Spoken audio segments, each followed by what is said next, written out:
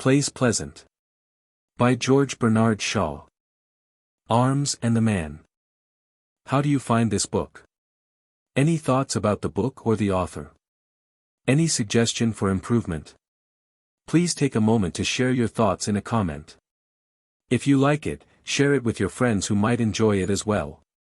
Subscribe to keep in touch. Visit CompleteAudiobooks.com for more quality content. Introduction. To the irreverent, and which of us will claim entire exemption from that comfortable classification, there is something very amusing in the attitude of the orthodox criticism toward Bernard Shaw. He so obviously disregards all the canons and unities and other things which every well-bred dramatist is bound to respect that his work is really unworthy of serious criticism, orthodox.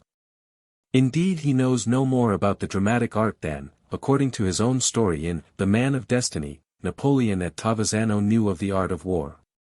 But both men were successes each in his way, the latter won victories and the former gained audiences, in the very teeth of the accepted theories of war and the theatre.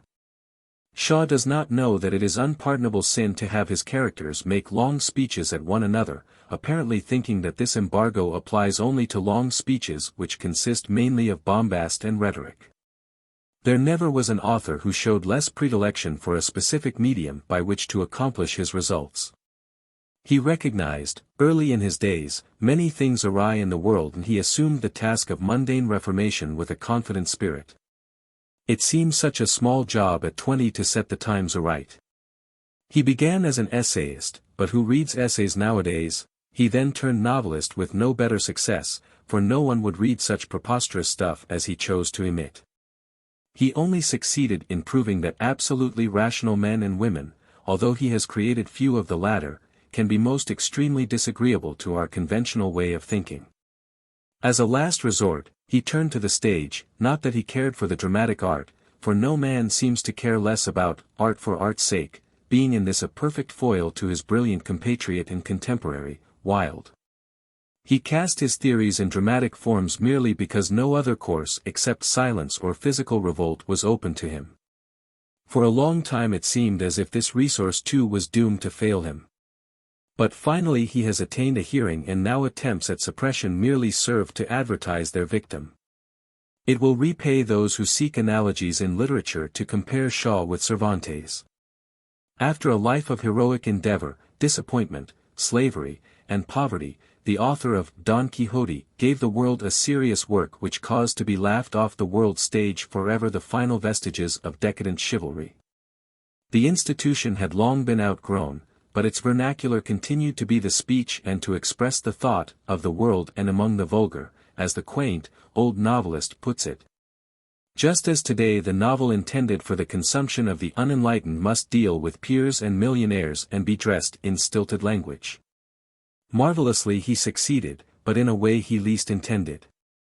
We have not yet, after so many years, determined whether it is a work to laugh or cry over.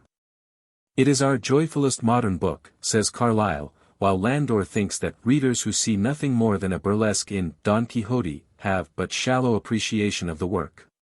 Shaw in like manner comes upon the scene when many of our social usages are outworn.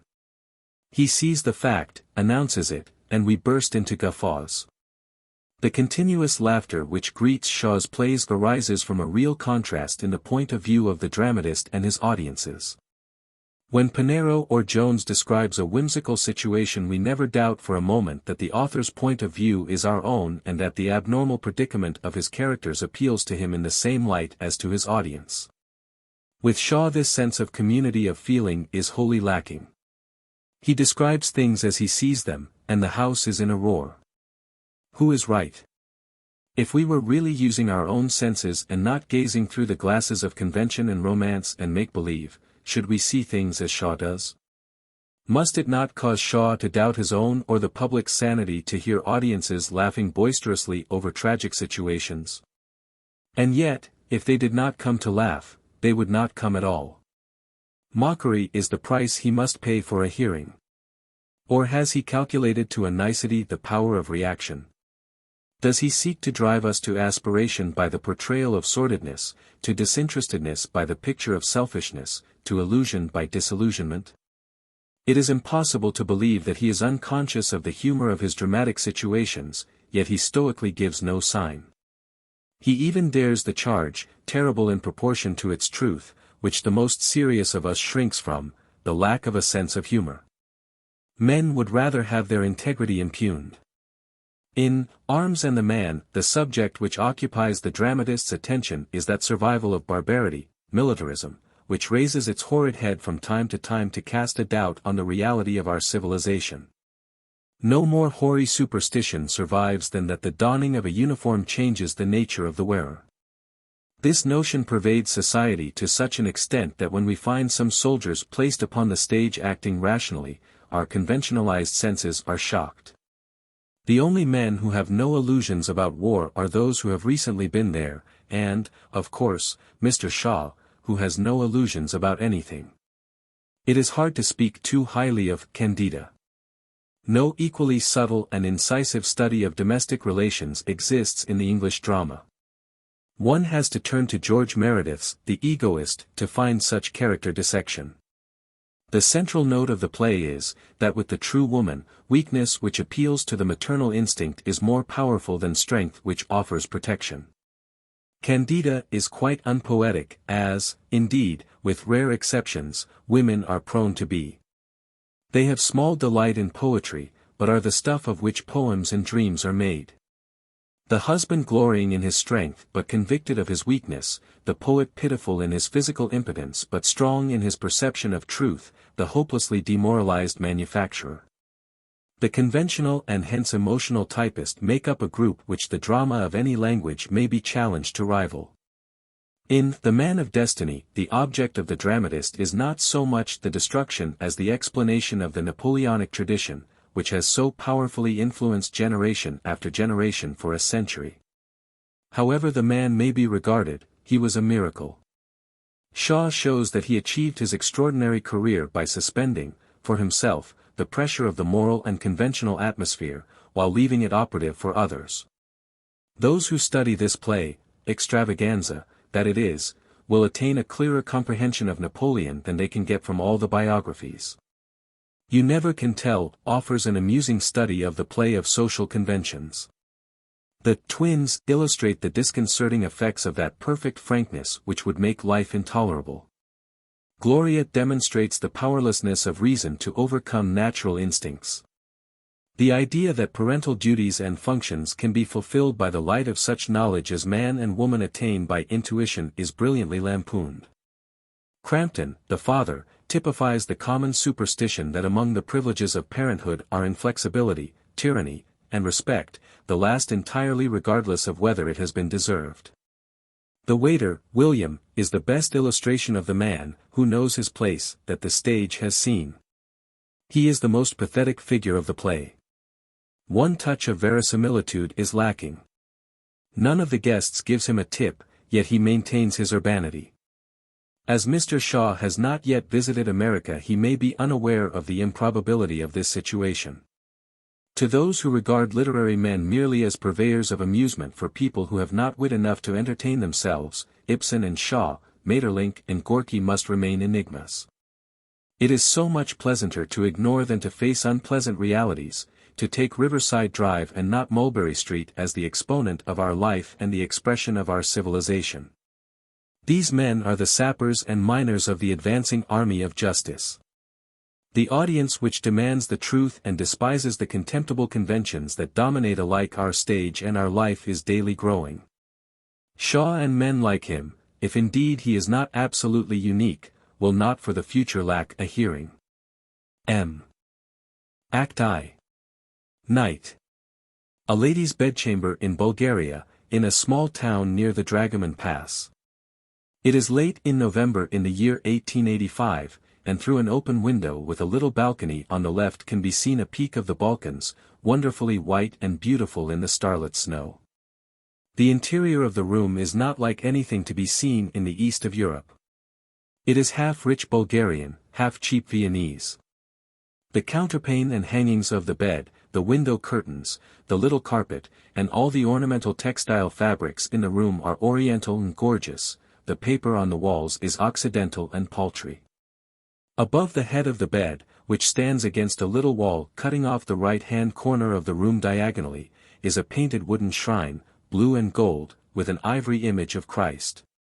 And a light hanging before it in a pierced metal ball suspended by 3 chains. On the left, further forward, is an ottoman. The washstand, against the wall on the left, consists of an enameled iron basin with a pail beneath it in a painted metal frame, and a single towel on the rail at the side. A chair near it is Austrian bent wood, with cane seat. The dressing table, between the bed and the window, is an ordinary pine table, covered with a cloth of many colors, but with an expensive toilet mirror on it. The door is on the right. And there is a chest of drawers between the door and the bed. This chest of drawers is also covered by a variegated native cloth, and on it there is a pile of paper-backed novels, a box of chocolate creams, and a miniature easel, on which is a large photograph of an extremely handsome officer, whose lofty bearing and magnetic glance can be felt even from the portrait. The room is lighted by a candle on the chest of drawers, and another on the dressing table, with a box of matches beside it. The window is hinged doorwise and stands wide open, folding back to the left. Outside a pair of wooden shutters, opening outwards, also stand open. On the balcony, a young lady, intensely conscious of the romantic beauty of the night, and of the fact that her own youth and beauty is a part of it, is on the balcony, gazing at the snowy Balkans. She is covered by a long mantle of furs, worth, on a moderate estimate, about 3 times the furniture of her room. Her reverie is interrupted by her mother, Raina Petkoff, a woman over 40, imperiously energetic, with magnificent black hair and eyes, who might be a very splendid specimen of the wife of a mountain farmer, but is determined to be a Viennese lady, and to that end wears a fashionable tea gown on all occasions. Catherine. Entering hastily, full of good news. Raina, she pronounces it Raina, with the stress on the E, Raina, she goes to the bed, expecting to find Raina there. Why, where? Raina looks into the room. Heavens! Child, are you out in the night air instead of in your bed? You'll catch your death. Luca told me you were asleep. Raina. Coming in. I sent her away. I wanted to be alone. The stars are so beautiful. What is the matter? Catherine. Such news. There has been a battle. Raina. Her eyes dilating. Ah. She throws the cloak on the ottoman, and comes eagerly to Catherine in her nightgown, a pretty garment, but evidently the only one she has on. Catherine. A great battle at Slivnitsa. A victory. And it was won by Sergius. Raina. With a cry of delight. Ah. Rapturously. Oh, mother. Then, with sudden anxiety, is father safe? Catherine. Of course, he sent me the news. Sergius is the hero of the hour, the idol of the regiment. Raina. Tell me, tell me. How was it? Ecstatically, oh, mother, mother, mother. Raina pulls her mother down on the ottoman, and they kiss one another frantically. Catherine. With surging enthusiasm. You can't guess how splendid it is. A cavalry charge, think of that. He defied our Russian commanders, acted without orders, led a charge on his own responsibility, headed it himself, was the first man to sweep through their guns. Can't you see it, Raina? Our gallant splendid Bulgarians with their swords and eyes flashing, thundering down like an avalanche and scattering the wretched Servian dandies like chaff. And you kept Sergius waiting a year before you would be betrothed to him. Oh, if you have a drop of Bulgarian blood in your veins, you will worship him when he comes back. Raina. What will he care for my poor little worship after the acclamations of a whole army of heroes? But no matter, I am so happy, so proud. She rises and walks about excitedly. It proves that all our ideas were real after all. Catherine. Indignantly. Our ideas real. What do you mean? Raina. Our ideas of what Sergius would do, our patriotism, our heroic ideals. Oh, what faithless little creatures girls are, I sometimes used to doubt whether they were anything but dreams. When I buckled on Sergius's sword he looked so noble, it was treason to think of disillusion or humiliation or failure. And yet, quickly. Promise me you'll never tell him. Catherine. Don't ask me for promises until I know what I am promising. Raina. Well, it came into my head just as he was holding me in his arms and looking into my eyes, that perhaps we only had our heroic ideas because we are so fond of reading Byron and Pushkin. And because we were so delighted with the opera that season at Bucharest. Real life is so seldom like that, indeed never, as far as I knew it then. Remorsefully.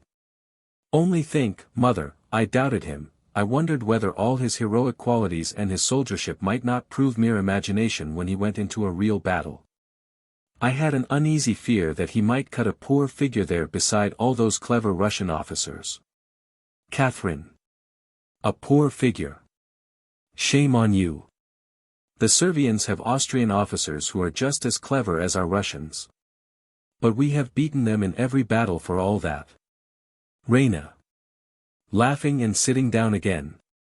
Yes, I was only a prosaic little coward. Oh, to think that it was all true, that Sergius is just as splendid and noble as he looks, that the world is really a glorious world for women who can see its glory and men who can act its romance. What happiness! What unspeakable fulfillment! Ah! She throws herself on her knees beside her mother and flings her arms passionately round her.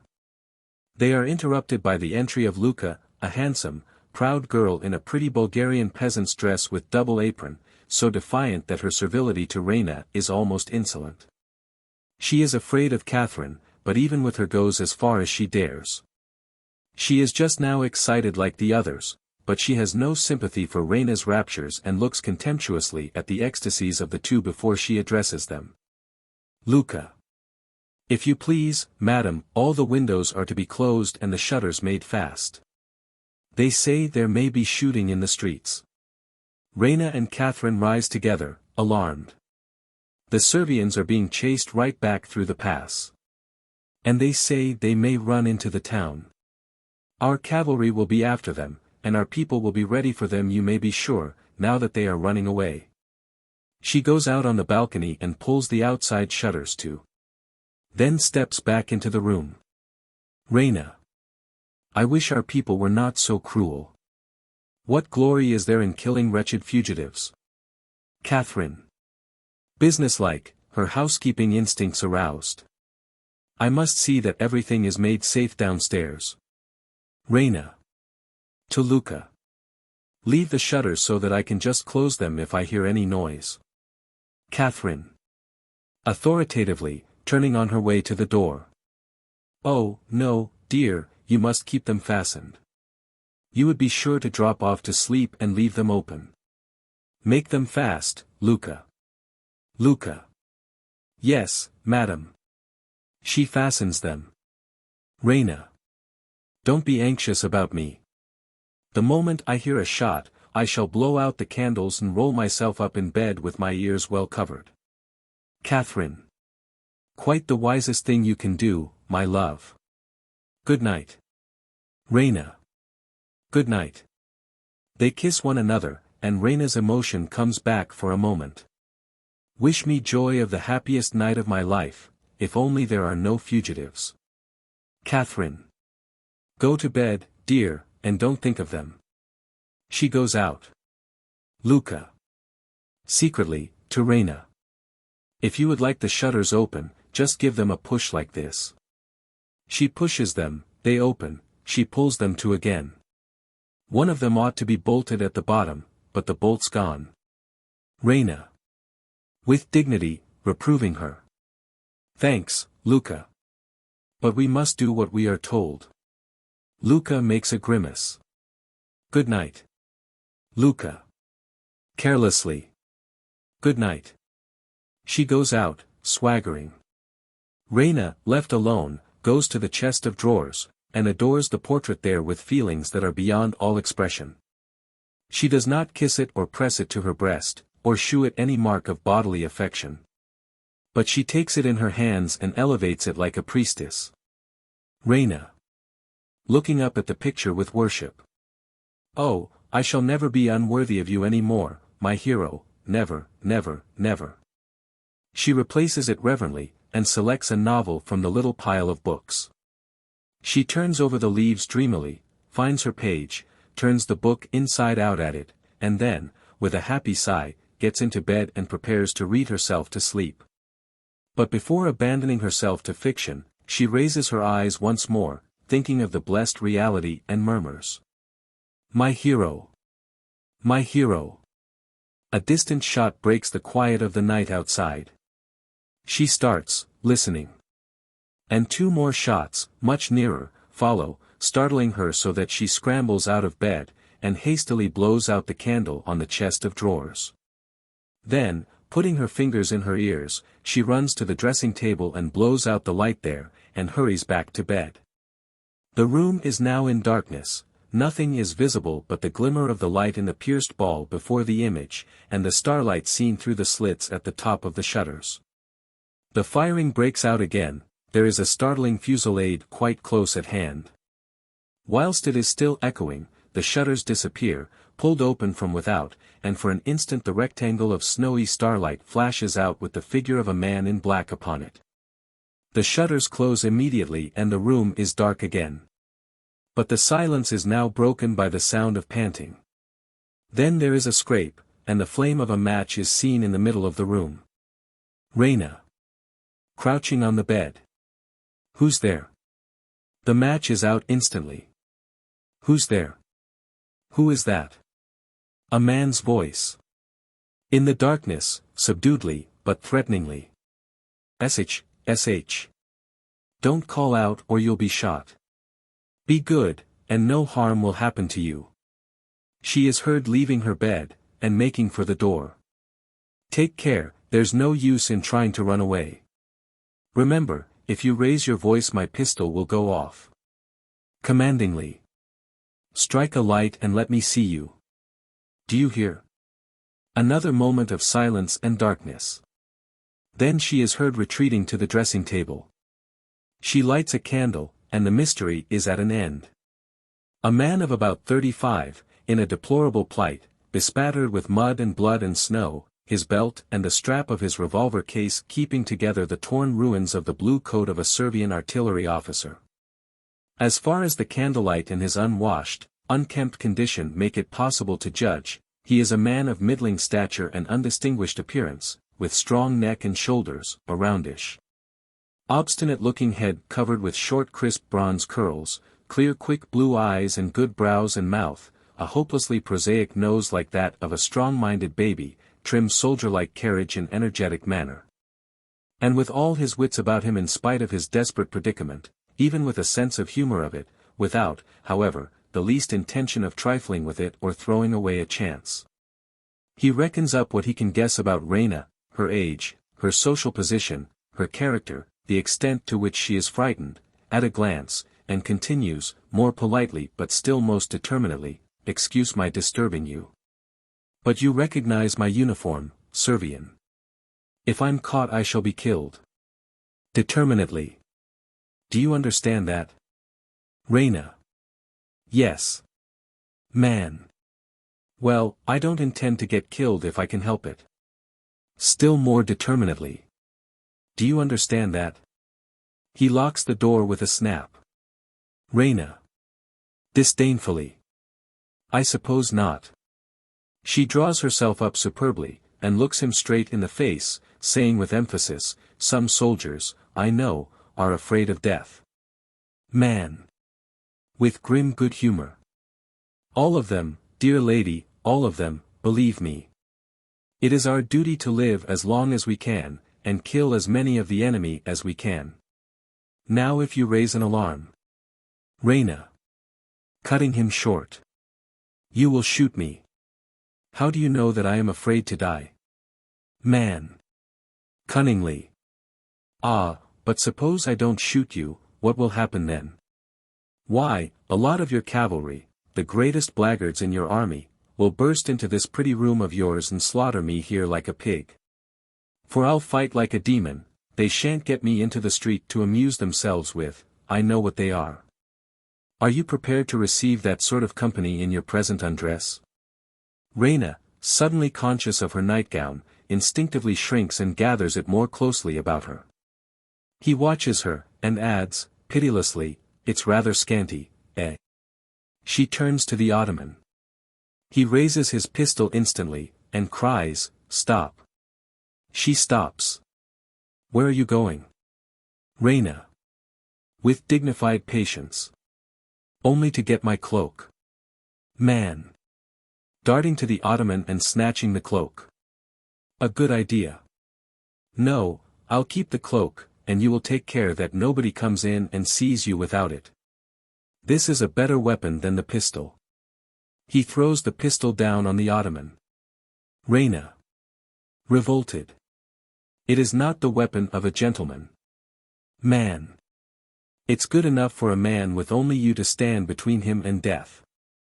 As they look at one another for a moment, Raina hardly able to believe that even a Servian officer can be so cynically and selfishly unchivalrous, they are startled by a sharp fusillade in the street. The chill of imminent death hushes the man's voice as he adds, do you hear? If you are going to bring those scoundrels in on me you shall receive them as you are. Raina meets his eye with unflinching scorn. Suddenly he starts, listening. There is a step outside. Someone tries the door, and then knocks hurriedly and urgently at it. Raina looks at the man, breathless. He throws up his head with the gesture of a man who sees that it is all over with him, and, dropping the manner which he has been assuming to intimidate her, flings the cloak to her, exclaiming, sincerely and kindly, no use, I'm done for. Quick! Wrap yourself up, they're coming. Raina. Catching the cloak eagerly. Oh, thank you. She wraps herself up with great relief. He draws his saber and turns to the door, waiting. Luca. Outside, knocking. My lady, my lady. Get up, quick, and open the door. Raina. Anxiously. What will you do? Man. Grimly. Never mind. Keep out of the way. It will not last long. Raina. Impulsively. I'll help you. Hide yourself, oh, hide yourself, quick, behind the curtain. She seizes him by a torn strip of his sleeve, and pulls him towards the window. Man. Yielding to her. There is just half a chance, if you keep your head. Remember, 9 soldiers out of 10 are born fools. He hides behind the curtain, looking out for a moment to say, finally, if they find me, I promise you a fight, a devil of a fight. He disappears. Raina takes off the cloak and throws it across the foot of the bed.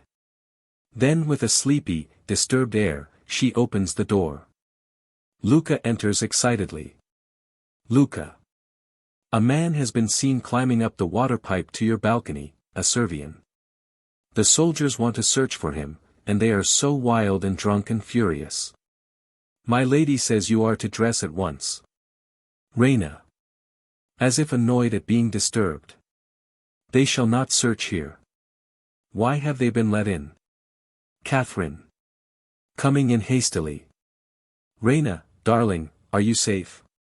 Have you seen anyone or heard anything? Raina. I heard the shooting. Surely the soldiers will not dare come in here. Catherine. I have found a Russian officer, thank heaven, he knows Sergius. Speaking through the door to someone outside. Sir, will you come in now? My daughter is ready. A young Russian officer, in Bulgarian uniform, enters, sword in hand. The officer. With soft, feline politeness and stiff military carriage. Good evening, gracious lady, I am sorry to intrude, but there is a fugitive hiding on the balcony. Will you and the gracious lady your mother please to withdraw whilst we search? Raina. Petulantly. Nonsense, sir, you can see that there is no one on the balcony. She throws the shutters wide open and stands with her back to the curtain where the man is hidden, pointing to the moonlit balcony. A couple of shots are fired right under the window, and a bullet shatters the glass opposite Raina, who winks and gasps, but stands her ground, whilst Catherine screams, and the officer rushes to the balcony. The officer. On the balcony, shouting savagely down to the street. "Cease firing there, you fools, do you hear? Cease firing, damn you." He glares down for a moment, then turns to Raina, trying to resume his polite manner. "Could anyone have got in without your knowledge? Were you asleep?" Raina. "No, I have not been to bed." The officer. Impatiently, coming back into the room. "Your neighbors have their heads so full of runaway Servians that they see them everywhere." Politely.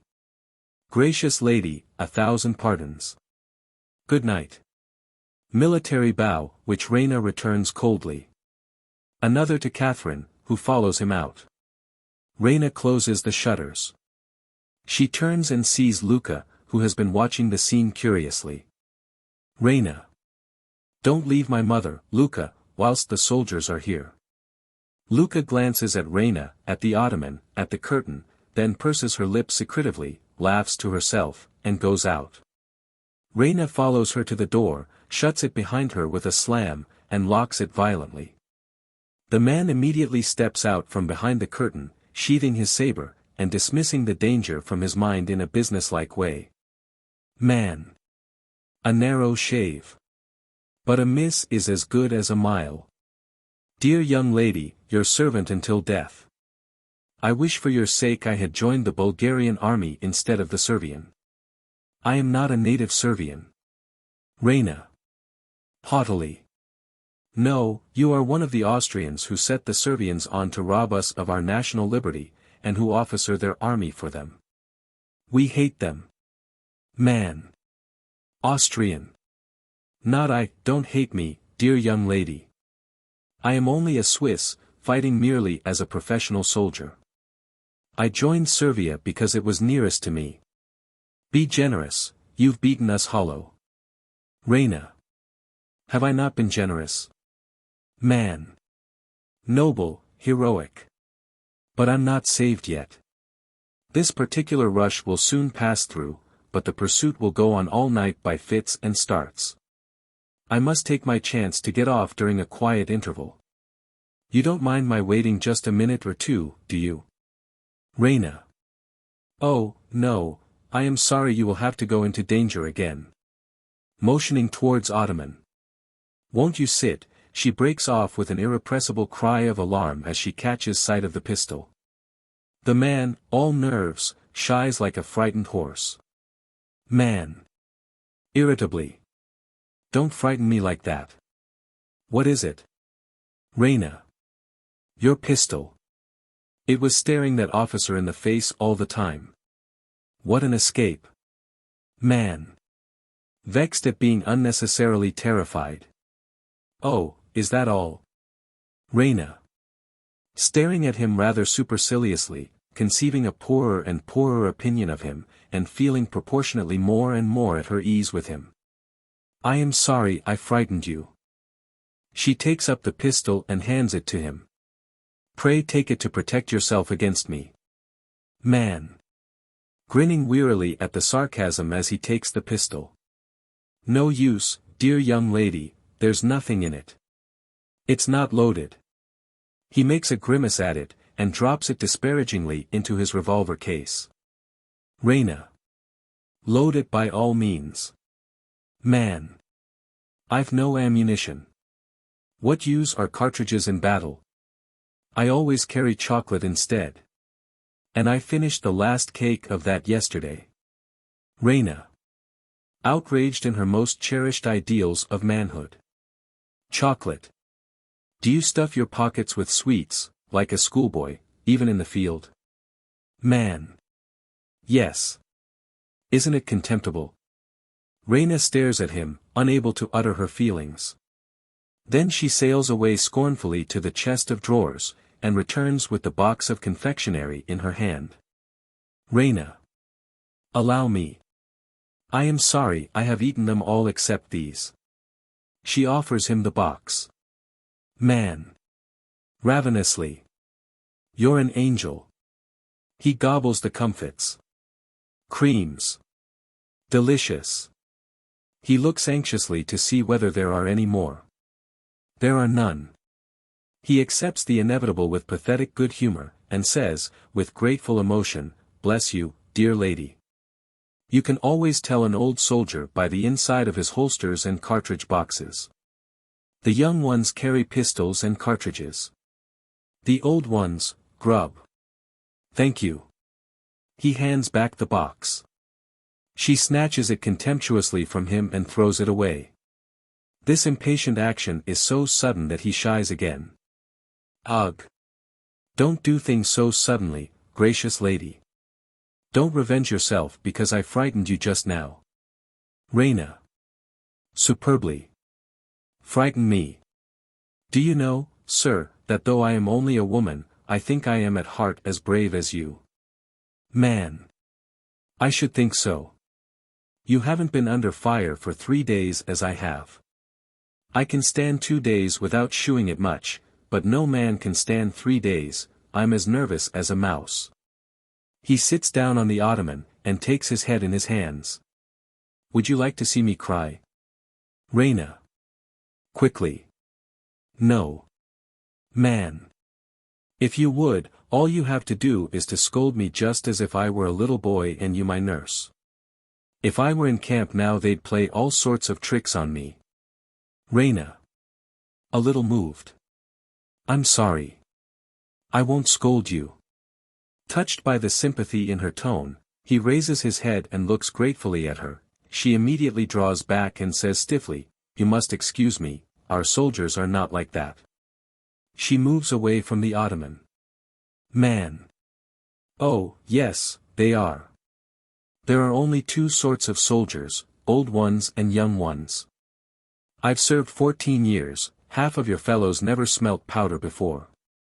Why, how is it that you've just beaten us? Sheer ignorance of the art of war, nothing else. Indignantly. I never saw anything so unprofessional. Raina. Ironically. Oh, was it unprofessional to beat you? Man. Well, come, is it professional to throw a regiment of cavalry on a battery of machine guns, with the dead certainty that if the guns go off not a horse or man will ever get within 50 yards of the fire? I couldn't believe my eyes when I saw it. Raina. Eagerly turning to him, as all her enthusiasm and her dream of glory rush back on her. Did you see the great cavalry charge?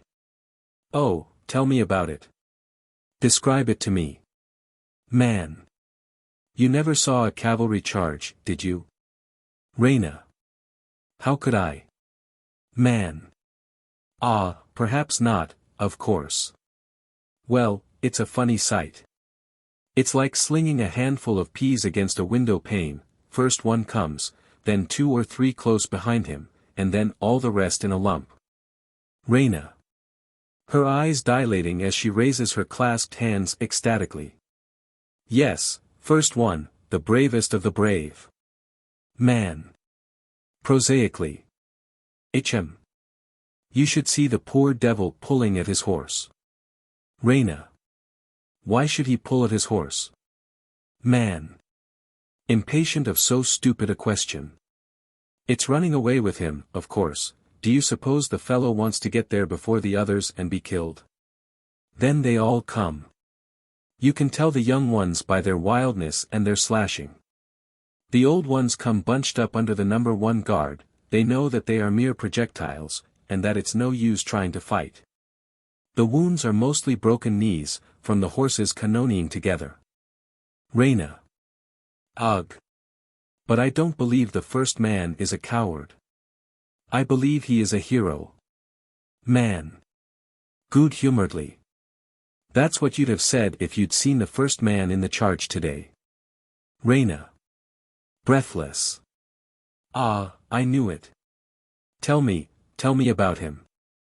Man. He did it like an operatic tenor, a regular handsome fellow, with flashing eyes and lovely mustache, shouting a war cry and charging like Don Quixote at the windmills. We nearly burst with laughter at him.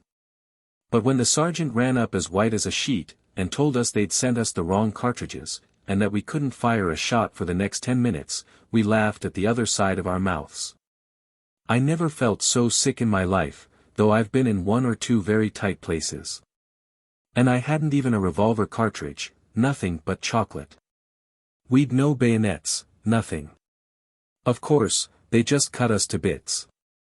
And there was Don Quixote flourishing like a drum major, thinking he'd done the cleverest thing ever known, whereas he ought to be court-martialed for it. Of all the fools ever let loose on a field of battle, that man must be the very maddest. He and his regiment simply committed suicide, only the pistol missed fire, that's all. Raina. Deeply wounded, but steadfastly loyal to her ideals. Indeed. Would you know him again if you saw him? Man. Shall I ever forget him? She again goes to the chest of drawers. He watches her with a vague hope that she may have something else for him to eat. She takes the portrait from its stand and brings it to him. Raina. That is a photograph of the gentleman, the patriot and hero, to whom I am betrothed. Man. Looking at it.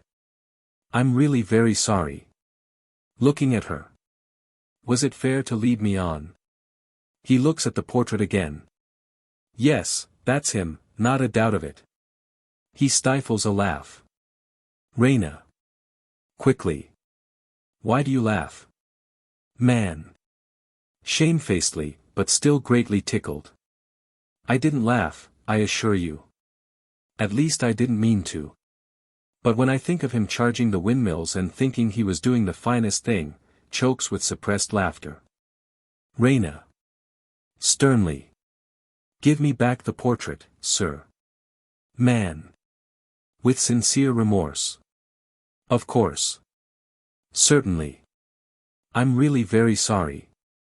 She deliberately kisses it, and looks him straight in the face, before returning to the chest of drawers to replace it. He follows her, apologizing. Perhaps I'm quite wrong, you know, no doubt I am. Most likely he had got wind of the cartridge business somehow, and knew it was a safe job. Raina. That is to say, he was a pretender and a coward. You did not dare say that before. Man. With a comic gesture of despair. It's no use, dear lady, I can't make you see it from the professional point of view. As he turns away to get back to the ottoman, the firing begins again in the distance. Raina. Sternly, as she sees him listening to the shots. So much the better for you. Man. Turning. How? Raina. You are my enemy, and you are at my mercy. What would I do if I were a professional soldier? Man. Ah, true, dear young lady, you're always right. I know how good you have been to me, to my last hour I shall remember those 3 chocolate creams. It was unsoldierly, but it was angelic. Raina. Coldly. Thank you. And now I will do a soldierly thing. You cannot stay here after what you have just said about my future husband, but I will go out on the balcony and see whether it is safe for you to climb down into the street. She turns to the window. Man. Changing countenance. Down that water pipe. Stop. Wait. I can't. I daren't. The very thought of it makes me giddy. I came up it fast enough with death behind me. But to face it now in cold blood, he sinks on the ottoman. It's no use, I give up, I'm beaten. Give the alarm. He drops his head in his hands in the deepest dejection. Raina. Disarmed by pity. Come, don't be disheartened. She stoops over him almost maternally, he shakes his head. Oh, you are a very poor soldier, a chocolate cream soldier. Come, cheer up, it takes less courage to climb down than to face capture, remember that. Man. Dreamily, lulled by her voice. No, capture only means death.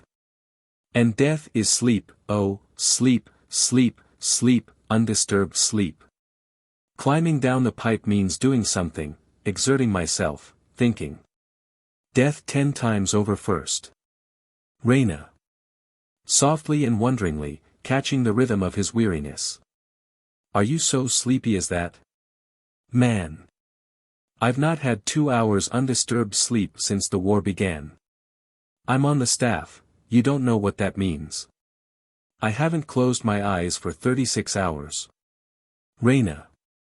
Desperately. But what am I to do with you? Man. Staggering up. Of course I must do something. He shakes himself, pulls himself together, and speaks with rallied vigor and courage. You see, sleep or no sleep, hunger or no hunger, tired or not tired, you can always do a thing when you know it must be done. Well, that pipe must be got down. He hits himself on the chest and adds, do you hear that, you chocolate cream soldier?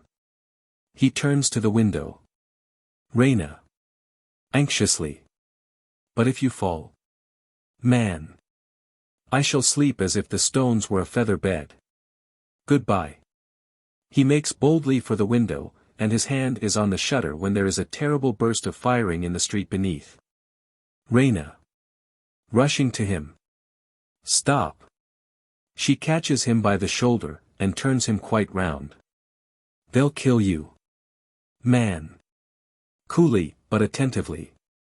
Never mind, this sort of thing is all in my day's work. I'm bound to take my chance. Decisively. Now do what I tell you.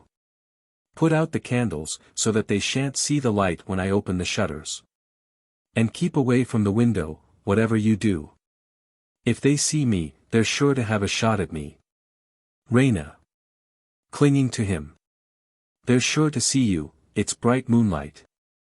I'll save you, oh, how can you be so indifferent? You want me to save you, don't you? Man. I really don't want to be troublesome. She shakes him in her impatience. I am not indifferent, dear young lady, I assure you. But how is it to be done? Raina. Come away from the window, please. She coaxes him back to the middle of the room. He submits humbly. She releases him, and addresses him patronizingly. Now listen.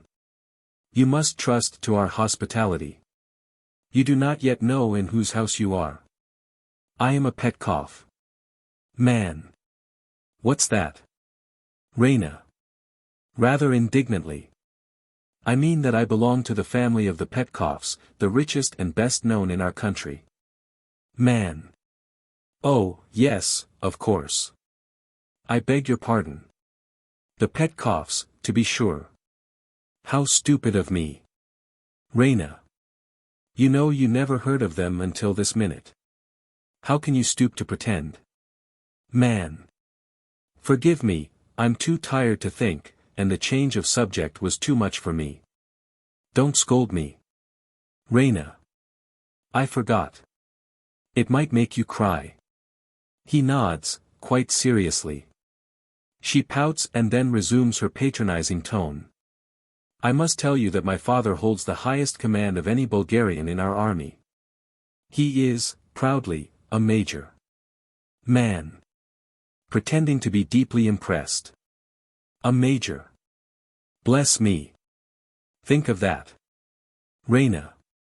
You shewed great ignorance in thinking that it was necessary to climb up to the balcony, because ours is the only private house that has 2 rows of windows. There is a flight of stairs inside to get up and down by. Man. Stairs. How grand. You live in great luxury indeed, dear young lady. Raina. Do you know what a library is? Man. A library? A room full of books. Raina. Yes, we have one, the only one in Bulgaria. Man. Actually a real library. I should like to see that. Raina. Affectedly. I tell you these things to shew you that you are not in the house of ignorant country folk who would kill you the moment they saw your Servian uniform, but among civilized people. We go to Bucharest every year for the opera season, and I have spent a whole month in Vienna. Man. I saw that, dear young lady. I saw at once that you knew the world. Raina. Have you ever seen the opera of Ernani? Man. Is that the one with the devil in it in red velvet and a soldier's chorus? Raina. Contemptuously. No. Man. Stifling a heavy sigh of weariness. Then I don't know it. Raina. I thought you might have remembered the great scene where Ernani, flying from his foes just as you are tonight, takes refuge in the castle of his bitterest enemy, an old Castilian noble. The noble refuses to give him up. His guest is sacred to him. Man. Quickly waking up a little. Have your people got that notion? Raina. With dignity. My mother and I can understand that notion, as you call it. And if instead of threatening me with your pistol as you did, you had simply thrown yourself as a fugitive on our hospitality, you would have been as safe as in your father's house. Man. Quite sure. Raina. Turning her back on him in disgust. Oh, it is useless to try and make you understand. Man. Don't be angry, you see how awkward it would be for me if there was any mistake. My father is a very hospitable man, he keeps 6 hotels, but I couldn't trust him as far as that. What about your father? Raina. He is away at Slivnitsa fighting for his country. I answer for your safety. There is my hand in pledge of it. Will that reassure you? She offers him her hand. Man. Looking dubiously at his own hand. Better not touch my hand, dear young lady. I must have a wash first. Raina. Touched. That is very nice of you. I see that you are a gentleman. Man. Puzzled. Raina. You must not think I am surprised. Bulgarians of really good standing, people in our position, wash their hands nearly every day. But I appreciate your delicacy. You may take my hand. She offers it again. Man. Kissing it with his hands behind his back. Thanks, gracious young lady, I feel safe at last. And now would you mind breaking the news to your mother? I had better not stay here secretly longer than is necessary. Raina. If you will be so good as to keep perfectly still whilst I am away. Man. Certainly. He sits down on the ottoman. Raina goes to the bed and wraps herself in the fur cloak. His eyes close. She goes to the door, but on turning for a last look at him, sees that he is dropping off to sleep. Raina. At the door. You are not going asleep, are you? He murmurs inarticulately, she runs to him and shakes him. Do you hear? Wake up, you are falling asleep. Man. Falling asleep? Oh, no, not the least in the world, I was only thinking. It's all right, I'm wide awake. Raina. Severely. Will you please stand up while I am away? He rises reluctantly. All the time, mind. Man. Standing unsteadily. Certainly, certainly, you may depend on me. Raina looks doubtfully at him. He smiles foolishly. She goes reluctantly, turning again at the door, and almost catching him in the act of yawning. She goes out. Man. Drowsily. Sleep, sleep, sleep, sleep, sleep, the words trail off into a murmur. He wakes again with a shock on the point of falling. Where am I? That's what I want to know, where am I? Must keep awake. Nothing keeps me awake except danger, remember that, intently, danger, danger, danger, Dan, where's danger? Must find it. He starts up vaguely around the room in search of it. What am I looking for? Sleep, danger, don't know. He stumbles against the bed. Ah, yes, now I know. All right now.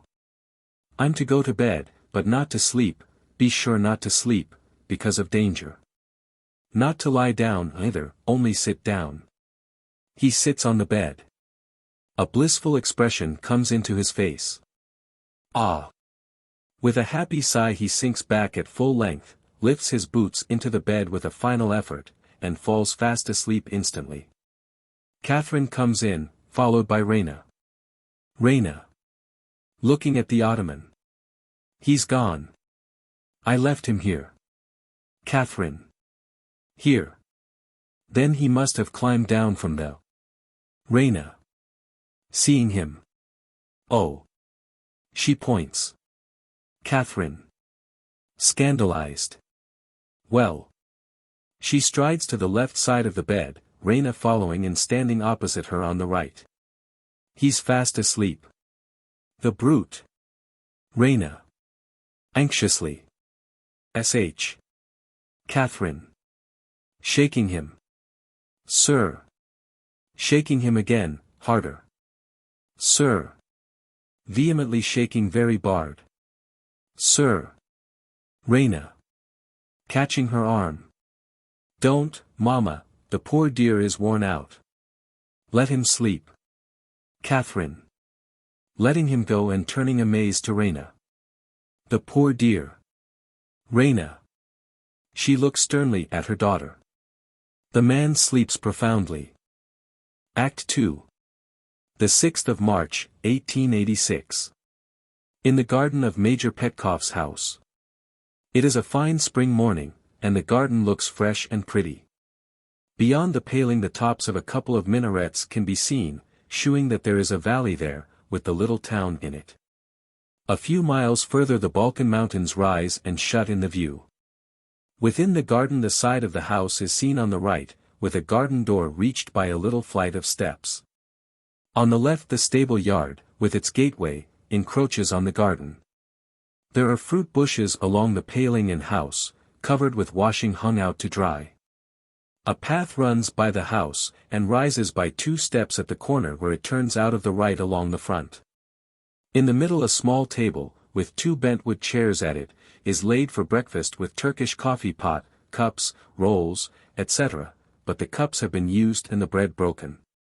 There is a wooden garden seat against the wall on the left. Luca, smoking a cigarette, is standing between the table and the house, turning her back with angry disdain on a manservant who is lecturing her. He is a middle-aged man of cool temperament and low but clear and keen intelligence, with the complacency of the servant who values himself on his rank in servility, and the imperturbability of the accurate calculator who has no illusions. He wears a white Bulgarian costume jacket with decorated border, sash, wide knickerbockers, and decorated gaiters. His head is shaved up to the crown, giving him a high Japanese forehead. His name is Nicola. Nicola. Be warned in time, Luca, mend your manners. I know the mistress. She is so grand that she never dreams that any servant could dare to be disrespectful to her, but if she once suspects that you are defying her, out you go. Luca. I do defy her. I will defy her. What do I care for her? Nicola. If you quarrel with the family, I never can marry you. It's the same as if you quarreled with me. Luca. You take her part against me, do you? Nicola. Sedately. I shall always be dependent on the goodwill of the family. When I leave their service and start a shop in Sofia, their custom will be half my capital, their bad word would ruin me. Luca. You have no spirit. I should like to see them dare say a word against me. Nicola. Pityingly. I should have expected more sense from you, Luca. But you're young, you're young. Luca. Yes, and you like me the better for it, don't you? But I know some family secrets they wouldn't care to have told, young as I am. Let them quarrel with me if they dare. Nicola. With compassionate superiority. Do you know what they would do if they heard you talk like that? Luca. What could they do? Nicola. Discharge you for untruthfulness. Who would believe any stories you told after that? Who would give you another situation? Who in this house would dare be seen speaking to you ever again? How long would your father be left on his little farm? She impatiently throws away the end of her cigarette, and stamps on it. Child, you don't know the power such high people have over the like of you and me when we try to rise out of our poverty against them. He goes close to her and lowers his voice. Look at me, 10 years in their service. Do you think I know no secrets? I know things about the mistress that she wouldn't have the master know for 1,000 levas. I know things about him that she wouldn't let him hear the last of for 6 months if I blabbed them to her. I know things about Raina that would break off her match with Sergius if. Luca. Turning on him quickly. How do you know? I never told you. Nicola. Opening his eyes cunningly. So that's your little secret, is it? I thought it might be something like that. Well, you take my advice, and be respectful, and make the mistress feel that no matter what you know or don't know, they can depend on you to hold your tongue and serve the family faithfully. That's what they like, and that's how you'll make most out of them. Luca. With searching scorn. You have the soul of a servant, Nicola. Nicola. Complacently. Yes, that's the secret of success in service. A loud knocking with a whip handle on a wooden door, outside on the left, is heard. Male voice outside. Hollow. Hollow there. Nicola. Luca. Master. Back from the war. Nicola. Quickly. My word for it, Luca, the war's over. Off with you and get some fresh coffee. He runs out into the stable yard. Luca. As she puts the coffee pot and the cups upon the tray, and carries it into the house. You'll never put the soul of a servant into me. Major Petkoff comes from the stable yard, followed by Nicola. He is a cheerful, excitable, insignificant, unpolished man of about 50, naturally unambitious except as to his income and his importance in local society. But just now greatly pleased with the military rank which the war has thrust on him as a man of consequence in his town. The fever of plucky patriotism which the Servian attack roused in all the Bulgarians has pulled him through the war, but he is obviously glad to be home again. Petkoff. Pointing to the table with his whip. Breakfast out here, eh? Nicola. Yes, sir. The mistress and Miss Raina have just gone in. Petkoff. Fitting down and taking a roll. Go in and say I've come, and get me some fresh coffee. Nicola. It's coming, sir. He goes to the house door. Luca, with fresh coffee, a clean cup, and a brandy bottle on her tray meets him. Have you told the mistress? Luca. Yes, she's coming. Nicola goes into the house. Luca brings the coffee to the table. Petkoff. Well, the Servians haven't run away with you, have they? Luca. No, sir. Petkoff. That's right. Have you brought me some cognac? Luca. Putting the bottle on the table. Here, sir. Petkoff. That's right. He pours some into his coffee. Catherine, who has at this early hour made only a very perfunctory toilet, and wears a Bulgarian apron over a once brilliant, but now half worn-out red dressing gown, and a colored handkerchief tied over her thick black hair. With Turkish slippers on her bare feet, comes from the house, looking astonishingly handsome and stately under all the circumstances. Luca goes into the house. Catherine. My dear Paul, what a surprise for us. She stoops over the back of his chair to kiss him. Have they brought you fresh coffee? Petkoff. Yes, Luca's been looking after me. The war's over. The treaty was signed 3 days ago at Bucharest, and the decree for our army to demobilize was issued yesterday. Catherine. Springing erect, with flashing eyes. The war over. Paul, have you let the Austrians force you to make peace? Petkoff. Submissively. My dear, they didn't consult me. What could I do? She sits down and turns away from him. But of course we saw to it that the treaty was an honorable one. It declares peace. Catherine. Outraged. Peace. Petkoff. Appeasing her. But not friendly relations, remember that. They wanted to put that in, but I insisted on its being struck out. What more could I do? Catherine. You could have annexed Servia and made Prince Alexander Emperor of the Balkans. That's what I would have done. Petkoff. I don't doubt it in the least, my dear. But I should have had to subdue the whole Austrian Empire first, and that would have kept me too long away from you. I missed you greatly. Catherine. Relenting.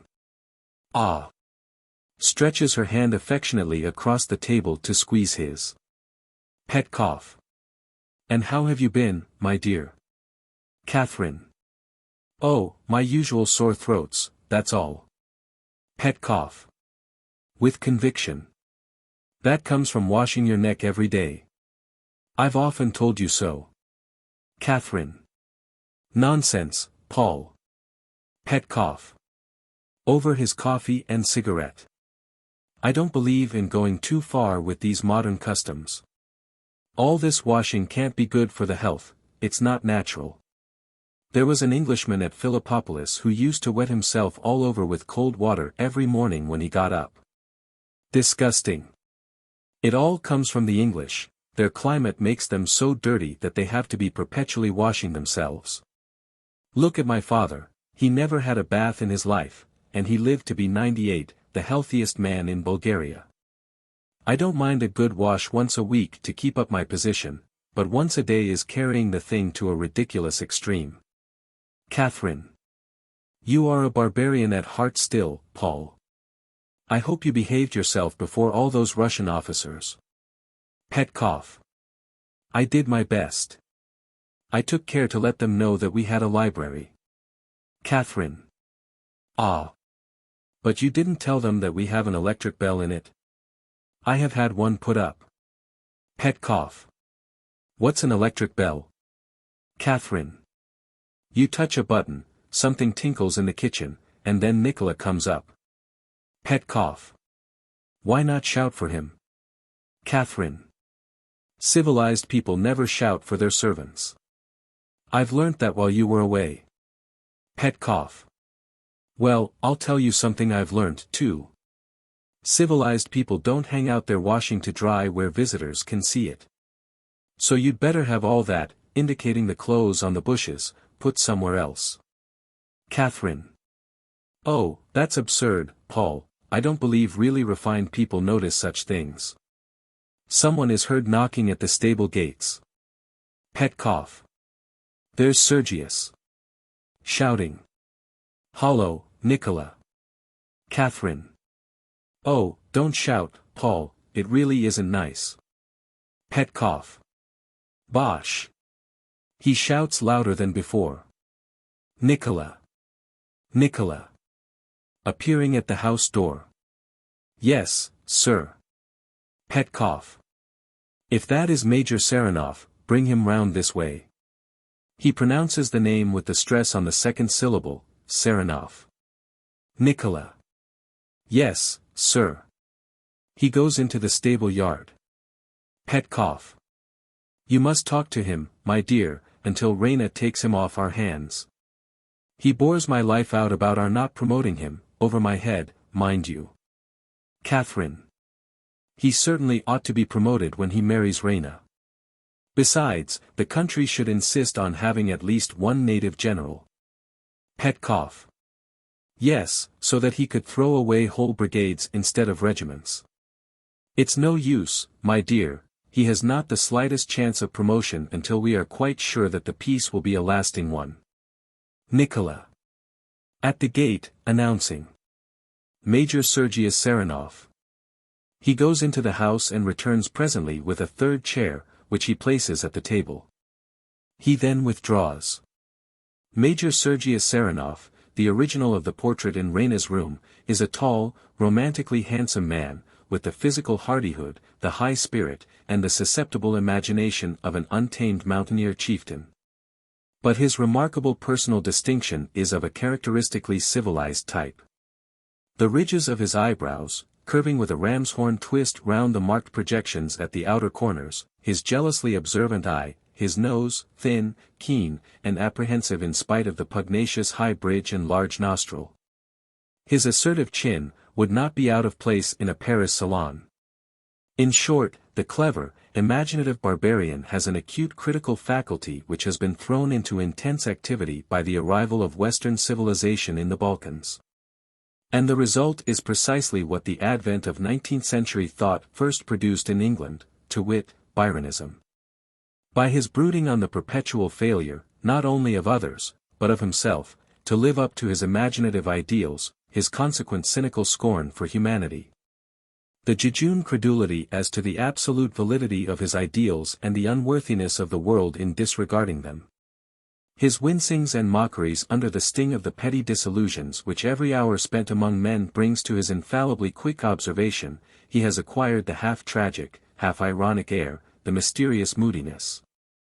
The suggestion of a strange and terrible history that has left him nothing but undying remorse, by which Childe Harold fascinated the grandmothers of his English contemporaries. Altogether it is clear that here or nowhere is Raina's ideal hero. Catherine is hardly less enthusiastic, and much less reserved in shewing her enthusiasm.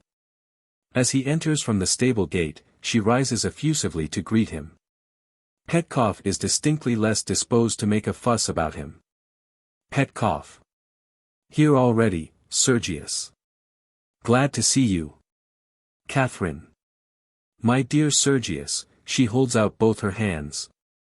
Sergius. Kissing them with scrupulous gallantry. My dear mother, if I may call you so. Petkoff. Drilly. Mother-in-law, Sergius, mother-in-law. Sit down, and have some coffee. Sergius. Thank you, none for me. He gets away from the table with a certain distaste for Petkoff's enjoyment of it, and posts himself with conscious grace against the rail of the steps leading to the house. Catherine. You look superb, splendid. The campaign has improved you. Everybody here is mad about you. We were all wild with enthusiasm about that magnificent cavalry charge. Sergius. With grave irony. Madam, it was the cradle and the grave of my military reputation. Catherine. How so? Sergius. I won the battle the wrong way when our worthy Russian generals were losing it the right way. That upset their plans, and wounded their self-esteem. 2 of their colonels got their regiments driven back on the correct principles of scientific warfare. 2 major generals got killed strictly according to military etiquette. Those 2 colonels are now major generals, and I am still a simple major. Catherine. You shall not remain so, Sergius. The women are on your side, and they will see that justice is done you. Sergius. It is too late. I have only waited for the peace to send in my resignation. Petkoff. Dropping his cup in his amazement. Your resignation. Catherine. Oh, you must withdraw it. Sergius. With resolute, measured emphasis, folding his arms. I never withdraw. Petkoff. Vexed. Now who could have supposed you were going to do such a thing? Sergius. With fire. Everyone that knew me. But enough of myself and my affairs. How is Raina, and where is Raina? Raina. Suddenly coming round the corner of the house and standing at the top of the steps in the path. Raina is here. She makes a charming picture as they all turn to look at her. She wears an underdress of pale green silk, draped with an overdress of thin ecru canvas embroidered with gold. On her head she wears a pretty Phrygian cap of gold tinsel. Sergius, with an exclamation of pleasure, goes impulsively to meet her. She stretches out her hand, he drops chivalrously on one knee and kisses it. Petkoff. Aside to Catherine, beaming with parental pride. Pretty, isn't it? She always appears at the right moment.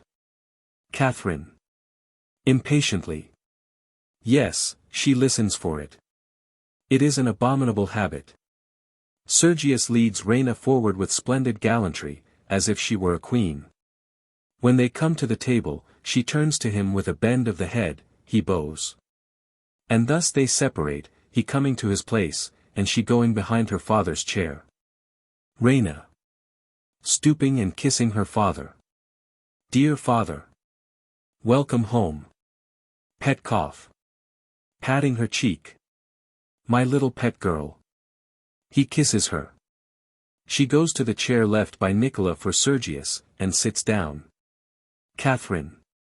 And so you're no longer a soldier, Sergius. Sergius. I am no longer a soldier. Soldiering, my dear madam, is the coward's art of attacking mercilessly when you are strong, and keeping out of harm's way when you are weak. That is the whole secret of successful fighting. Get your enemy at a disadvantage. And never, on any account, fight him on equal terms. Major. Petkoff. They wouldn't let us make a fair stand-up fight of it. However, I suppose soldiering has to be a trade like any other trade. Sergius. Precisely. But I have no ambition to succeed as a tradesman, so I have taken the advice of that bagman of a captain that settled the exchange of prisoners with us at Pirat and given it up. Petkoff. What, that Swiss fellow? Sergius, I've often thought of that exchange since. He overreached us about those horses. Sergius. Of course he overreached us. His father was a hotel and livery stable keeper, and he owed his first step to his knowledge of horse dealing. With mock enthusiasm. Ah, he was a soldier, every inch a soldier. If only I had bought the horses for my regiment instead of foolishly leading it into danger, I should have been a field marshal now. Catherine. A Swiss. What was he doing in the Servian army? Petkoff. A volunteer of course, keen on picking up his profession. Chuckling. We shouldn't have been able to begin fighting if these foreigners hadn't shown us how to do it, we knew nothing about it. And neither did the Servians. Egad, there'd have been no war without them. Raina. Are there many Swiss officers in the Servian army? Petkoff. No, all Austrians, just as our officers were all Russians. This was the only Swiss I came across. I'll never trust a Swiss again. He cheated us, humbugged us into giving him 50 able-bodied men for 200 confounded worn-out chargers. They weren't even eatable. Sergius. We were 2 children in the hands of that consummate soldier, Major, simply 2 innocent little children. Raina. What was he like? Catherine. Oh, Raina, what a silly question. Sergius. He was like a commercial traveler in uniform. Bourgeois to his boots. Petkoff. Grinning. Sergius, tell Catherine that queer story his friend told us about him, how he escaped after Slavnitsa. You remember, about his being hit by 2 women. Sergius. With bitter irony. Oh, yes, quite a romance. He was serving in the very battery I so unprofessionally charged. Being a thorough soldier, he ran away like the rest of them, with our cavalry at his heels. To escape their attentions, he had the good taste to take refuge in the chamber of some patriotic young Bulgarian lady. The young lady was enchanted by his persuasive commercial traveler's manners. She very modestly entertained him for an hour or so and then called in her mother lest her conduct should appear unmaidenly. The old lady was equally fascinated. And the fugitive was sent on his way in the morning, disguised in an old coat belonging to the master of the house, who was away at the war. Raina. Rising with marked stateliness. Your life in the camp has made you coarse, Sergius. I did not think you would have repeated such a story before me. She turns away coldly. Catherine. Also rising. She is right, Sergius. If such women exist, we should be spared the knowledge of them. Petkoff. Pooh. Nonsense. What does it matter? Sergius. Ashamed. No, Petkoff, I was wrong. To Raina, with earnest humility. I beg your pardon. I have behaved abominably. Forgive me, Raina. She bows reservedly. And you, too, madam. Catherine bows graciously and sits down. He proceeds solemnly, again addressing Raina. The glimpses I have had of the seamy side of life during the last few months have made me cynical, but I should not have brought my cynicism here, least of all into your presence, Raina. Here, turning to the others, he is evidently about to begin a long speech when the major interrupts him. Petkoff. Stuff and nonsense, Sergius. That's quite enough fuss about nothing. A soldier's daughter should be able to stand up without flinching to a little strong conversation. He rises. Come, it's time for us to get to business. We have to make up our minds how those 3 regiments are to get back to Philippopolis.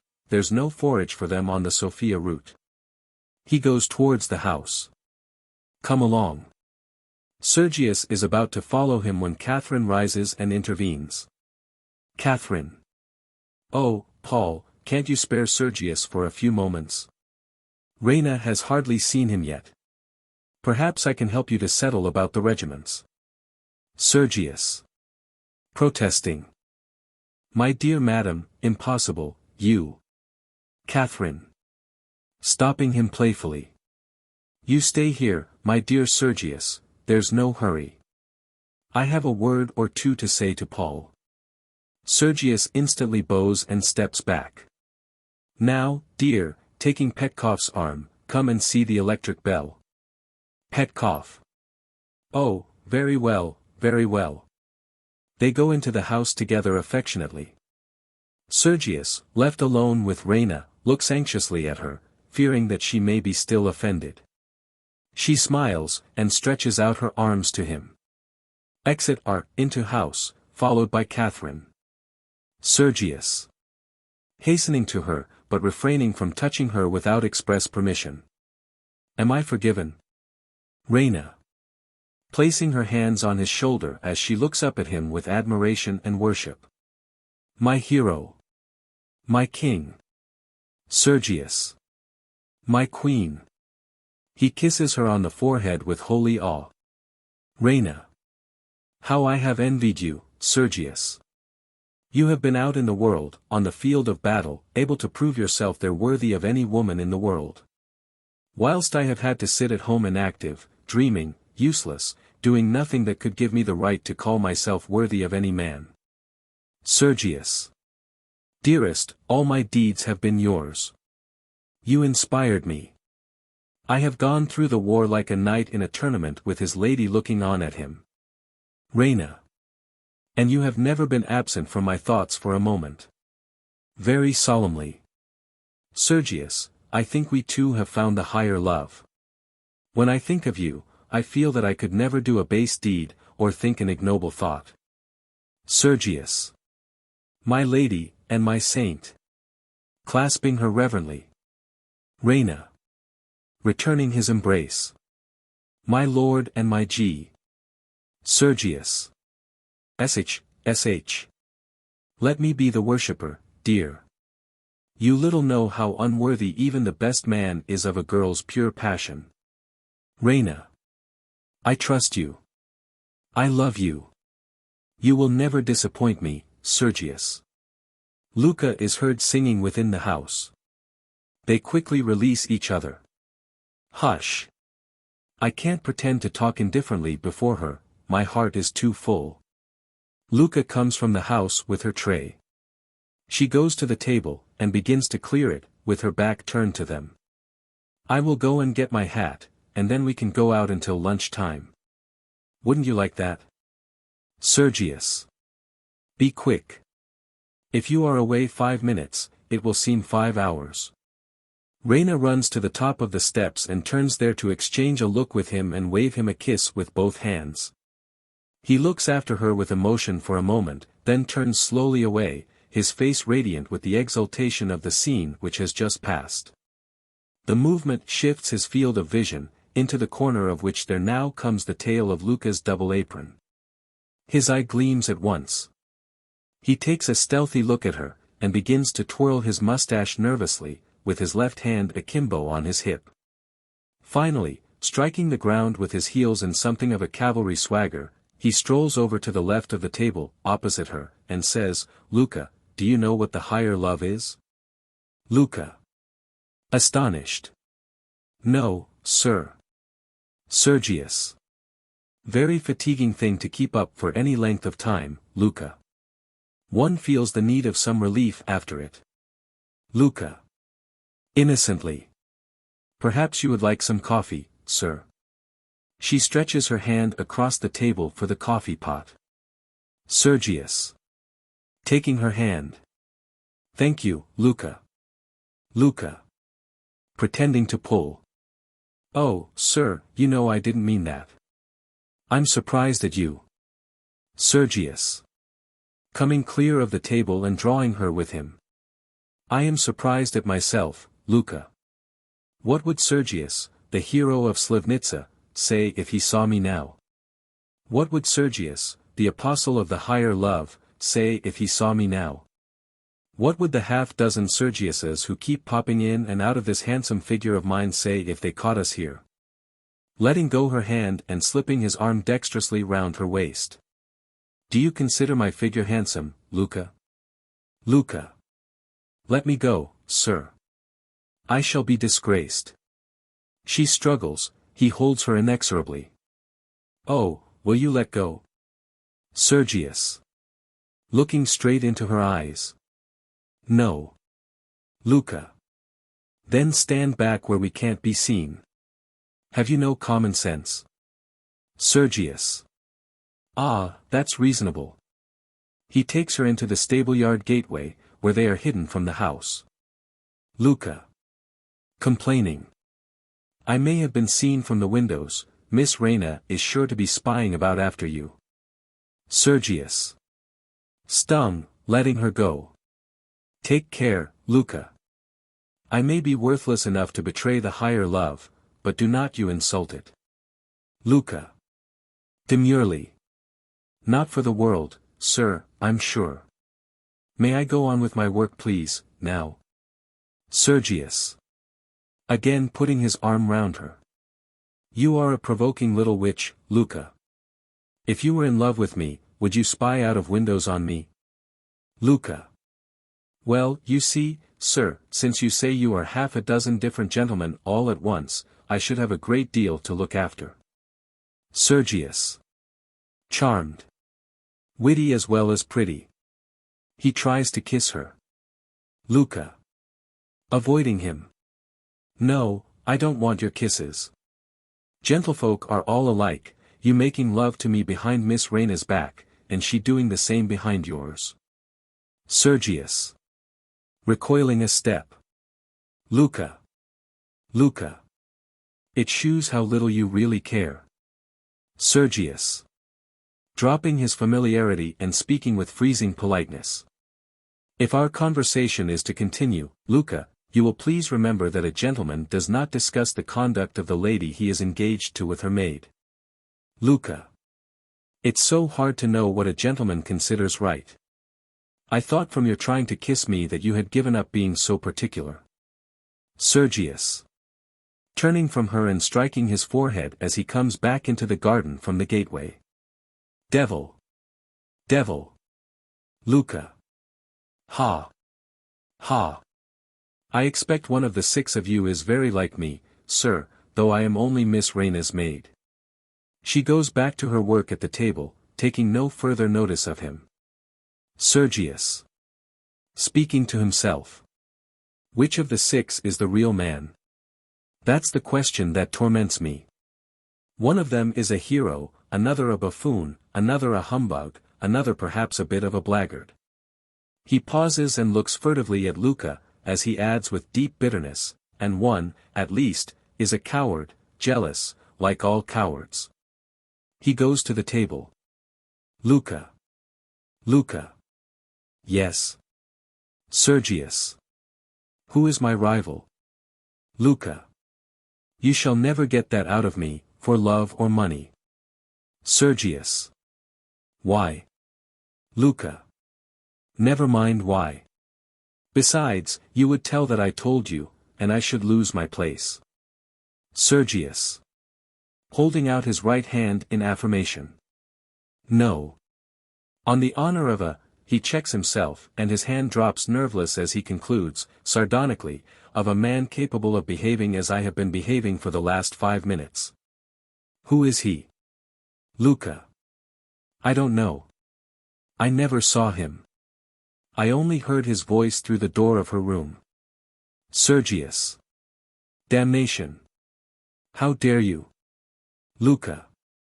Retreating. Oh, I mean no harm, you've no right to take up my words like that. The mistress knows all about it. And I tell you that if that gentleman ever comes here again, Miss Raina will marry him, whether he likes it or not. I know the difference between the sort of manner you and she put on before one another and the real manner. Sergius shivers as if she had stabbed him. Then, setting his face like iron, he strides grimly to her, and grips her above the elbows with both bands. Sergius. Now listen you to me. Luca. Wincing. Not so tight, you're hurting me. Sergius. That doesn't matter. You have stained my honor by making me a party to your eavesdropping. And you have betrayed your mistress. Luca. Writhing. Please. Sergius. That shews that you are an abominable little clod of common clay, with the soul of a servant. He lets her go as if she were an unclean thing, and turns away, dusting his hands of her, to the bench by the wall, where he sits down with averted head, meditating gloomily. Luca. Whimpering angrily with her hands up her sleeves, feeling her bruised arms. You know how to hurt with your tongue as well as with your hands. But I don't care, now I've found out that whatever clay I'm made of, you're made of the same. As for her, she's a liar, and her fine airs are a cheat, and I'm worth 6 of her. She shakes the pain off heartily, tosses her head, and sets to work to put the things on the tray. He looks doubtfully at her once or twice. She finishes packing the tray, and laps the cloth over the edges, so as to carry all out together. As she stoops to lift it, he rises. Sergius. Luca. She stops and looks defiantly at him with the tray in her hands. A gentleman has no right to hurt a woman under any circumstances. With profound humility, uncovering his head. I beg your pardon. Luca. That sort of apology may satisfy a lady. Of what use is it to a servant? Sergius. Thus rudely crossed in his chivalry, throws it off with a bitter laugh and says slightingly. Oh, you wish to be paid for the hurt. He puts on his shako, and takes some money from his pocket. Luca. Her eyes filling with tears in spite of herself. No, I want my hurt made well. Sergius. Sobered by her tone. How? She rolls up her left sleeve, clasps her arm with the thumb and fingers of her right hand, and looks down at the bruise. Then she raises her head and looks straight at him. Finally, with a superb gesture she presents her arm to be kissed. Amazed, he looks at her, at the arm, at her again, hesitates, and then, with shuddering intensity, exclaims. Sergius. Never. And gets away as far as possible from her. Her arm drops. Without a word, and with unaffected dignity, she takes her tray, and is approaching the house when Raina returns wearing a hat and jacket in the height of the Vienna fashion of the previous year, 1885. Luca makes way proudly for her, and then goes into the house. Raina. I'm ready. What's the matter? Gaily. Have you been flirting with Luca? Sergius. Hastily. No, no. How can you think such a thing? Raina. Ashamed of herself. Forgive me, dear, it was only a jest. I am so happy today. He goes quickly to her, and kisses her hand remorsefully. Catherine comes out and calls to them from the top of the steps. Catherine. Coming down to them. I am sorry to disturb you, children, but Paul is distracted over those 3 regiments. He does not know how to get them to Philippopolis, and he objects to every suggestion of mine. You must go and help him, Sergius. He is in the library. Raina. Disappointed. But we are just going out for a walk. Sergius. I shall not be long. Wait for me just 5 minutes. He runs up the steps to the door. Raina. Following him to the foot of the steps and looking up at him with timid coquetry. I shall go round and wait in full view of the library windows. Be sure you draw father's attention to me. If you are a moment longer than 5 minutes, I shall go in and fetch you, regiments or no regiments. Sergius. Laughing. Very well. He goes in. Raina watches him until he is out of her sight. Then, with a perceptible relaxation of manner, she begins to pace up and down about the garden in a brown study. Catherine. Imagine their meeting that Swiss and hearing the whole story. The very first thing your father asked for was the old coat we sent him off in. A nice mess you have got us into. Raina. Gazing thoughtfully at the gravel as she walks. The little beast. Catherine. Little beast. What little beast? Raina. To go and tell. Oh, if I had him here, I'd stuff him with chocolate creams till he couldn't ever speak again. Catherine. Don't talk nonsense. Tell me the truth, Raina. How long was he in your room before you came to me? Raina. Whisking round and recommencing her march in the opposite direction. Oh, I forget. Catherine. You cannot forget. Did he really climb up after the soldiers were gone, or was he there when that officer searched the room? Raina. No. Yes, I think he must have been there then. Catherine. You think? Oh, Raina, Raina. Will anything ever make you straightforward? If Sergius finds out, it is all over between you. Raina. With cool impertinence. Oh, I know Sergius is your pet. I sometimes wish you could marry him instead of me. You would just suit him. You would pet him, and spoil him, and mother him to perfection. Catherine. Opening her eyes very widely indeed. Well, upon my word. Raina. Capriciously, half to herself. I always feel a longing to do or say something dreadful to him, to shock his propriety, to scandalize the 5 senses out of him. To Catherine perversely. I don't care whether he finds out about the chocolate cream soldier or not.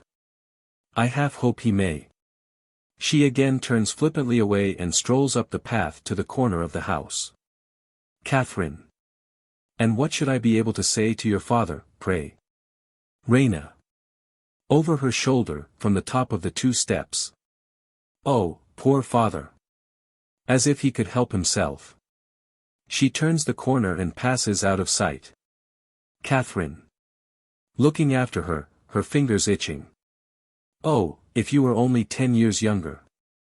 Luca comes from the house with a salver, which she carries hanging down by her side. Well? Luca. There's a gentleman just called, madam, a Servian officer. Catherine. Flaming. A Servian. How dare he, checking herself bitterly. Oh, I forgot. We are at peace now. I suppose we shall have them calling every day to pay their compliments. Well, if he is an officer, why don't you tell your master? He is in the library with Major Serenoff. Why do you come to me? Luca. But he asks for you, madam. And I don't think he knows who you are, he said, the lady of the house. He gave me this little ticket for you. She takes a card out of her bosom, puts it on the salver and offers it to Catherine. Catherine. Reading. Captain Bluntschli. That's a German name. Luca. Swiss, madam, I think. Catherine. With a bound that makes Luca jump back. Swiss. What is he like? Luca. Timidly. He has a big carpet bag, madam. Catherine. Oh, heavens, he's come to return the coat. Send him away, say we're not at home, ask him to leave his address and I'll write to him. Stop, that will never do. Wait. She throws herself into a chair to think it out. Luca waits. The master and Major Saranov are busy in the library, aren't they? Luca. Yes, madam. Catherine. Decisively. Bring the gentleman out here at once. Imperatively. And be very polite to him. Don't delay. Here, impatiently snatching the salver from her, leave that here, and go straight back to him. Luca. Yes, madam. Going. Catherine. Luca. Luca. Stopping. Yes, madam. Catherine. Is the library door shut? Luca. I think so, madam. Catherine. If not, shut it as you pass through. Luca. Yes, madam. Going. Catherine. Stop. Luca stops. He will have to go out that way, indicating the gate of the stable yard. Tell Nicola to bring his bag here after him. Don't forget. Luca. Surprised. His bag? Catherine. Yes, here, as soon as possible. Vehemently. Be quick. Luca runs into the house. Catherine snatches her apron off and throws it behind a bush. She then takes up the salver and uses it as a mirror, with the result that the handkerchief tied round her head follows the apron. A touch to her hair and a shake to her dressing gown makes her presentable. Oh, how can a man be such a fool? Such a moment to select. Luca appears at the door of the house, announcing, Captain Bluntschli, and standing aside at the top of the steps to let him pass before she goes in again. He is the man of the adventure in Raina's room. He is now clean, well brushed, smartly uniformed, and out of trouble, but still unmistakably the same man. The moment Luca's back is turned, Catherine swoops on him with hurried, urgent, coaxing appeal. Captain Bluntschli, I am very glad to see you, but you must leave this house at once. He raises his eyebrows. My husband has just returned, with my future son-in-law, and they know nothing. If they did, the consequences would be terrible. You are a foreigner, you do not feel our national animosities as we do. We still hate the Servians, the only effect of the peace on my husband is to make him feel like a lion balked of his prey. If he discovered our secret, he would never forgive me, and my daughter's life would hardly be safe. Will you, like the chivalrous gentleman and soldier you are, leave at once before he finds you here? Bluntschli. Disappointed, but philosophical. At once, gracious lady. I only came to thank you and return the coat you lent me. If you will allow me to take it out of my bag and leave it with your servant as I pass out, I need detain you no further. He turns to go into the house. Catherine. Catching him by the sleeve. Oh, you must not think of going back that way. Coaxing him across to the stable gates. This is the shortest way out. Many thanks. So glad to have been of service to you. Goodbye. Bluntschli. But my bag? Catherine. It will be sent on. You will leave me your address. Bluntschli. True. Allow me. He takes out his card case, and stops to write his address, keeping Catherine in an agony of impatience. As he hands her the card, Petkoff, hatless, rushes from the house in a fluster of hospitality, followed by Sergius. Petkoff. As he hurries down the steps. My dear Captain Bluntschli. Catherine. Oh heavens. She sinks on the seat against the wall. Petkoff. too preoccupied to notice her as he shakes Bluntschli's hand heartily. Those stupid people of mine thought I was out here, instead of in the library. He cannot mention the library without betraying how proud he is of it. I saw you through the window. I was wondering why you didn't come in. Serenov is with me, you remember him, don't you? Sergius. Saluting humorously, and then offering his hand with great charm of manner. Welcome, our friend the enemy. Petkoff. No longer the enemy, happily. Rather anxiously. I hope you've come as a friend, and not on business. Catherine. Oh, quite as a friend, Paul. I was just asking Captain Bluntschli to stay to lunch, but he declares he must go at once. Sergius. Sardonically. Impossible, Bluntschli. We want you here badly. We have to send on 3 cavalry regiments to Philippopolis, and we don't in the least know how to do it. Bluntschli. Suddenly attentive and businesslike. Philippopolis. The forage is the trouble, eh? Petkoff. Eagerly. Yes, that's it. To Sergius. He sees the whole thing at once. Bluntschli. I think I can show you how to manage that. Sergius. Invaluable man. Come along. Towering over Bluntschli, he puts his hand on his shoulder and takes him to the steps, Petkoff following. As Bluntschli puts his foot on the first step, Raina comes out of the house. Raina. Completely losing her presence of mind. Oh, the chocolate cream soldier. Bluntschli stands rigid. Sergius, amazed, looks at Raina, then at Petkoff, who looks back at him and then at his wife. Catherine. With commanding presence of mind. My dear Raina, don't you see that we have a guest here, Captain Bluntschli, one of our new Servian friends? Raina bows, Bluntschli bows. Raina. How silly of me. She comes down into the center of the group, between Bluntschli and Petkoff. I made a beautiful ornament this morning for the ice pudding. And that stupid Nicola has just put down a pile of plates on it and spoiled it. To Bluntschli, winningly. I hope you didn't think that you were the chocolate cream soldier, Captain Bluntschli. Bluntschli. Laughing. I assure you I did. Stealing a whimsical glance at her. Your explanation was a relief. Petkoff. Suspiciously, to Raina.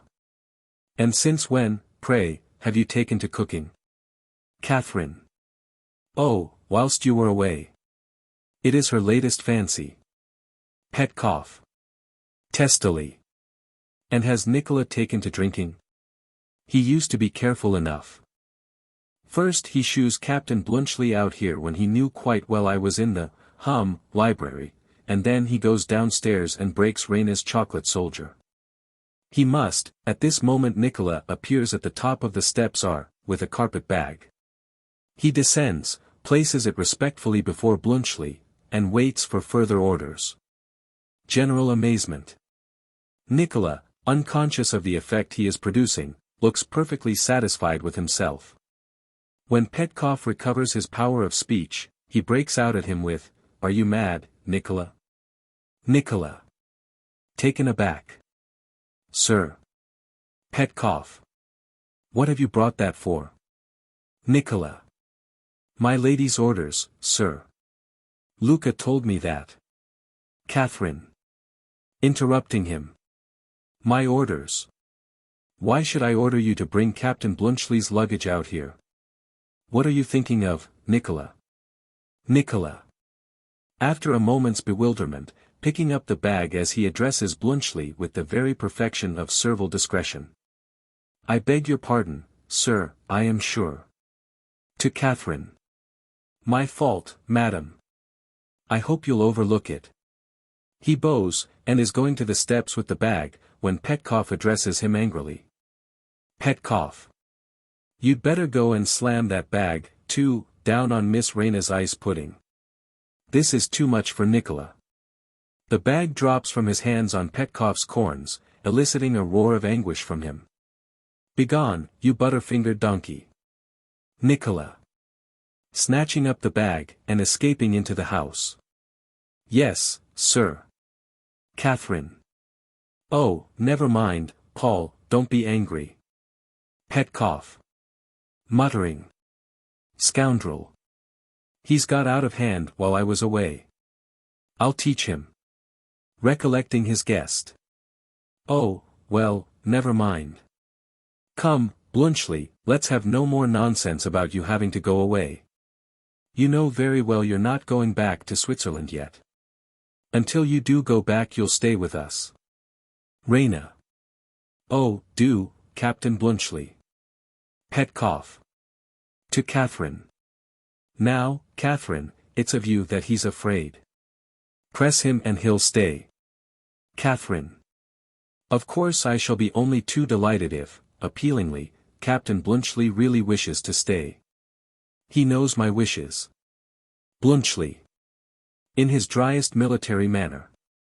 I am at Madame's orders. Sergius. Cordially. That settles it. Petkoff. Heartily. Of course. Raina. You see, you must stay. Bluntschli. Smiling. Well, if I must, I must. Gesture of despair from Catherine. Act 3. In the library after lunch. It is not much of a library, its literary equipment consisting of a single fixed shelf stocked with old paper-covered novels, broken-backed, coffee-stained, torn and thumbed, and a couple of little hanging shelves with a few gift books on them. The rest of the wall space being occupied by trophies of war and the chase. But it is a most comfortable sitting room. A row of 3 large windows in the front of the house shew a mountain panorama, which is just now seen in one of its softest aspects in the mellowing afternoon light. In the left-hand corner, a square earthenware stove, a perfect tower of colored pottery, rises nearly to the ceiling and guarantees plenty of warmth. The ottoman in the middle is a circular bank of decorated cushions, and the window seats are well-upholstered divans. Little Turkish tables, one of them with an elaborate hookah on it, and a screen to match them, complete the handsome effect of the furnishing. There is one object, however, which is hopelessly out of keeping with its surroundings. This is a small kitchen table, much the worse for wear, fitted as a writing table with an old canister full of pens, an egg cup filled with ink, and a deplorable scrap of severely used pink blotting paper. At the side of this table, which stands on the right, Bluntschli is hard at work, with a couple of maps before him, writing orders.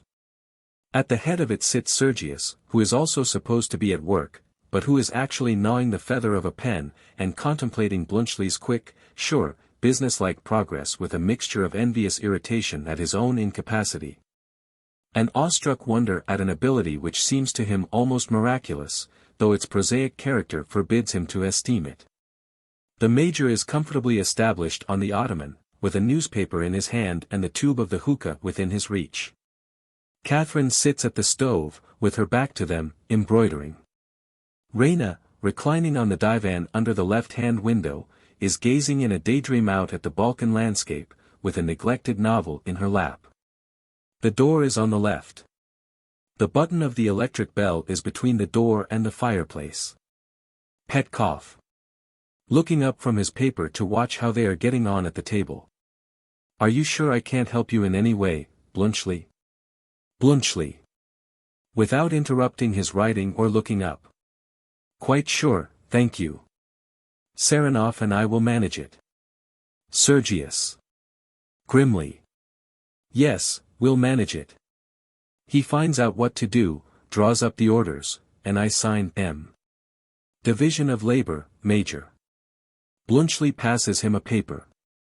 Another one. Thank you.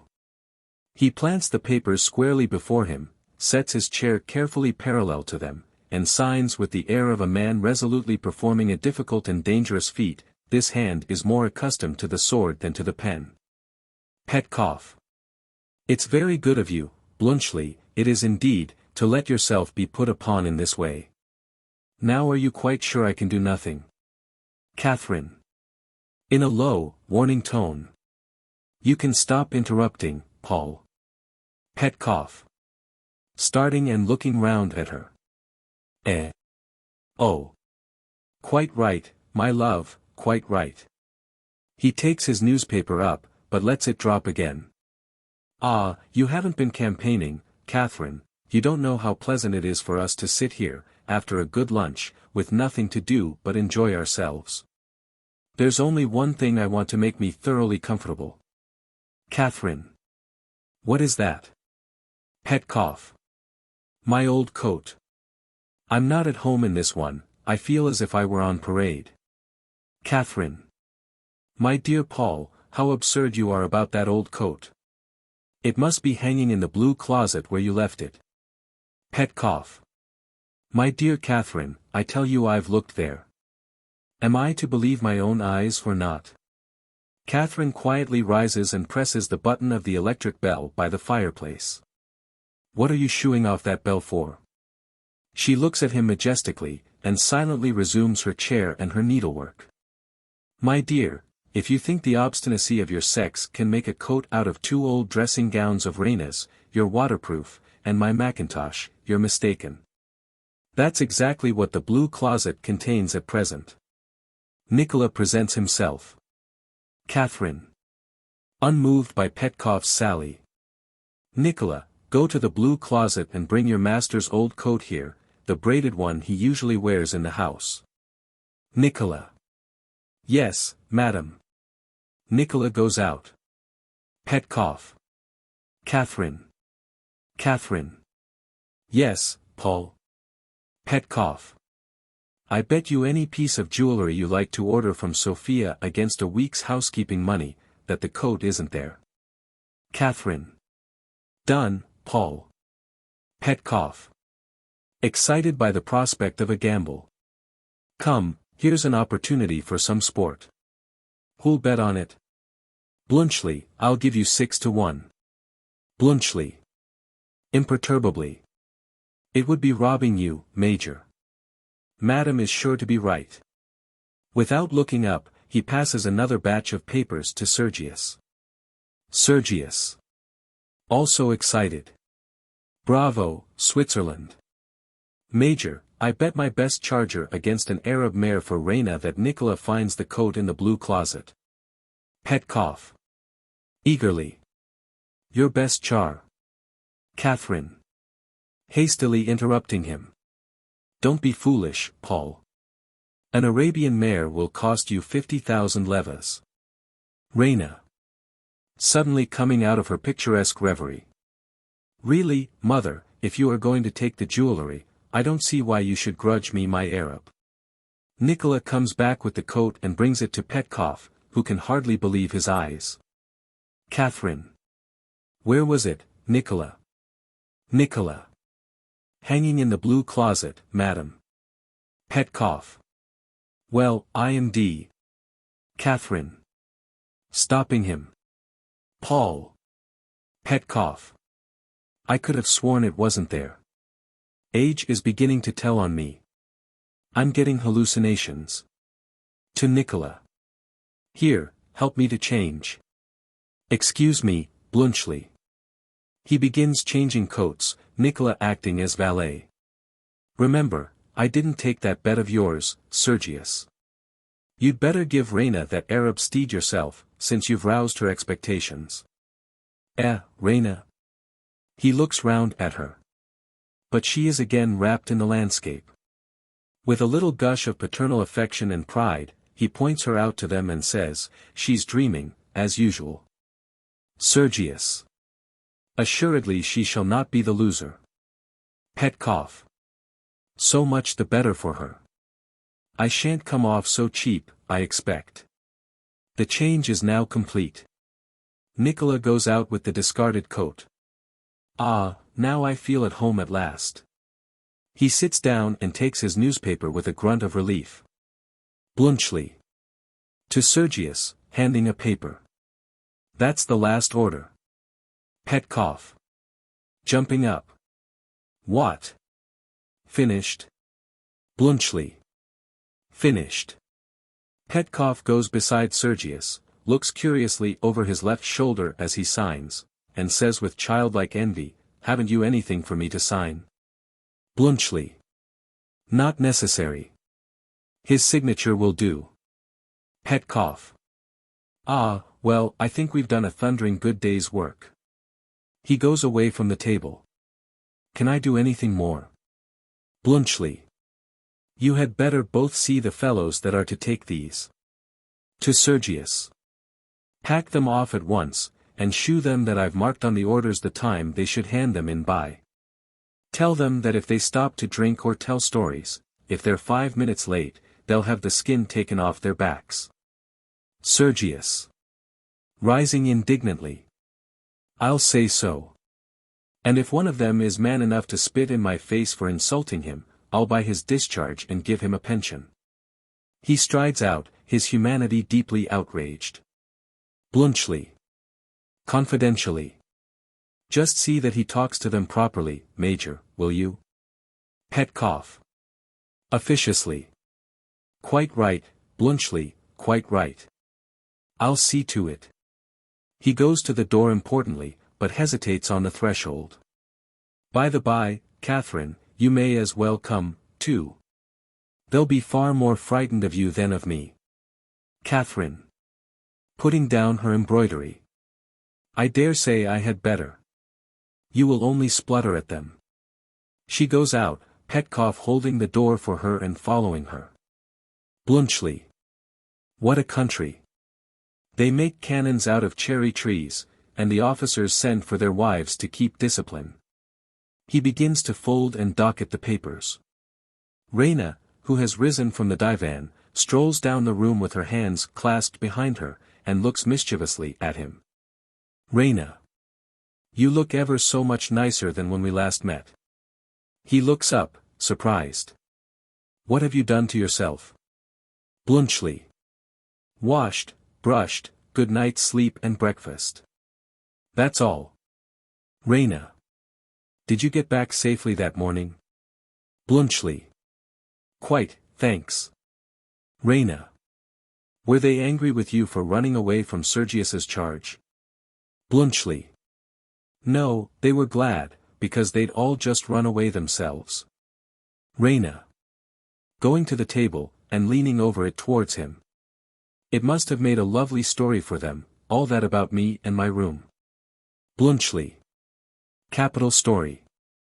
But I only told it to one of them, a particular friend." Raina.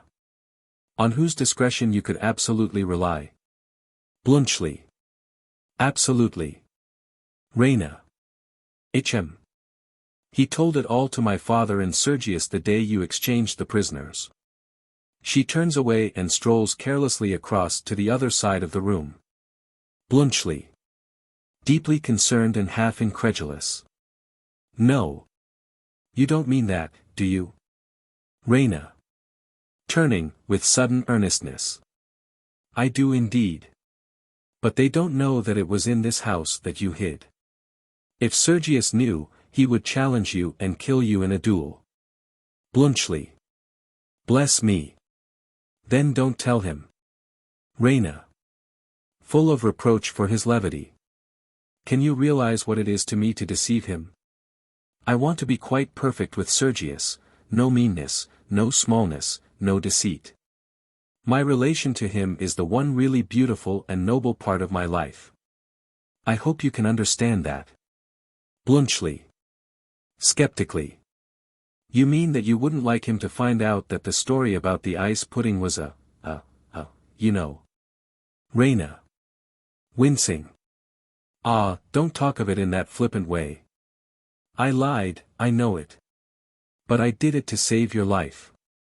He would have killed you. That was the second time I ever uttered a falsehood." Bluntschli rises quickly and looks doubtfully and somewhat severely at her. "Do you remember the first time?" Bluntschli. No. Was I present?" Raina. "Yes. And I told the officer who was searching for you that you were not present." Bluntschli. "True. I should have remembered it." Raina. Greatly encouraged. Ah, it is natural that you should forget it first. It cost you nothing, it cost me a lie. A lie. She sits down on the ottoman, looking straight before her with her hands clasped on her knee. Bluntschli, quite touched, goes to the ottoman with a particularly reassuring and considerate air, and sits down beside her. Bluntschli. My dear young lady, don't let this worry you. Remember, I'm a soldier. Now what are the two things that happen to a soldier so often that he comes to think nothing of them? One is hearing people tell lies, Raina recoils. The other is getting his life saved in all sorts of ways by all sorts of people. Raina. Rising in indignant protest. And so he becomes a creature incapable of faith and of gratitude. Bluntschli. Making a wry face. Do you like gratitude? I don't. If pity is akin to love, gratitude is akin to the other thing. Raina. Gratitude. Turning on him. If you are incapable of gratitude, you are incapable of any noble sentiment. Even animals are grateful. Oh, I see now exactly what you think of me. You were not surprised to hear me lie. To you it was something I probably did every day, every hour. That is how men think of women. She walks up the room melodramatically. Bluntschli. Dubiously. There's reason in everything. You said you told only 2 lies in your whole life. Dear young lady, isn't that rather a short allowance? I'm quite a straightforward man myself, but it wouldn't last me a whole morning. Raina. Staring haughtily at him. Do you know, sir, that you are insulting me? Bluntschli. I can't help it. When you get into that noble attitude and speak in that thrilling voice, I admire you. But I find it impossible to believe a single word you say. Raina. Superbly. Captain Bluntschli. Bluntschli. Unmoved. Yes. Raina.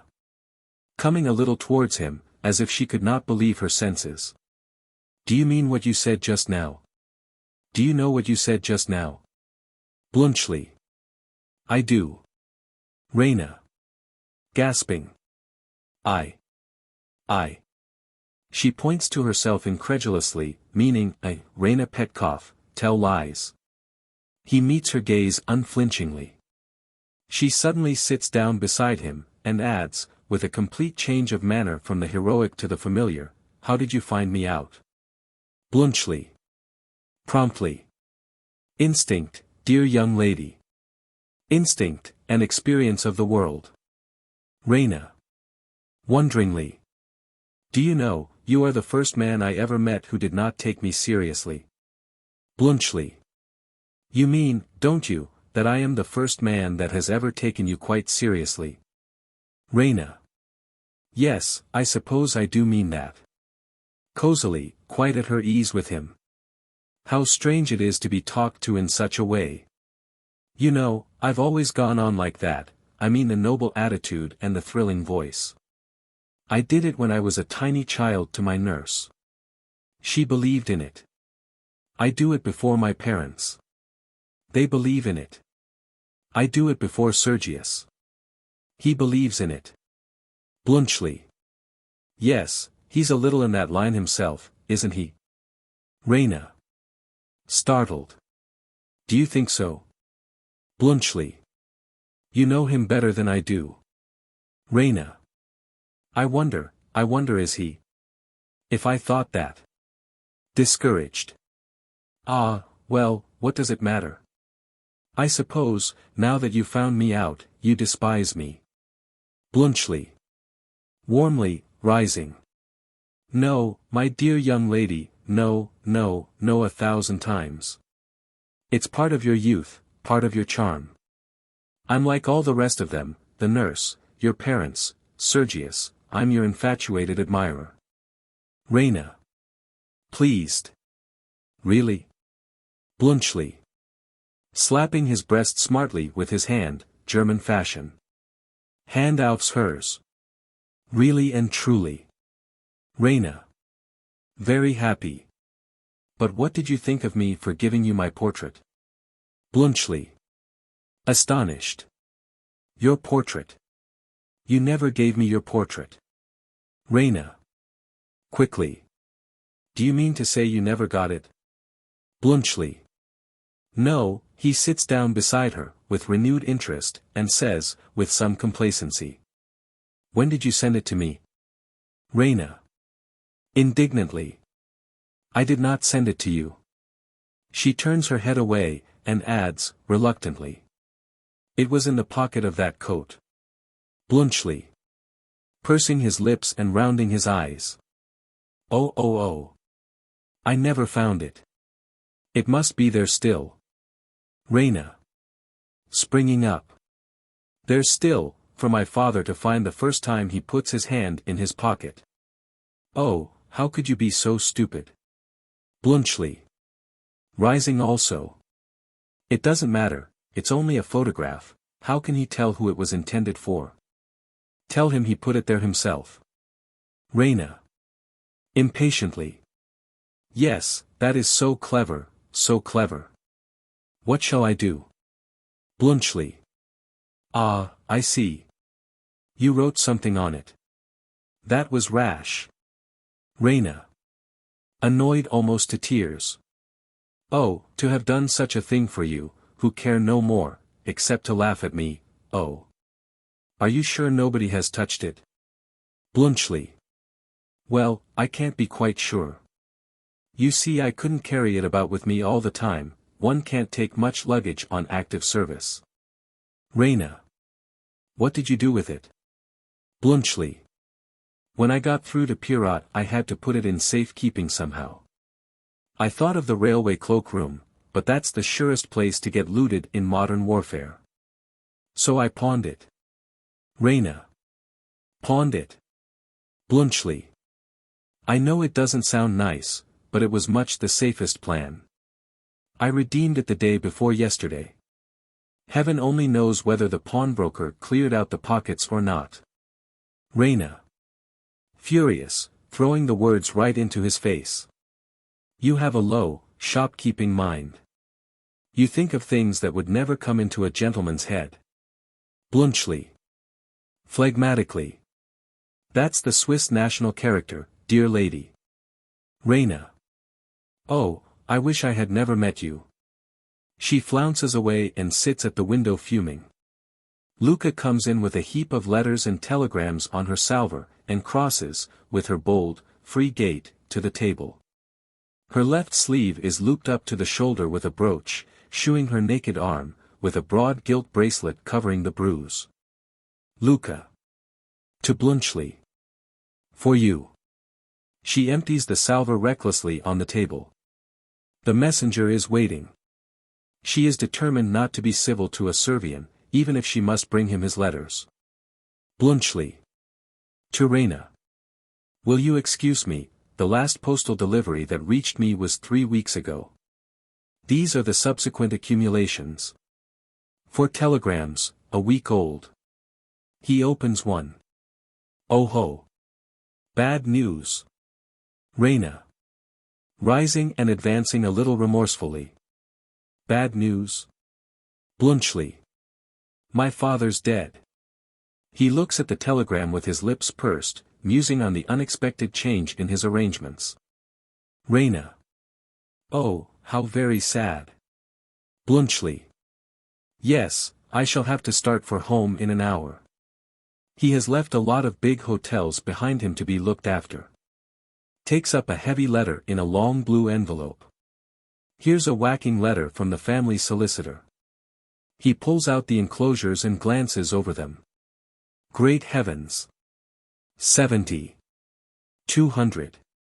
In a crescendo of dismay. 400. 4,000. 9,600. What on earth shall I do with them all? Raina. Timidly. 9,000 hotels. Bluntschli. Hotels. Nonsense. If you only knew. Oh, it's too ridiculous.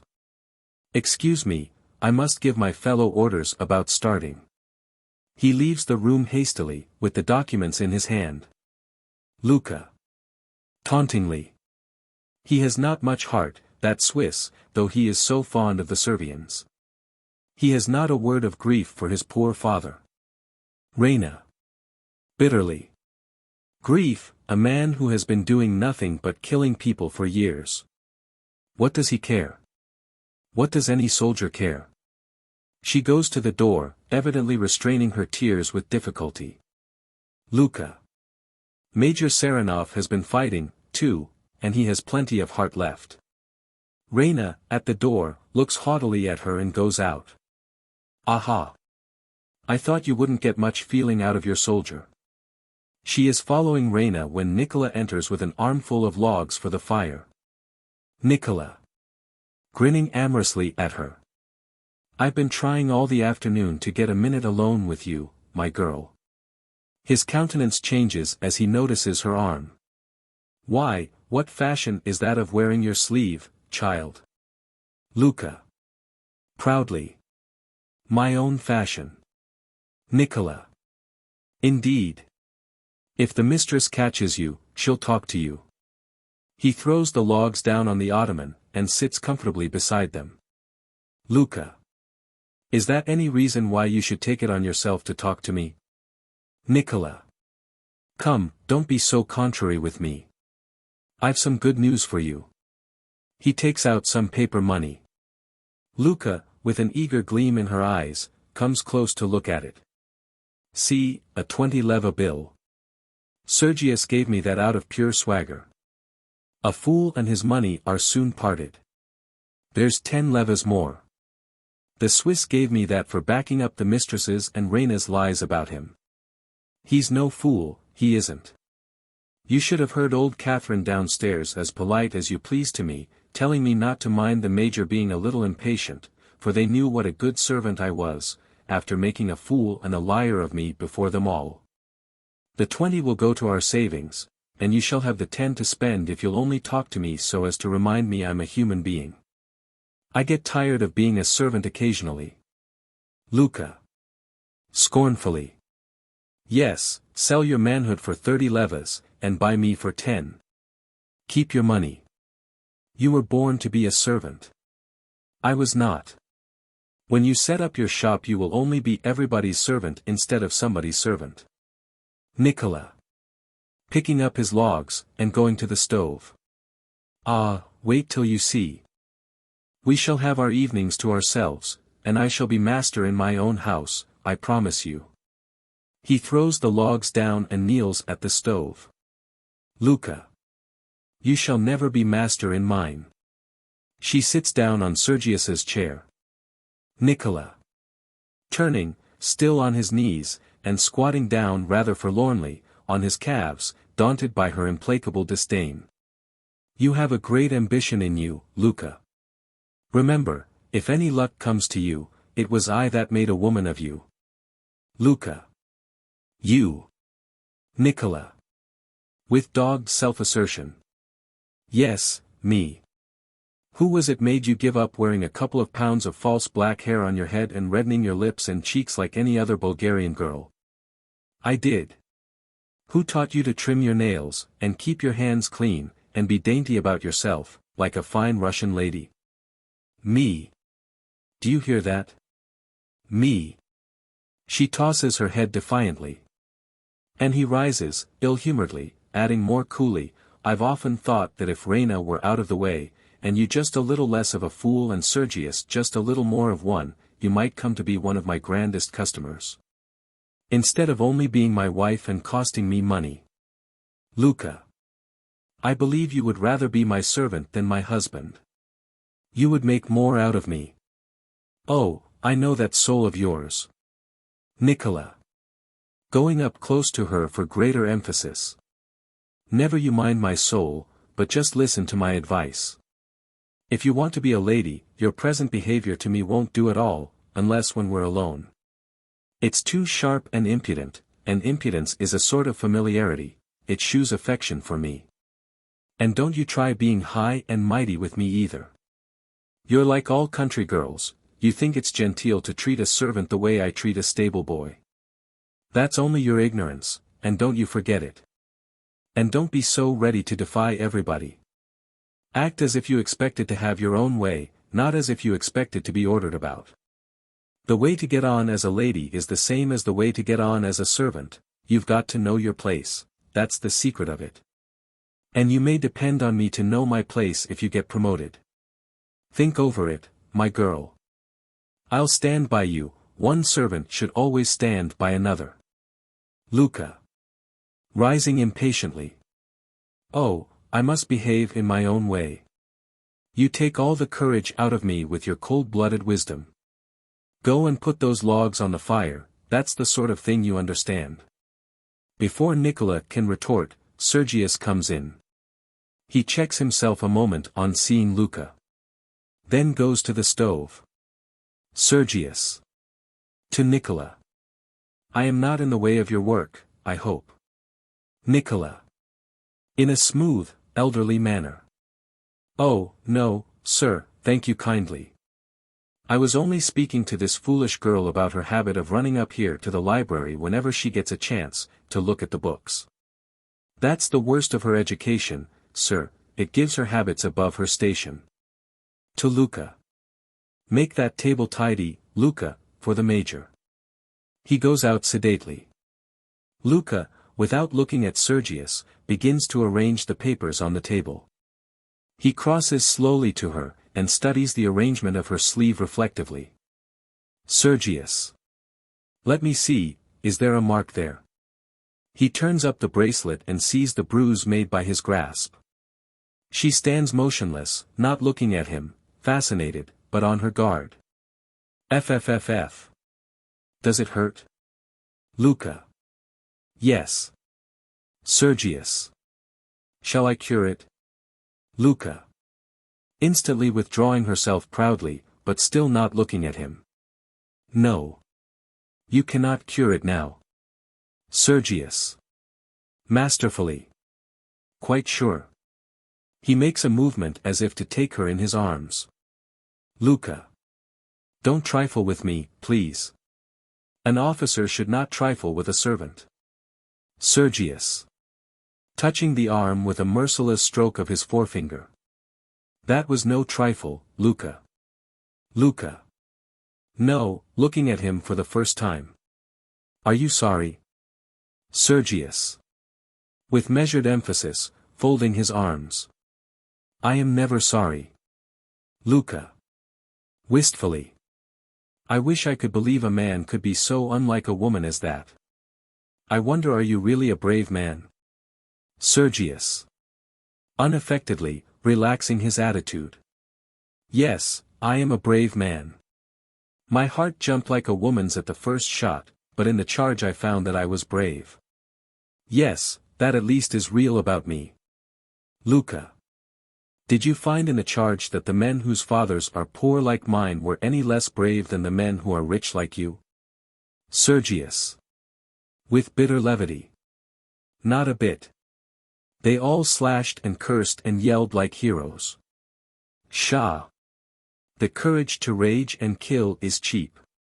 I have an English bull terrier who has as much of that sort of courage as the whole Bulgarian nation, and the whole Russian nation at its back. But he lets my groom thrash him, all the same. That's your soldier all over. No, Luca, your poor men can cut throats, but they are afraid of their officers, they put up with insults and blows. They stand by and see one another punished like children, and help to do it when they are ordered. And the officers, well, with a short, bitter laugh, I am an officer. Oh, fervently, give me the man who will defy to the death any power on earth or in heaven that sets itself up against his own will and conscience. He alone is the brave man. Luca. How easy it is to talk. Men never seem to me to grow up, they all have schoolboys' ideas. You don't know what true courage is. Sergius. Ironically. Indeed. I am willing to be instructed. Luca. Look at me. How much am I allowed to have my own will? I have to get your room ready for you, to sweep and dust, to fetch and carry. How could that degrade me if it did not degrade you to have it done for you? But, with subdued passion, if I were Empress of Russia, above everyone in the world, then, then, though according to you I could shew no courage at all, you should see. Sergius. What would you do, most noble Empress? Luca. I would marry the man I loved, which no other queen in Europe has the courage to do. If I loved you, though you would be as far beneath me as I am beneath you, I would dare to be the equal of my inferior. Would you dare as much if you loved me? No, if you felt the beginnings of love for me you would not let it grow. You dare not, you would marry a rich man's daughter because you would be afraid of what other people would say of you. Sergius. Carried away. You lie, it is not so, by all the stars. If I loved you, and I were the Tsar himself, I would set you on the throne by my side.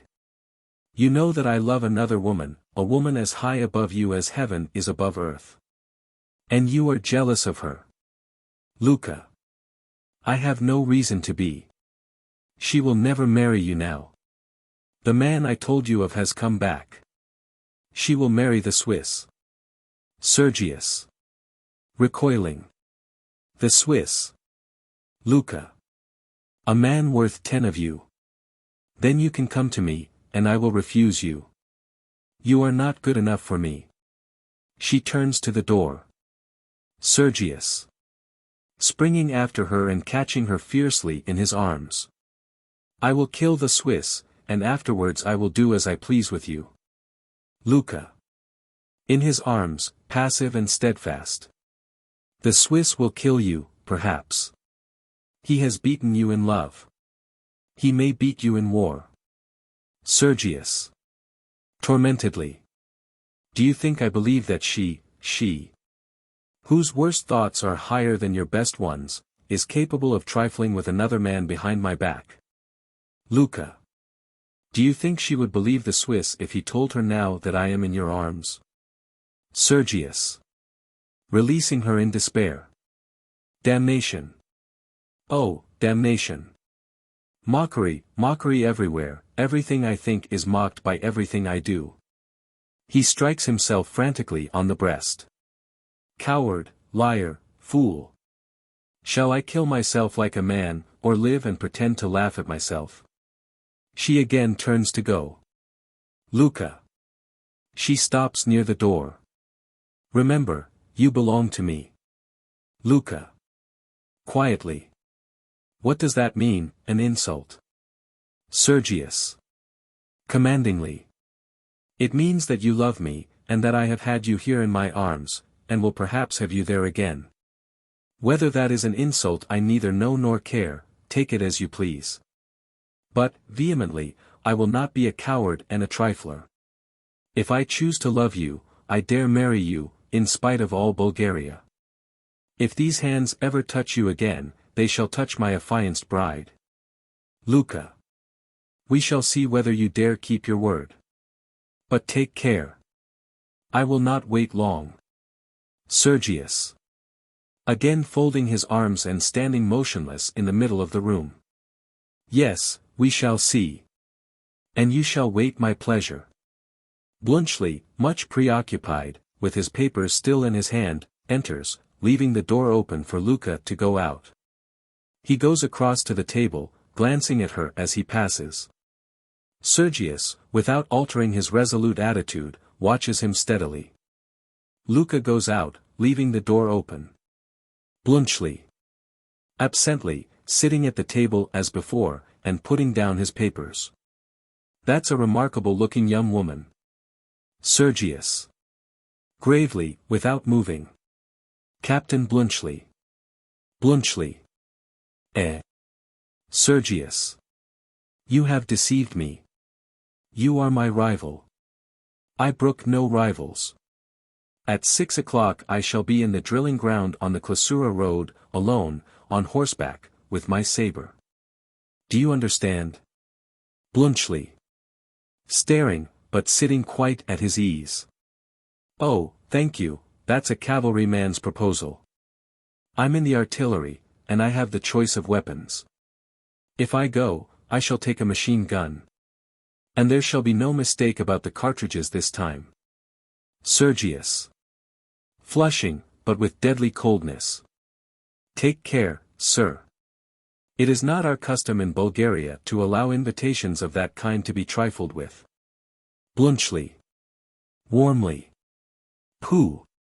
Don't talk to me about Bulgaria. You don't know what fighting is. But have it your own way. Bring your saber along. I'll meet you. Sergius. Fiercely delighted to find his opponent a man of spirit. Well said, Switzer. Shall I lend you my best horse? Bluntschli. No, damn your horse, thank you all the same, my dear fellow. Raina comes in, and here's the next sentence. I shall fight you on foot. Horseback's too dangerous, I don't want to kill you if I can help it. Raina. Hurrying forward anxiously. I have heard what Captain Bluntschli said, Sergius. You are going to fight. Why? Sergius turns away in silence, and goes to the stove, where he stands watching her as she continues, to Bluntschli, what about? Bluntschli. I don't know, he hasn't told me. Better not interfere, dear young lady. No harm will be done, I've often acted as sword instructor. He won't be able to touch me, and I'll not hurt him. It will save explanations. In the morning I shall be off home, and you'll never see me or hear of me again. You and he will then make it up and live happily ever after. Raina. Turning away deeply hurt, almost with a sob in her voice. I never said I wanted to see you again. Sergius. Striding forward. Ha! That is a confession. Raina. Haughtily. What do you mean? Sergius. You love that man. Raina. Scandalized. Sergius. Sergius. You allow him to make love to you behind my back, just as you accept me as your affianced husband behind his. Bluntschli, you knew our relations. And you deceived me. It is for that I call you to account, not for having received favors that I never enjoyed. Bluntschli. Jumping up indignantly. Stuff. Rubbish. I have received no favors. Why, the young lady doesn't even know whether I'm married or not. Raina. Forgetting herself. Oh. Collapsing on the ottoman. Are you? Sergius. You see the young lady's concern, Captain Bluntschli. Denial is useless. You have enjoyed the privilege of being received in her own room, late at night. Bluntschli. Interrupting him pepperly. Yes, you blockhead.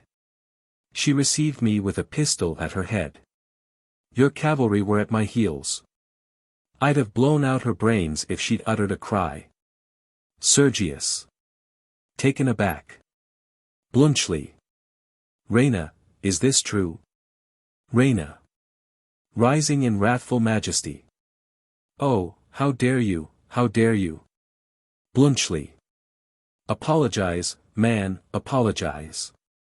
He resumes his seat at the table. Sergius. With the old measured emphasis, folding his arms. I never apologize. Raina. Passionately. This is the doing of that friend of yours, Captain Bluntschli. It is he who is spreading this horrible story about me. She walks about excitedly. Bluntschli. No, he's dead, burnt alive. Raina. Stopping, shocked. Burnt alive. Bluntschli. Shot in the hip in a wood yard. Couldn't drag himself out. Your fellow's shells set the timber on fire and burnt him, with half a dozen other poor devils in the same predicament. Raina. How horrible.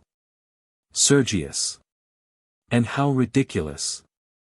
Oh, war. War. The dream of patriots and heroes. A fraud, Bluntschli, a hollow sham, like love. Raina. Outraged. Like love. You say that before me. Bluntschli. Come, Saranov, that matter is explained. Sergius. A hollow sham, I say. Would you have come back here if nothing had passed between you, except at the muzzle of your pistol? Raina is mistaken about our friend who was burnt. He was not my informant. Raina. Who then? Suddenly guessing the truth. Ah, Luca. My maid, my servant.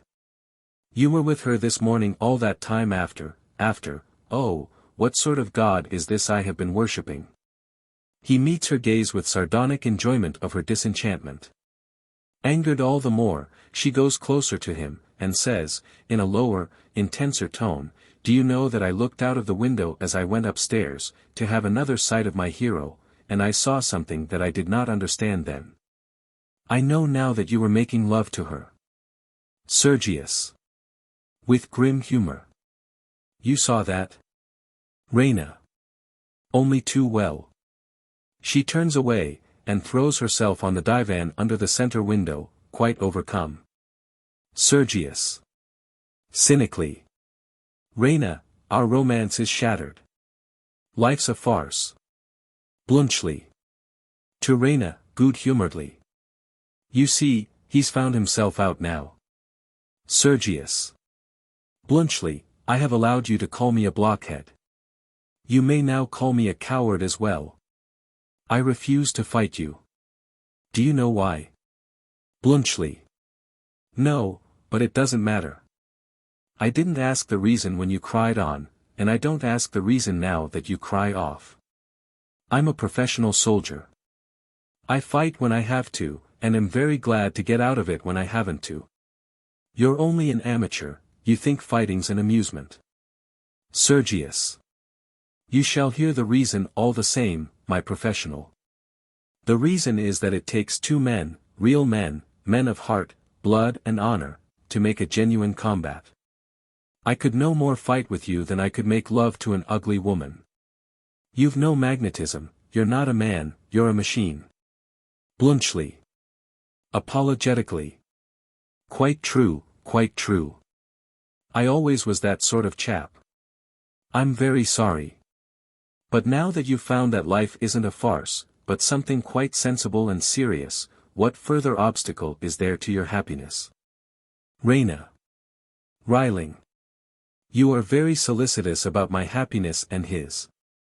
Do you forget his new love, Luca? It is not you that he must fight now, but his rival, Nicola. Sergius. Rival. Striking his forehead. Raina. Did you not know that they are engaged? Sergius. Nicola. Are fresh abysses opening? Nicola. Raina. Sarcastically. A shocking sacrifice, isn't it? Such beauty, such intellect, such modesty, wasted on a middle-aged servant man. Really, Sergius, you cannot stand by and allow such a thing. It would be unworthy of your chivalry. Sergius. Losing all self-control. Viper. Viper. He rushes to and fro, raging. Bluntschli. Look here, Saranov. You're getting the worst of this. Raina. Getting angrier. Do you realize what he has done, Captain Bluntschli? He has set this girl as a spy on us, and her reward is that he makes love to her. Sergius. False. Monstrous. Raina. Monstrous. Confronting him. Do you deny that she told you about Captain Bluntschli being in my room? Sergius. No, but. Raina. Interrupting. Do you deny that you were making love to her when she told you? Sergius. No, but I tell you. Raina. Cutting him short contemptuously. It is unnecessary to tell us anything more. That is quite enough for us. She turns her back on him and sweeps majestically back to the window. Bluntschli. Quietly, as Sergius, in an agony of mortification, sinks on the ottoman, clutching his averted head between his fists. I told you you were getting the worst of it, Saranov. Sergius. Tiger cat. Raina. Running excitedly to Bluntschli. You hear this man calling me names, Captain Bluntschli? Bluntschli. What else can he do, dear lady? He must defend himself somehow. Come, very persuasively, don't quarrel. What good does it do? Raina, with a gasp, sits down on the ottoman, and after a vain effort to look vexedly at Bluntschli, she falls a victim to her sense of humor, and is attacked with a disposition to laugh. Sergius. Engaged to Nicola. He rises. Ha! Ha!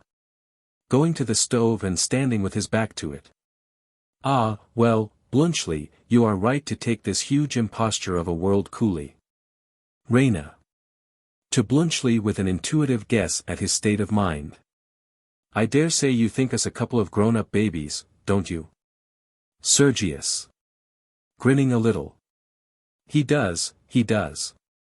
Swiss civilization nurse-tending Bulgarian barbarism, eh? Bluntschli. Blushing. Not at all, I assure you.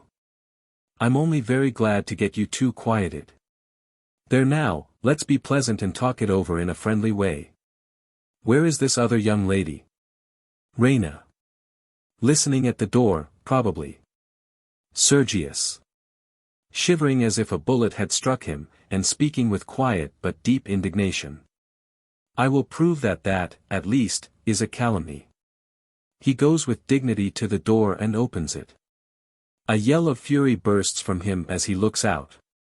He darts into the passage, and returns dragging in Luca, whom he flings against the table, as he cries, judge her, Bluntschli, you, the moderate, cautious man, judge the eavesdropper. Luca stands her ground, proud and silent. Bluntschli. Shaking his head. I mustn't judge her. I once listened myself outside a tent when there was a mutiny brewing. It's all a question of the degree of provocation. My life was at stake. Luca. My love was at stake. Sergius flinches, ashamed of her in spite of himself. I am not ashamed. Raina. Contemptuously. Your love. Your curiosity, you mean. Luca. Facing her and retorting her contempt with interest. My love, stronger than anything you can feel, even for your chocolate cream soldier.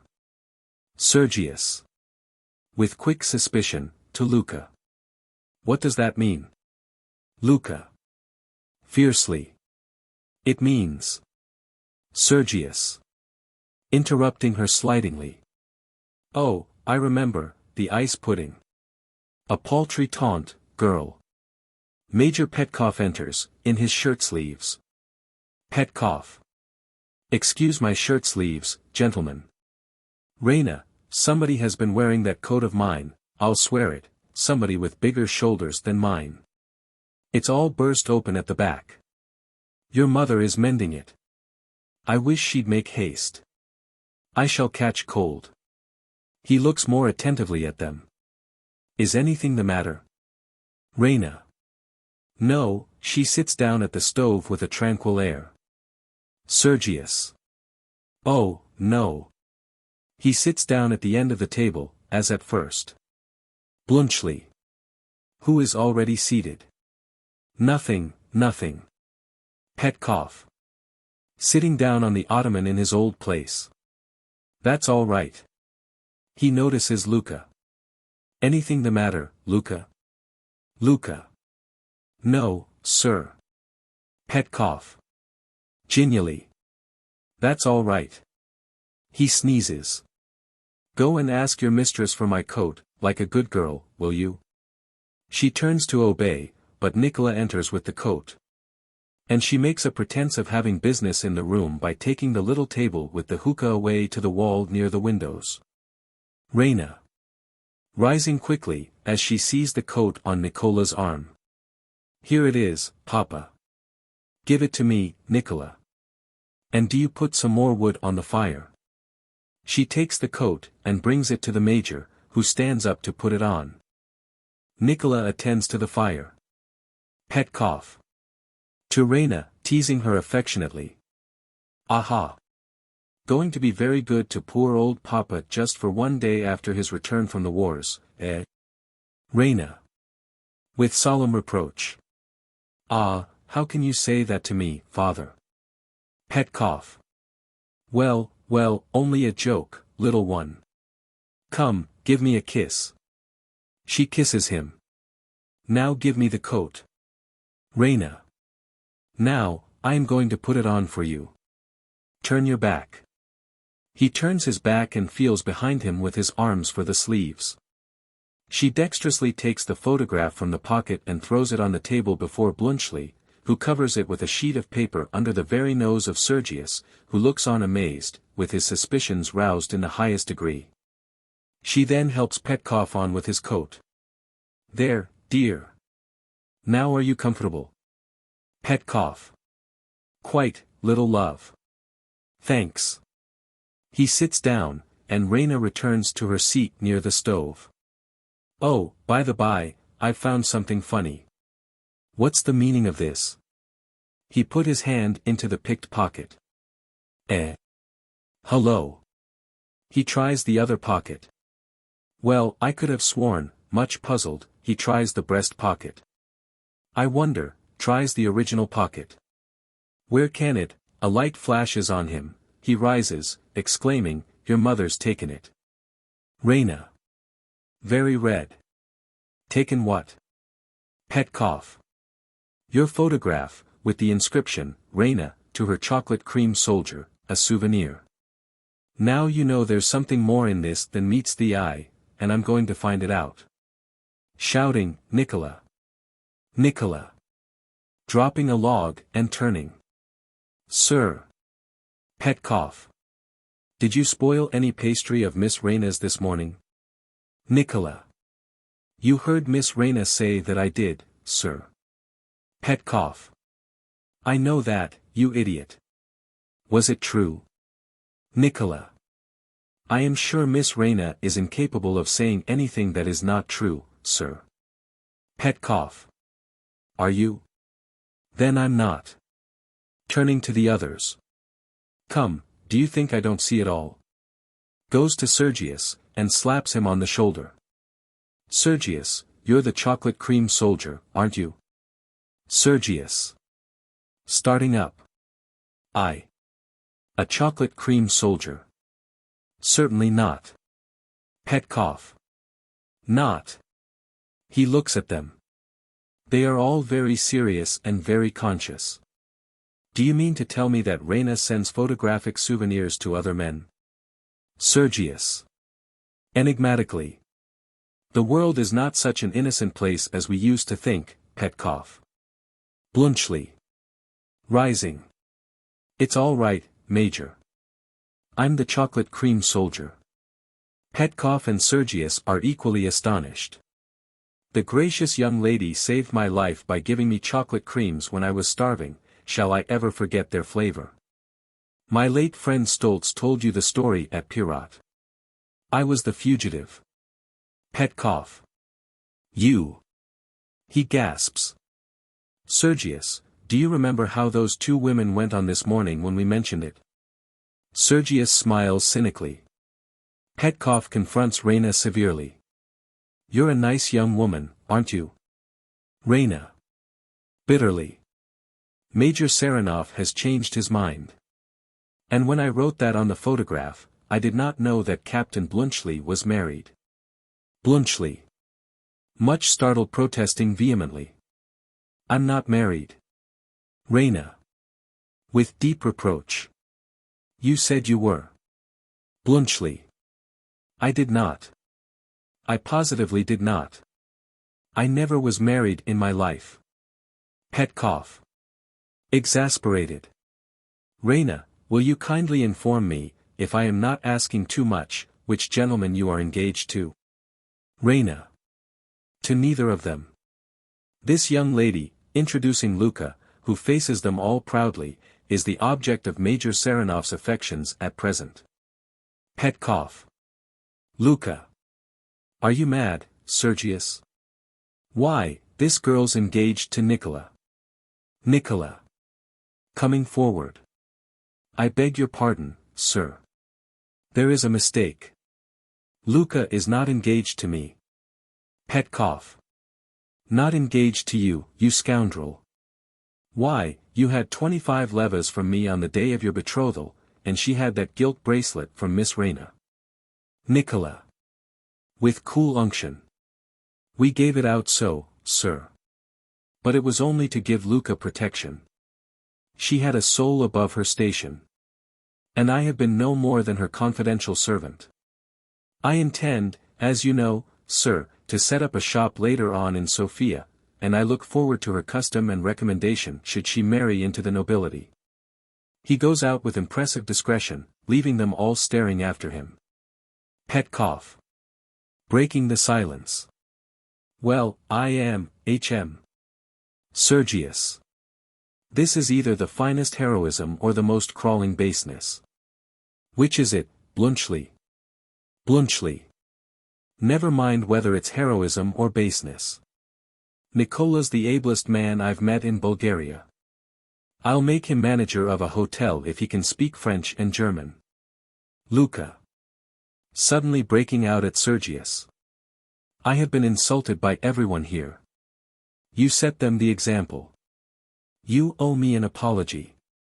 Sergius immediately, like a repeating clock of which the spring has been touched, begins to fold his arms. Bluntschli. Before he can speak. It's no use. He never apologizes. Luka. Not to you, his equal and his enemy. To me, his poor servant, he will not refuse to apologize. Sergius. Approvingly. You are right. He bends his knee in his grandest manner. Forgive me. Luka. I forgive you. She timidly gives him her hand, which he kisses. That touch makes me your affianced wife. Sergius. Springing up. Ah, I forgot that. Luka. Coldly. You can withdraw if you like. Sergius. Withdraw. Never. You belong to me. He puts his arm about her and draws her to him. Catherine comes in and finds Luka in Sergius's arms, and all the rest gazing at them in bewildered astonishment. Catherine. What does this mean? Sergius releases Luka. Petkoff. Well, my dear, it appears that Sergius is going to marry Luka instead of Raina. She is about to break out indignantly at him. He stops her by exclaiming testily. Don't blame me, I've nothing to do with it. He retreats to the stove. Catherine. Marry Luka. Sergius, you are bound by your word to us. Sergius. Folding his arms.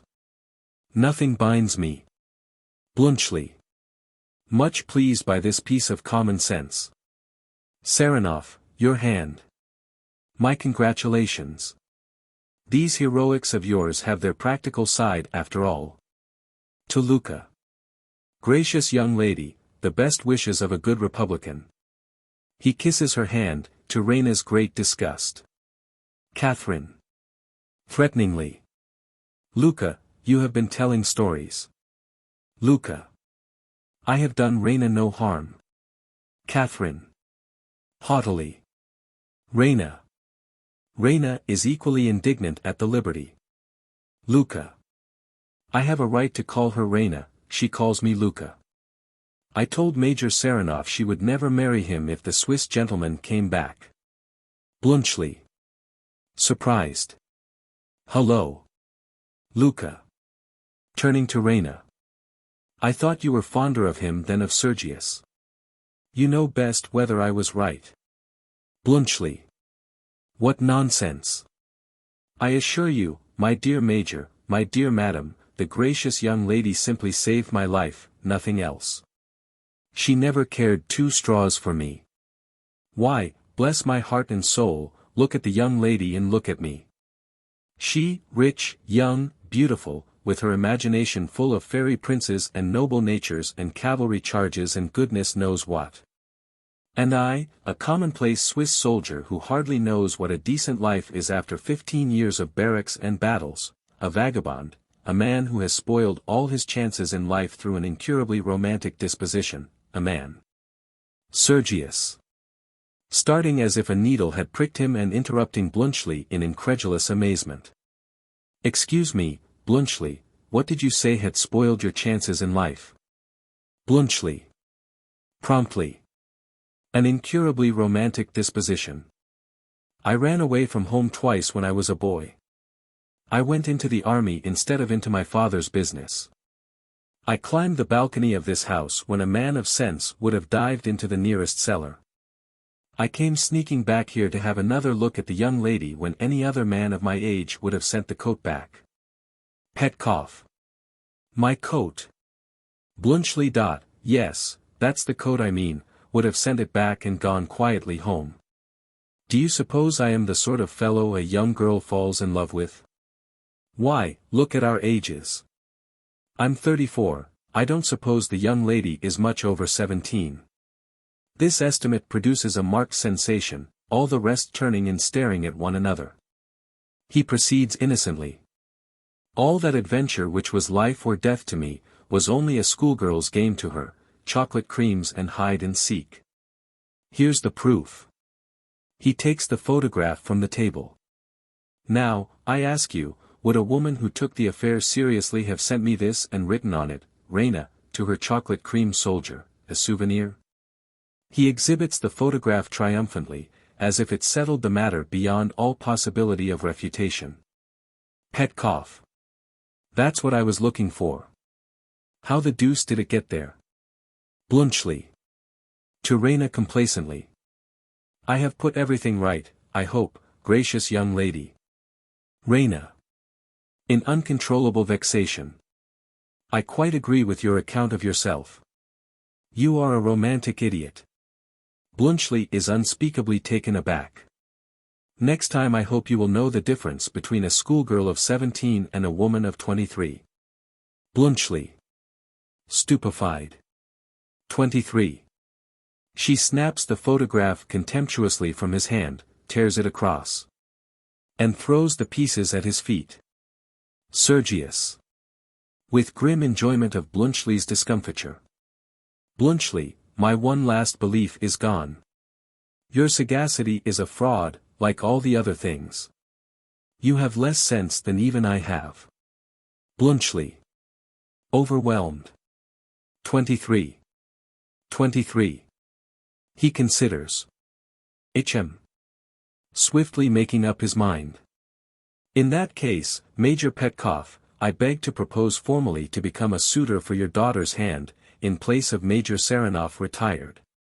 Raina. You dare. Bluntschli.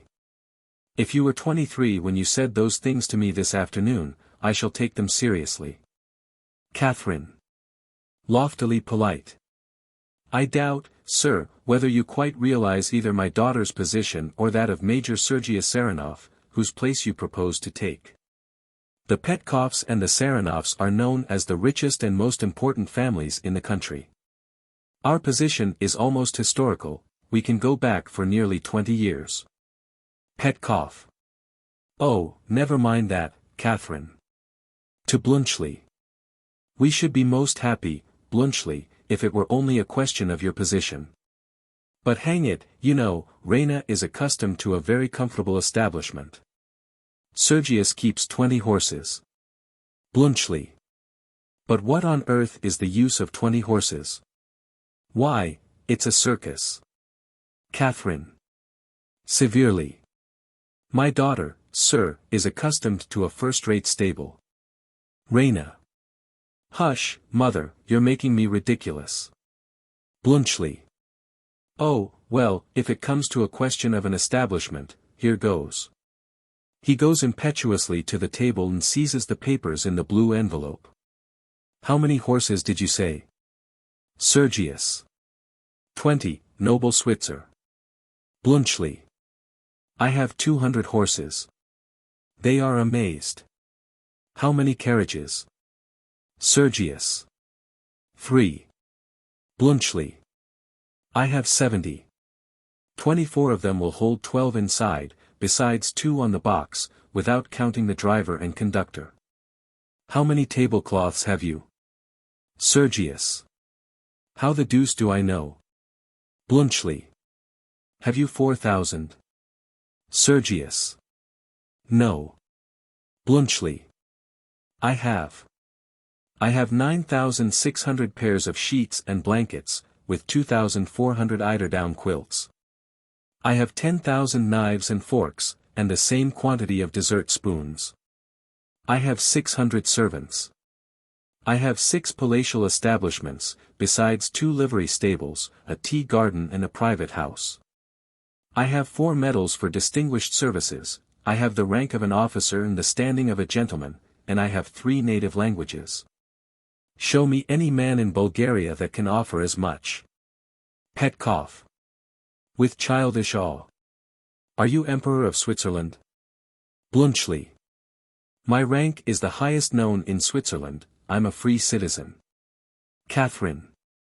Then Captain Bluntschli, since you are my daughter's choice, I shall not stand in the way of her happiness. Petkoff is about to speak. That is Major Petkoff's feeling also. Petkoff. Oh, I shall be only too glad. 200 horses. Phew. Sergius. What says the lady? Raina. Pretending to sulk. The lady says that he can keep his tablecloths and his omnibuses. I am not here to be sold to the highest bidder. Bluntschli. I won't take that answer.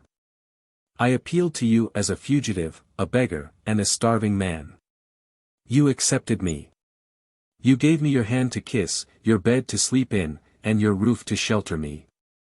Raina. Interrupting him. I did not give them to the Emperor of Switzerland. Bluntschli. That's just what I say. He catches her hand quickly and looks her straight in the face as he adds, with confident mastery, now tell us who you did give them to. Raina. Succumbing with a shy smile. To my chocolate cream soldier. Bluntschli. With a boyish laugh of delight. That'll do. Thank you. Looks at his watch and suddenly becomes businesslike. Time's up, Major. You've managed those regiments so well that you are sure to be asked to get rid of some of the infantry of the Timok division. Send them home by way of Long Palanka. Serenov, don't get married until I come back, I shall be here punctually at 5 in the evening on Tuesday fortnight.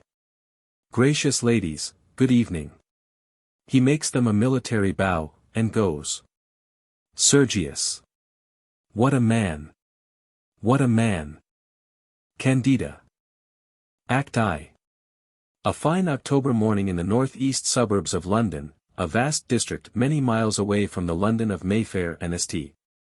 James's, much less known there than the Paris of the Rue de Rivoli and the Champs-Élysées, and much less narrow, squalid, fetid and airless in its slums, strong and comfortable, prosperous middle-class life, wide street, myriad populated. Well served with ugly iron urinals, radical clubs, tram lines, and a perpetual stream of yellow cars.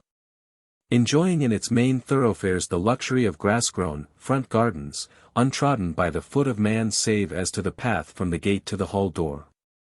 But blighted by an intolerable monotony of miles and miles of graceless, characterless brick houses, black iron railings, stony pavements, slaty roofs, and respectably ill-dressed or disreputably poorly dressed people, quite accustomed to the place. And mostly plodding about somebody else's work, which they would not do if they themselves could help it. The little energy and eagerness that crop up show themselves in cockney cupidity and business push. Even the policemen and the chapels are not infrequent enough to break the monotony. The sun is shining cheerfully, there is no fog. And though the smoke effectually prevents anything, whether faces and hands or bricks and mortar, from looking fresh and clean, it is not hanging heavily enough to trouble a Londoner. This desert of unattractiveness has its oasis. Near the outer end of the Hackney Road is a park of 217 acres, fenced in, not by railings, but by a wooden paling, and containing plenty of greensward, trees, a lake for bathers. Flower beds with the flowers arranged carefully in patterns by the admired Cockney art of carpet gardening, and a sandpit, imported from the seaside for the delight of the children. But speedily deserted on its becoming a natural vermin preserve for all the petty fauna of Kingsland, Hackney and Hoxton. A bandstand, an unfinished forum for religious, anti-religious and political orators, cricket pitches, a gymnasium, and an old-fashioned stone kiosk are among its attractions. Wherever the prospect is bounded by trees or rising green grounds, it is a pleasant place. Where the ground stretches far to the grey palings, with bricks and mortar, sky signs, crowded chimneys and smoke beyond, the prospect makes it desolate and sordid. The best view of Victoria Park is from the front window of St. Dominic's parsonage, from which not a single chimney is visible. The parsonage is a semi-detached villa with a front garden and a porch.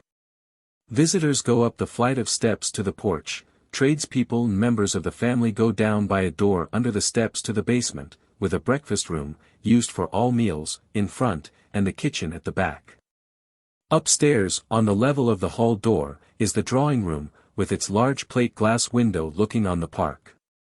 In this room, the only sitting room that can be spared from the children and the family meals, the parson, the Reverend James Morell, does his work. He is sitting in a strong round-backed revolving chair at the right-hand end of a long table, which stands across the window, so that he can cheer himself with the view of the park at his elbow. At the opposite end of the table, adjoining it, is a little table, only half the width of the other, with a typewriter on it. His typist is sitting at this machine, with her back to the window.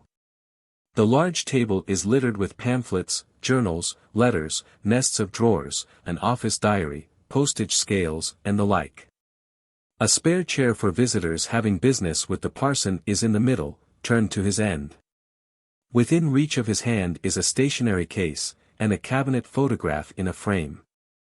Behind him the right-hand wall, recessed above the fireplace, is fitted with bookshelves, on which an adept eye can measure the parson's divinity and casuistry by a complete set of Browning's poems and Morris's theological essays. And guess at his politics from a yellow-backed Progress and Poverty, Fabian Essays, A Dream of John Ball, Marx's Capital, and half a dozen other literary landmarks in socialism. Opposite him on the left, near the typewriter, is the door. Further down the room, opposite the fireplace, a bookcase stands on a cellaret, with a sofa near it. There is a generous fire burning. And the hearth, with a comfortable armchair and a Japan flower-painted coal scuttle at one side, a miniature chair for a boy or girl on the other, a nicely varnished wooden mantelpiece, with neatly molded shelves.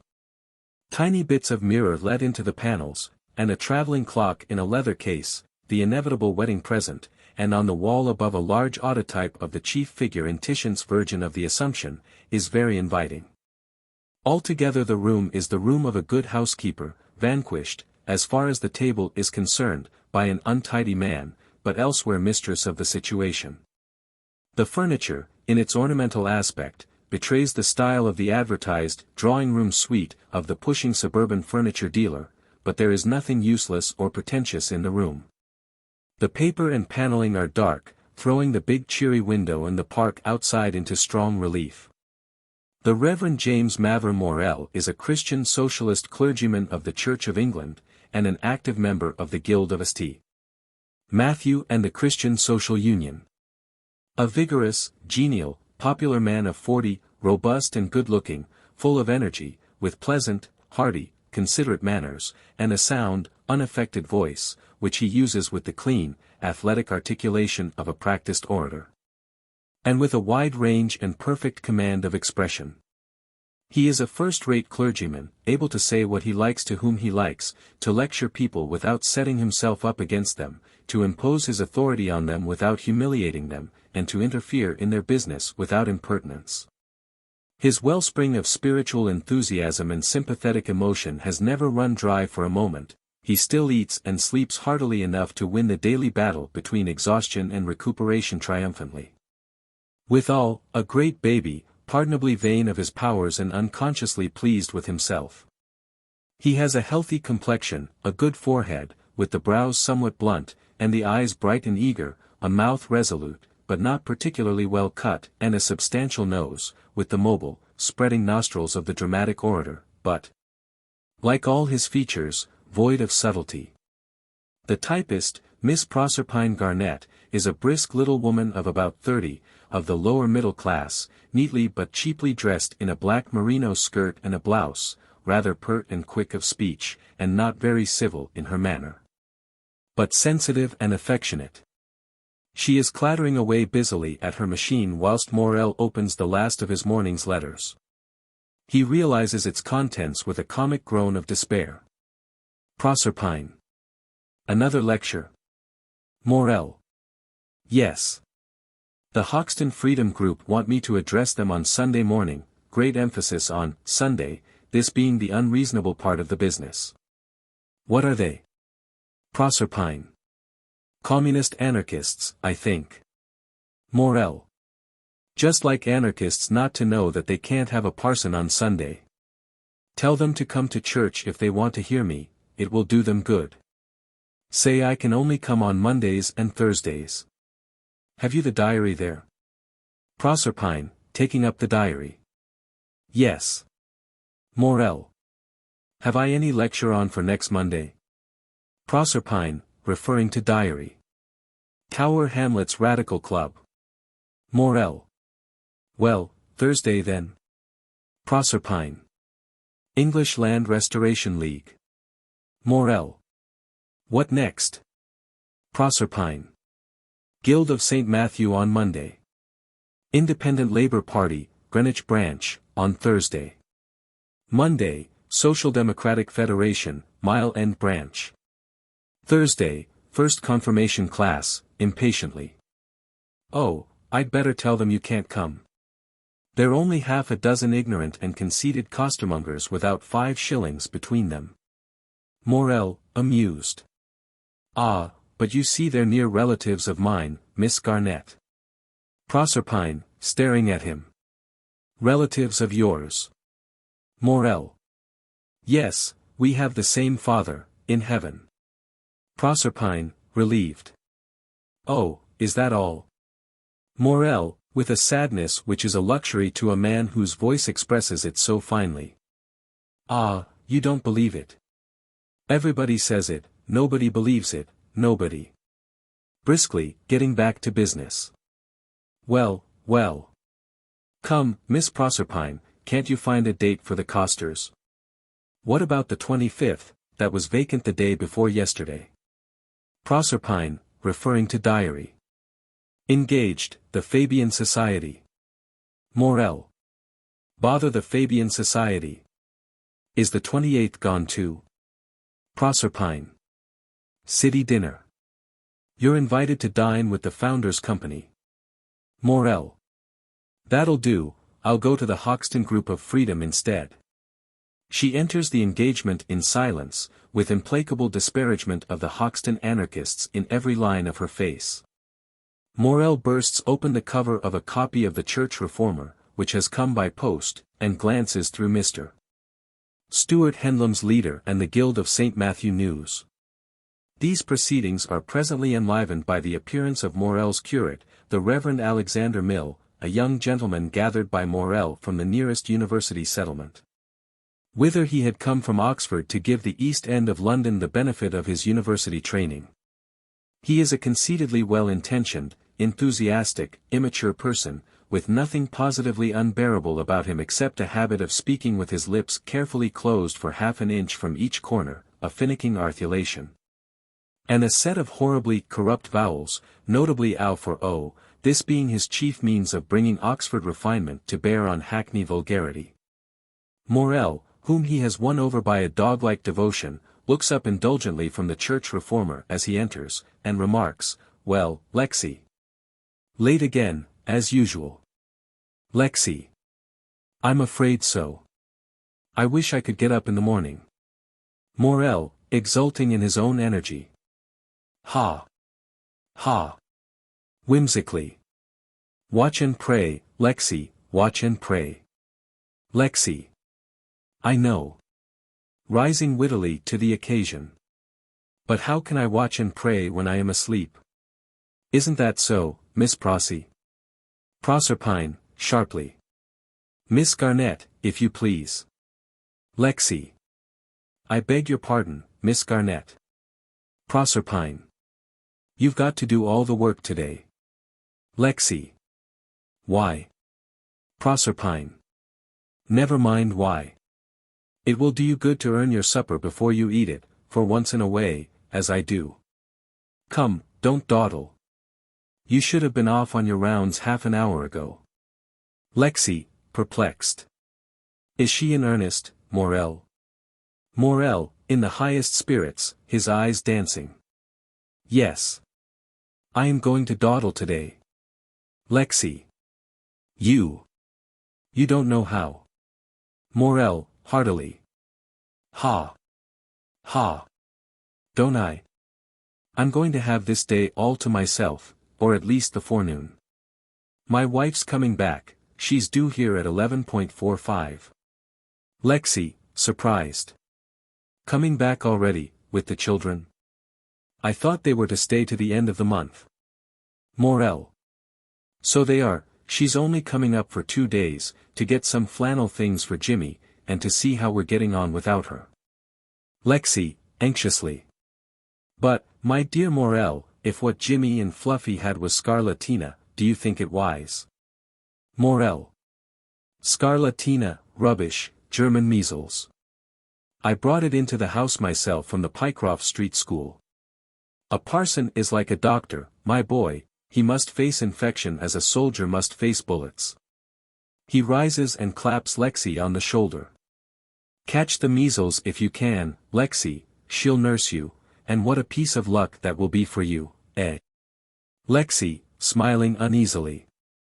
It's so hard to understand you about Mrs. Morell. Morell, tenderly. Ah, my boy, get married to a good woman, and then you'll understand. That's a foretaste of what will be best in the kingdom of heaven we are trying to establish on earth. That will cure you of dawdling. An honest man feels that he must pay heaven for every hour of happiness with a good spell of hard, unselfish work to make others happy. We have no more right to consume happiness without producing it than to consume wealth without producing it. Get a wife like my Candida, and you'll always be in arrear with your repayment. He pats Lexi affectionately on the back, and is leaving the room when Lexi calls to him. Lexi. Oh, wait a bit, I forgot. Morell halts and turns with the door knob in his hand. Your father-in-law is coming round to see you. Morell shuts the door again, with a complete change of manner. Morell, surprised and not pleased. Mr. Burgess? Lexi. Yes. I passed him in the park, arguing with somebody. He gave me good day and asked me to let you know that he was coming. Morell, half incredulous. But he hasn't called here for, I may almost say for years. Are you sure, Lexi? You're not joking, are you?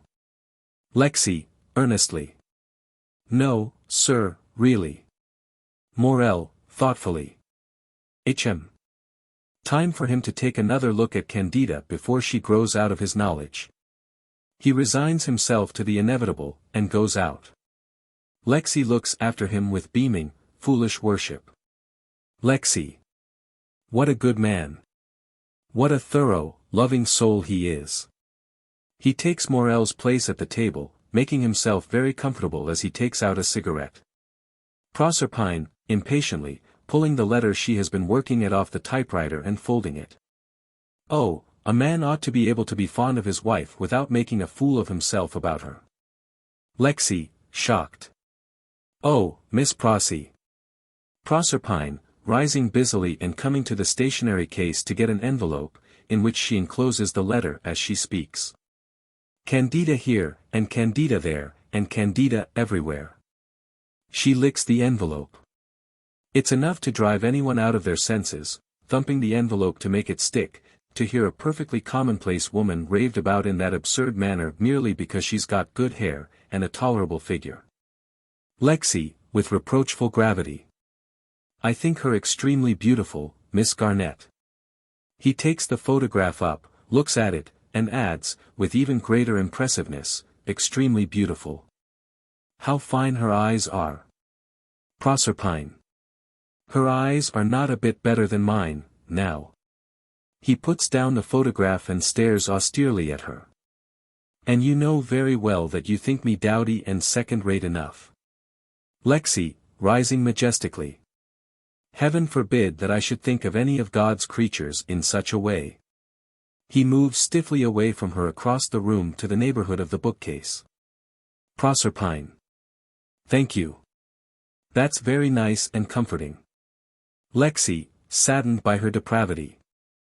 I had no idea you had any feeling against Mrs. Morell.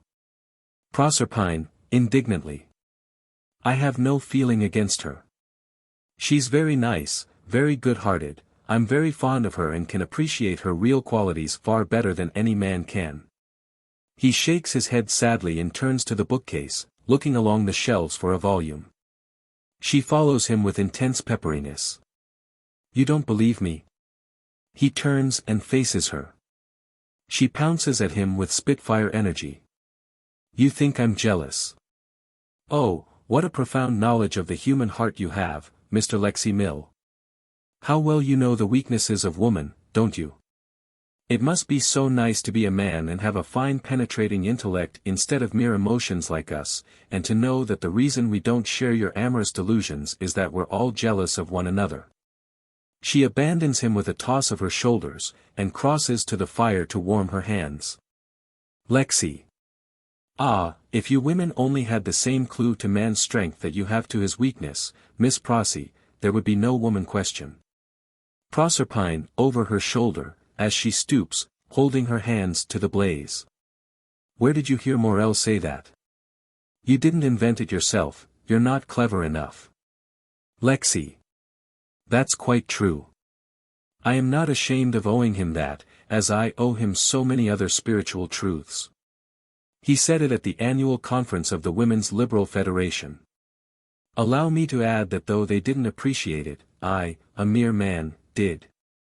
He turns to the bookcase again, hoping that this may leave her crushed.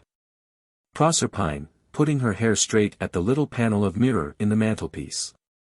Well, when you talk to me, give me your own ideas, such as they are, and not his. You never cut a poorer figure than when you are trying to imitate him. Lexi, stung. I try to follow his example, not to imitate him. Proserpine, coming at him again on her way back to her work.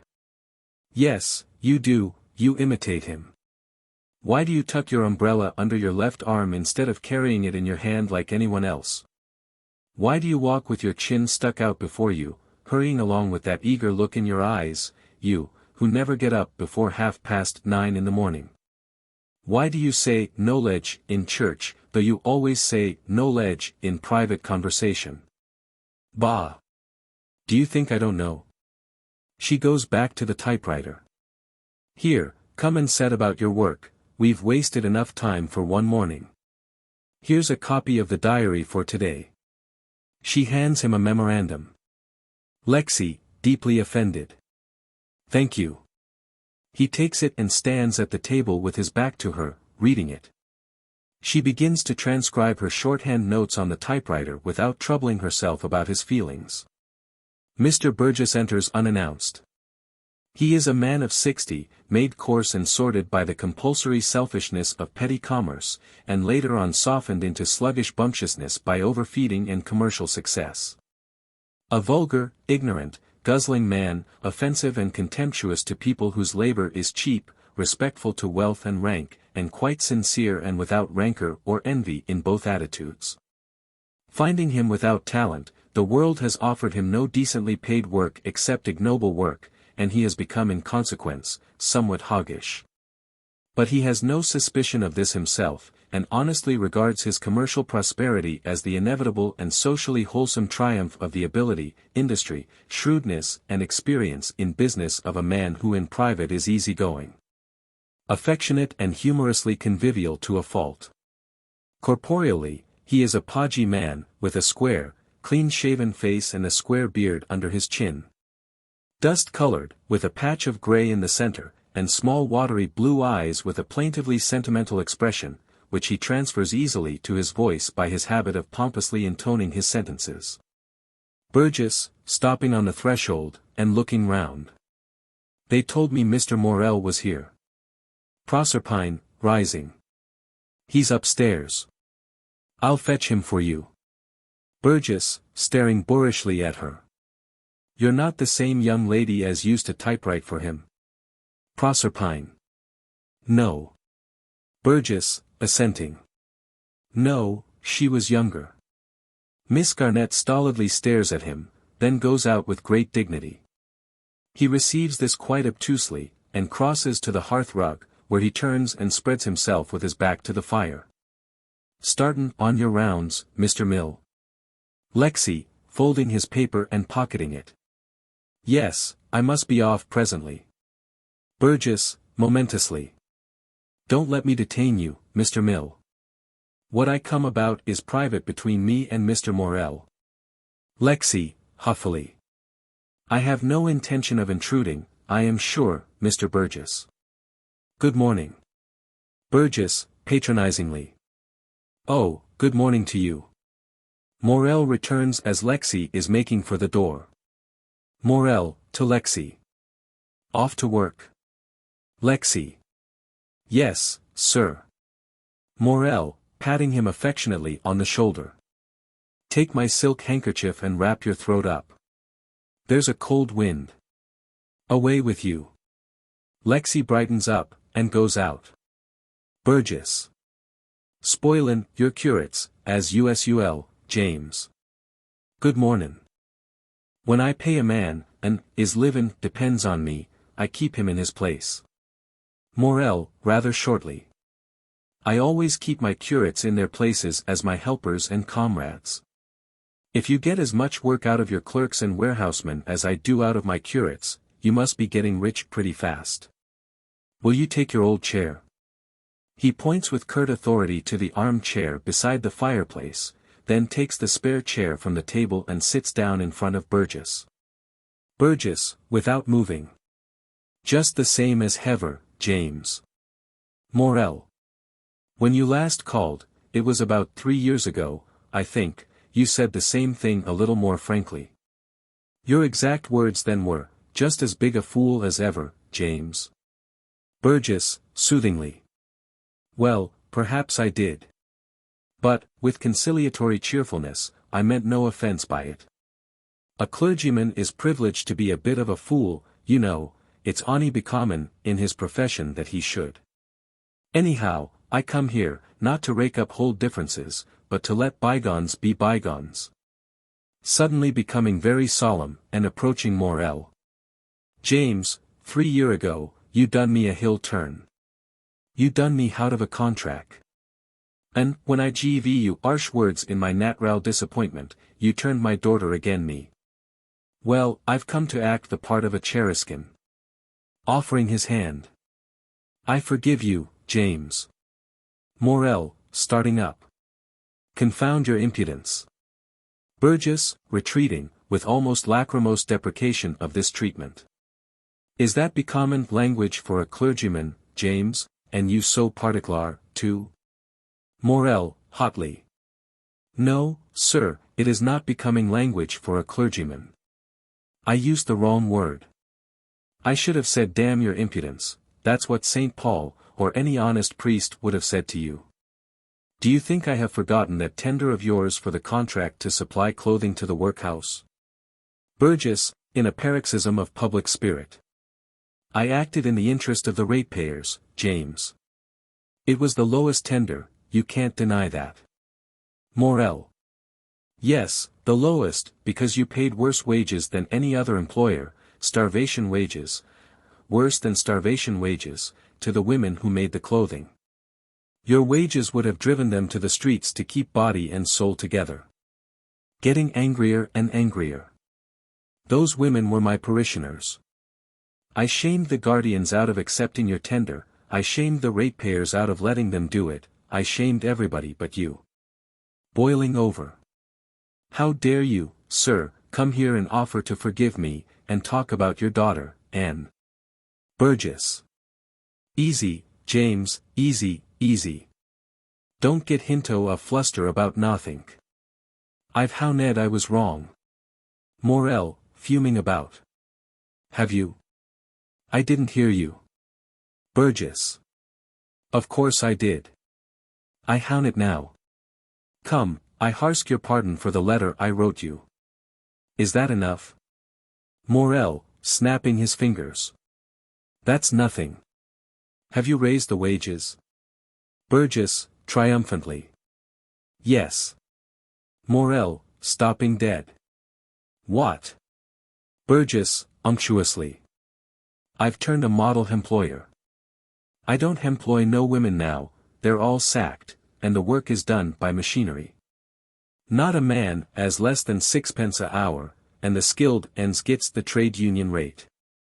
Proudly. What have you to say to me now? Morell, overwhelmed. Is it possible?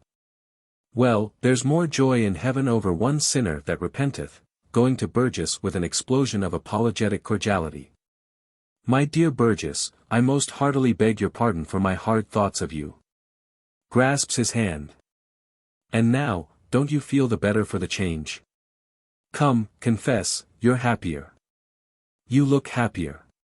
Burgess, ruefully. Well, perhaps I do. I suppose I must, since you notice it.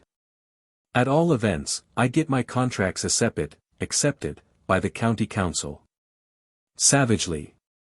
They doesn't have nothink to do with me unless I paid fair wages, curse em for a parcel o' meddlin' fools. Morell, dropping his hand, utterly discouraged. So that was why you raised the wages. He sits down moodily. Burgess, severely, in spreading, mounting tones. Why else should I do it? What does it lead to but drink and huppishness in workin' men? He seats himself magisterially in the easy chair. It's all very well for you, James, it gets you into the papers and makes a great man of you. But you never think of the harm you do, puttin' money into the pockets of workin' men that they don't know how to spend, and talkin' it from people that might be makin' a good huse on it. Morell, with a heavy sigh, speaking with cold politeness. What is your business with me this morning? I shall not pretend to believe that you are here merely out of family sentiment. Burgess, obstinately. Yes, I am, just family sentiment and nothing else. Morell, with weary calm. I don't believe you.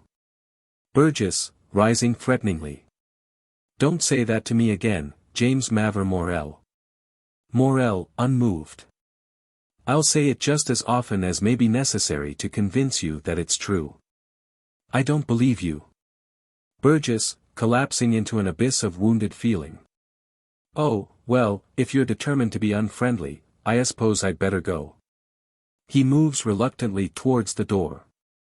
Morell makes no sign. He lingers. I didn't expect to find a unforgiven spirit in you, James. Morell still not responding, he takes a few more reluctant steps doorwards. Then he comes back whining. We Husetter get on well enough, spite of our different opinions. Why are you so changed to me? I give you my word I come here in pure friendliness, not wishin' to be on bad terms with my hound daughter's husband. Come, James, be a sherry shin and shake hands. He puts his hand sentimentally on Morell's shoulder. Morell, looking up at him thoughtfully. Look here, Burgess. Do you want to be as welcome here as you were before you lost that contract? Burgess. I do, James. I do, honest. Morell. Then why don't you behave as you did then? Burgess, cautiously removing his hand. How do I mean? Morell. I'll tell you. You thought me a young fool then. Burgess, coaxingly.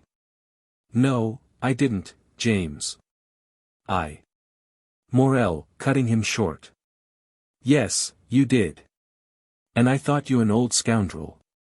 Burgess, most vehemently deprecating this gross self-accusation on Morell's part. No, you didn't, James. Now you do yourself a injustice. Morell. Yes, I did. Well, that did not prevent our getting on very well together. God made you what I call a scoundrel as he made me what you call a fool. The effect of this observation on Burgess is to remove the keystone of his moral arch. He becomes bodily weak, and, with his eyes fixed on Morell in a helpless stare, puts out his hand apprehensively to balance himself, as if the floor had suddenly sloped under him. Morell proceeds in the same tone of quiet conviction. It was not for me to quarrel with his handiwork in the one case more than in the other. So long as you come here honestly as a self-respecting, thorough, convinced scoundrel, justifying your scoundrelism, and proud of it, you are welcome. But, and now Morell's tone becomes formidable. And he rises and strikes the back of the chair for greater emphasis. I won't have you here sniveling about being a model employer and a converted man when you're only an apostate with your coat turned for the sake of a county council contract. He nods at him to enforce the point, then goes to the hearth rug, where he takes up a comfortably commanding position with his back to the fire, and continues, No, I like a man to be true to himself, even in wickedness. Come now, either take your hat and go, or else sit down and give me a good scoundrelly reason for wanting to be friends with me. Burgess, whose emotions have subsided sufficiently to be expressed by a dazed grin, is relieved by this concrete proposition. He ponders it for a moment, and then, slowly and very modestly, sits down in the chair Morell has just left. That's right. Now, out with it. Burgess, chuckling in spite of himself. Well, you are a queer bird, James, and no mistake. But, almost enthusiastically, one can't help liking you. Besides, as I said afore, of course one don't take all a clergyman says seriously, or the world couldn't go on. Could it now? He composes himself for graver discourse, and turning his eyes on Morell proceeds with dull seriousness.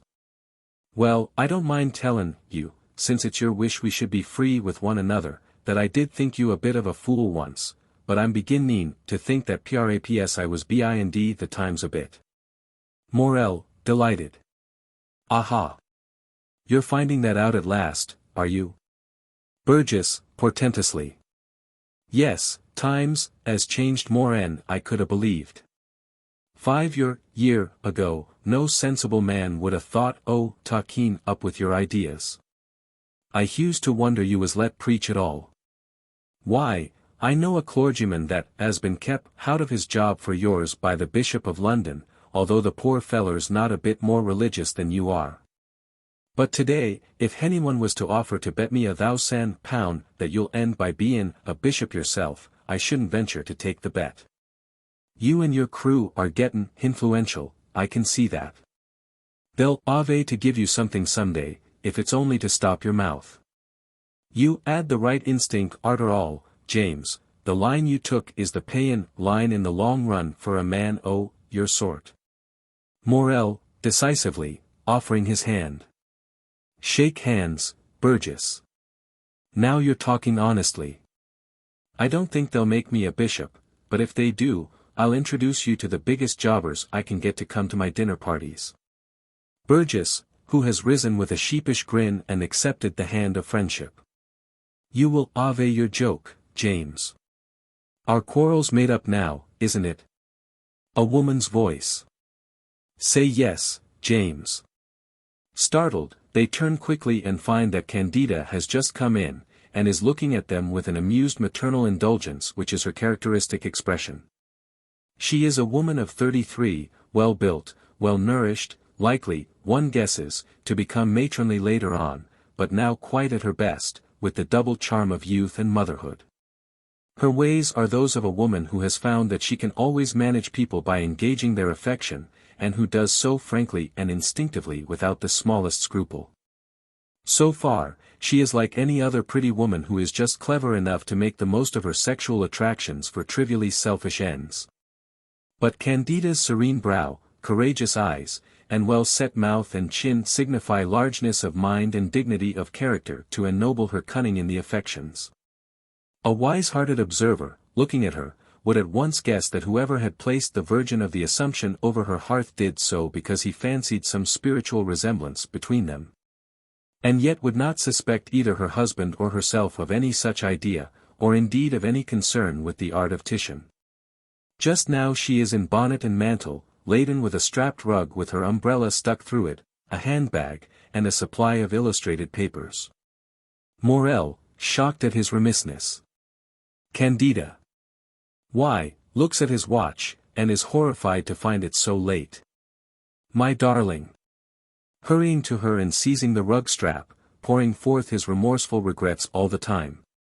I intended to meet you at the train. I let the time slip. Flinging the rug on the sofa. I was so engrossed by, returning to her, I forgot, oh. He embraces her with penitent emotion. Burgess, a little shamefaced and doubtful of his reception. How ores you, Candy? She, still in Morell's arms, offers him her cheek, which he kisses. James and me is come to a understandin', a honorable understandin'. Ein we, James. Morell, impetuously. Oh, bother your understanding. You've kept me late for Candida. With compassionate fervor. My poor love, how did you manage about the luggage, how? Candida, stopping him and disengaging herself. There. I wasn't alone. Eugene came down yesterday, and we traveled up together. Morell, pleased. Eugene. Candida.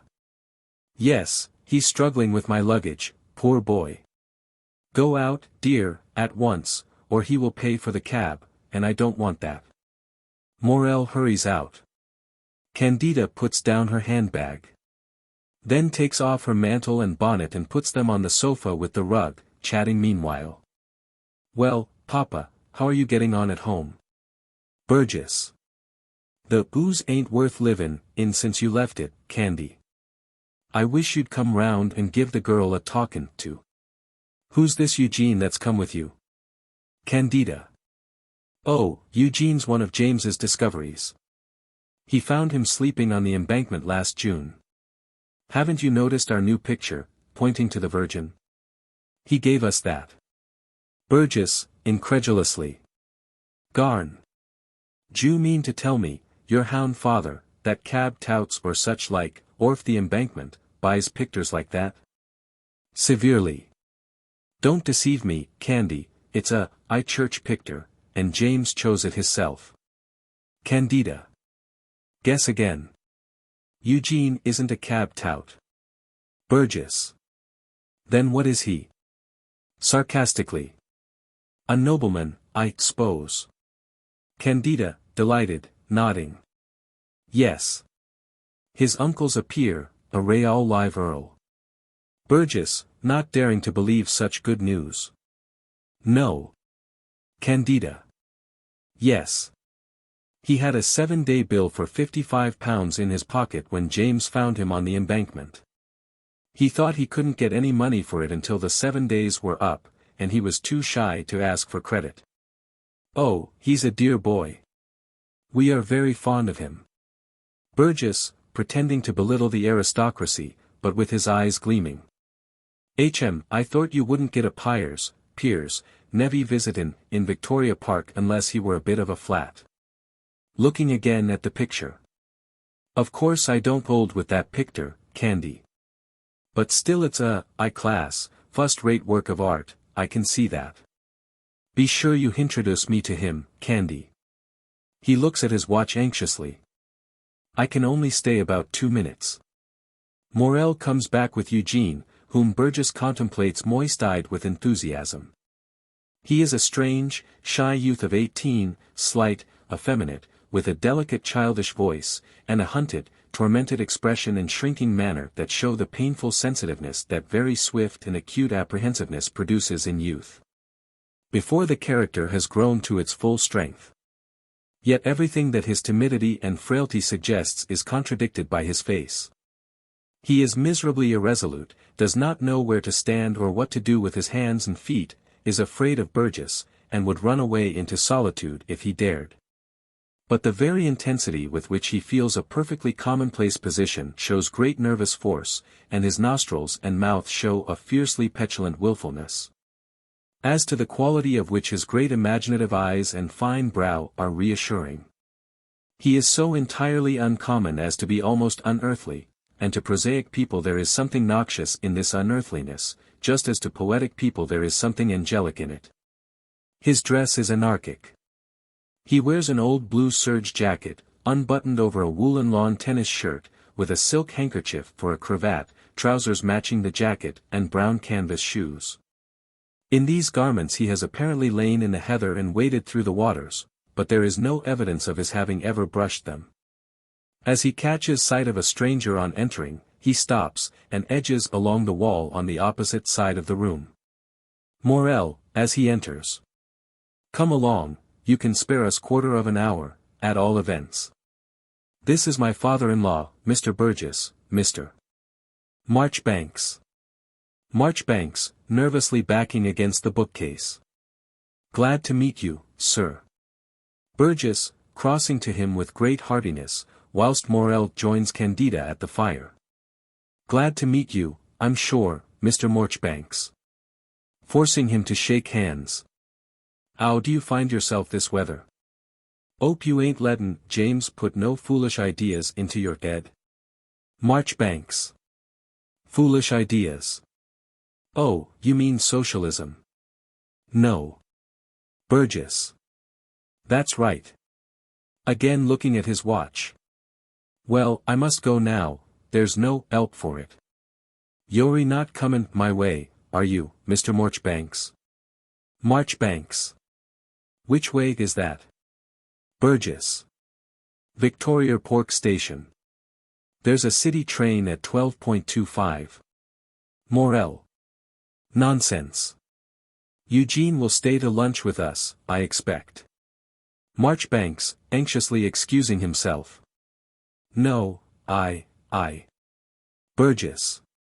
Well, I shan't press you, I bet you'd rather lunch with Candy.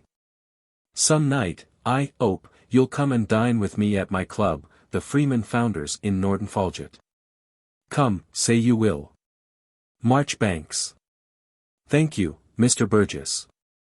Where is Norton Folgate? Down in Surrey, isn't it? Burgess, inexpressibly tickled, begins to splutter with laughter. Candida, coming to the rescue. You'll lose your train, Papa, if you don't go at once. Come back in the afternoon and tell Mr. Marchbanks where to find the club. Burgess, roaring with glee. Down in Surrey, har. That's not a bad one. Well, I never met a man as didn't know Norton Folgate before, abashed at his own noisiness. Goodbye, Mr. Marchbanks, I know you're too high-bred to take my pleasantry in bad part. He again offers his hand. Marchbanks, taking it with a nervous jerk. Not at all. Burgess. Bye, Candy. I'll look in again later on. So long, James. Morell. Must you go? Burgess. Don't stir. He goes out with unabated heartiness. Morell. Oh, I'll see you out. He follows him out. Eugene stares after them apprehensively, holding his breath until Burgess disappears. Candida, laughing. Well, Eugene.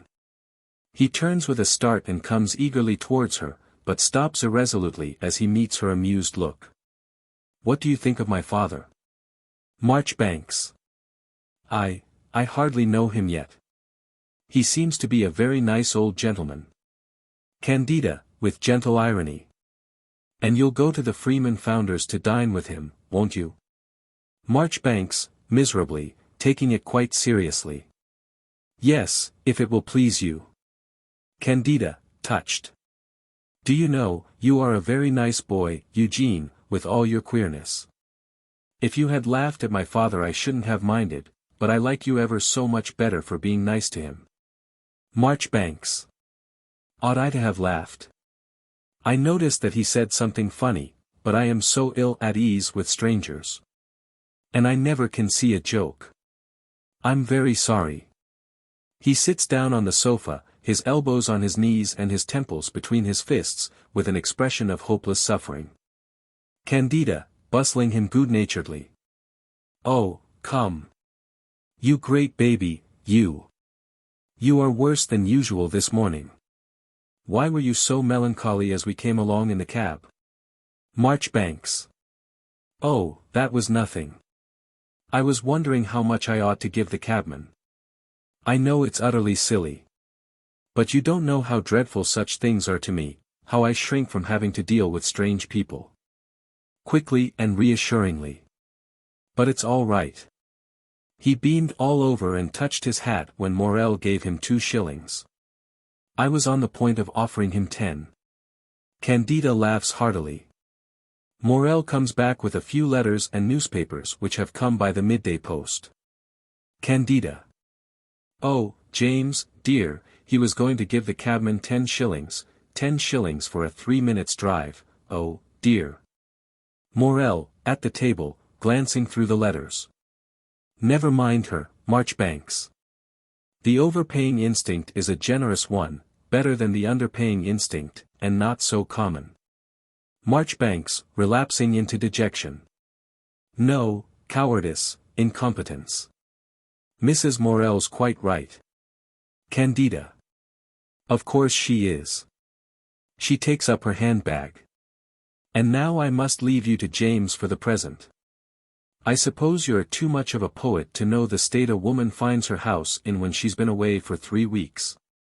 Give me my rug. Eugene takes the strapped rug from the couch, and gives it to her.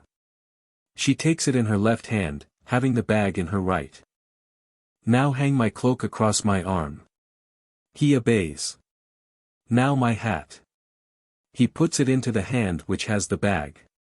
Now open the door for me. He hurries up before her and opens the door. Thanks. She goes out, and Marchbanks shuts the door. Morell, still busy at the table. You'll stay to lunch, Marchbanks, of course. Marchbanks, scared. I mustn't. He glances quickly at Morell, but at once avoids his frank look, and adds, with obvious disingenuousness, I can't. Morell, over his shoulder. You mean you won't? Marchbanks, earnestly. No, I should like to, indeed. Thank you very much. But. Morell, breezily, finishing with the letters and coming close to him. But, bosh. If you'd like to stay, stay. You don't mean to persuade me you have anything else to do. If you're shy, go and take a turn in the park and write poetry until 1:30, and then come in and have a good feed. Marchbanks. Thank you, I should like that very much. But I really mustn't. The truth is, Mrs. Morell told me not to. She said she didn't think you'd ask me to stay to lunch, but that I was to remember, if you did, that you didn't really want me to. Plaintively. She said I'd understand, but I don't. Please don't tell her I told you. Morell, drolly. Oh, is that all? Won't my suggestion that you should take a turn in the park meet the difficulty? Marchbanks. How? Morell, exploding good-humoredly. Why, you duffer, but this boisterousness jars himself as well as Eugene. He checks himself and resumes, with affectionate seriousness, no, I won't put it in that way. My dear lad, in a happy marriage like ours, there is something very sacred in the return of the wife to her home. Marchbanks looks quickly at him, half anticipating his meaning. An old friend or a truly noble and sympathetic soul is not in the way on such occasions, but a chance visitor is. The hunted, horror-stricken expression comes out with sudden vividness in Eugene's face as he understands. Morell, occupied with his own thought, goes on without noticing it. Candida thought I would rather not have you here, but she was wrong. I'm very fond of you, my boy, and I should like you to see for yourself what a happy thing it is to be married as I am. Marchbanks, happy, your marriage. You think that? You believe that? Morell, buoyantly. I know it, my lad. La Rochefoucauld said that there are convenient marriages, but no delightful ones. You don't know the comfort of seeing through and through a thundering liar and rotten cynic like that fellow. Ha, ha.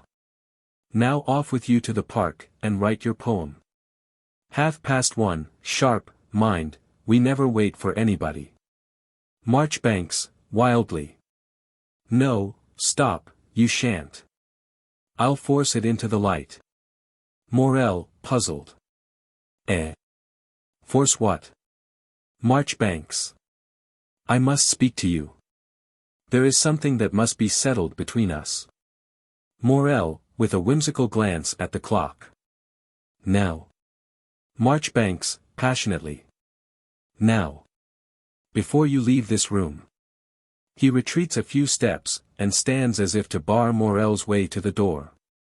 Morell, without moving, and gravely, perceiving now that there is something serious the matter. I'm not going to leave it, my dear boy, I thought you were. Eugene, baffled by his firm tone, turns his back on him, writhing with anger. Morell goes to him and puts his hand on his shoulder strongly and kindly, disregarding his attempt to shake it off. Come, sit down quietly, and tell me what it is. And remember. We are friends, and need not fear that either of us will be anything but patient and kind to the other, whatever we may have to say. Marchbanks, twisting himself round on him. Oh, I am not forgetting myself, I am only, covering his face desperately with his hands, full of horror. Then, dropping his hands, and thrusting his face forward fiercely at Morell, he goes on threateningly. You shall see whether this is a time for patience and kindness. Morell, firm as a rock, looks indulgently at him.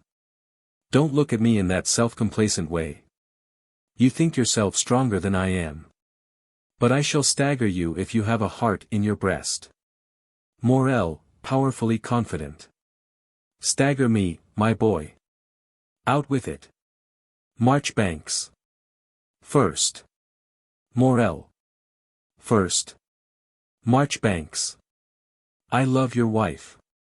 Morell recoils, and, after staring at him for a moment in utter amazement, bursts into uncontrollable laughter. Eugene is taken aback, but not disconcerted, and he soon becomes indignant and contemptuous. Morell, sitting down to have his laugh out. Why, my dear child, of course you do. Everybody loves her, they can't help it. I like it.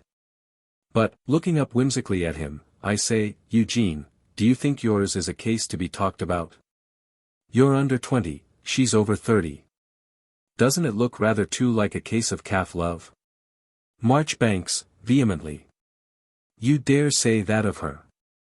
You think that way of the love she inspires. It is an insult to her. Morell, rising. Quickly, in an altered tone.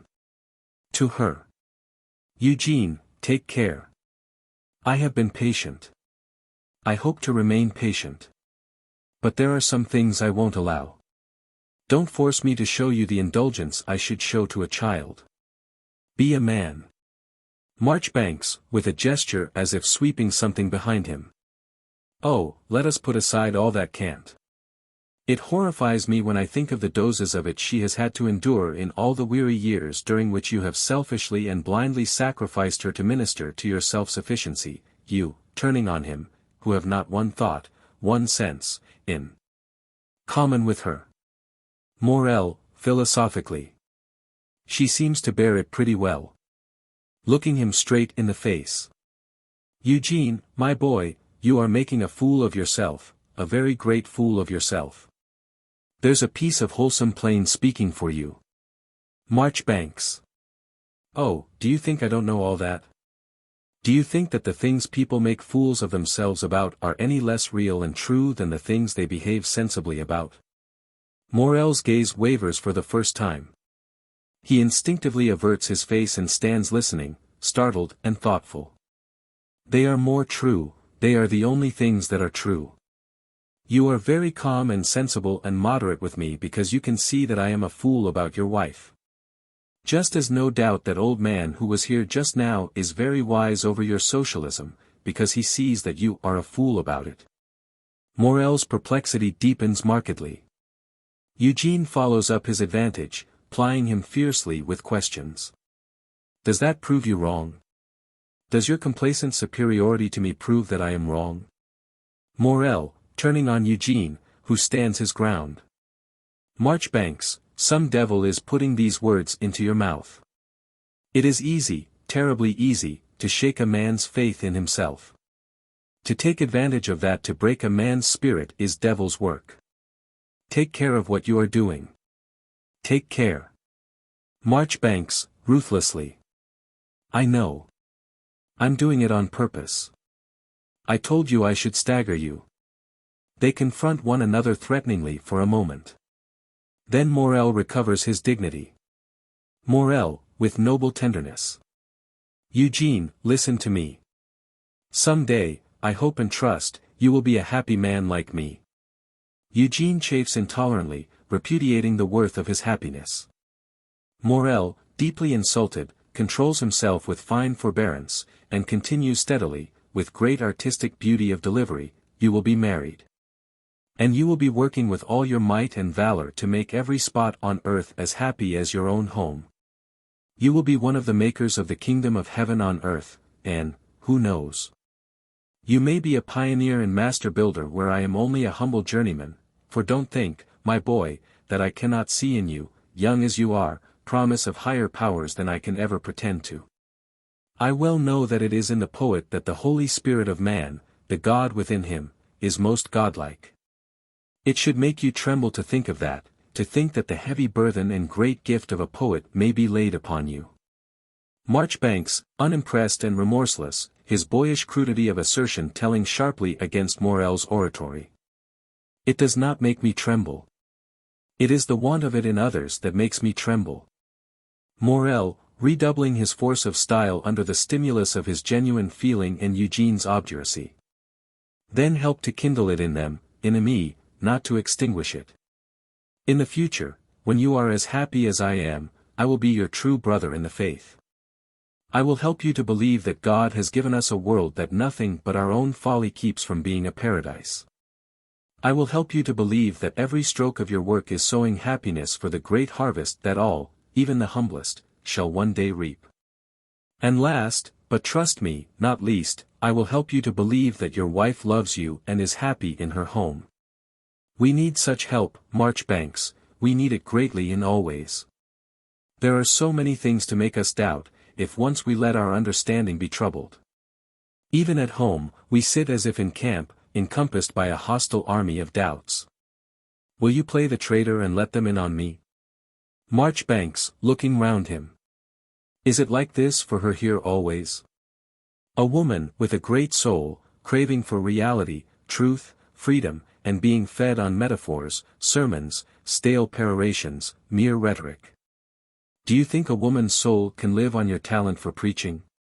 Morell, stung. Marchbanks, you make it hard for me to control myself.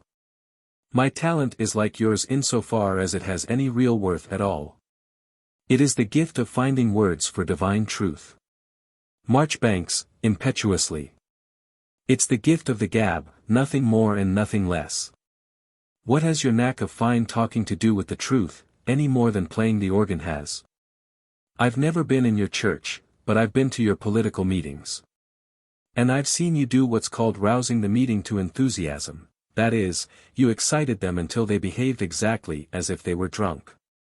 And their wives looked on and saw clearly enough what fools they were. Oh, it's an old story, you'll find it in the Bible.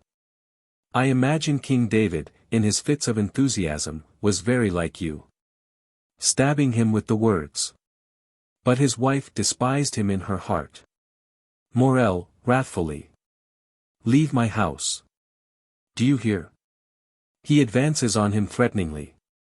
Marchbanks, shrinking back against the couch. Let me alone. Don't touch me.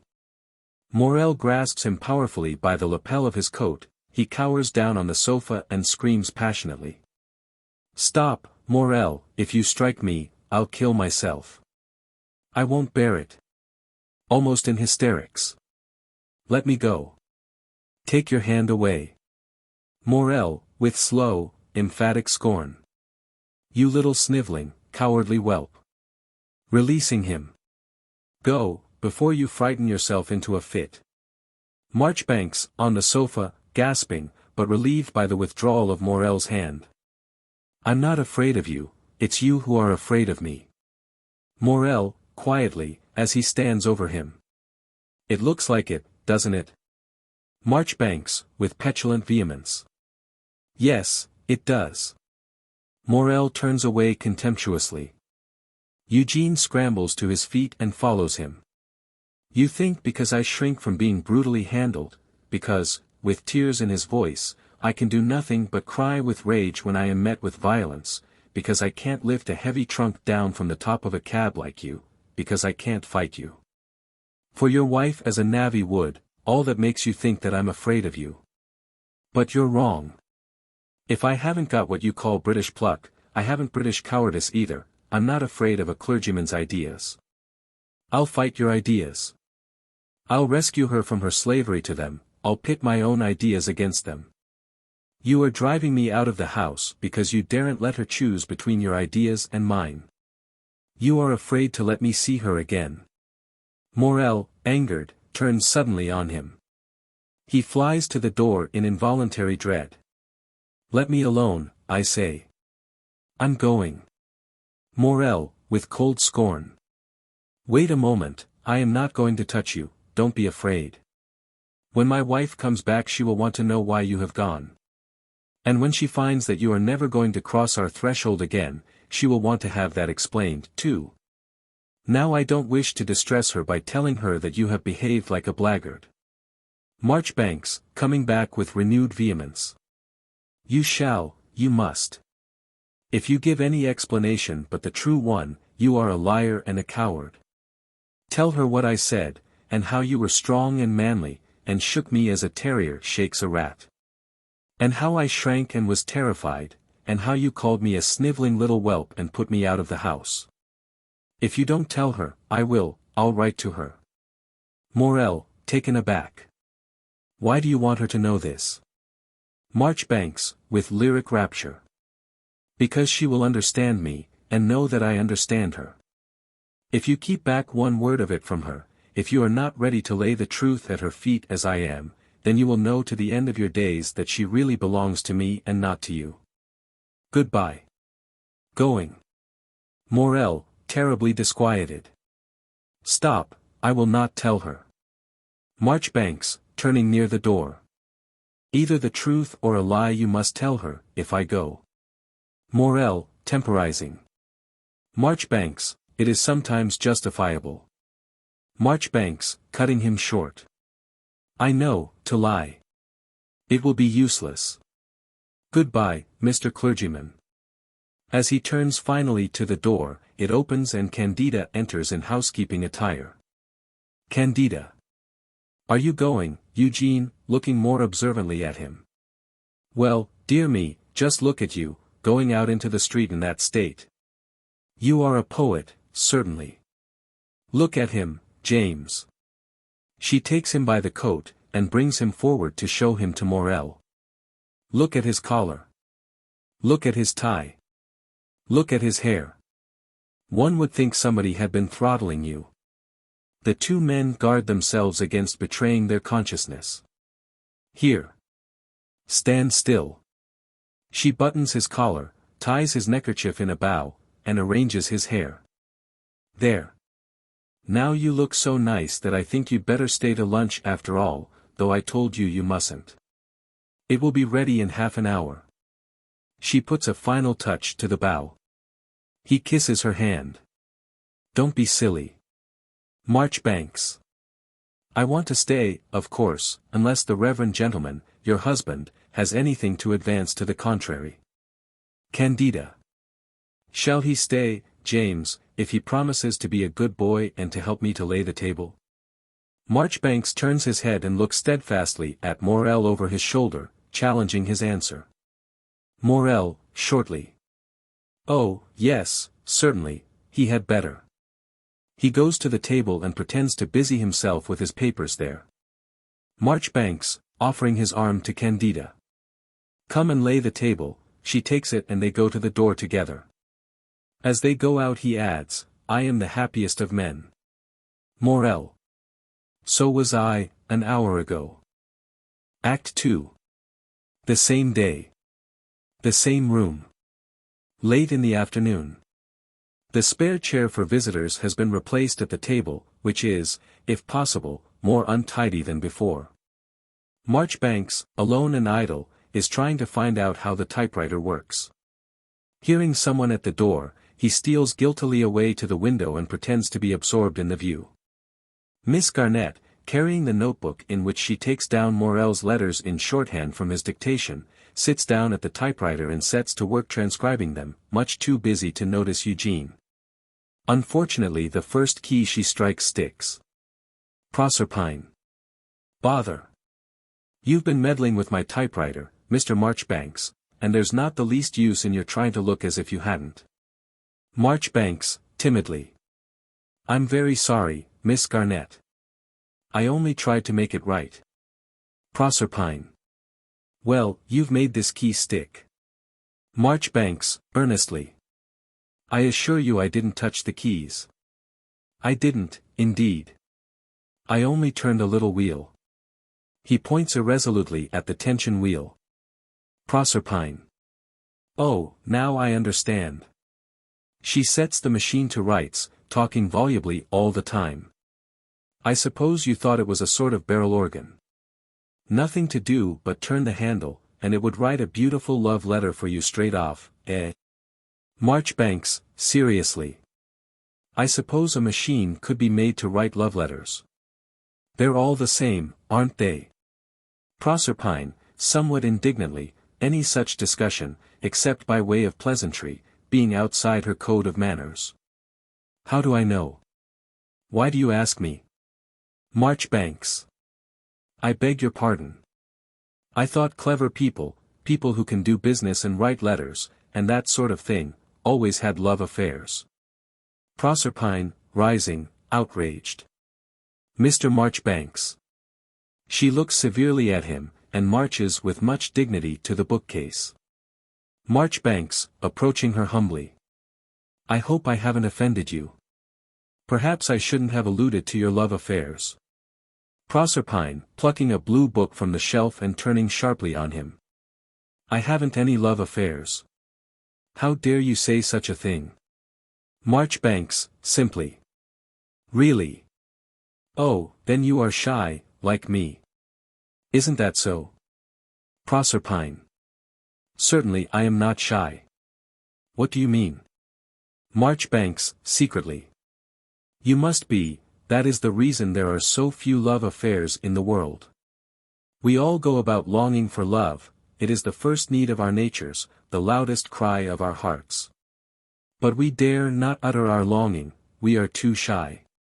Very earnestly. "Oh, Miss Garnett, what would you not give to be without fear, without shame?" Proserpine, scandalized, "Well, upon my word." Marchbanks, with petulant impatience. "Ah, don't say those stupid things to me, they don't deceive me, what use are they? Why are you afraid to be your real self with me? I am just like you." Proserpine. "Like me? Pray, are you flattering me or flattering yourself? I don't feel quite sure which." She turns to go back to the typewriter. Marchbanks, stopping her mysteriously. "Hush. I go about in search of love, and I find it in unmeasured stores in the bosoms of others. But when I try to ask for it, this horrible shyness strangles me, and I stand dumb, or worse than dumb, saying meaningless things, foolish lies. And I see the affection I am longing for given to dogs and cats and pet birds, because they come and ask for it." Almost whispering. "It must be asked for, it is like a ghost, it cannot speak unless it is first spoken to." At his normal pitch, but with deep melancholy. "All the love in the world is longing to speak, only it dare not, because it is shy, shy, shy. That is the world's tragedy." With a deep sigh he sits in the spare chair and buries his face in his hands. Proserpine, amazed, but keeping her wits about her, her point of honor in encounters with strange young men. Wicked people get over that shyness occasionally, don't they? Marchbanks, scrambling up almost fiercely. Wicked people means people who have no love, therefore they have no shame. They have the power to ask love because they don't need it, they have the power to offer it because they have none to give. He collapses into his seat, and adds, mournfully, but we, who have love, and long to mingle it with the love of others, we cannot utter a word. Timidly. You find that, don't you? Proserpine. Look here, if you don't stop talking like this, I'll leave the room, Mr. Marchbanks, I really will. It's not proper. She resumes her seat at the typewriter, opening the blue book and preparing to copy a passage from it. Marchbanks, hopelessly. Nothing that's worth saying is proper. He rises, and wanders about the room in his lost way, saying, I can't understand you, Miss Garnett. What am I to talk about? Proserpine, snubbing him. Talk about indifferent things, talk about the weather. Marchbanks. Would you stand and talk about indifferent things if a child were by, crying bitterly with hunger? Proserpine. I suppose not. Marchbanks. Well, I can't talk about indifferent things with my heart crying out bitterly in its hunger. Proserpine. Then hold your tongue. Marchbanks. Yes, that is what it always comes to. We hold our tongues. Does that stop the cry of your heart, for it does cry, doesn't it? It must, if you have a heart. Proserpine, suddenly rising with her hand pressed on her heart. Oh, it's no use trying to work while you talk like that. She leaves her little table and sits on the sofa. Her feelings are evidently strongly worked on. It's no business of yours, whether my heart cries or not, but I have a mind to tell you, for all that. Marchbanks. You needn't. I know already that it must. Proserpine. But mind, if you ever say I said so, I'll deny it. Marchbanks, compassionately. Yes, I know. And so you haven't the courage to tell him? Proserpine, bouncing up. Him. Who? Marchbanks. Whoever he is. The man you love. It might be anybody. The curate, Mr. Mill, perhaps. Proserpine, with disdain. Mr. Mill. A fine man to break my heart about, indeed. I'd rather have you than Mr. Mill. Marchbanks, recoiling. No, really, I'm very sorry, but you mustn't think of that. Proserpine. Testily, crossing to the fire and standing at it with her back to him. Oh, don't be frightened, it's not you. It's not any one particular person. Marchbanks. I know. You feel that you could love anybody that offered. Proserpine, exasperated. Anybody that offered. No, I do not. What do you take me for? Marchbanks, discouraged. No use. You won't make me real answers, only those things that everybody says. He strays to the sofa and sits down disconsolately.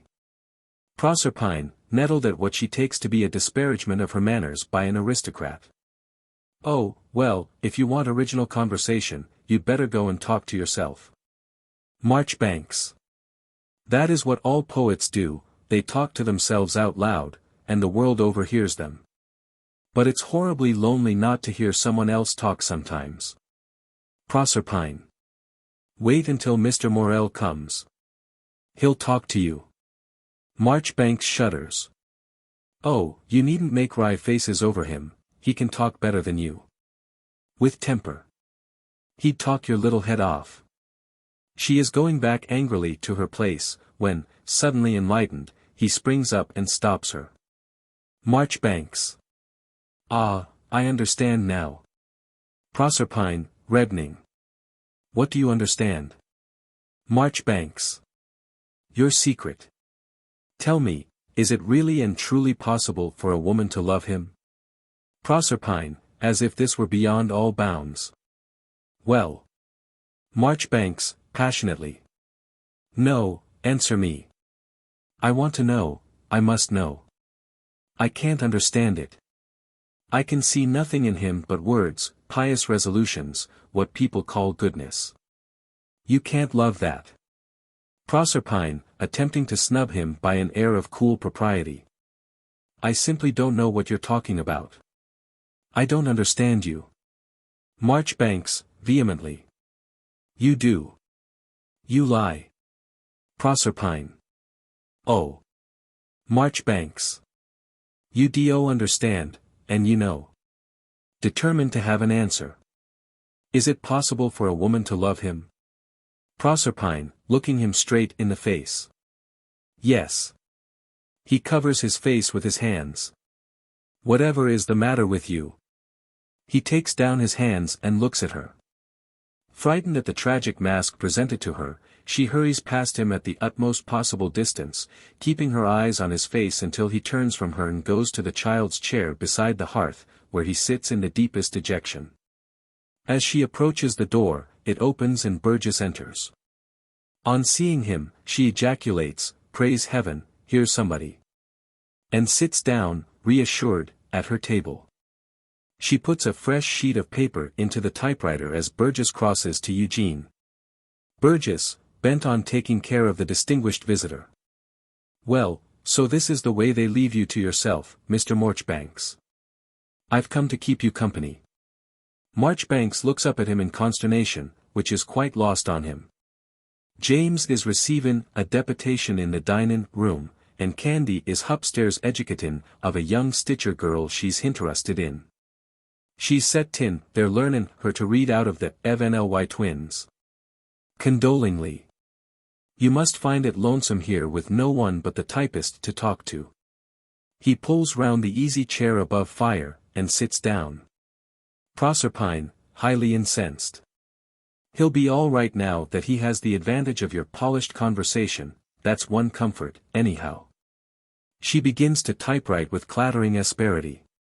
Burgess, amazed at her audacity. I was not addressin' myself to you, young woman, that I'm aware of. Proserpine, tartly, to Marchbanks. Did you ever see worse manners, Mr. Marchbanks? Burgess, with pompous severity. Mr. Marchbanks is a gentleman and knows his place, which is more than some people do. Proserpine, fretfully. It's well you and I are not ladies and gentlemen, I'd talk to you pretty straight if Mr. Marchbanks wasn't here. She pulls the letter out of the machine so crossly that it tears. There, now I've spoiled this letter, have to be done all over again. Oh, I can't contain myself, silly old fathead. Burgess, rising, breathless with indignation. Ho! I'm a silly old fathead, am I? Ho, indeed, gasping. All right, my girl. All right. You just wait till I tell that to your employer. You'll see. I'll teach you, see if I don't. Proserpine. I. Burgess, cutting her short. No, you've done it now. No Hughes a talkin' to me. I'll let you know who I am. Proserpine shifts her paper carriage with a defiant bang, and disdainfully goes on with her work. Don't you take no notice of her, Mr. Marchbanks. She's beneath it. He sits down again loftily. Marchbanks, miserably nervous and disconcerted. Hadn't we better change the subject? I don't think Miss Garnett meant anything. Proserpine, with intense conviction. Oh, didn't I though, just. Burgess. I wouldn't demean myself to take notice on her. An electric bell rings twice. Proserpine, gathering up her notebook and papers. That's for me. She hurries out. Burgess, calling after her. Oh, we can spare you. Somewhat relieved by the triumph of having the last word, and yet half inclined to try to improve on it, he looks after her for a moment, then subsides into his seat by Eugene, and addresses him very confidentially. Now we're alone, Mr. Marchbanks, let me give you a friendly hint that I wouldn't give to everybody. How long have you known my son-in-law James here? Marchbanks. I don't know. I never can remember dates. A few months, perhaps. Burgess. Ever notice anything queer about him? Marchbanks. I don't think so. Burgess, impressively. No more you wouldn't. That's the danger in it. Well, he's mad. Marchbanks. Mad. Burgess. Mad as a mork are. You take notice on him and you'll see. Marchbanks, beginning. But surely that is only because his opinions. Burgess, touching him with his forefinger on his knee, and pressing it as if to hold his attention with it. That's what I used to think, Mr. Marchbanks. I thought long enough that it was honly, is opinions, though, mind you, opinions becomes very serious things when people takes to hactin' on 'em as he does. But that's not what I go on. He looks round to make sure that they are alone, and bends over to Eugene's ear. What do you think he says to me this mornin', in this very room? Marchbanks. What? Burgess. He says to me, this is as sure as we're set tin here now, he says, I'm a fool, he says, and you're a scoundrel, as cool as possible. Me a scoundrel, mind you. And then shook hands with me on it, as if it was to my credit. Do you mean to tell me that that man's sane? Morell. Outside, calling to Proserpine, holding the door open. Get all their names and addresses, Miss Garnett. Proserpine, in the distance. Yes, Mr. Morell. Morell comes in, with the deputation's documents in his hands. Burgess, aside to Marchbanks. He is. Just you keep your eye on him and see. Rising momentously. I'm sorry, James, to make a complaint to you. I don't want to do it. But I feel I oughter, as a matter o' right and duty. Morell. What's the matter? Burgess. Mr. Marchbanks will bear me out, he was a witness. Very solemnly. Your young woman so far forgot herself as to call me a silly old fat ead. Morell, delighted, with tremendous heartiness. Oh, now, isn't that exactly like Prossy? She's so frank, she can't contain herself. Poor Prossy. Ha. Ha. Burgess, trembling with rage. And do you hexpect me to put up with it from the like of Br? Morell. Pooh, nonsense. You can't take any notice of it. Never mind. He goes to the cellaret and puts the papers into one of the drawers. Burgess. Oh, I don't mind. I'm above it. But is it right? That's what I want to know. Is it right? Morell. That's a question for the church, not for the laity. Has it done you any harm? That's the question for you, eh? Of course, it hasn't. Think no more of it. He dismisses the subject by going to his place at the table and setting to work at his correspondence. Burgess, aside to Marchbanks. What did I tell you? Mad as a adder. He goes to the table and asks, with the sickly civility of a hungry man, when's dinner, James? Morell. Not for half an hour yet. Burgess, with plaintive resignation. Gimme a nice book to read over the fire, will you, James? Thursday's a good chap. Morell. What sort of book? A good one. Burgess, with almost a yell of remonstrance. No. Summit pleasant, just to pass the time. Morell takes an illustrated paper from the table and offers it. He accepts it humbly. Thank yer, James. He goes back to his easy chair at the fire, and sits there at his ease, reading. Morell, as he writes. Candida will come to entertain you presently. She has got rid of her pupil. She is filling the lamps. Marchbanks, starting up in the wildest consternation. But that will soil her hands. I can't bear that, Morell, it's a shame. I'll go and fill them. He makes for the door. Morell. You'd better not. Marchbanks stops irresolutely.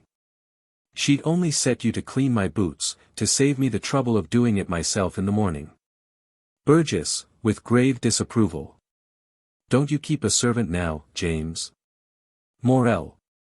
Yes, but she isn't a slave, and the house looks as if I kept 3. That means that everyone has to lend a hand. It's not a bad plan. Prosy and I can talk business after breakfast whilst we're washing up. Washing up's no trouble when there are 2 people to do it. Marchbanks, tormentedly. Do you think every woman is as coarse-grained as Miss Garnett? Burgess, emphatically. That's quite right, Mr. Marchbanks. That's quite right. She is coarse-grained. Morell, quietly and significantly. Marchbanks. Marchbanks. Yes. Morell. How many servants does your father keep? Marchbanks. Oh, I don't know. He comes back uneasily to the sofa, as if to get as far as possible from Morell's questioning, and sits down in great agony of mind, thinking of the paraffin. Morell. Very gravely. So many that you don't know. More aggressively. Anyhow, when there's anything coarse-grained to be done, you ring the bell and throw it on to somebody else, eh? That's one of the great facts in your existence, isn't it? Marchbanks. Oh, don't torture me. The one great fact now is that your wife's beautiful fingers are dabbling in paraffin oil, and that you are sitting here comfortably preaching about it, everlasting preaching, preaching, words, words, words. Burgess, intensely appreciating this retort. Ha, ha. Devil a better. Radiantly. Add you there, James, straight. Candida comes in, well aproned, with a reading lamp trimmed, filled, and ready for lighting. She places it on the table near Morell, ready for use. Candida, brushing her finger-tips together with a slight twitch of her nose. If you stay with us, Eugene, I think I will hand over the lamps to you. Marchbanks. I will stay on condition that you hand over all the rough work to me. Candida. That's very gallant, but I think I should like to see how you do it first. Turning to Morell. James, you've not been looking after the house properly. Morell. What have I done, or not done, my love? Candida, with serious vexation.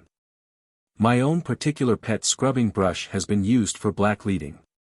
A heartbreaking wail bursts from Marchbanks. Burgess looks round, amazed. Candida hurries to the sofa. What's the matter? Are you ill, Eugene? Marchbanks. No, not ill. Only horror, horror, horror. He bows his head on his hands. Burgess, shocked. What? Got the horrors, Mr. Marchbanks. Oh, that's bad, at your age. You must leave it off gradually. Candida, reassured. Nonsense, Papa. It's only poetic horror, isn't it, Eugene? Petting him. Burgess, abashed. Oh, poetic horror, is it? I beg your pardon, I'm sure. He turns to the fire again, deprecating his hasty conclusion. Candida. What is it, Eugene, the scrubbing brush? He shudders. Well, there. Never mind. She sits down beside him. Wouldn't you like to present me with a nice new one, with an ivory back inlaid with mother of pearl? Marchbanks, softly and musically, but sadly and longingly. No, not a scrubbing brush, but a boat, a tiny shallop to sail away in, far from the world, where the marble floors are washed by the rain and dried by the sun, where the south wind dusts the beautiful green and purple carpets. Or a chariot, to carry us up into the sky, where the lamps are stars, and don't need to be filled with paraffin oil every day. Morell, harshly. And where there is nothing to do but to be idle, selfish and useless. Candida, jarred. Oh, James, how could you spoil it all? Marchbanks, firing up. Yes, to be idle, selfish and useless, that is to be beautiful and free and happy, hasn't every man desired that with all his soul for the woman he loves?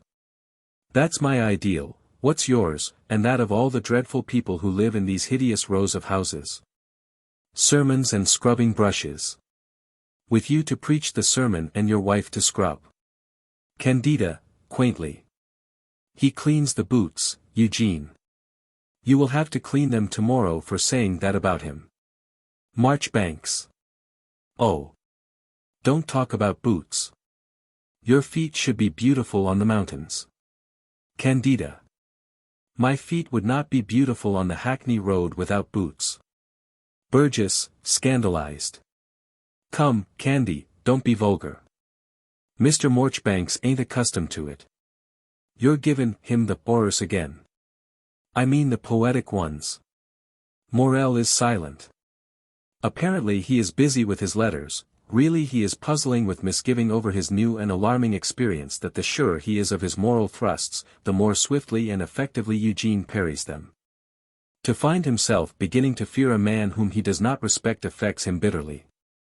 Miss Garnett comes in with a telegram. Proserpine, handing the telegram to Morell. Reply paid. The boys waiting. To Candida, coming back to her machine and sitting down. Maria is ready for you now in the kitchen, Mrs. Morell. Candida rises. The onions have come. Marchbanks, convulsively. Onions. Candida. Yes, onions. Not even Spanish ones, nasty little red onions. You shall help me to slice them. Come along. She catches him by the wrist and runs out, pulling him after her. Burgess rises in consternation, and stands aghast on the hearth rug, staring after them. Burgess. Candy didn't oughter handle appears nevy like that. It's goin' too fur with it. Looky 'ere, James, do 'ee often get taken queer like that? Morell, shortly, writing a telegram. I don't know. Burgess, sentimentally. He talks very pretty. I always had a turn for a bit of potery.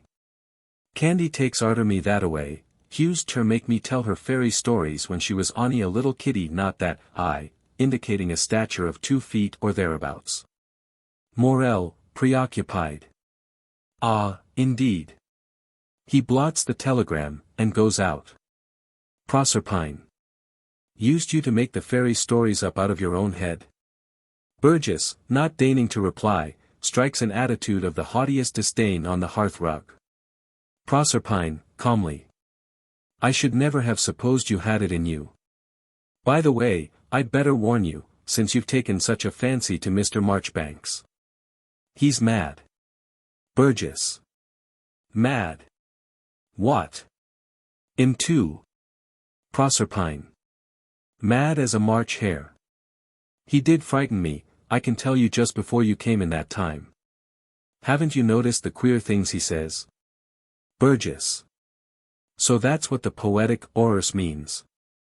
Blame me if it didn't come into my head once or twist that he must be off his chump. He crosses the room to the door, lifting up his voice as he goes. Well, this is a pretty sort of asylum for a man to be in, with no one but you to take care of him. Proserpine, as he passes her. Yes, what a dreadful thing it would be if anything happened to you. Burgess, loftily. Don't you address no remarks to me. Tell your employer that I've gone into the garden for a smoke. Proserpine, mocking. Oh. Before Burgess can retort, Morell comes back. Burgess, sentimentally. Goin' for a turn in the garden to smoke, James. Morell, brusquely. Oh, all right, all right. Burgess goes out pathetically in the character of the weary old man. Morell stands at the table, turning over his papers, and adding, across to Proserpine, half humorously, half absently, well, Miss Prossy, why have you been calling my father-in-law names? Proserpine, blushing fiery red, and looking quickly up at him, half scared, half reproachful. She bursts into tears. Morell, with tender gaiety, leaning across the table towards her, and consoling her. "Oh, come, come, come. Never mind, Pros, he is a silly old fathead, isn't he?" With an explosive sob, she makes a dash at the door, and vanishes, banging it.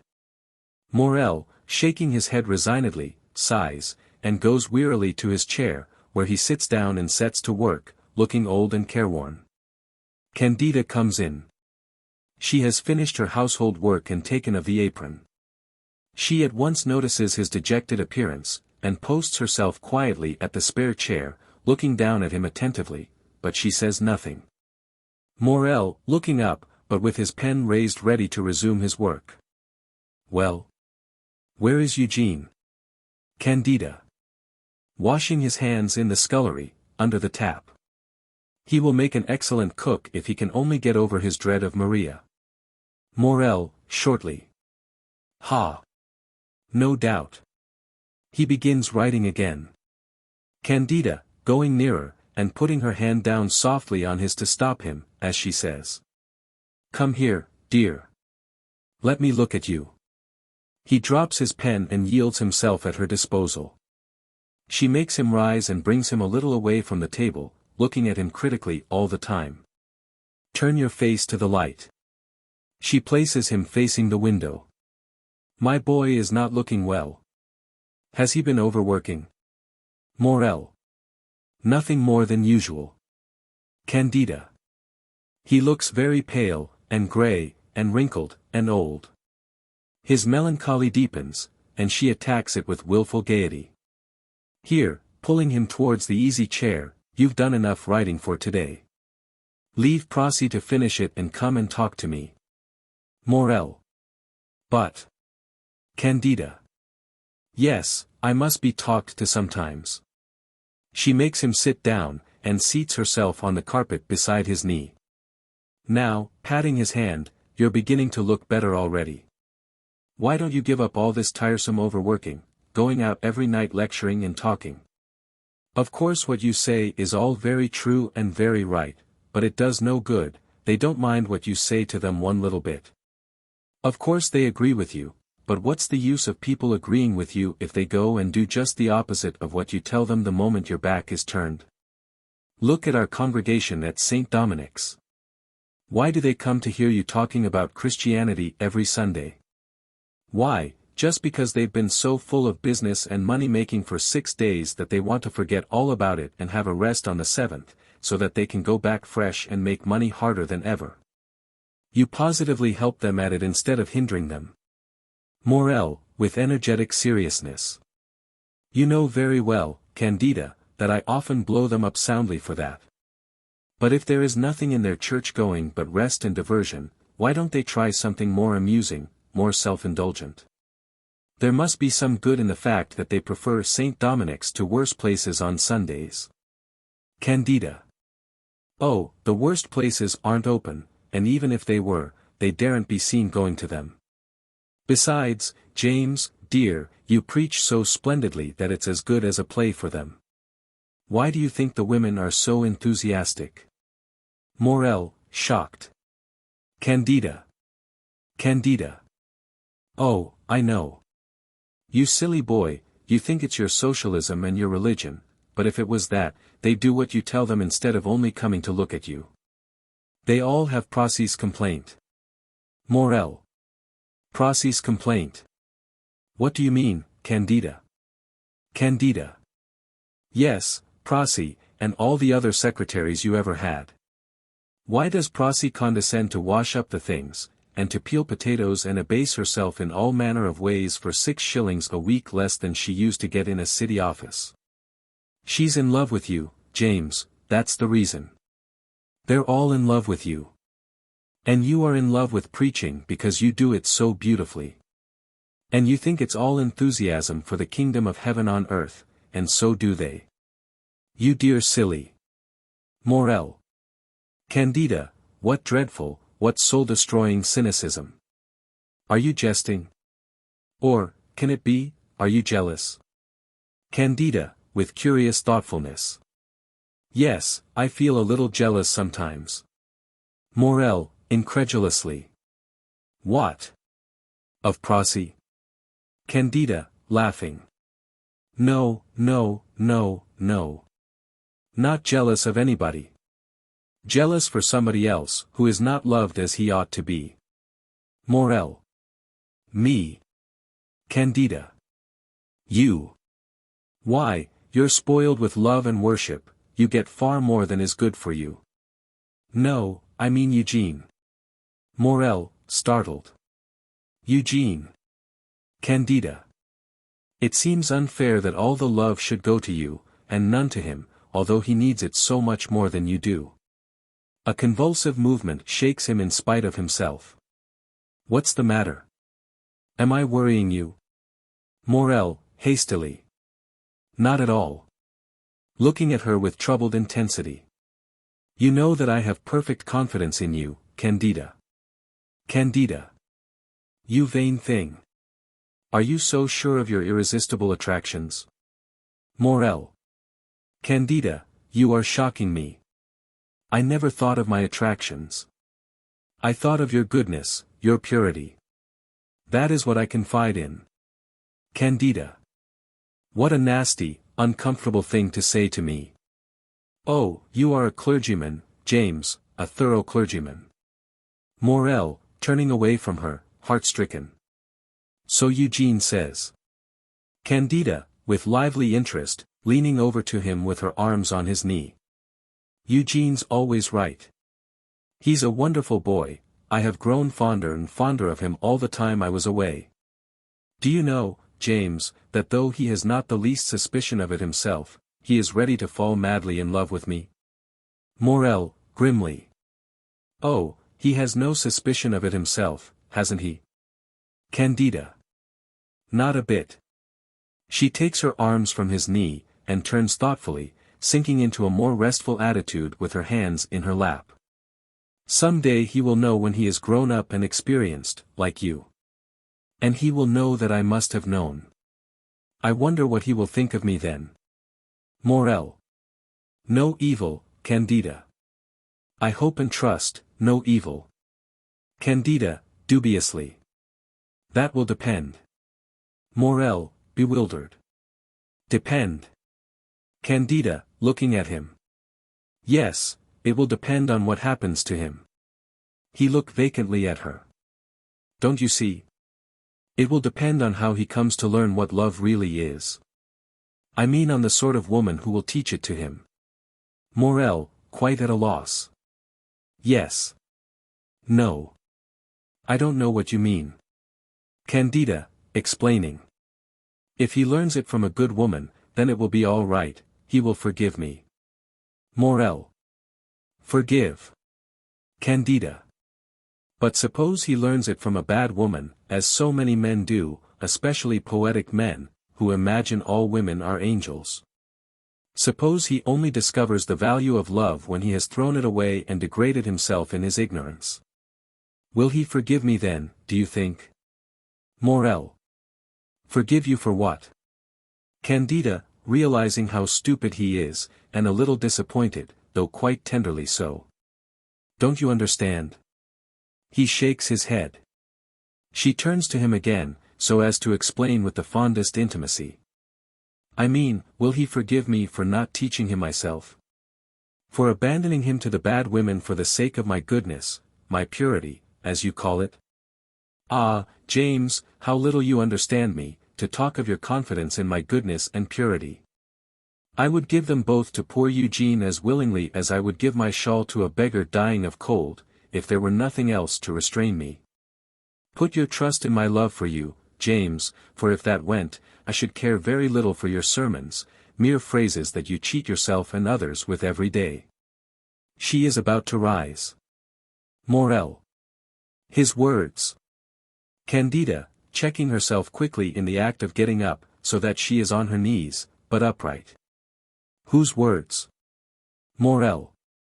Eugene's. Candida, delighted. He is always right.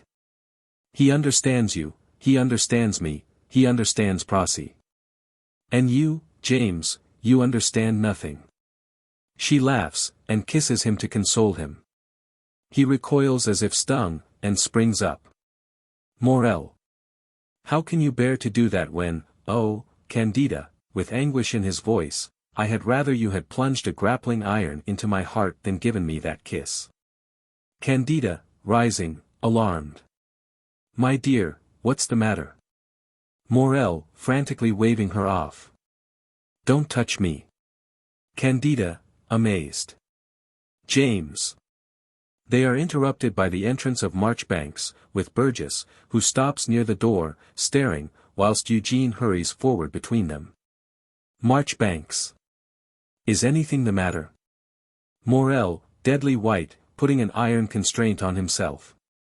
Nothing but this, that either you were right this morning, or Candida is mad. Burgess, in loudest protest. What? Candy mad too? Oh, come, come, come. He crosses the room to the fireplace, protesting as he goes, and knocks the ashes out of his pipe on the bars. Morell sits down desperately, leaning forward to hide his face, and interlacing his fingers rigidly to keep them steady. Candida, to Morell, relieved and laughing. Oh, you're only shocked. Is that all? How conventional all you unconventional people are. Burgess. Come, be ave yourself, Candy. What'll Mr. Marchbanks think of you? Candida. This comes of James teaching me to think for myself, and never to hold back out of fear of what other people may think of me. It works beautifully as long as I think the same things as he does. But now, because I have just thought something different, look at him, just look. She points to Morell, greatly amused. Eugene looks, and instantly presses his band on his heart, as if some deadly pain had shot through it, and sits down on the sofa like a man witnessing a tragedy. Burgess, on the hearthrug. Well, James, you certainly ain't as impressive lookin' as usul. Morell, with a laugh which is half a sob. I suppose not. I beg all your pardons, I was not conscious of making a fuss. Pulling himself together. Well, well, well, well, well. He goes back to his place at the table, setting to work at his papers again with resolute cheerfulness. Candida, going to the sofa and sitting beside Marchbanks, still in a bantering humor. Well, Eugene, why are you so sad? Did the onions make you cry? Morell cannot prevent himself from watching them. Marchbanks, aside to her. It is your cruelty. I hate cruelty. It is a horrible thing to see one person make another suffer. Candida, petting him ironically. Poor boy, have I been cruel? Did I make it slice nasty little red onions? Marchbanks, earnestly. Oh, stop, stop, I don't mean myself. You have made him suffer frightfully. I feel his pain in my own heart. I know that it is not your fault, it is something that must happen, but don't make light of it. I shudder when you torture him and laugh.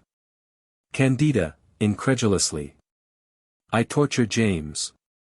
Nonsense, Eugene, how you exaggerate. Silly. She looks round at Morell, who hastily resumes his writing. She goes to him and stands behind his chair, bending over him. Don't work any more, dear. Come and talk to us. Morell, affectionately but bitterly. Ah no, I can't talk.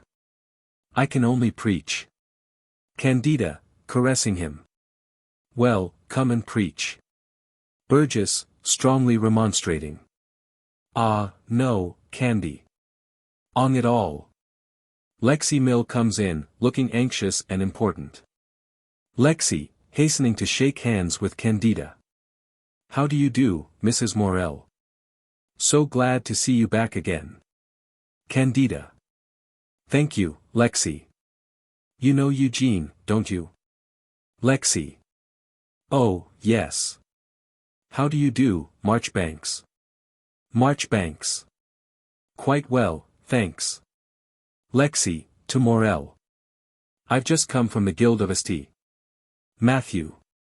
They are in the greatest consternation about your telegram. There's nothing wrong, is there? Candida. What did you telegraph about, James. Lexi, to Candida. He was to have spoken for them tonight. They've taken the large hall in Mare Street and spent a lot of money on posters. Morell's telegram was to say he couldn't come. It came on them like a thunderbolt. Candida, surprised, and beginning to suspect something wrong. Given up an engagement to speak. Burgess. First time in his life, I'll bet. Ein it, Candy. Lexi, to Morell. They decided to send an urgent telegram to you asking whether you could not change your mind. Have you received it? Morell, with restrained impatience. Yes, I got it. Lexi. It was reply paid. Morell. Yes, I know. I answered it. I can't go. Candida. But why, James? Morell, almost fiercely. Because I don't choose. These people forget that I am a man, they think I am a talking machine to be turned on for their pleasure every evening of my life. May I not have one night at home, with my wife, and my friends? They are all amazed at this outburst, except Eugene. His expression remains unchanged. Candida. Oh, James, you know you'll have an attack of bad conscience tomorrow, and I shall have to suffer for that. Lexi, intimidated, but urgent. I know, of course, that they make the most unreasonable demands on you. But they have been telegraphing all over the place for another speaker, and they can get nobody but the president of the Agnostic League. Morell, promptly. Well, an excellent man. What better do they want? Lexi. But he always insists so powerfully on the divorce of socialism from Christianity. He will undo all the good we have been doing. Of course you know best, but, he hesitates. Candida, coaxingly. Oh, go, James. We'll all go. Burgess, grumbling. Look, Candy. I say. Let's stay at home by the fire, comfortable. He won't need to be more'n a couple o' hour away. Candida. You'll be just as comfortable at the meeting. We'll all sit on the platform and be great people. Eugene, terrified. Oh, please don't let us go on the platform. No, everyone will stare at us, I couldn't. I'll sit at the back of the room. Candida. Don't be afraid. They'll be too busy looking at James to notice you. Morell, turning his head and looking meaningly at her over his shoulder. Proces complaint, Candida. Candida, gaily. Yes. Burgess, mystified. Proces complaint. What are you talking about, James? Morell, not heeding him, rises, goes to the door, and holds it open, shouting in a commanding voice. Miss Garnett. Proserpine, in the distance. Yes, Mr. Morell. Coming. They all wait, except Burgess, who goes stealthily to Lexi and draws him aside. Burgess. Listen here, Mr. Mill. What's Proces' complaint? What's wrong with her? Lexi, confidentially. Well, I don't exactly know. But she spoke very strangely to me this morning. I'm afraid she's a little out of her mind sometimes. Burgess, overwhelmed. Why, it must be Katchen. For in the same ooze. He goes back to the hearth, quite lost before the instability of the human intellect in a clergyman's house. Proserpine, appearing on the threshold. What is it, Mr. Morell? Morell. Telegraph to the Guild of St. Matthew that I am coming. Proserpine, surprised. Don't they expect you? Morell, peremptorily. Do as I tell you. Proserpine, frightened, sits down at her typewriter, and obeys.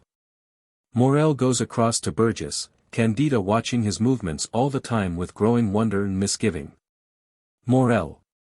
Burgess, you don't want to come? Burgess, in deprecation. Oh, don't put it like that, James. It's only that it ain't Sunday, you know.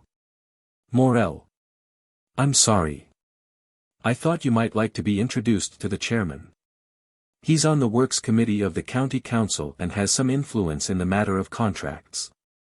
Burgess wakes up at once. Morell, expecting as much, waits a moment, and says, "Will you come?" Burgess, with enthusiasm. "Course I'll come, James. It always a pleasure to hear you." Morell, turning from him. "I shall want you to take some notes at the meeting, Miss Garnett, if you have no other engagement." She nods, afraid to speak.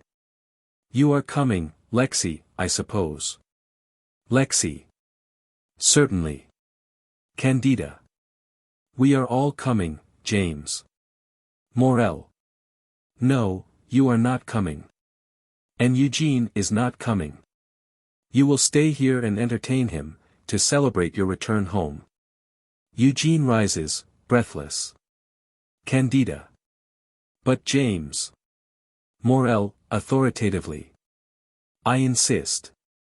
You do not want to come, and he does not want to come." Candida is about to protest. "Oh, don't concern yourselves, I shall have plenty of people without you, your chairs will be wanted by unconverted people who have never heard me before." Candida, troubled. "Eugene, wouldn't you like to come?" Morell. "I should be afraid to let myself go before Eugene, he is so critical of sermons." Looking at him. "He knows I am afraid of him, he told me as much this morning." "Well, I shall show him how much afraid I am by leaving him here in your custody, Candida." Marchbanks, to himself, with vivid feeling. "That's brave. That's beautiful." He sits down again listening with parted lips. Candida, with anxious misgiving. But, is anything the matter, James?" Greatly troubled. "I can't understand." Morell. "Ah, I thought it was I who couldn't understand, dear." He takes her tenderly in his arms and kisses her on the forehead. Then looks round quietly at Marchbanks. Act 3. Late in the evening. Past 10. The curtains are drawn, and the lamps lighted. The typewriter is in its case, the large table has been cleared and tidied, everything indicates that the day's work is done. Candida and Marchbanks are seated at the fire. The reading lamp is on the mantel-shelf above Marchbanks, who is sitting on the small chair reading aloud from a manuscript. A little pile of manuscripts and a couple of volumes of poetry are on the carpet beside him. Candida is in the easy chair with the poker, a light brass one, upright in her hand. She is leaning back and looking at the point of it curiously, with her feet stretched towards the blaze and her heels resting on the fender, profoundly unconscious of her appearance and surroundings. Marchbanks, breaking off in his recitation every poet that ever lived has put that thought into a sonnet. He can't help it. He looks to her for assent, and notices her absorption in the poker. "Haven't you been listening?" No response. Mrs. Morell. Candida, starting. Marchbanks. "Haven't you been listening?" Candida, with a guilty excess of politeness. "Oh, yes. It's very nice. Go on, Eugene. I'm longing to hear what happens to the angel." Marchbanks, crushed, the manuscript dropping from his hand to the floor. "I beg your pardon for boring you." Candida. "But you are not boring me, I assure you. Please go on. Do, Eugene." Marchbanks. "I finished the poem about the angel quarter of an hour ago. I've read you several things since." Candida, remorsefully. "I'm so sorry, Eugene. I think the poker must have fascinated me." She puts it down. Marchbanks. "It made me horribly uneasy." Candida. "Why didn't you tell me? I'd have put it down at once." Marchbanks. "I was afraid of making you uneasy, too. It looked as if it were a weapon. If I were a hero of old, I should have laid my drawn sword between us. If Morell had come in he would have thought you had taken up the poker because there was no sword between us." Candida, wondering. What? With a puzzled glance at him. I can't quite follow that. Those sonnets of yours have perfectly addled me. Why should there be a sword between us? Marchbanks, evasively. Oh, never mind. He stoops to pick up the manuscript. Candida. Put that down again, Eugene. There are limits to my appetite for poetry, even your poetry. You've been reading to me for more than 2 hours, ever since James went out. I want to talk. Marchbanks, rising, scared. No, I mustn't talk. He looks round him in his lost way, and adds, suddenly, I think I'll go out and take a walk in the park. Making for the door. Candida. Nonsense, it's shut long ago. Come and sit down on the hearthrug, and talk moonshine as you usually do. I want to be amused. Don't you want to? Marchbanks, in half terror, half rapture. Yes. Candida. Then come along. She moves her chair back a little to make room. He hesitates, then timidly stretches himself on the hearthrug, face upwards, and throws back his head across her knees, looking up at her. Marchbanks. Oh, I've been so miserable all the evening, because I was doing right. Now I'm doing wrong, and I'm happy. Candida, tenderly amused at him. Yes, I'm sure you feel a great grown-up wicked deceiver, quite proud of yourself, aren't you? Marchbanks, raising his head quickly and turning a little to look round at her. Take care. I'm ever so much older than you, if you only knew. He turns quite over on his knees, with his hands clasped and his arms on her lap, and speaks with growing impulse, his blood beginning to stir. May I say some wicked things to you? Candida, without the least fear or coldness, quite nobly, and with perfect respect for his passion, but with a touch of her wise-hearted maternal humor. No. But you may say anything you really and truly feel. Anything at all, no matter what it is. I am not afraid, so long as it is your real self that speaks, and not a mere attitude, a gallant attitude, or a wicked attitude, or even a poetic attitude. I put you on your honor and truth. Now say whatever you want to. Marchbanks, the eager expression vanishing utterly from his lips and nostrils as his eyes light up with pathetic spirituality. Oh, now I can't say anything, all the words I know belong to some attitude or other, all except one. Candida. What one is that? Marchbanks, softly, losing himself in the music of the name. Candida, Candida, Candida, Candida, Candida. I must say that now, because you have put me on my honor and truth, and I never think or feel Mrs. Morell, it is always Candida. Candida. Of course. And what have you to say to Candida? Marchbanks. Nothing, but to repeat your name 1,000 times. Don't you feel that every time is a prayer to you? Candida. Doesn't it make you happy to be able to pray? Marchbanks. Yes, very happy. Candida. Well, that happiness is the answer to your prayer. Do you want anything more? Marchbanks, in beatitude. No, I have come into heaven, where want is unknown. Morell comes in. He halts on the threshold, and takes in the scene at a glance. Morell, grave and self-contained. I hope I don't disturb you. Candida starts up violently, but without the smallest embarrassment, laughing at herself. Eugene, still kneeling, saves himself from falling by putting his hands on the seat of the chair, and remains there, staring open-mouthed at Morell. Candida, as she rises. Oh, James, how you startled me. I was so taken up with Eugene that I didn't hear your latchkey. How did the meeting go off? Did you speak well? Morell. I have never spoken better in my life. Candida. That was first-rate. How much was the collection? Morell. I forgot to ask.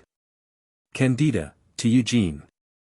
He must have spoken splendidly, or he would never have forgotten that. To Morell. Where are all the others? Morell. They left long before I could get away. I thought I should never escape. I believe they are having supper somewhere. Candida, in her domestic business tone. Oh, in that case, Maria may go to bed. I'll tell her. She goes out to the kitchen. Morell, looking sternly down at Marchbanks. Well? Marchbanks, squatting cross-legged on the hearth-rug, and actually at ease with Morell, even impishly humorous. Well? Morell. Have you anything to tell me? Marchbanks. Only that I have been making a fool of myself here in private whilst you have been making a fool of yourself in public. Morell. Hardly in the same way, I think. Marchbanks, scrambling up, eagerly. The very, very, very same way. I have been playing the good man just like you. When you began your heroics about leaving me here with Candida. Morell, involuntarily. Candida? Marchbanks. Oh, yes, I've got that far. Heroics are infectious. I caught the disease from you. I swore not to say a word in your absence that I would not have said a month ago in your presence. Morell. Did you keep your oath? Marchbanks. Suddenly perching himself grotesquely on the easy chair. I was ass enough to keep it until about 10 minutes ago. Up to that moment I went on desperately reading to her, reading my own poems, anybody's poems, to stave off a conversation. I was standing outside the gate of heaven, and refusing to go in. Oh, you can't think how heroic it was, and how uncomfortable. Then. Morell, steadily controlling his suspense. Then. Marchbanks, prosaically slipping down into a quite ordinary attitude in the chair. Then she couldn't bear being read to any longer. Morell. And you approached the gate of heaven at last? Marchbanks. Yes. Morell. Well. Fiercely. Speak, man, have you no feeling for me? Marchbanks, softly and musically. Then she became an angel, and there was a flaming sword that turned every way, so that I couldn't go in, for I saw that that gate was really the gate of hell. Morell, triumphantly. She repulsed you. Marchbanks, rising in wild scorn. No, you fool, if she had done that I should never have seen that I was in heaven already. Repulsed me. You think that would have saved me, virtuous indignation. Oh, you are not worthy to live in the same world with her. He turns away contemptuously to the other side of the room. Morell, who has watched him quietly without changing his place. Do you think you make yourself more worthy by reviling me, Eugene? Marchbanks. Here in death the 1001st lesson. Morell, I don't think much of your preaching after all, I believe I could do it better myself. The man I want to meet is the man that Candida married. Morell. The man that? Do you mean me? Marchbanks. I don't mean the Reverend James Morell, moralist and windbag. I mean the real man that the Reverend James must have hidden somewhere inside his black coat, the man that Candida loved. You can't make a woman like Candida love you by merely buttoning your collar at the back instead of in front. Morell, boldly and steadily. When Candida promised to marry me, I was the same moralist and windbag that you now see. I wore my black coat, and my collar was buttoned behind instead of in front. Do you think she would have loved me any the better for being insincere in my profession? Marchbanks, on the sofa hugging his ankles. Oh, she forgave you, just as she forgives me for being a coward, and a weakling, and what you call a snivelling little whelp and all the rest of it. Dreamily. A woman like that has divine insight, she loves our souls, and not our follies and vanities and illusions, or our collars and coats, or any other of the rags and tatters we are rolled up in. He reflects on this for an instant. Then turns intently to question Morell. What I want to know is how you got past the flaming sword that stopped me. Morell, meaningly. Perhaps because I was not interrupted at the end of 10 minutes. Marchbanks, taken aback. What? Morell. Man can climb to the highest summits, but he cannot dwell there long. Marchbanks. It's false, there can he dwell for ever and there only. It's in the other moments that he can find no rest, no sense of the silent glory of life. Where would you have me spend my moments, if not on the summits? Morell. In the scullery, slicing onions and filling lamps. Marchbanks.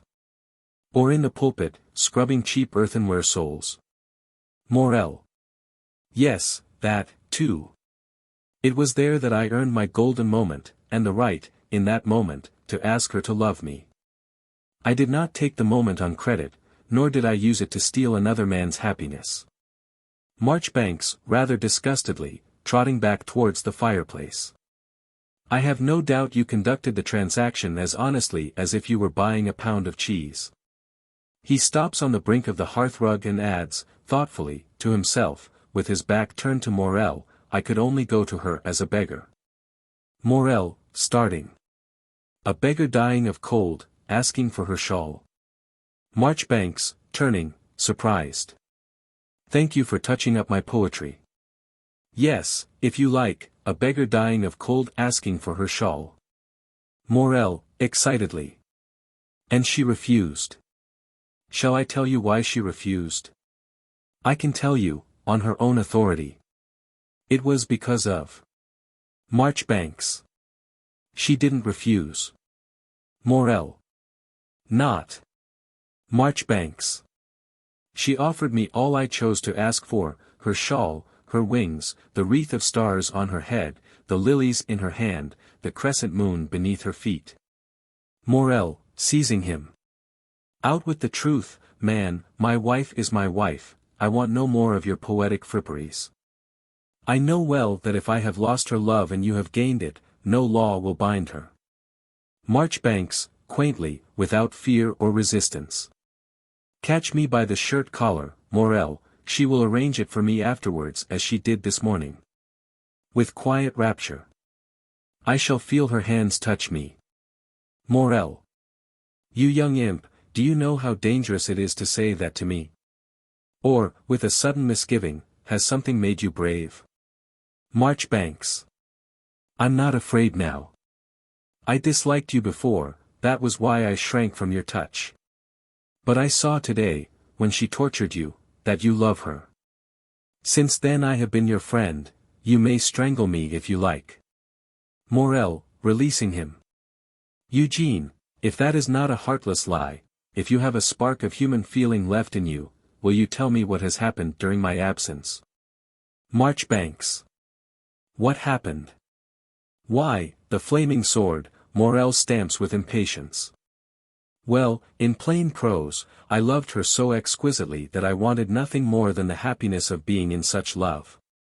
And before I had time to come down from the highest summits, you came in. Morell, suffering deeply. So it is still unsettled, still the misery of doubt. Marchbanks. Misery. I am the happiest of men. I desire nothing now but her happiness. With dreamy enthusiasm. Oh, Morell, let us both give her up. Why should she have to choose between a wretched little nervous disease like me, and a pig-headed parson like you? Let us go on a pilgrimage, you to the east and I to the west, in search of a worthy lover for her, some beautiful archangel with purple wings. Morell. Some fiddlestick. Oh, if she is mad enough to leave me for you, who will protect her? Who will help her? Who will work for her? Who will be a father to her children? He sits down distractedly on the sofa, with his elbows on his knees and his head propped on his clenched fists. Marchbanks, snapping his fingers wildly. She does not ask those silly questions. It is she who wants somebody to protect, to help, to work for, somebody to give her children to protect, to help and to work for. Some grown-up man who has become as a little child again. Oh, you fool, you fool, you triple fool. I am the man, Morell, I am the man. He dances about excitedly, crying. You don't understand what a woman is. Send for her, Morell, send for her and let her choose between. The door opens and Candida enters. He stops as if petrified. Candida, amazed, on the threshold. What on earth are you at, Eugene? Marchbanks, oddly. James and I are having a preaching match, and he is getting the worst of it. Candida looks quickly round at Morell. Seeing that he is distressed, she hurries down to him, greatly vexed, speaking with vigorous reproach to Marchbanks. Candida. You have been annoying him. Now I won't have it, Eugene, do you hear? Putting her hand on Morell's shoulder, and quite forgetting her wifely tact in her annoyance. My boy shall not be worried, I will protect him. Morell, rising proudly. Protect. Candida, not heeding him, to Eugene. What have you been saying? Marchbanks, appalled. Nothing. Candida. Eugene. Nothing. Marchbanks, piteously. I mean, I'm very sorry. I won't do it again, indeed I won't. I'll let him alone. Morell, indignantly, with an aggressive movement towards Eugene. Let me alone. You young. Candida, stopping him. No, let me deal with him, James. Marchbanks. Oh, you're not angry with me, are you? Candida, severely. Yes, I am, very angry. I have a great mind to pack you out of the house. Morell, taken aback by Candida's vigor, and by no means relishing the sense of being rescued by her from another man. Gently, Candida, gently. I am able to take care of myself. Candida, petting him. Yes, dear, of course you are. But you mustn't be annoyed and made miserable. Marchbanks, almost in tears, turning to the door. I'll go. Candida.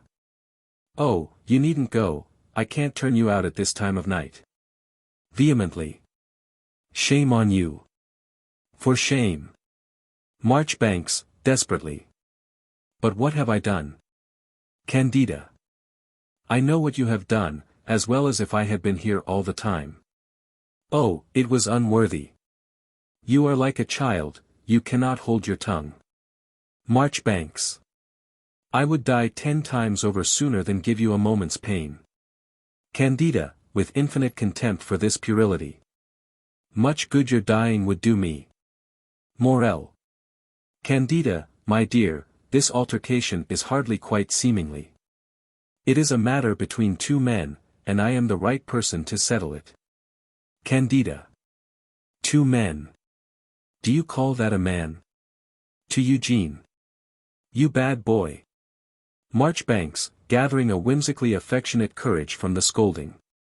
If I am to be scolded like this, I must make a boy's excuse. He began it. And he's bigger than I am. Candida, losing confidence a little as her concern for Morell's dignity takes the alarm. That can't be true. To Morell. You didn't begin it, James, did you? Morell, contemptuously. No. Marchbanks, indignant. Oh. Morell, to Eugene. You began it, this morning. Candida, instantly connecting this with his mysterious allusion in the afternoon to something told him by Eugene in the morning, looks quickly at him, wrestling with the enigma. Morell proceeds with the emphasis of offended superiority. But your other point is true. I am certainly the bigger of the two, and, I hope, the stronger, Candida. So you had better leave the matter in my hands. Candida, again soothing him. Yes, dear, but, troubled. I don't understand about this morning. Morell, gently snubbing her. You need not understand, my dear. Candida. But, James, the street bell rings. Oh, bother. Here they all come. She goes out to let them in. Marchbanks, running to Morell. Oh, Morell, isn't it dreadful? She's angry with us, she hates me. What shall I do? Morell, with quaint desperation, clutching himself by the hair. Eugene, my head is spinning round. I shall begin to laugh presently. He walks up and down the middle of the room. Marchbanks, following him anxiously. No, no, she'll think I've thrown you into hysterics. Don't laugh. Boisterous voices and laughter are heard approaching. Lexi Mill, his eyes sparkling, and his bearing denoting unwonted elevation of spirit, enters with Burgess, who is greasy and self-complacent, but has all his wits about him. Miss Garnett, with her smartest hat and jacket on, follows them. But though her eyes are brighter than before, she is evidently a prey to misgiving. She places herself with her back to her typewriting table, with one hand on it to rest herself, passes the other across her forehead as if she were a little tired and giddy. Marchbanks relapses into shyness and edges away into the corner near the window, where Morell's books are. Mill, exhilaratedly. Morell, I must congratulate you. Grasping his hand. What a noble, splendid, inspired address you gave us. You surpassed yourself. Burgess. So you did, James. It fair kept me awake to the last word. Didn't it, Miss Garnett? Proserpine, worriedly. Oh, I wasn't minding you, I was trying to make notes. She takes out her notebook, and looks at her stenography, which nearly makes her cry. Morell. Did I go too fast, Proserpine. Much too fast. You know I can't do more than 100 words a minute. She relieves her feelings by throwing her notebook angrily beside her machine, ready for use next morning. Morell, soothingly. Oh, well, never mind, never mind, never mind. Have you all had supper? Lexi. Mr. Burgess has been kind enough to give us a really splendid supper at the Belgrave. Burgess, with effusive magnanimity. Don't mention it, Mr. Mill. Modestly. You're hearty welcome to my little treat. Proserpine. We had champagne. I never tasted it before. I feel quite giddy. Morell, surprised. A champagne supper. That was very handsome. Was it my eloquence that produced all this extravagance? Mill, rhetorically. Your eloquence, and Mr. Burgess's goodness of heart. With a fresh burst of exhilaration. And what a very fine fellow the chairman is, Morell. He came to supper with us. Morell, with long-drawn significance, looking at Burgess. The chairman. Now I understand. Burgess, covering a lively satisfaction in his diplomatic cunning with a deprecatory cough, retires to the hearth. Lexi folds his arms and leans against the cellaret in a high-spirited attitude. Candida comes in with glasses, lemons, and a jug of hot water on a tray. Candida. Who will have some lemonade? You know our rules, total abstinence. She puts the tray on the table, and takes up the lemon squeezers, looking inquiringly round at them. Morell. No use, dear. They've all had champagne.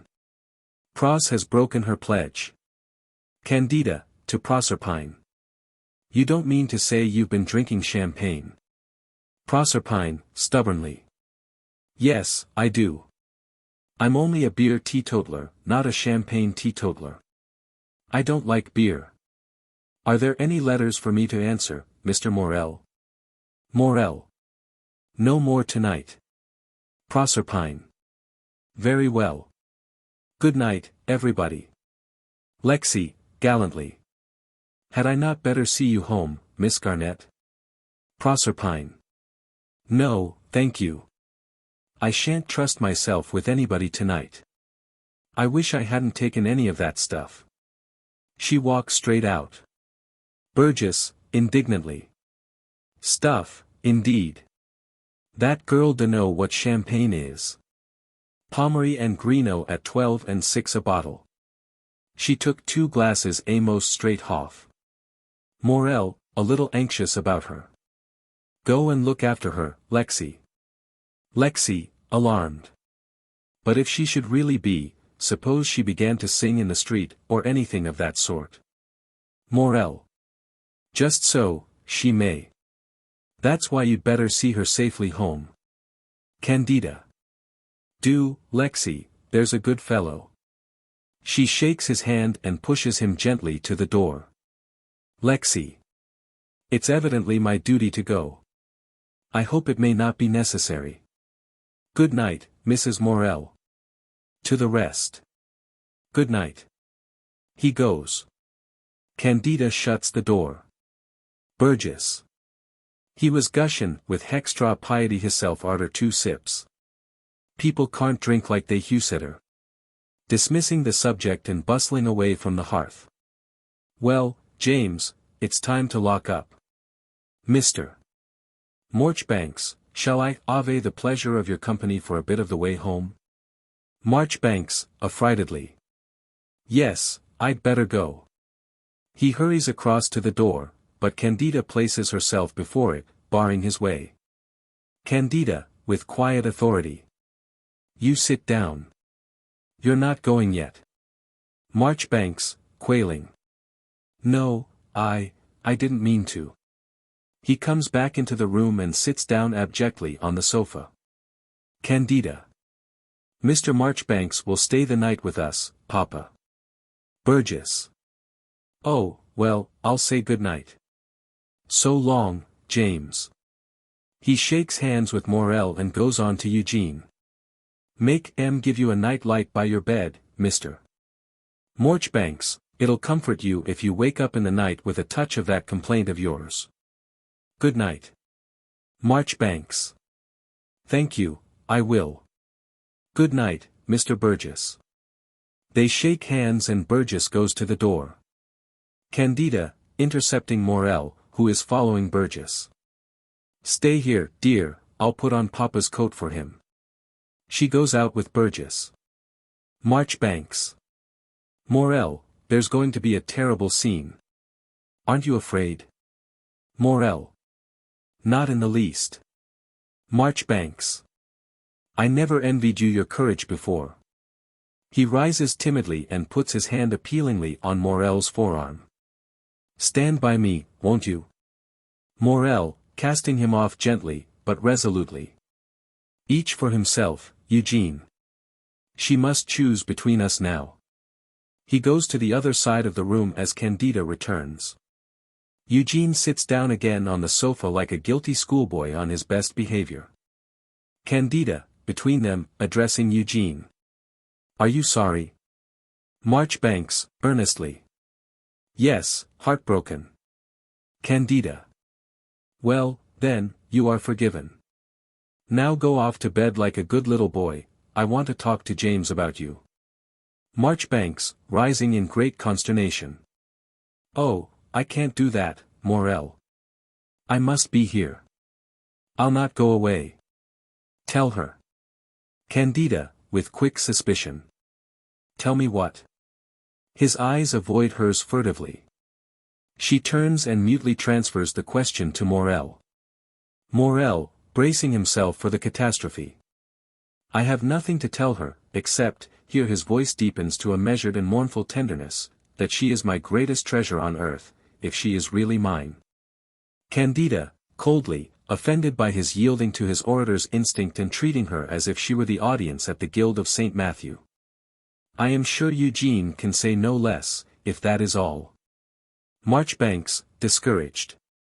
Morell, she's laughing at us. Morell, with a quick touch of temper. There is nothing to laugh at. Are you laughing at us, Candida? Candida, with quiet anger. Eugene is very quick-witted, James. I hope I am going to laugh. But I am not sure that I am not going to be very angry. She goes to the fireplace, and stands there leaning with her arm on the mantelpiece and her foot on the fender, whilst Eugene steals to Morell and plucks him by the sleeve. Marchbanks, whispering. Stop, Morell. Don't let us say anything. Morell, pushing Eugene away without deigning to look at him. I hope you don't mean that as a threat, Candida. Candida, with emphatic warning. Take care, James. Eugene, I asked you to go. Are you going? Morell, putting his foot down. He shall not go. I wish him to remain. Marchbanks. I'll go. I'll do whatever you want. He turns to the door. Candida. Stop. He obeys. Didn't you hear James say he wished you to stay? James is master here. Don't you know that? Marchbanks, flushing with a young poet's rage against tyranny. By what right is he master? Candida, quietly. Tell him, James. Morell, taken aback. My dear, I don't know of any right that makes me master. I assert no such right. Candida, with infinite reproach. You don't know. Oh, James, James. To Eugene, musingly. I wonder, do you understand, Eugene? No, you're too young. Well, I give you leave to stay and learn. She comes away from the hearth and places herself between them. Now, James, what's the matter? Come, tell me. Marchbanks, whispering tremulously across to him. Don't. Candida. Come. Out with it. Morell, slowly. I meant to prepare your mind carefully, Candida, so as to prevent misunderstanding. Candida. Yes, dear, I am sure you did. But never mind, I shan't misunderstand. Morell. Well, he hesitates, unable to find the long explanation which he supposed to be available. Candida. Well. Morell, baldly. Eugene declares that you are in love with him. Marchbanks, frantically. No, no, no, no, never. I did not, Mrs. Morell, it's not true. I said I loved you, and that he didn't. I said that I understood you, and that he couldn't. And it was not after what passed there before the fire that I spoke, it was not, on my word. It was this morning. Candida, enlightened. This morning. Marchbanks. Yes. He looks at her, pleading for credence, and then adds, simply, that was what was the matter with my collar. Candida, after a pause, for she does not take in his meaning at once. His collar. She turns to Morell, shocked. Oh, James, did you? She stops. Morell, ashamed. You know, Candida, that I have a temper to struggle with. And he said, shuddering, that you despised me in your heart. Candida, turning quickly on Eugene. Did you say that? Marchbanks, terrified. No. Candida, severely. Then James has just told me a falsehood. Is that what you mean? Marchbanks. No, no, blurting out the explanation desperately, it was David's wife. And it wasn't at home, it was when she saw him dancing before all the people. Morell, taking the cue with a debater's adroitness. Dancing before all the people, Candida. And thinking he was moving their hearts by his mission when they were only suffering from Prossy's complaint. She is about to protest, he raises his hand to silence her, exclaiming, don't try to look indignant, Candida. Candida, interjecting. Try. Morell, continuing. Eugene was right. As you told me a few hours after, he is always right. He said nothing that you did not say far better yourself. He is the poet, who sees everything, and I am the poor parson, who understands nothing. Candida, remorsefully. Do you mind what is said by a foolish boy, because I said something like it again in jest? Morell. That foolish boy can speak with the inspiration of a child and the cunning of a serpent. He has claimed that you belong to him and not to me, and, rightly or wrongly, I have come to fear that it may be true. I will not go about tortured with doubts and suspicions. I will not live with you and keep a secret from you. I will not suffer the intolerable degradation of jealousy. We have agreed, he and I, that you shall choose between us now. I await your decision. Candida, slowly recoiling a step, her heart hardened by his rhetoric in spite of the sincere feeling behind it. Oh. I am to choose, am I? I suppose it is quite settled that I must belong to one or the other. Morell, firmly. Quite. You must choose definitely. Marchbanks, anxiously. Morell, you don't understand. She means that she belongs to herself. Candida, turning on him.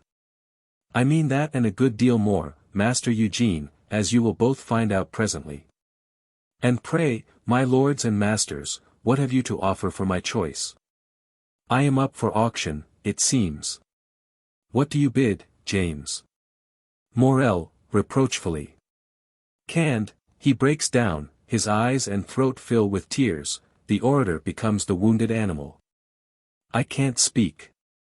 Candida, impulsively going to him. Ah, dearest. Marchbanks, in wild alarm. Stop, it's not fair. You mustn't show her that you suffer, Morell. I am on the rack, too, but I am not crying. Morell, rallying all his forces. Yes, you are right. It is not for pity that I am bidding. He disengages himself from Candida. Candida, retreating, chilled. I beg your pardon, James, I did not mean to touch you. I am waiting to hear your bid. Morell, with proud humility.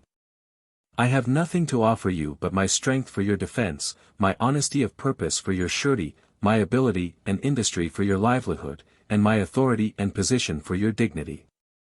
That is all it becomes a man to offer to a woman. Candida, quite quietly. And you, Eugene? What do you offer? Marchbanks. My weakness.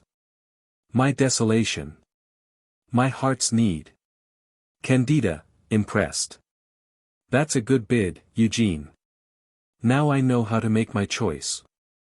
She pauses and looks curiously from one to the other, as if weighing them. Morell, whose lofty confidence has changed into heartbreaking dread at Eugene's bid, loses all power of concealing his anxiety. Eugene, strung to the highest tension, does not move a muscle. Morell, in a suffocated voice, the appeal bursting from the depths of his anguish. Candida. Marchbanks, aside, in a flash of contempt. Coward. Candida, significantly. I give myself to the weaker of the two. Eugene divines her meaning at once, his face whitens like steel in a furnace that cannot melt it. Morell, bowing his head with the calm of collapse. I accept your sentence, Candida. Candida. Do you understand, Eugene? Marchbanks. Oh, I feel I'm lost. He cannot bear the burden. Morell, incredulously, raising his bead with prosaic abruptness. Do you mean, me, Candida? Candida, smiling a little. Let us sit and talk comfortably over it like three friends. To Morell. Sit down, dear. Morell takes the chair from the fireside, the children's chair.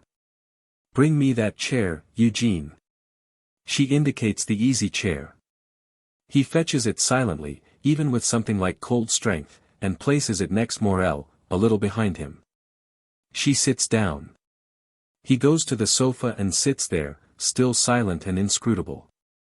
When they are all settled she begins, throwing a spell of quietness on them by her calm, sane, tender tone. You remember what you told me about yourself, Eugene, how nobody has cared for you since your old nurse died, how those clever, fashionable sisters and successful brothers of yours were your mother's and father's pets, how miserable you were at Eton, how your father is trying to starve you into returning to Oxford, how you have had to live without comfort or welcome or refuge. Always lonely, and nearly always disliked and misunderstood, poor boy. Marchbanks, faithful to the nobility of his lot. I had my books. I had nature. And at last I met you. Candida. Never mind that just at present. Now I want you to look at this other boy here, my boy, spoiled from his cradle. We go once a fortnight to see his parents. You should come with us, Eugene, and see the pictures of the hero of that household. James as a baby. The most wonderful of all babies. James holding his first school prize, won at the ripe age of 8. James as the captain of his 11. James in his first frock coat. James under all sorts of glorious circumstances. You know how strong he is, I hope he didn't hurt you, how clever he is, how happy. With deepening gravity. Ask James's mother and his 3 sisters what it cost to save James the trouble of doing anything but be strong and clever and happy. Ask me what it costs to be James's mother and 3 sisters and wife and mother to his children all in one. Ask Prasi and Maria how troublesome the house is even when we have no visitors to help us to slice the onions. Ask the tradesmen who want to worry James and spoil his beautiful sermons who it is that puts them off. When there is money to give, he gives it, when there is money to refuse, I refuse it. I build a castle of comfort and indulgence and love for him, and stand sentinel always to keep little vulgar cares out. I make him master here, though he does not know it, and could not tell you a moment ago how it came to be so. With sweet irony. And when he thought I might go away with you, his only anxiety was what should become of me. And to tempt me to stay he offered me, leaning forward to stroke his hair caressingly at each phrase, his strength for my defense, his industry for my livelihood, his position for my dignity, his relenting. Ah, I am mixing up your beautiful sentences and spoiling them, am I not, darling? She lays her cheek fondly against his. Morell, quite overcome, kneeling beside her chair and embracing her with boyish ingenuousness. It's all true, every word. What I am you have made me with the labor of your hands and the love of your heart. You are my wife, my mother, my sisters, you are the sum of all loving care to me. Candida, in his arms, smiling, to Eugene. Am I your mother and sisters to you, Eugene? Marchbanks, rising with a fierce gesture of disgust. Ah, never. Out, then, into the night with me. Candida, rising quickly and intercepting him. You are not going like that, Eugene. Marchbanks, with the ring of a man's voice, no longer a boy's, in the words. I know the hour when it strikes. I am impatient to do what must be done. Morell, rising from his knee, alarmed. Candida, don't let him do anything rash. Candida, confident, smiling at Eugene. Oh, there is no fear. He has learned to live without happiness. Marchbanks. I no longer desire happiness, life is nobler than that. Parson James, I give you my happiness with both hands, I love you because you have filled the heart of the woman I loved. Goodbye. He goes towards the door. Candida. One last word. He stops, but without turning to her. How old are you, Eugene? Marchbanks. As old as the world now. This morning I was 18. Candida, going to him, and standing behind him with one hand caressingly on his shoulder. 18. Will you, for my sake, make a little poem out of the 2 sentences I am going to say to you? And will you promise to repeat it to yourself whenever you think of me? Marchbanks, without moving. Say the sentences. Candida. When I am 30, she will be 45. When I am 60, she will be 75. Marchbanks, turning to her. In 100 years, we shall be the same age. But I have a better secret than that in my heart. Let me go now. The night outside grows impatient. Candida. Goodbye. She takes his face in her hands, and as he divines her intention and bends his knee, she kisses his forehead. Then he flies out into the night. She turns to Morell, holding out her arms to him. Ah, James. They embrace. But they do not know the secret in the poet's heart. The man of destiny. The 12th of May, 1796, in North Italy, at Tavazzano, on the road from Lodi to Milan. The afternoon sun is blazing serenely over the plains of Lombardy, treating the Alps with respect and the anthills with indulgence, not incommoded by the basking of the swine and oxen in the villages nor hurt by its cool reception in the churches, but fiercely disdainful of two hordes of mischievous insects which are the French and Austrian armies. 2 days before, at Lodi, the Austrians tried to prevent the French from crossing the river by the narrow bridge there. But the French, commanded by a general aged 27, Napoleon Bonaparte, who does not understand the art of war, rushed the fire-swept bridge, supported by a tremendous cannonade in which the young general assisted with his own hands. Cannonading is his technical specialty. He has been trained in the artillery under the old regime, and made perfect in the military arts of shirking his duties, swindling the paymaster over traveling expenses, and dignifying war with the noise and smoke of cannon, as depicted in all military portraits. He is, however, an original observer, and has perceived, for the first time since the invention of gunpowder, that a cannon ball, if it strikes a man, will kill him. To a thorough grasp of this remarkable discovery, he adds a highly evolved faculty for physical geography and for the calculation of times and distances. He has prodigious powers of work, and a clear, realistic knowledge of human nature in public affairs, having seen it exhaustively tested in that department during the French Revolution. He is imaginative without illusions, and creative without religion, loyalty, patriotism or any of the common ideals. Not that he is incapable of these ideals, on the contrary, he has swallowed them all in his boyhood, and now, having a keen dramatic faculty, is extremely clever at playing upon them by the arts of the actor and stage manager. Withal, he is no spoiled child. Poverty, ill luck, the shifts of impecunious shabby gentility, repeated failure as a would-be author, humiliation as a rebuffed time server, reproof and punishment as an incompetent and dishonest officer. An escape from dismissal from the service so narrow that if the emigration of the nobles had not raised the value of even the most rascally lieutenant to the famine price of a general he would have been swept contemptuously from the army. These trials have ground the conceit out of him, and forced him to be self-sufficient and to understand that to such men as he is the world will give nothing that he cannot take from it by force. In this the world is not free from cowardice and folly, for Napoleon, as a merciless cannonader of political rubbish, is making himself useful. Indeed, it is even now impossible to live in England without sometimes feeling how much that country lost in not being conquered by him as well as by Julius Caesar. However, on this May afternoon in 1796, it is early days with him. He is only 26, and has but recently become a general, partly by using his wife to seduce the Directory, then governing France, partly by the scarcity of officers caused by the emigration as aforesaid, partly by his faculty of knowing a country, with all its roads, rivers, hills and valleys, as he knows the palm of his hand, and largely by that new faith of his in the efficacy of firing cannons at people. His army is, as to discipline, in a state which has so greatly shocked some modern writers before whom the following story has been enacted, that they, impressed with the later glory of l'Empereur, have altogether refused to credit it. But Napoleon is not l'Empereur yet, he has only just been dubbed le Petit Caporal, and is in the stage of gaining influence over his men by displays of pluck. He is not in a position to force his will on them, in orthodox military fashion, by the cat o' nine tails.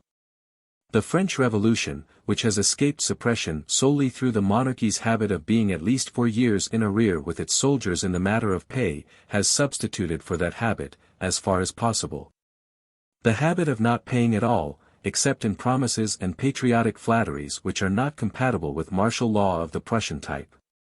Napoleon has therefore approached the Alps in command of men without money, in rags, and consequently indisposed to stand much discipline, especially from upstart generals. This circumstance, which would have embarrassed an idealist soldier, has been worth 1,000 cannon to Napoleon. He has said to his army, "You have patriotism and courage, but you have no money, no clothes, and deplorably indifferent food. In Italy there are all these things, and glory as well, to be gained by a devoted army led by a general who regards loot as the natural right of the soldier. I am such a general. En avant, mes enfants." The result has entirely justified him. The army conquers Italy as the locusts conquered Cyprus. They fight all day and march all night, covering impossible distances and appearing in incredible places, not because every soldier carries a field marshal's baton in his knapsack, but because he hopes to carry at least half a dozen silver forks there next day. It must be understood, by the way, that the French army does not make war on the Italians. It is there to rescue them from the tyranny of their Austrian conquerors, and confer republican institutions on them. So that in incidentally looting them, it merely makes free with the property of its friends, who ought to be grateful to it, and perhaps would be if ingratitude were not the proverbial failing of their country. The Austrians, whom it fights, are a thoroughly respectable regular army, well disciplined, commanded by gentlemen trained and versed in the art of war, at the head of them Beaulieu, practicing the classic art of war under orders from Vienna, and getting horribly beaten by Napoleon, who acts on his own responsibility in defiance of professional precedents or orders from Paris. Even when the Austrians win a battle, all that is necessary is to wait until their routine obliges them to return to their quarters for afternoon tea, so to speak, and win it back again from them, a course pursued later on with brilliant success at Marengo. On the whole, with his foe handicapped by Austrian statesmanship, classic generalship, and the exigencies of the aristocratic social structure of Viennese society, Napoleon finds it possible to be irresistible without working heroic miracles. The world, however, likes miracles and heroes, and is quite incapable of conceiving the action of such forces as academic militarism or Viennese drawing roomism. Hence it has already begun to manufacture l'Empereur, and thus to make it difficult for the romanticists of 100 years later to credit the little scene now in question at Tavazzano as aforesaid. The best quarters at Tavazzano are at a little inn, the first house reached by travelers passing through the place from Milan to Lodi. It stands in a vineyard, and its principal room, a pleasant refuge from the summer heat, is open so widely at the back to this vineyard that it is almost a large veranda. The bolder children, much excited by the alarums and excursions of the past few days, and by an eruption of French troops at 6 o'clock, know that the French commander has quartered himself in this room, and are divided between a craving to peep in at the front windows and a mortal terror of the sentinel, a young gentleman soldier, who, having no natural mustache, has had a most ferocious one painted on his face with boot-blacking by his sergeant. As his heavy uniform, like all the uniforms of that day, is designed for parade without the least reference to his health or comfort, he perspires profusely in the sun. And his painted mustache has run in little streaks down his chin and round his neck except where it has dried in stiff Japan flakes, and had its sweeping outline chipped off in grotesque little bays and headlands, making him unspeakably ridiculous in the eye of history 100 years later, but monstrous and horrible to the contemporary North Italian infant, to whom nothing would seem more natural than that he should relieve the monotony of his guard by pitchforking a stray child up on his bayonet, and eating it uncooked. Nevertheless, one girl of bad character, in whom an instinct of privilege with soldiers is already dawning, does peep in at the safest window for a moment, before a glance and a clink from the sentinel sends her flying. Most of what she sees she has seen before: the vineyard at the back, with the old winepress and a cart among the vines, the door close down on her right leading to the inn entry. The landlord's best sideboard, now in full action for dinner, further back on the same side, the fireplace on the other side, with a couch near it, and another door, leading to the inner rooms, between it and the vineyard. And the table in the middle with its repast of Milanese risotto, cheese, grapes, bread, olives, and a big wickered flask of red wine. The landlord, Giuseppe Grandi, is also no novelty. He is a swarthy, vivacious, shrewdly cheerful, black-curled, bullet-headed, grinning little man of 40. Naturally an excellent host, he is in quite special spirits this evening at his good fortune in having the French commander as his guest to protect him against the license of the troops, and actually sports a pair of gold earrings which he would otherwise have hidden carefully under the winepress with his little equipment of silver plate. Napoleon, sitting facing her on the further side of the table, and Napoleon's hat, sword and riding whip lying on the couch, she sees for the first time.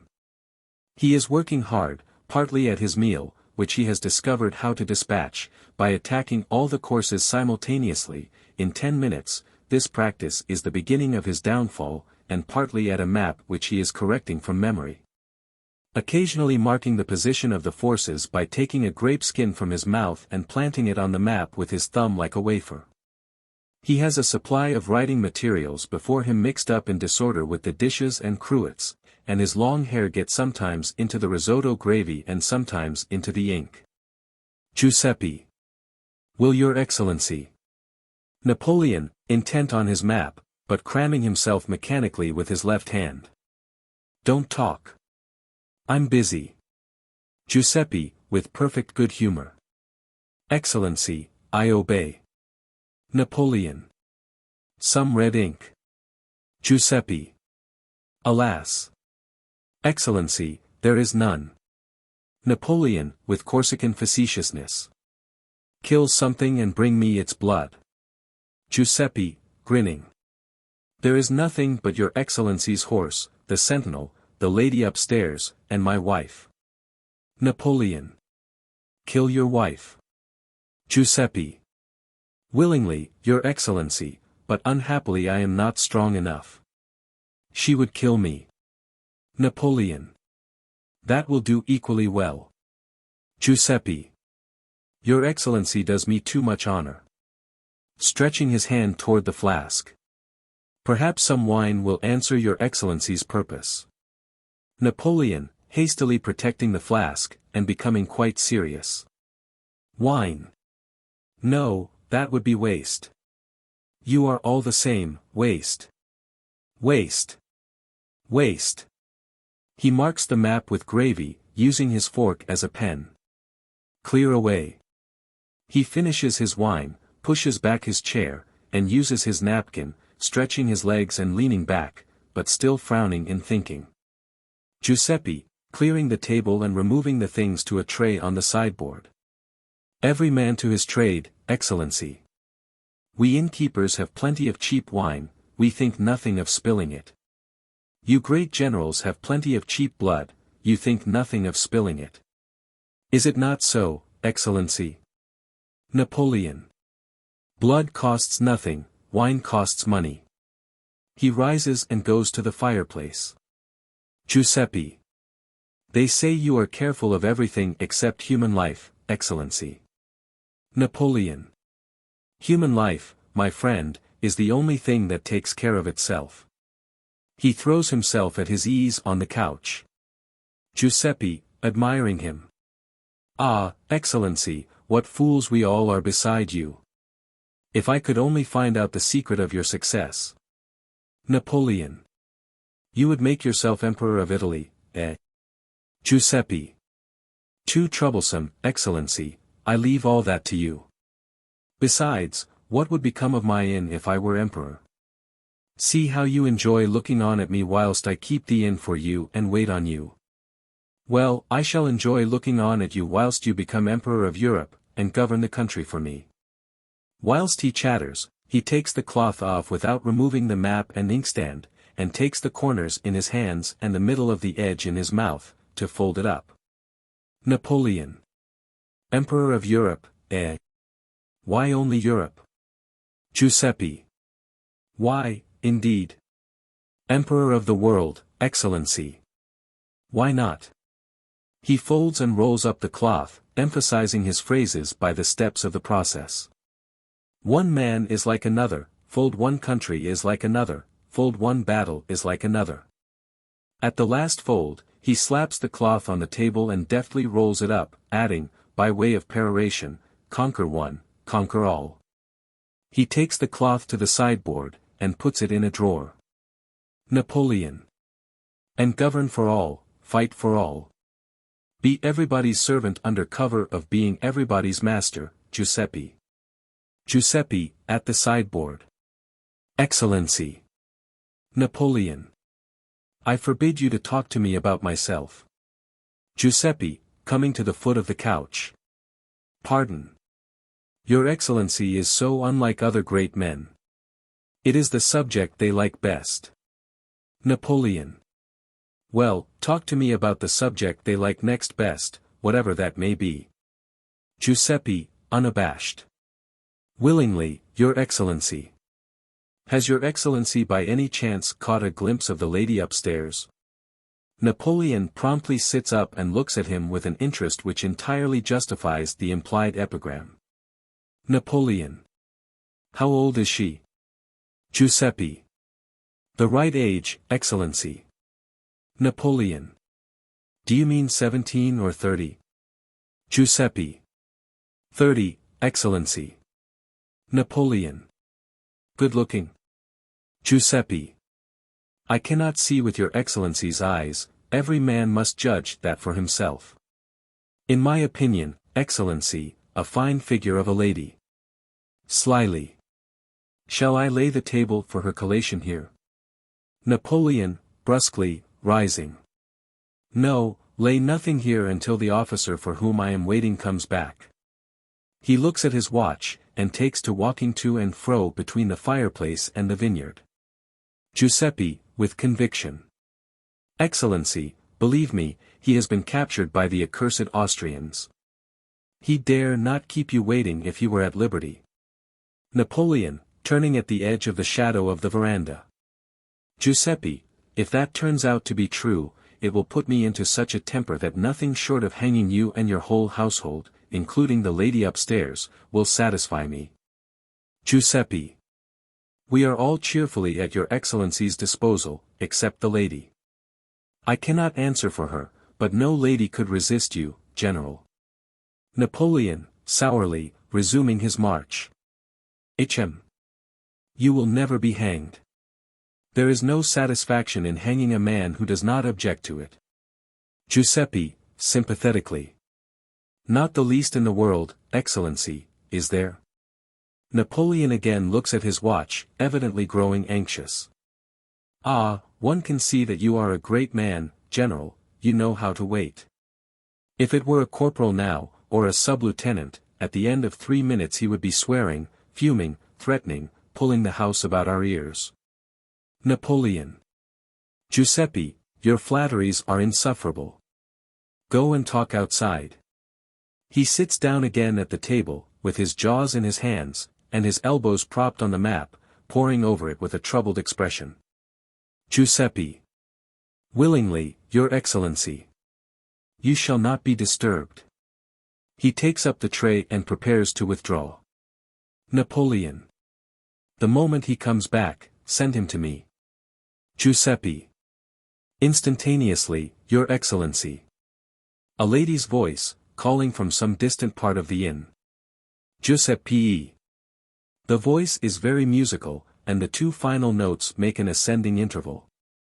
Napoleon, startled. What's that? What's that?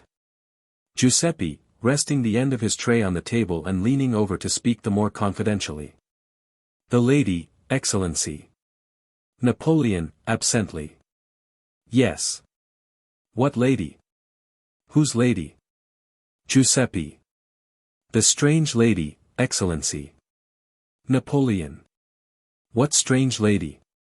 Giuseppe, with a shrug. Who knows? She arrived here half an hour before you in a hired carriage belonging to the Golden Eagle at Borghetto. Actually by herself, Excellency. No servants. A dressing bag and a trunk, that is all. The postilion says she left a horse, a charger, with military trappings, at the Golden Eagle. Napoleon. A woman with a charger. That's extraordinary. The lady's voice, the 2 final notes now making a peremptory descending interval. Giuseppe. Napoleon, rising to listen. That's an interesting voice. Giuseppe. She is an interesting lady, Excellency. Calling. Coming, lady, coming. He makes for the inner door. Napoleon, arresting him with a strong hand on his shoulder. Stop. Let her come. Voice. Giuseppe. Impatiently. Giuseppe, pleadingly. Let me go, Excellency. It is my point of honor as an innkeeper to come when I am called. I appeal to you as a soldier. A man's voice, outside, at the inn door, shouting. Here, someone. Hello. Landlord. Where are you? Somebody raps vigorously with a whip handle on a bench in the passage. Napoleon, suddenly becoming the commanding officer again and throwing Giuseppe off. There he is at last. Pointing to the inner door. Go. Attend to your business, the lady is calling you. He goes to the fireplace and stands with his back to it with a determined military air. Giuseppe, with bated breath, snatching up his tray. Certainly, Excellency. He hurries out by the inner door. The man's voice, impatiently. Are you all asleep here? The door opposite the fireplace is kicked rudely open, and a dusty sub-lieutenant bursts into the room. He is a chuckle-headed young man of 24, with the fair, delicate, clear skin of a man of rank, and a self-assurance on that ground which the French Revolution has failed to shake in the smallest degree. He has a thick silly lip, an eager credulous eye, an obstinate nose, and a loud confident voice. A young man without fear, without reverence, without imagination, without sense, hopelessly insusceptible to the Napoleonic or any other idea, stupendously egotistical, eminently qualified to rush in where angels fear to tread. Yet of a vigorous babbling vitality which bustles him into the thick of things. He is just now boiling with vexation, attributable by a superficial observer to his impatience at not being promptly attended to by the staff of the inn, but in which a more discerning eye can perceive a certain moral depth, indicating a more permanent and momentous grievance. On seeing Napoleon, he is sufficiently taken aback to check himself and salute, but he does not betray by his manner any of that prophetic consciousness of Marengo and Austerlitz, Waterloo and St. Helena, or the Napoleonic pictures of Delaroche and Meissonier, which modern culture will instinctively expect from him. Napoleon, sharply. Well, sir, here you are at last. Your instructions were that I should arrive here at 6, and that I was to find you waiting for me with my mail from Paris and with dispatches. It is now 20 minutes to 8. You were sent on this service as a hard rider with the fastest horse in the camp. You arrive 100 minutes late, on foot. Where is your horse? The lieutenant, moodily pulling off his gloves and dashing them with his cap and whip on the table. Ah! Where indeed? That's just what I should like to know, General. With emotion. You don't know how fond I was of that horse. Napoleon, angrily sarcastic. Indeed. With sudden misgiving. Where are the letters and dispatches? The lieutenant, importantly, rather pleased than otherwise at having some remarkable news. I don't know. Napoleon, unable to believe his ears. You don't know. Lieutenant. No more than you do, General.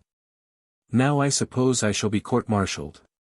Well, I don't mind being court-martialed, but, with solemn determination, I tell you, General, if ever I catch that innocent-looking youth, I'll spoil his beauty, the slimy little liar.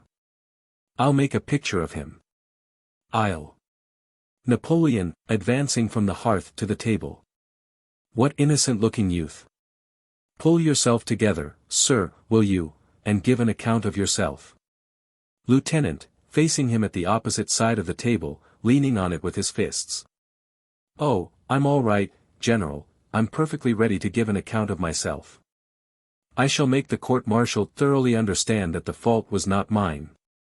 Advantage has been taken of the better side of my nature, and I'm not ashamed of it. But with all respect to you as my commanding officer, General, I say again that if ever I set eyes on that son of Satan, I'll. Napoleon, angrily. So you said before. Lieutenant, drawing himself upright. I say it again, just wait until I catch him. Just wait, that's all. He folds his arms resolutely, and breathes hard, with compressed lips. Napoleon. I am waiting, sir, for your explanation. Lieutenant, confidently. You'll change your tone, General, when you hear what has happened to me. Napoleon. Nothing has happened to you, sir, you are alive and not disabled. Where are the papers entrusted to you? Lieutenant. Nothing. Nothing. Oh ho. Well, we'll see.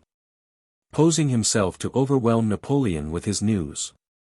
He swore eternal brotherhood with me. Was that nothing?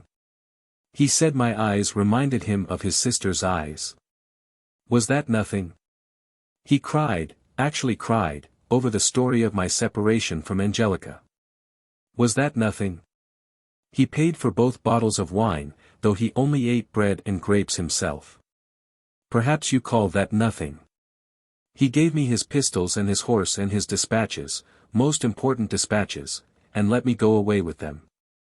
Triumphantly, seeing that he has reduced Napoleon to blank stupefaction. Was that nothing? Napoleon, enfeebled by astonishment. What did he do that for? Lieutenant, as if the reason were obvious. To show his confidence in me. Napoleon's jaw does not exactly drop, but its hinges become nerveless. The lieutenant proceeds with honest indignation. And I was worthy of his confidence, I brought them all back honorably. But would you believe it? When I trusted him with my pistols, and my horse, and my dispatches. Napoleon, enraged. What the devil did you do that for? Lieutenant. Why, to show my confidence in him, of course. And he betrayed it, abused it, never came back. The thief. The swindler. The heartless, treacherous little blackguard. You call that nothing, I suppose. But look here, General, again resorting to the table with his fist for greater emphasis, you may put up with this outrage from the Austrians if you like. But speaking for myself personally, I tell you that if ever I catch Napoleon, turning on his heel in disgust and irritably resuming his march to and fro. Yes, you have said that more than once already. Lieutenant, excitedly. More than once. I'll say it 50 times, and what's more, I'll do it. You'll see, General. I'll show my confidence in him, so I will. I'll. Napoleon. Yes, yes, sir, no doubt you will. What kind of man was he? Lieutenant. Well, I should think you ought to be able to tell from his conduct the sort of man he was. Napoleon. PSH. What was he like? Lieutenant. Like. He's like, well, you ought to have just seen the fellow, that will give you a notion of what he was like. He won't be like it 5 minutes after I catch him, for I tell you that if ever. Napoleon, shouting furiously for the innkeeper. Giuseppe. To the lieutenant, out of all patience. Hold your tongue, sir, if you can. Lieutenant. I warn you it's no use to try to put the blame on me. Plaintively. How was I to know the sort of fellow he was? He takes a chair from between the sideboard and the outer door, places it near the table, and sits down. If you only knew how hungry and tired I am, you'd have more consideration. Giuseppe, returning. What is it, Excellency? Napoleon, struggling with his temper. Take this officer. Feed him, and put him to bed, if necessary. When he is in his right mind again, find out what has happened to him and bring me word. To the lieutenant. Consider yourself under arrest, sir. Lieutenant, with sulky stiffness. I was prepared for that. It takes a gentleman to understand a gentleman. He throws his sword on the table. Giuseppe takes it up and politely offers it to Napoleon, who throws it violently on the couch. Giuseppe, with sympathetic concern. Have you been attacked by the Austrians, Lieutenant? Dear, dear, dear. Lieutenant, contemptuously. Attacked. I could have broken his back between my finger and thumb. I wish I had, now. No, it was by appealing to the better side of my nature, that's what I can't get over. He said he'd never met a man he liked so much as me. He put his handkerchief round my neck because a gnat bit me, and my stock was chafing it. Look. He pulls a handkerchief from his stock. Giuseppe takes it and examines it. Giuseppe, to Napoleon. A lady's handkerchief, Excellency. He smells it. Perfumed. Napoleon. Eh. He takes it and looks at it attentively. Hm. He smells it. Ha. He walks thoughtfully across the room, looking at the handkerchief, which he finally sticks in the breast of his coat. Lieutenant. Good enough for him, anyhow. I noticed that he had a woman's hands when he touched my neck, with his coaxing, fawning ways, the mean, effeminate little hound. Lowering his voice with thrilling intensity. But mark my words, General. If ever. The lady's voice, outside, as before. Giuseppe. Lieutenant, petrified. What was that? Giuseppe. Only a lady upstairs, Lieutenant, calling me. Lieutenant. Lady. Voice. Giuseppe, Giuseppe, where are you? Lieutenant, murderously. Give me that sword. He strides to the couch, snatches the sword, and draws it. Giuseppe, rushing forward and seizing his right arm. What are you thinking of, Lieutenant? It's a lady, don't you hear that it's a woman's voice? Lieutenant. It's his voice, I tell you. Let me go. He breaks away, and rushes to the inner door. It opens in his face, and the strange lady steps in. She is a very attractive lady, tall and extraordinarily graceful, with a delicately intelligent, apprehensive, questioning face, perception in the brow, sensitiveness in the nostrils, character in the chin, all keen, refined, and original. She is very feminine, but by no means weak. The lithe, tender figure is hung on a strong frame, the hands and feet, neck and shoulders, are no fragile ornaments, but of full size in proportion to her stature, which considerably exceeds that of Napoleon and the innkeeper, and leaves her at no disadvantage with the lieutenant. Only her elegance and radiant charm keep the secret of her size and strength. She is not, judging by her dress, an admirer of the latest fashions of the Directory, or perhaps she uses up her old dresses for traveling. At all events she wears no jacket with extravagant lapels, no Greco-Italian sham chiton, nothing, indeed, that the Princesse de Lamballe might not have worn. Her dress of flowered silk is long-waisted, with a watteau pleat behind, but with the panniers reduced to mere rudiments, as she is too tall for them. It is cut low in the neck, where it is eked out by a creamy fichu. She is fair, with golden brown hair and grey eyes. She enters with the self-possession of a woman accustomed to the privileges of rank and beauty. The innkeeper, who has excellent natural manners, is highly appreciative of her. Napoleon, on whom her eyes first fall, is instantly smitten self-conscious. His color deepens, he becomes stiffer and less at ease than before. She perceives this instantly, and, not to embarrass him, turns in an infinitely well-bred manner to pay the respect of a glance to the other gentleman, who is staring at her dress, as at the earth's final masterpiece of treacherous dissimulation. With feelings altogether inexpressible and indescribable. As she looks at him, she becomes deadly pale. There is no mistaking her expression. A revelation of some fatal error utterly unexpected, has suddenly appalled her in the midst of tranquility, security and victory. The next moment a wave of color rushes up from beneath the creamy fichu and drowns her whole face. One can see that she is blushing all over her body.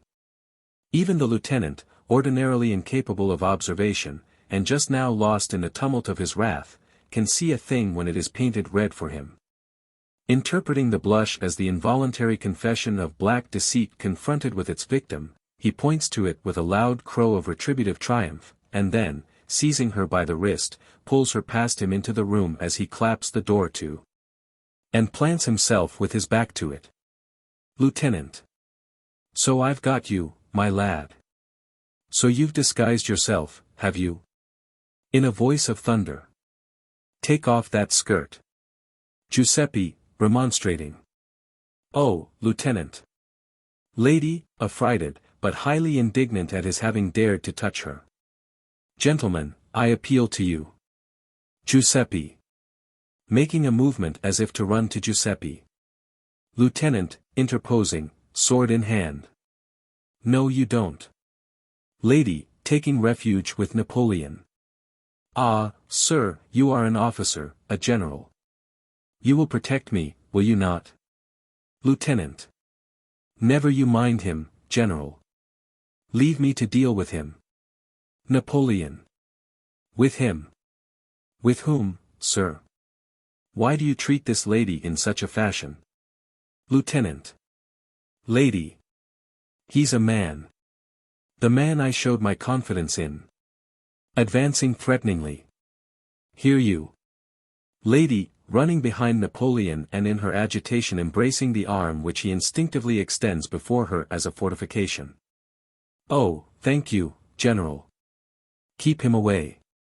Napoleon. Nonsense, sir. This is certainly a lady. She suddenly drops his arm and blushes again, and you are under arrest. Put down your sword, sir, instantly. Lieutenant. General, I tell you he's an Austrian spy. He passed himself off on me as one of General Massena's staff this afternoon, and now he's passing himself off on you as a woman. Am I to believe my own eyes or not? Lady. General, it must be my brother. He is on General Massena's staff. He is very like me. Lieutenant, his mind giving way.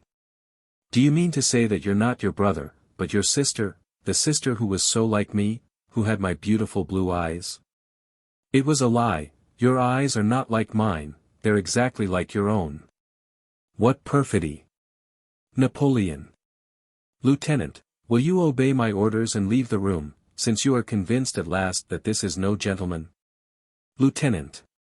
Gentleman. I should think not. No gentleman would have abused my confi. Napoleon, out of all patience. Enough, sir, enough. Will you leave the room? I order you to leave the room. Lady. Oh, pray let me go instead. Napoleon, drilly. Excuse me, madam. With all respect to your brother, I do not yet understand what an officer on General Massena's staff wants with my letters. I have some questions to put to you. Giuseppe, discreetly. Come, Lieutenant. He opens the door. Lieutenant. I'm off. General, take warning by me, be on your guard against the better side of your nature. To the lady. Madam, my apologies. I thought you were the same person, only of the opposite sex, and that naturally misled me. Lady, sweetly. It was not your fault, was it? I'm so glad you're not angry with me any longer, Lieutenant. She offers her hand. Lieutenant, bending gallantly to kiss it. Oh, madam, not the Leah, checking himself and looking at it. You have your brother's hand. And the same sort of ring. Lady, sweetly. We are twins. Lieutenant. That accounts for it. He kisses her hand. 1,000 pardons. I didn't mind about the dispatches at all, that's more the general's affair than mine, it was the abuse of my confidence through the better side of my nature. Taking his cap, gloves, and whip from the table and going. You'll excuse my leaving you, General, I hope. Very sorry, I'm sure.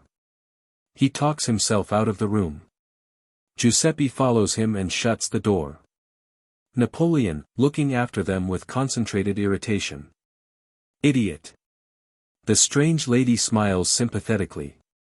He comes frowning down the room between the table and the fireplace, all his awkwardness gone now that he is alone with her.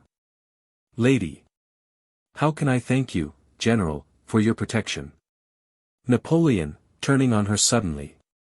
My dispatches, come. He puts out his hand for them. Lady. General. She involuntarily puts her hands on her fichu as if to protect something there. Napoleon. You tricked that blockhead out of them. You disguised yourself as a man. I want my dispatches.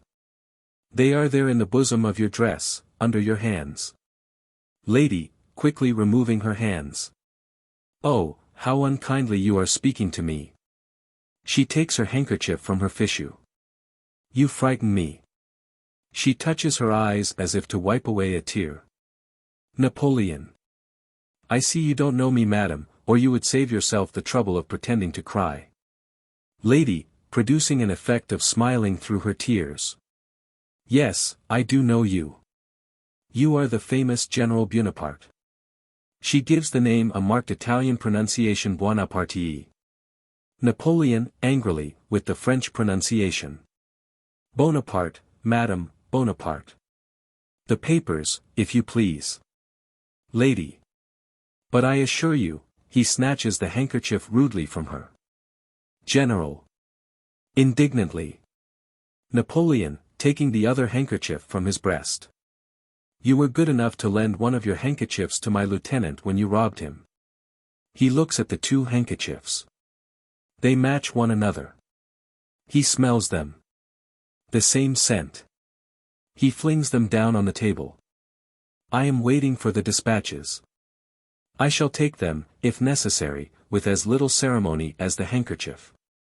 This historical incident was used 80 years later, by M. Victorien Sardou, in his drama entitled Dora. Lady, in dignified reproof. General, do you threaten women? Napoleon, bluntly. Yes. Lady, disconcerted, trying to gain time. But I don't understand. Napoleon. You understand perfectly. You came here because your Austrian employers calculated that I was 6 leagues away.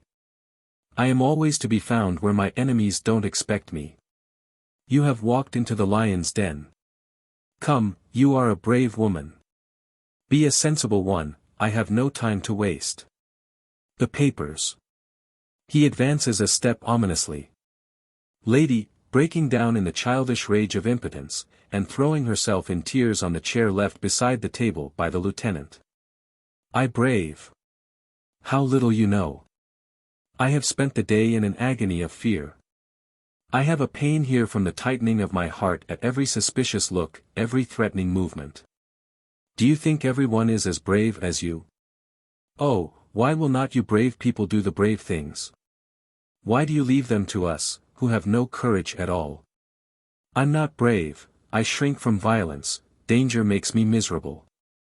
Napoleon, interested. Then why have you thrust yourself into danger? Lady. Because there is no other way, I can trust nobody else. And now it is all useless, all because of you, who have no fear, because you have no heart, no feeling, no, she breaks off, and throws herself on her knees. Ah, General, let me go without asking any questions. You shall have your dispatches and letters, I swear it. Napoleon, holding out his hand. Yes, I am waiting for them. She gasps, daunted by his ruthless promptitude into despair of moving him by cajolery, but as she looks up perplexedly at him, it is plain that she is racking her brains for some device to outwit him. He meets her regard inflexibly. Lady, rising at last with a quiet little sigh. I will get them for you. They are in my room. She turns to the door. Napoleon. I shall accompany you, madam. Lady, drawing herself up with a noble air of offended delicacy. I cannot permit you, General, to enter my chamber. Napoleon. Then you shall stay here, madam, whilst I have your chamber searched for my papers. Lady, spitefully, openly giving up her plan. You may save yourself the trouble. They are not there. Napoleon. No, I have already told you where they are. Pointing to her breast. Lady, with pretty piteousness.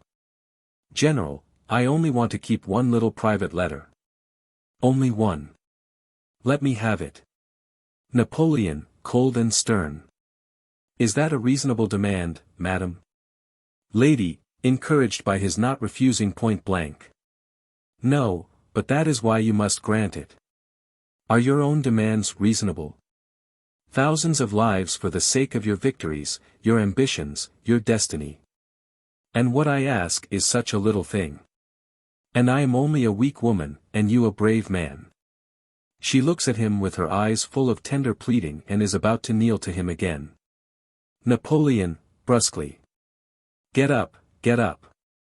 He turns moodily away and takes a turn across the room, pausing for a moment to say, over his shoulder, "You're talking nonsense, and you know it." She gets up and sits down in almost listless despair on the couch. When he turns and sees her there, he feels that his victory is complete, and that he may now indulge in a little play with his victim. He comes back and sits beside her. She looks alarmed and moves a little away from him. But a ray of rallying hope beams from her eye. He begins like a man enjoying some secret joke. "How do you know I am a brave man?" Lady, amazed. "You. General Bonaparte." Italian pronunciation. Napoleon. "Yes, I, General Bonaparte," emphasizing the French pronunciation. Lady. "Oh, how can you ask such a question? You, who stood only 2 days ago at the bridge at Lodi, with the air full of death, fighting a duel with cannons across the river." Shuddering. "Oh, you do brave things." Napoleon. "So do you." Lady. "I." With a sudden odd thought. "Oh. Are you a coward?" Napoleon, laughing grimly and pinching her cheek. "That is the one question you must never ask a soldier." The sergeant asks after the recruit's height, his age, his wind, his limb, but never after his courage. He gets up and walks about with his hands behind him and his head bowed, chuckling to himself. Lady, as if she had found it no laughing matter. "Ah, you can laugh at fear. Then you don't know what fear is." Napoleon, coming behind the couch. "Tell me this. Suppose you could have got that letter by coming to me over the bridge at Lodi the day before yesterday. Suppose there had been no other way, and that this was a sure way, if only you escaped the cannon." She shudders and covers her eyes for a moment with her hands. "Would you have been afraid?" Lady. "Oh, horribly afraid, agonizingly afraid." She presses her hands on her heart. "It hurts only to imagine it." Napoleon, inflexibly. "Would you have come for the dispatches?" Lady, overcome by the imagined horror. "Don't ask me. I must have come." Napoleon. "Why?" Lady. "Because I must. Because there would have been no other way." Napoleon, with conviction. "Because you would have wanted my letter enough to bear your fear. There is only one universal passion, fear. Of all the 1,000 qualities a man may have, the only one you will find as certainly in the youngest drummer boy in my army as in me, is fear. It is fear that makes men fight, it is indifference that makes them run away, fear is the mainspring of war. Fear. I know fear well, better than you, better than any woman. I once saw a regiment of good Swiss soldiers massacred by a mob in Paris because I was afraid to interfere. I felt myself a coward to the tips of my toes as I looked on at it. 7 months ago I revenged my shame by pounding that mob to death with cannon balls. Well, what of that? Has fear ever held a man back from anything he really wanted, or a woman either? Never. Come with me. And I will show you 20,000 cowards who will risk death every day for the price of a glass of brandy. And do you think there are no women in the army, braver than the men, because their lives are worth less? Pshaw! I think nothing of your fear or your bravery. If you had had to come across to me at Lodi, you would not have been afraid. Once on the bridge, every other feeling would have gone down before the necessity, for making your way to my side and getting what you wanted. And now, suppose you had done all this, suppose you had come safely out with that letter in your hand, knowing that when the hour came, your fear had tightened, not your heart, but your grip of your own purpose, that it had ceased to be fear, and had become strength, penetration, vigilance, iron resolution. How would you answer then if you were asked whether you were a coward? Lady, rising. Ah, you are a hero, a real hero. Napoleon. Pooh! There's no such thing as a real hero. He strolls down the room, making light of her enthusiasm, but by no means displeased with himself for having evoked it. Lady. Ah, yes, there is. There is a difference between what you call my bravery and yours. You wanted to win the Battle of Lodi for yourself and not for anyone else, didn't you? Napoleon. Of course. Suddenly recollecting himself. Stop, no. He pulls himself piously together, and says, like a man conducting a religious service, I am only the servant of the French Republic, following humbly in the footsteps of the heroes of classical antiquity. I win battles for humanity, for my country, not for myself. Lady, disappointed. Oh, then you are only a womanish hero, after all.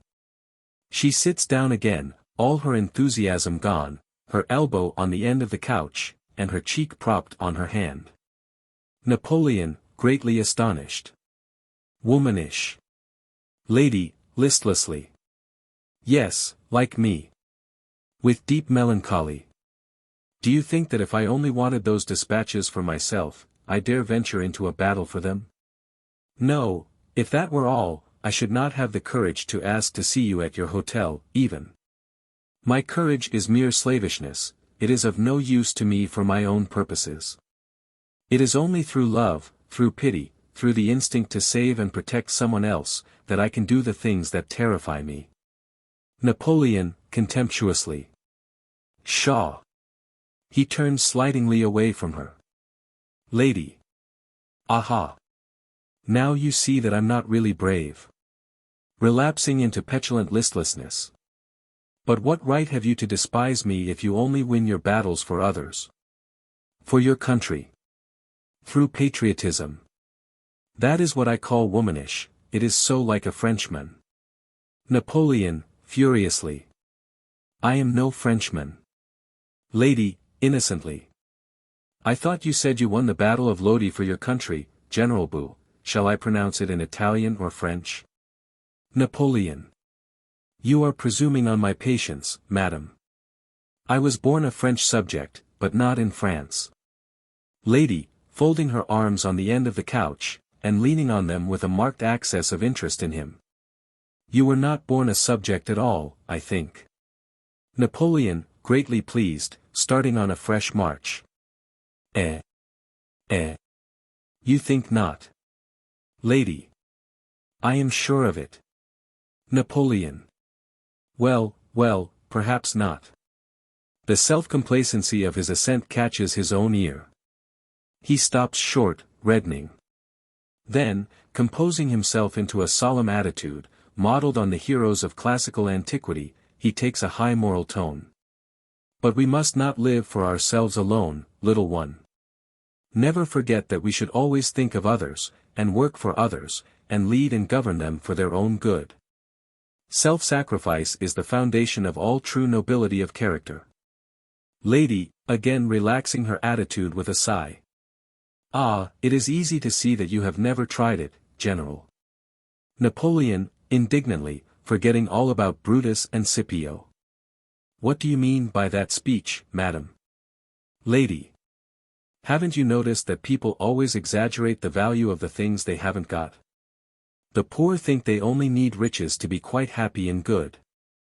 Everybody worships truth, purity, unselfishness, for the same reason, because they have no experience of them. Oh, if they only knew. Napoleon, with angry derision. If they only knew. Pray, do you know? Lady, with her arms stretched down and her hands clasped on her knees, looking straight before her. Yes. I had the misfortune to be born good. Glancing up at him for a moment. And it is a misfortune, I can tell you, General. I really am truthful and unselfish and all the rest of it, and it's nothing but cowardice, want of character, want of being really, strongly, positively oneself. Napoleon. Ha. Turning to her quickly with a flash of strong interest. Lady, earnestly, with rising enthusiasm. What is the secret of your power? Only that you believe in yourself. You can fight and conquer for yourself and for nobody else. You are not afraid of your own destiny. You teach us what we all might be if we had the will and courage, and that, suddenly sinking on her knees before him, is why we all begin to worship you. She kisses his hands. Napoleon, embarrassed. Tut, tut. Pray rise, madam. Lady. Do not refuse my homage, it is your right. You will be Emperor of France.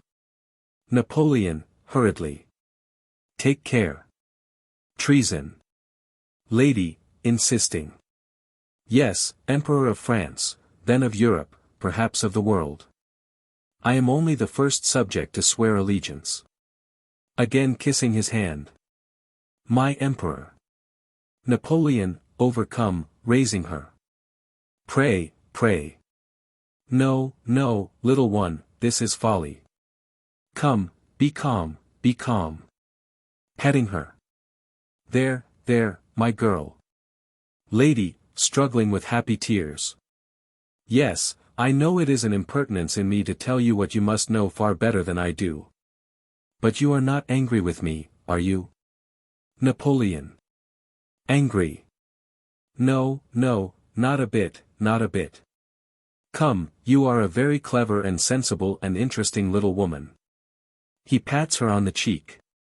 Shall we be friends? Lady, enraptured. Your friend. You will let me be your friend. Oh. She offers him both her hands with a radiant smile. You see, I show my confidence in you. Napoleon, with a yell of rage, his eyes flashing. What? Lady. What's the matter? Napoleon. Show your confidence in me. So that I may show my confidence in you in return by letting you give me the slip with the dispatches, eh? Ah, Delilah, Delilah, you have been trying your tricks on me, and I have been as great a gull as my jackass of a lieutenant. He advances threateningly on her. Come, the dispatches. Quick, I am not to be trifled with now. Lady, flying round the couch. General. Napoleon. Quick, I tell you. He passes swiftly up the middle of the room and intercepts her as she makes for the vineyard. Lady, at bay, confronting him. You dare address me in that tone? Napoleon. Dare. Lady. Yes, dare. Who are you that you should presume to speak to me in that coarse way? Oh, the vile, vulgar Corsican adventure comes out in you very easily. Napoleon, beside himself. You she-devil. Savagely. Once more, and only once, will you give me those papers or shall I tear them from you, by force? Lady, letting her hands fall. Tear them from me, by force. As he glares at her like a tiger about to spring, she crosses her arms on her breast in the attitude of a martyr. The gesture and pose instantly awaken his theatrical instinct. He forgets his rage in the desire to show her that in acting, too, she has met her match. He keeps her a moment in suspense, then suddenly clears up his countenance. Puts his hands behind him with provoking coolness, looks at her up and down a couple of times, takes a pinch of snuff, wipes his fingers carefully and puts up his handkerchief, her heroic pose becoming more and more ridiculous all the time. Napoleon, at last. Well. Lady, disconcerted, but with her arms still crossed devotedly. Well, what are you going to do? Napoleon. Spoil your attitude. Lady. You brute. Abandoning the attitude, she comes to the end of the couch, where she turns with her back to it, leaning against it and facing him with her hands behind her. Napoleon. Ah, that's better. Now listen to me. I like you. What's more, I value your respect. Lady. You value what you have not got, then. Napoleon. I shall have it presently. Now attend to me. Suppose I were to allow myself to be abashed by the respect due to your sex, your beauty, your heroism and all the rest of it? Suppose I, with nothing but such sentimental stuff to stand between these muscles of mine and those papers which you have about you, and which I want and mean to have, suppose I, with the prize within my grasp. were to falter and sneak away with my hands empty. Or, what would be worse, cover up my weakness by playing the magnanimous hero, and sparing you the violence I dared not use, would you not despise me from the depths of your woman's soul? Would any woman be such a fool? Well, Bonaparte can rise to the situation and act like a woman when it is necessary. Do you understand? The lady, without speaking, stands upright, and takes a packet of papers from her bosom. For a moment she has an intense impulse to dash them in his face. But her good breeding cuts her off from any vulgar method of relief. She hands them to him politely, only averting her head. The moment he takes them, she hurries across to the other side of the room, covers her face with her hands, and sits down, with her body turned away to the back of the chair. Napoleon, gloating over the papers. Aha! That's right. That's right. Before opening them he looks at her and says, "Excuse me." He sees that she is hiding her face. Very angry with me, eh? He unties the packet, the seal of which is already broken, and puts it on the table to examine its contents. Lady, quietly, taking down her hands and showing that she is not crying, but only thinking. No. You were right. But I am sorry for you. Napoleon, pausing in the act of taking the uppermost paper from the packet. Sorry for me. Why? Lady. I am going to see you lose your honor. Napoleon. Hm. Nothing worse than that. He takes up the paper. Lady. And your happiness. Napoleon. Happiness, little woman, is the most tedious thing in the world to me. Should I be what I am if I cared for happiness? Anything else? Lady. Nothing, he interrupts her with an exclamation of satisfaction. She proceeds quietly, except that you will cut a very foolish figure in the eyes of France. Napoleon, quickly. What? The hand holding the paper involuntarily drops. The lady looks at him enigmatically in tranquil silence. He throws the letter down and breaks out into a torrent of scolding. What do you mean? Eh? Are you at your tricks again? Do you think I don't know what these papers contain? I'll tell you. First, my information as to Beaulieu's retreat. There are only two things he can do, leather-brained idiot that he is. Shut himself up in Mantua or violate the neutrality of Venice by taking Peschiera. You are one of old Leatherbrain's spies, he has discovered that he has been betrayed, and has sent you to intercept the information at all hazards, as if that could save him from me, the old fool. The other papers are only my usual correspondence from Paris, of which you know nothing. Lady, prompt and businesslike. General, let us make a fair division. Take the information your spies have sent you about the Austrian army. And give me the Paris correspondence. That will content me. Napoleon, his breath taken away by the coolness of the proposal. A fair D, he gasps. It seems to me, madam, that you have come to regard my letters as your own property, of which I am trying to rob you. Lady, earnestly. No, on my honor I ask for no letter of yours, not a word that has been written by you or to you. That packet contains a stolen letter, a letter written by a woman to a man not her husband, a letter that means disgrace, infamy. Napoleon. A love letter? Lady, bittersweetly. What else but a love letter could stir up so much hate? Napoleon. Why is it sent to me? To put the husband in my power, eh? Lady. No, no, it can be of no use to you, I swear that it will cost you nothing to give it to me. It has been sent to you out of sheer malice, solely to injure the woman who wrote it. Napoleon. Then why not send it to her husband instead of to me? Lady, completely taken aback. Oh. Sinking back into the chair. I don't know. She breaks down. Napoleon. Aha. I thought so, a little romance to get the papers back. He throws the packet on the table and confronts her with cynical good humor. Per Bacco, little woman, I can't help admiring you. If I could lie like that, it would save me a great deal of trouble. Lady, wringing her hands. Oh, how I wish I really had told you some lie. You would have believed me then. The truth is the one thing that nobody will believe. Napoleon, with coarse familiarity, treating her as if she were a vivandière. Capital. Capital. He puts his hands behind him on the table, and lifts himself onto it, sitting with his arms akimbo and his legs wide apart. Come, I am a true Corsican in my love for stories. But I could tell them better than you if I set my mind to it.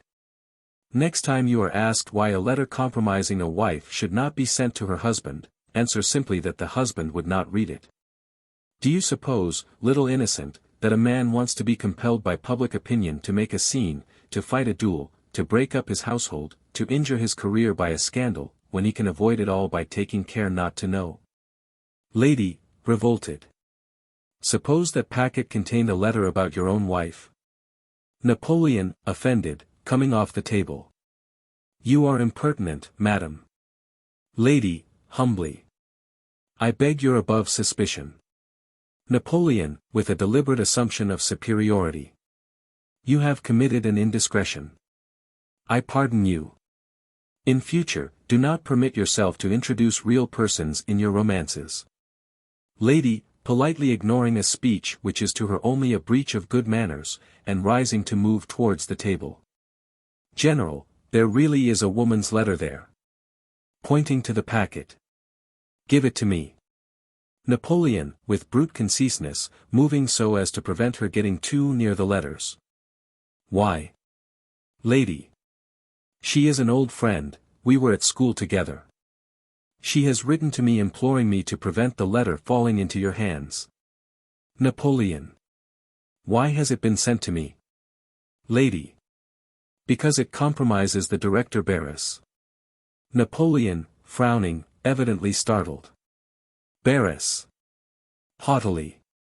Take care, madam. The director Barras is my attached personal friend. Lady, nodding placidly. Yes. You became friends through your wife. Napoleon. Again. Have I not forbidden you to speak of my wife? She keeps looking curiously at him, taking no account of the rebuke. More and more irritated, he drops his haughty manner, of which he is himself somewhat impatient, and says suspiciously, lowering his voice, Who is this woman with whom you sympathize so deeply? Lady. Oh, General. How could I tell you that? Napoleon, ill-humoredly, beginning to walk about again in angry perplexity. I, stand by one another. You are all the same, you women. Lady, indignantly. We are not all the same, any more than you are. Do you think that if I loved another man, I should pretend to go on loving my husband, or be afraid to tell him or all the world? But this woman is not made that way. She governs men by cheating them. And, with disdain, they like it, and let her govern them. She sits down again, with her back to him. Napoleon, not attending to her. Barras, I, turning very threateningly to her, his face darkening. Take care, do you hear? You may go too far. Lady, innocently turning her face to him. What's the matter? Napoleon. What are you hinting at? Who is this woman? Lady, meeting his angry searching gaze with tranquil indifference as she sits looking up at him with her right arm resting lightly along the back of her chair, and one knee crossed over the other. A vain, silly, extravagant creature, with a very able and ambitious husband who knows her through and through, knows that she has lied to him about her age, her income, her social position.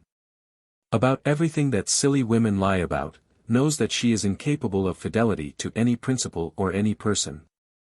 And yet could not help loving her, could not help his man's instinct to make use of her for his own advancement with Barras. Napoleon, in a stealthy, coldly furious whisper. This is your revenge, ye she-cat, for having had to give me the letters. Lady. Nonsense.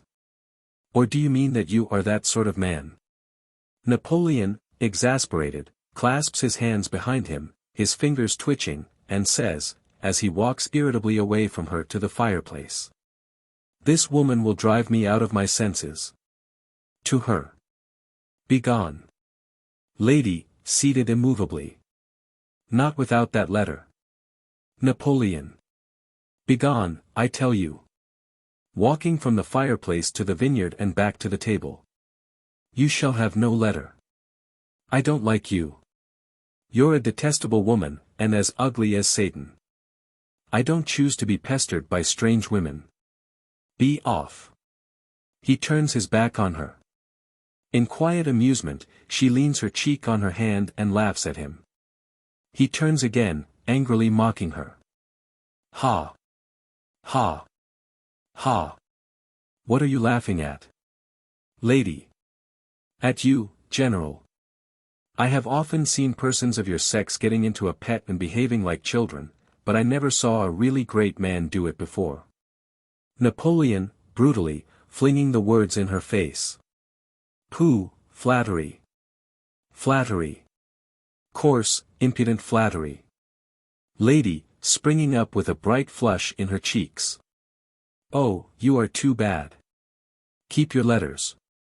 Read the story of your own dishonor in them, and much good may they do you. Goodbye. She goes indignantly towards the inner door. Napoleon. My own. Stop. Come back. Come back, I order you. She proudly disregards his savagely peremptory tone and continues on her way to the door. He rushes at her, seizes her by the wrist. And drags her back. Now, what do you mean? Explain. Explain, I tell you, or, threatening her. She looks at him with unflinching defiance. You obstinate devil, you. Why can't you answer a civil question? Lady, deeply offended by his violence. Why do you ask me? You have the explanation. Napoleon. Where? Lady, pointing to the letters on the table. There. You have only to read it. He snatches the packet up, hesitates, looks at her suspiciously. And throws it down again. Napoleon. You seem to have forgotten your solicitude for the honor of your old friend. Lady. She runs no risk now, she does not quite understand her husband. Napoleon. I am to read the letter, then. He stretches out his hand as if to take up the packet again, with his eye on her. Lady. I do not see how you can very well avoid doing so now. He instantly withdraws his hand. Oh, don't be afraid.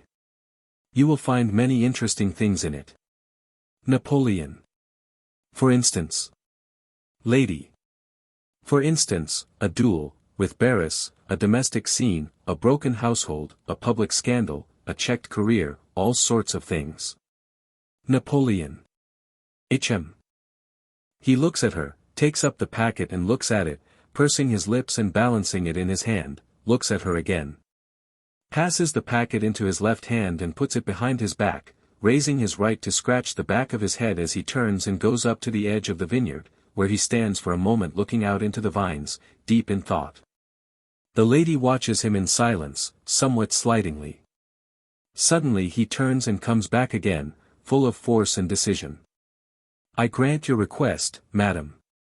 Your courage and resolution deserve to succeed. Take the letters for which you have fought so well, and remember henceforth that you found the vile, vulgar Corsican adventurer as generous to the vanquished after the battle as he was resolute in the face of the enemy before it. He offers her the packet. Lady, without taking it, looking hard at him. What are you at now, I wonder? He dashes the packet furiously to the floor. Aha! I've spoiled that attitude, I think.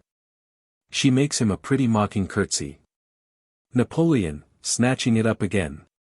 Will you take the letters and begone, advancing and thrusting them upon her? Lady, escaping round the table.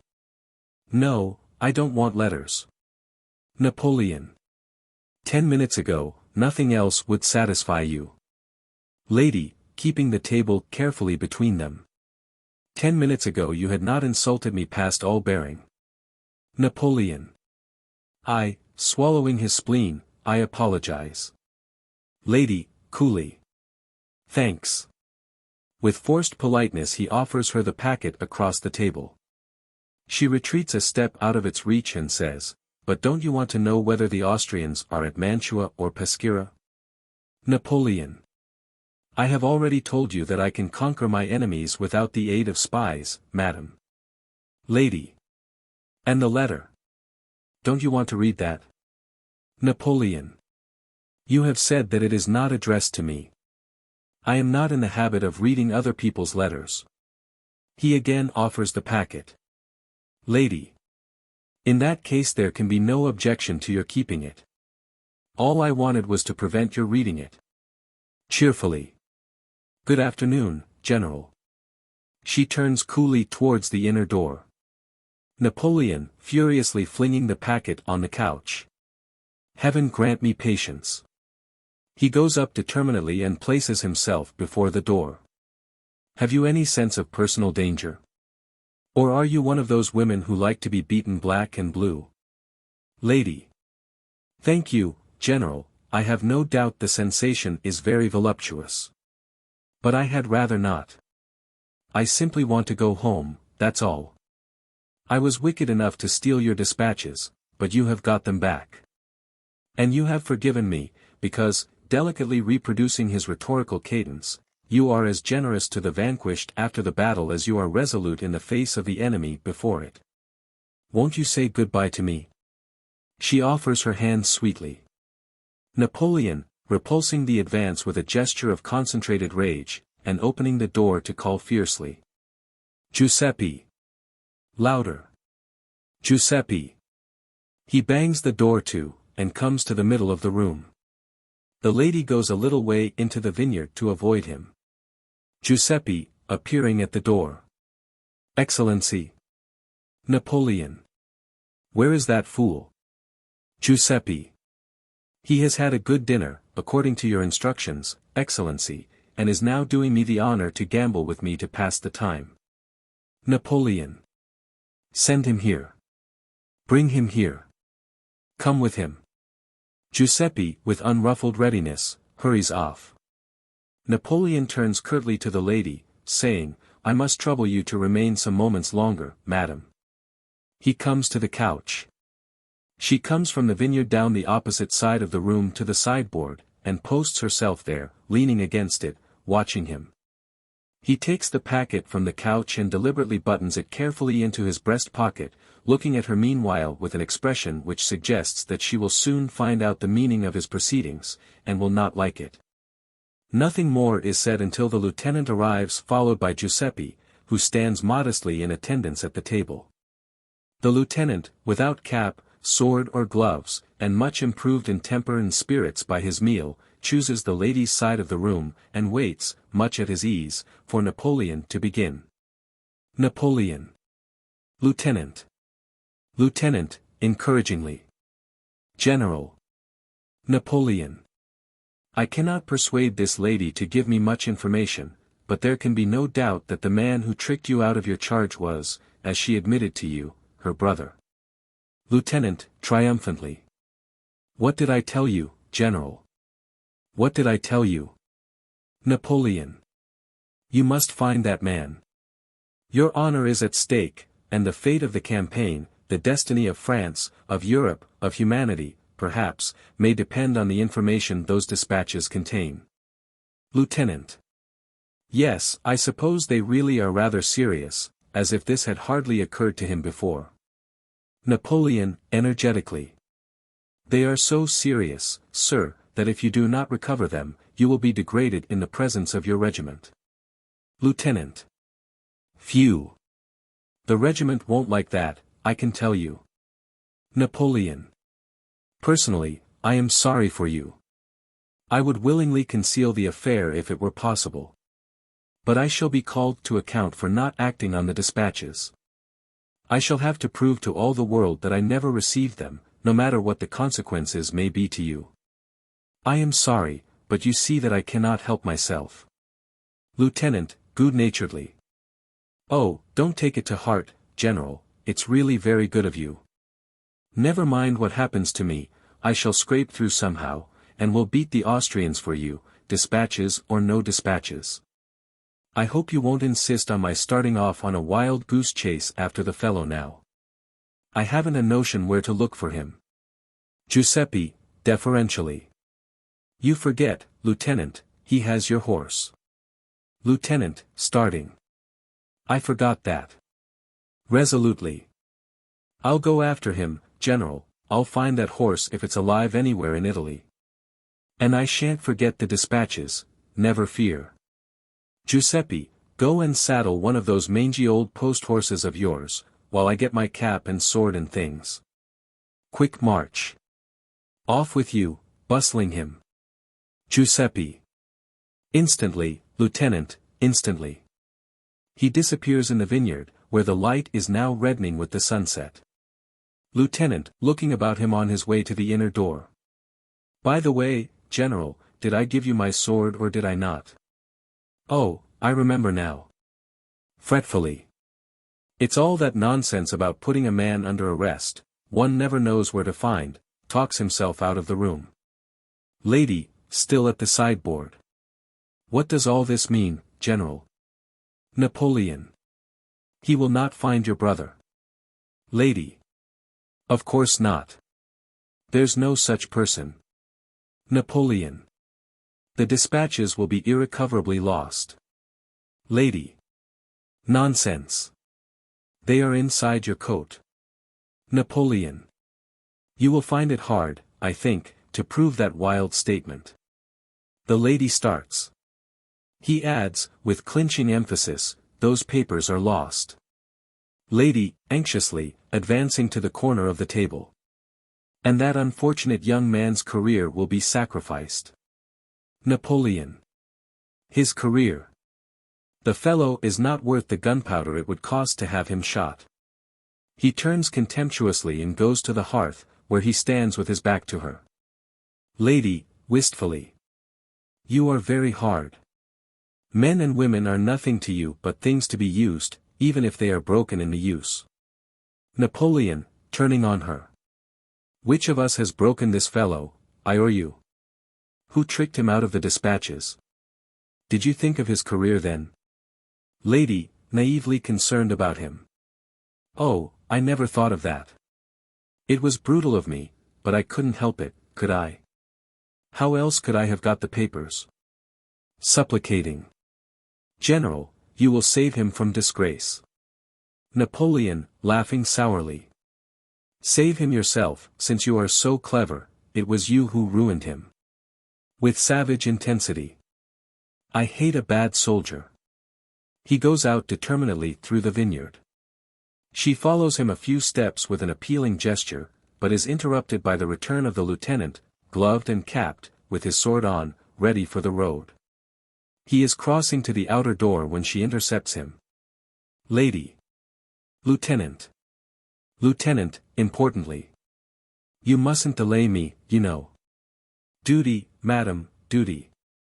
Lady, imploringly. Oh, sir, what are you going to do to my poor brother? Lieutenant. Are you very fond of him? Lady. I should die if anything happened to him. You must spare him. The lieutenant shakes his head gloomily. Yes, yes, you must, you shall, he is not fit to die. Listen to me. If I tell you where to find him, if I undertake to place him in your hands a prisoner, to be delivered up by you to General Bonaparte, will you promise me on your honor as an officer and a gentleman not to fight with him or treat him unkindly in any way? Lieutenant. But suppose he attacks me? He has my pistols. Lady.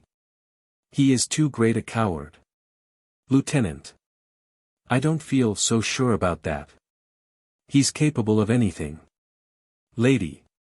If he attacks you, or resists you in any way, I release you from your promise. Lieutenant. My promise. I didn't mean to promise. Look here, you're as bad as he is, you've taken an advantage of me through the better side of my nature. What about my horse? Lady. It is part of the bargain that you are to have your horse and pistols back. Lieutenant. Honor bright? Lady. Honor bright. She offers her hand. Lieutenant, taking it and holding it. All right, I'll be as gentle as a lamb with him. His sister's a very pretty woman. He attempts to kiss her. Lady, slipping away from him. Oh, Lieutenant. You forget, your career is at stake, the destiny of Europe, of humanity. Lieutenant. Oh, bother the destiny of humanity, making for her. Only a kiss. Lady, retreating round the table. Not until you have regained your honor as an officer. Remember, you have not captured my brother yet. Lieutenant, seductively. You'll tell me where he is, won't you? Lady. I have only to send him a certain signal, and he will be here in quarter of an hour. Lieutenant. He's not far off, then. Lady. No, quite close. Wait here for him, when he gets my message he will come here at once and surrender himself to you. You understand? Lieutenant, intellectually overtaxed. Well, it's a little complicated, but I dare say it will be all right. Lady. And now, whilst you're waiting, don't you think you had better make terms with the general? Lieutenant. Oh, look here, this is getting frightfully complicated. What terms? Lady. Make him promise that if you catch my brother he will consider that you have cleared your character as a soldier. He will promise anything you ask on that condition. Lieutenant. That's not a bad idea. Thank you, I think I'll try it. Lady. Do. And mind, above all things, don't let him see how clever you are. Lieutenant. I understand. He'd be jealous. Lady.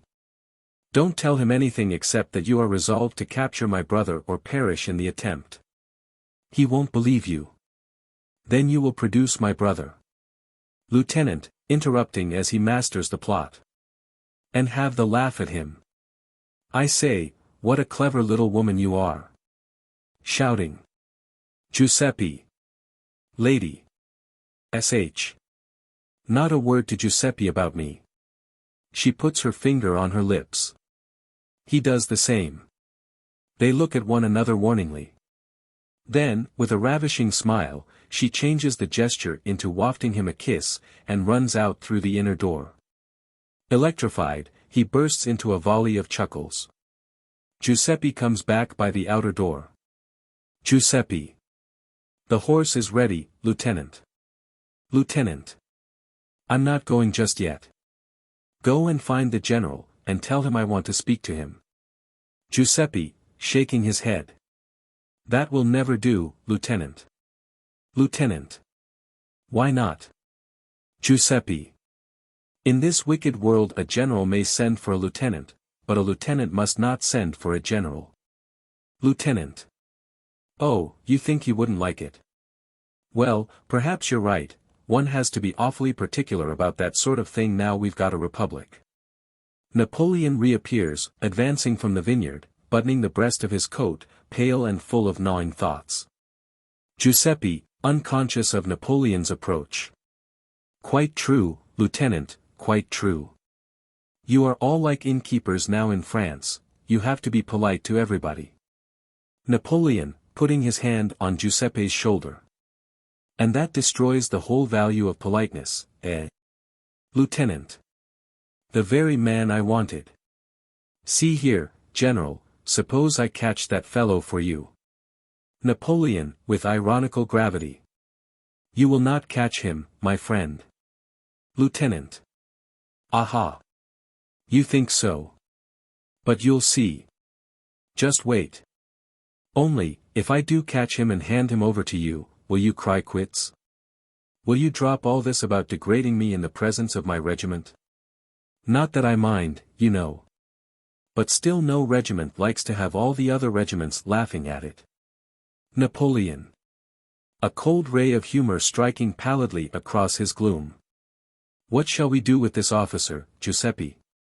Everything he says is wrong. Giuseppe, promptly. Make him a general, Excellency, and then everything he says will be right. Lieutenant, crowing. Haw-ah. He throws himself ecstatically on the couch to enjoy the joke. Napoleon, laughing and pinching Giuseppe's ear. You are thrown away in this inn, Giuseppe. He sits down and places Giuseppe before him like a schoolmaster with a pupil. Shall I take you away with me and make a man of you? Giuseppe, shaking his head rapidly and repeatedly. No, thank you, General. All my life long people have wanted to make a man of me. When I was a boy, our good priest wanted to make a man of me by teaching me to read and write. Then the organist at Melegnano wanted to make a man of me by teaching me to read music. The recruiting sergeant would have made a man of me if I had been a few inches taller. But it always meant making me work. And I am too lazy for that, thank heaven. So I taught myself to cook and became an innkeeper, and now I keep servants to do the work, and have nothing to do myself except talk, which suits me perfectly. Napoleon, looking at him thoughtfully. You are satisfied? Giuseppe, with cheerful conviction. Quite, Excellency. Napoleon. And you have no devouring devil inside you who must be fed with action and victory, gorged with them night and day, who makes you pay, with the sweat of your brain and body. Weeks of Herculean toil for 10 minutes of enjoyment, who is at once your slave and your tyrant. Your genius and your doom, who brings you a crown in one hand and the oar of a galley slave in the other, who shows you all the kingdoms of the earth and offers to make you their master on condition that you become their servant. Have you nothing of that in you? Giuseppe. Nothing of it. Oh, I assure you, Excellency, my devouring devil is far worse than that. He offers me no crowns and kingdoms, he expects to get everything for nothing, sausages, omelets, grapes, cheese, polenta, wine, 3 times a day, Excellency, nothing less will content him. Lieutenant. Come, drop it, Giuseppe, you're making me feel hungry again. Giuseppe, with an apologetic shrug, retires from the conversation, and busies himself at the table, dusting it, setting the map straight, and replacing Napoleon's chair, which the lady has pushed back. Napoleon, turning to the lieutenant with sardonic ceremony. I hope I have not been making you feel ambitious. Lieutenant. Not at all, I don't fly so high. Besides, I'm better as I am, men like me are wanted in the army just now. The fact is, the revolution was all very well for civilians, but it won't work in the army. You know what soldiers are, General, they will have men of family for their officers. A subaltern must be a gentleman, because he's so much in contact with the men. But a general, or even a colonel, may be any sort of riff-raff if he understands the shop well enough. A lieutenant is a gentleman, all the rest is chance. Why, who do you suppose won the Battle of Lodi? I'll tell you. My horse did. Napoleon, rising, your folly is carrying you too far, sir. Take care. Lieutenant. Not a bit of it. You remember all that red-hot cannonade across the river, the Austrians blazing away at you to keep you from crossing, and you blazing away at them to keep them from setting the bridge on fire? Did you notice where I was then? Napoleon, with menacing politeness. I am sorry. I am afraid I was rather occupied at the moment. Giuseppe, with eager admiration. They say you jumped off your horse and worked the big guns with your own hands, General. Lieutenant. That was a mistake, an officer should never let himself down to the level of his men. Napoleon looks at him dangerously, and begins to walk tigerishly to and fro.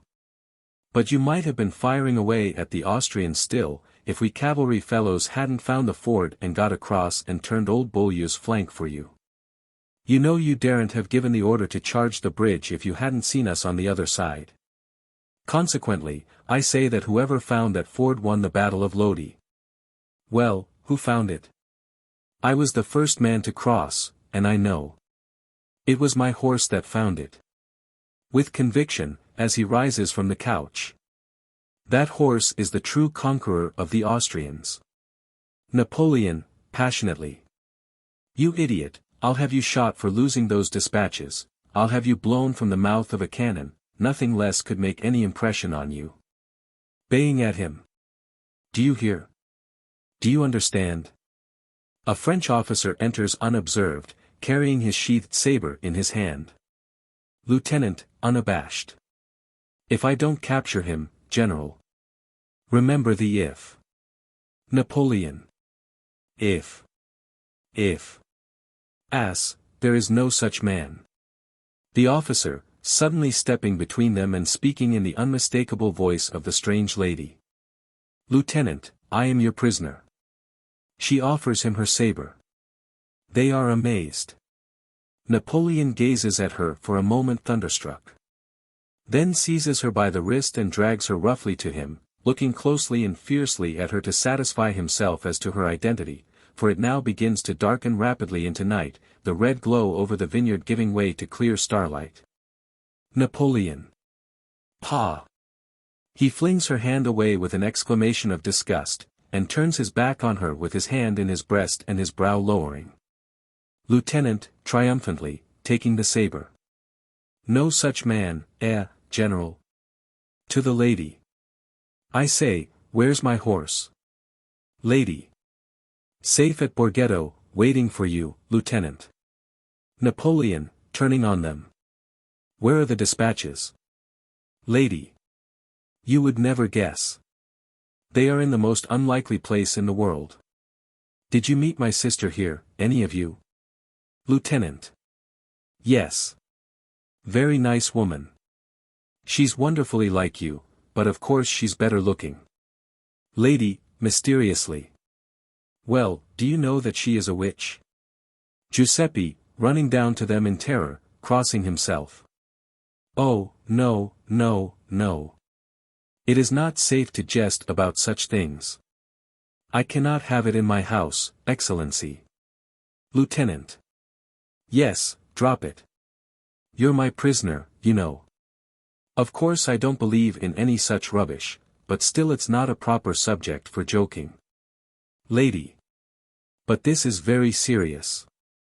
My sister has bewitched the general. Giuseppe and the lieutenant recoil from Napoleon. General, open your coat, you will find the dispatches in the breast of it. She puts her hand quickly on his breast. Yes, there they are, I can feel them. She looks up into his face half coaxingly, half mockingly. Will you allow me, General? She takes a button as if to unbutton his coat, and pauses for permission. Napoleon, inscrutably. If you dare. Lady. Thank you. She opens his coat and takes out the dispatches. There. To Giuseppe, showing him the dispatches. See.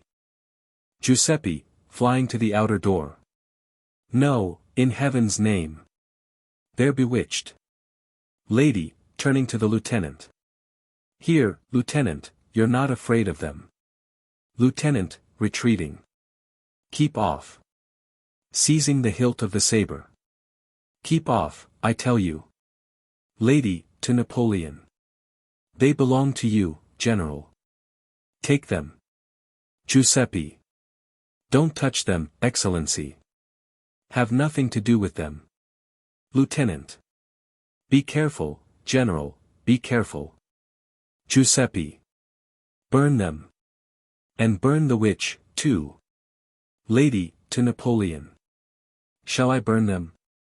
Napoleon, thoughtfully. Yes, burn them. Giuseppe, go and fetch a light. Giuseppe, trembling and stammering.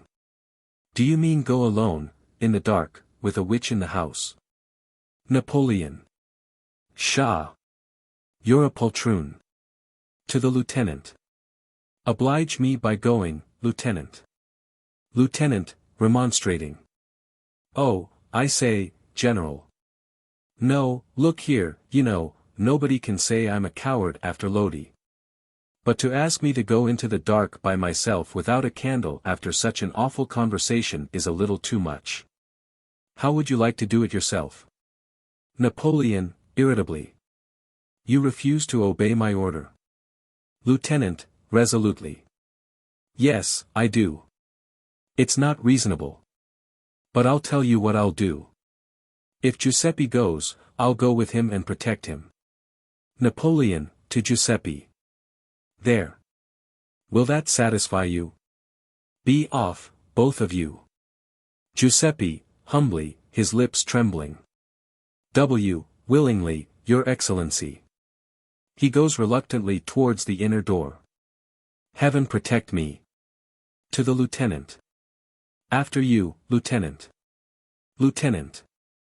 You'd better go first, I don't know the way. Giuseppe. You can't miss it. Besides, imploringly, laying his hand on his sleeve, I am only a poor innkeeper, and you are a man of family. Lieutenant. There's something in that. Here, you needn't be in such a fright. Take my arm. Giuseppe does so. That's the way. They go out, arm in arm. It is now starry night. The lady throws the packet on the table and seats herself at her ease on the couch, enjoying the sensation of freedom from petticoats. Lady. Well, General, I've beaten you. Napoleon, walking about. You have been guilty of indelicacy, of unwomanliness. Do you consider that costume a proper one to wear? Lady. It seems to me much the same as yours. Napoleon. Pshaw. I blush for you. Lady, naively. Yes, soldiers blush so easily. He growls and turns away. She looks mischievously at him, balancing the dispatches in her hand. Wouldn't you like to read these before they're burnt, General? You must be dying with curiosity.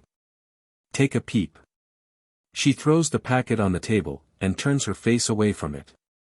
I won't look. Napoleon. I have no curiosity whatever, madam. But since you are evidently burning to read them, I give you leave to do so. Lady. Oh, I've read them already. Napoleon, starting. What? Lady. I read them the first thing after I rode away on that poor lieutenant's horse. So you see I know what's in them, and you don't. Napoleon. Excuse me, I read them there in the vineyard 10 minutes ago. Lady. Oh. Jumping up. Oh, General, I've not beaten you. I do admire you so. He laughs and pats her cheek. This time really and truly without shamming, I do you homage, kissing his hand. Napoleon, quickly withdrawing it. Br. Don't do that. No more witchcraft. Lady. I want to say something to you, only you would misunderstand it. Napoleon. Need that stop you? Lady. Well, it is this. I adore a man who is not afraid to be mean and selfish. Napoleon, indignantly. I am neither mean nor selfish. Lady. Oh, you don't appreciate yourself. Besides, I don't really mean meanness and selfishness. Napoleon. Thank you. I thought perhaps you did. Lady. Well, of course I do. But what I mean is a certain strong simplicity about you. Napoleon. That's better. Lady. You didn't want to read the letters, but you were curious about what was in them. So you went into the garden and read them when no one was looking, and then came back and pretended you hadn't. That's the meanest thing I ever knew any man do, but it exactly fulfilled your purpose. And so you weren't a bit afraid or ashamed to do it. Napoleon, abruptly. Where did you pick up all these vulgar scruples, this, with contemptuous emphasis, conscience of yours? I took you for a lady, an aristocrat. Was your grandfather a shopkeeper, pray? Lady. No, he was an Englishman. Napoleon. That accounts for it. The English are a nation of shopkeepers. Now I understand why you've beaten me. Lady. Oh, I haven't beaten you. And I'm not English. Napoleon. Yes, You are English to the backbone. Listen to me, I will explain the English to you. Lady, eagerly. Do. With a lively air of anticipating an intellectual treat, she sits down on the couch and composes herself to listen to him. Secure of his audience, he at once nerves himself for a performance. He considers a little before he begins, so as to fix her attention by a moment of suspense. His style is at first modeled on Talma's in Corneille's Cinna. But it is somewhat lost in the darkness, and Talma presently gives way to Napoleon, the voice coming through the gloom with startling intensity. Napoleon. There are three sorts of people in the world, the low people, the middle people, and the high people. The low people and the high people are alike in one thing, they have no scruples, no morality. The low are beneath morality, the high above it. I am not afraid of either of them, for the low are unscrupulous without knowledge, so that they make an idol of me, whilst the high are unscrupulous without purpose, so that they go down before my will. Look you, I shall go over all the mobs and all the courts of Europe as a plough goes over a field. It is the middle people who are dangerous, they have both knowledge and purpose. But they, too, have their weak point. They are full of scruples, chained hand and foot by their morality and respectability. Lady. Then you will beat the English, for all shopkeepers are middle people. Napoleon. No, because the English are a race apart. No Englishman is too low to have scruples, no Englishman is high enough to be free from their tyranny. But every Englishman is born with a certain miraculous power that makes him master of the world. When he wants a thing, he never tells himself that he wants it. He waits patiently until there comes into his mind, no one knows how, a burning conviction that it is his moral and religious duty to conquer those who have got the thing he wants. Then he becomes irresistible. Like the aristocrat, he does what pleases him and grabs what he wants, like the shopkeeper, he pursues his purpose with the industry and steadfastness that come from strong religious conviction and deep sense of moral responsibility. He is never at a loss for an effective moral attitude. As the great champion of freedom and national independence, he conquers and annexes half the world, and calls it colonization. When he wants a new market for his adulterated Manchester goods, he sends a missionary to teach the natives the gospel of peace. The natives kill the missionary, he flies to arms in defense of Christianity, fights for it, conquers for it, and takes the market as a reward from heaven.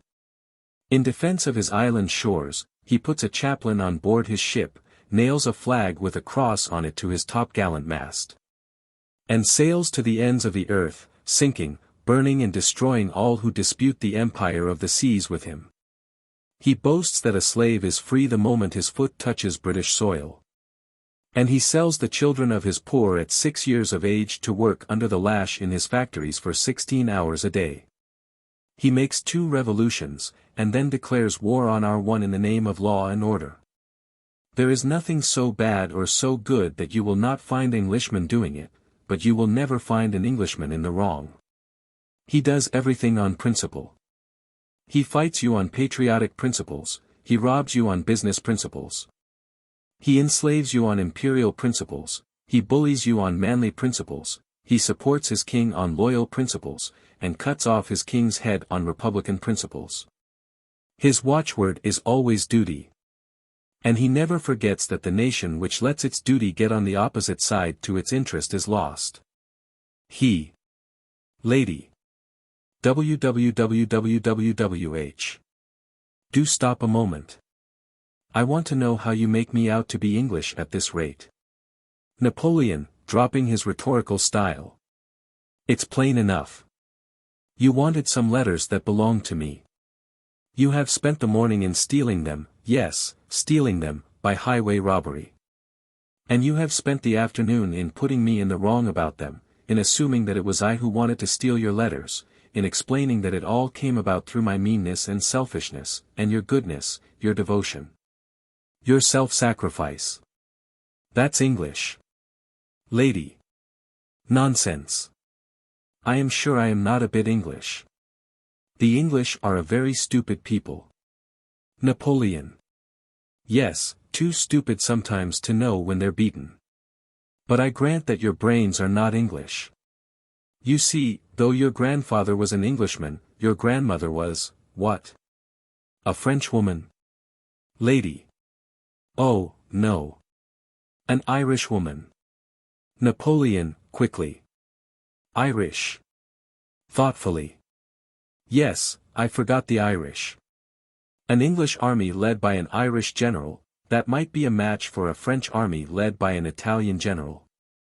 He pauses, and adds, half jestingly, half moodily, at all events, you have beaten me, and what beats a man first will beat him last.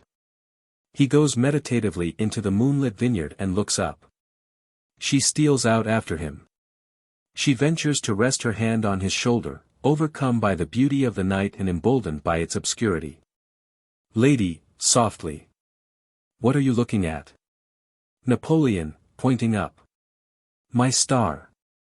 Lady. You believe in that? Napoleon. I do. They look at it for a moment, she leaning a little on his shoulder. Lady. Do you know that the English say that a man's star is not complete without a woman's garter?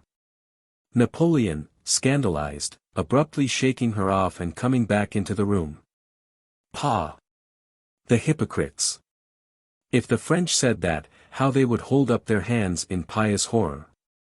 He goes to the inner door and holds it open, shouting, hello. Giuseppe. Where's that light, man? He comes between the table and the sideboard, and moves the chair to the table, beside his own. We have still to burn the letter. He takes up the packet. Giuseppe comes back, pale and still trembling, carrying a branched candlestick with a couple of candles alight, in one hand, and a broad snuffer's tray in the other. Giuseppe, piteously, as he places the light on the table. Excellency, what were you looking up at just now, out there? He points across his shoulder to the vineyard, but is afraid to look round. Napoleon, unfolding the packet. What is that to you? Giuseppe, stammering. Because the witch is gone, vanished, and no one saw her go out. Lady, coming behind him from the vineyard. We were watching her riding up to the moon on your broomstick, Giuseppe. You will never see her again. Giuseppe. Gesù Maria. He crosses himself and hurries out. Napoleon, throwing down the letters in a heap on the table. Now. He sits down at the table in the chair which he has just placed. Lady. Yes, but you know you have the letter in your pocket. He smiles. Takes a letter from his pocket, and tosses it on the top of the heap. She holds it up and looks at him, saying, about Caesar's wife. Napoleon. Caesar's wife is above suspicion. Burn it. Lady, taking up the snuffers and holding the letter to the candle flame with it. I wonder would Caesar's wife be above suspicion if she saw us here together. Napoleon, echoing her, with his elbows on the table and his cheeks on his hands, looking at the letter. I wonder. The strange lady puts the letter down alight on the snuffer's tray, and sits down beside Napoleon, in the same attitude, elbows on table, cheeks on hands, watching it burn. When it is burnt, they simultaneously turn their eyes and look at one another. The curtain steals down and hides them. You never can tell. Act I. In a dentist's operating room on a fine August morning in 1896. Not the usual tiny London den, but the best sitting room of a furnished lodging in a terrace on the sea front at a fashionable watering place. The operating chair, with a gas pump and cylinder beside it, is halfway between the center of the room and one of the corners. If you look into the room through the window which lights it, you will see the fireplace in the middle of the wall opposite you, with the door beside it to your left, and Marseilles diploma in a frame hung on the chimney-piece. An easy chair covered in black leather on the hearth, a neat stool and bench, with vise, tools, and a mortar and pestle in the corner to the right. Near this bench stands a slender machine like a whip provided with a stand, a pedal, and an exaggerated winch. Recognizing this as a dental drill, you shudder and look away to your left, where you can see another window, underneath which stands a writing table, with a blotter and a diary on it, and a chair. Next the writing table, towards the door, is a leather-covered sofa. The opposite wall, close on your right, is occupied mostly by a bookcase. The operating chair is under your nose, facing you, with the cabinet of instruments handy to it on your left. You observe that the professional furniture and apparatus are new, and that the wallpaper, designed, with the taste of an undertaker, in festoons and urns, the carpet with its symmetrical plans of rich, cabbagey nosegays. The glass gasolier with lustres. The ornamental gilt-rimmed blue candlesticks on the ends of the mantelshelf, also glass draped with lustres, and the ormolu clock under a glass cover in the middle between them. Its uselessness emphasized by a cheap American clock disrespectfully placed beside it and now indicating 12 o'clock noon, all combine with the black marble which gives the fireplace the air of a miniature family vault. To suggest early Victorian commercial respectability, belief in money, Bible fetishism, fear of hell always at war with fear of poverty, instinctive horror of the passionate character of art, love and Roman Catholic religion. And all the first fruits of plutocracy in the early generations of the Industrial Revolution. There is no shadow of this on the two persons who are occupying the room just now. One of them, a very pretty woman in miniature, her tiny figure dressed with the daintiest gaiety, is of a later generation, being hardly 18 yet. This darling little creature clearly does not belong to the room, or even to the country, for her complexion, though very delicate, has been burnt biscuit color by some warmer sun than England's. And yet there is, for a very subtle observer, a link between them. For she has a glass of water in her hand, and a rapidly clearing cloud of Spartan obstinacy on her tiny firm set mouth and quaintly squared eyebrows. If the least line of conscience could be traced between those eyebrows, an evangelical might cherish some faint hope of finding her a sheep in wolf's clothing, for her frock is recklessly pretty, but as the cloud vanishes it leaves her frontal sinus as smoothly free from conviction of sin as a kitten's. The dentist, contemplating her with the self-satisfaction of a successful operator, is a young man of 30 or thereabouts. He does not give the impression of being much of a workman, his professional manner evidently strikes him as being a joke, and is underlain by a thoughtless pleasantry which betrays the young gentleman still unsettled and in search of amusing adventures, behind the newly set-up dentist in search of patients. He is not without gravity of demeanor, but the strained nostrils stamp it as the gravity of the humorist. His eyes are clear, alert, of skeptically moderate size, and yet a little rash.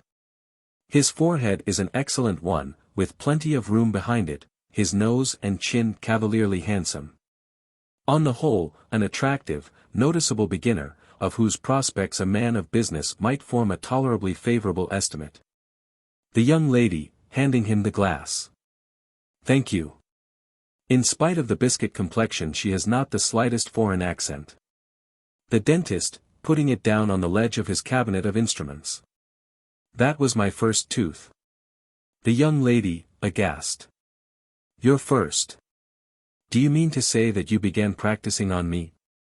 The dentist. "Every dentist has to begin on somebody." The young lady.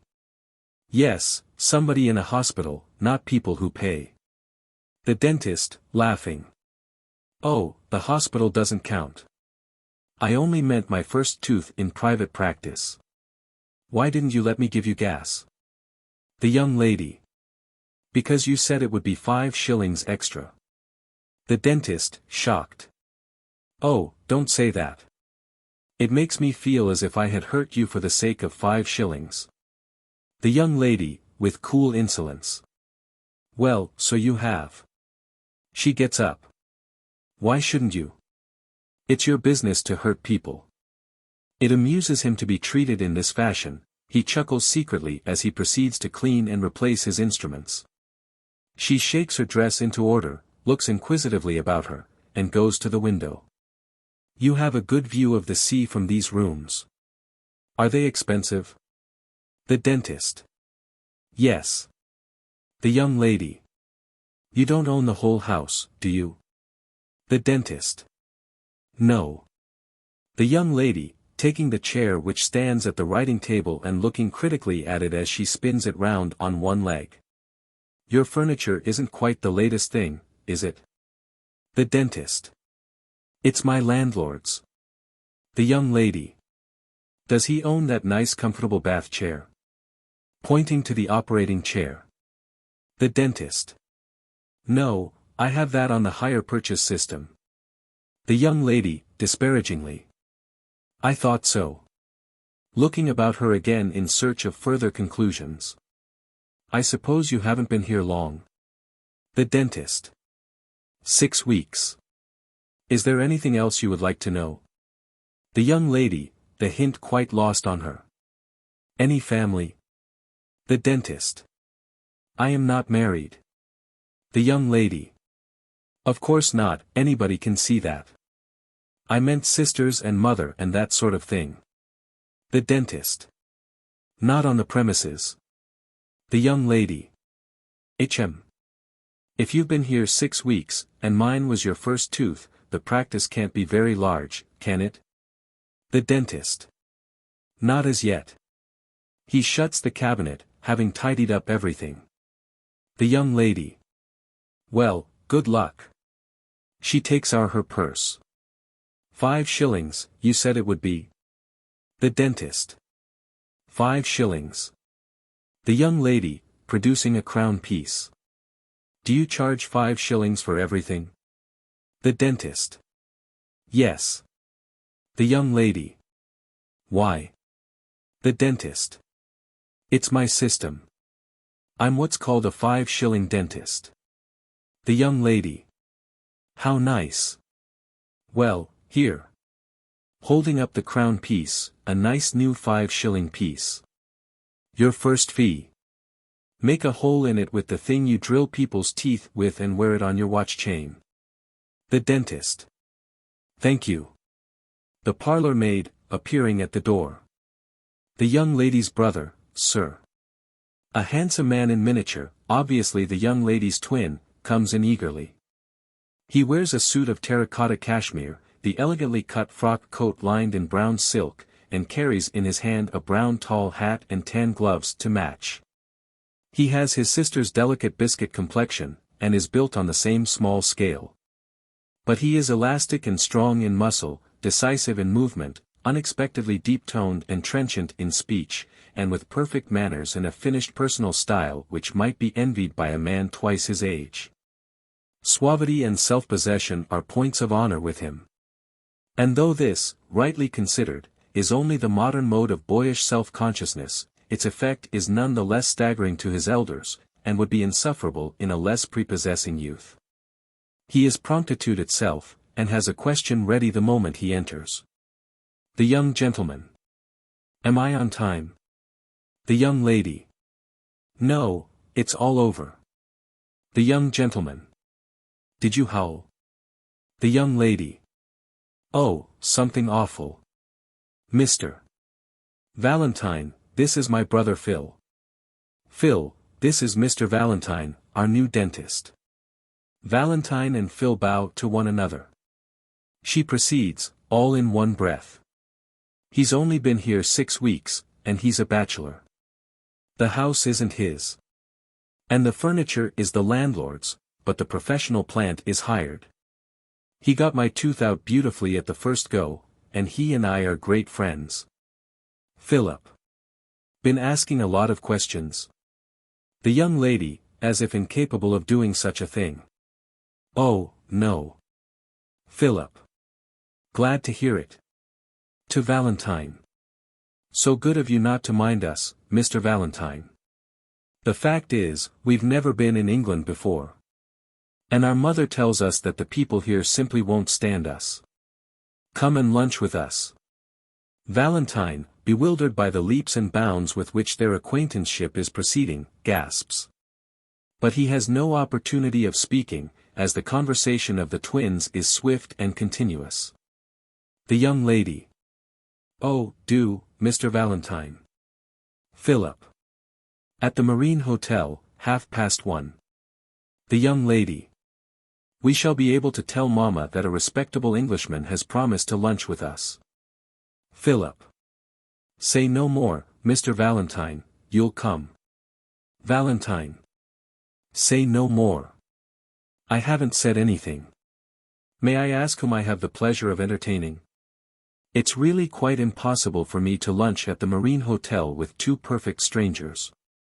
The young lady, flippantly. Oh.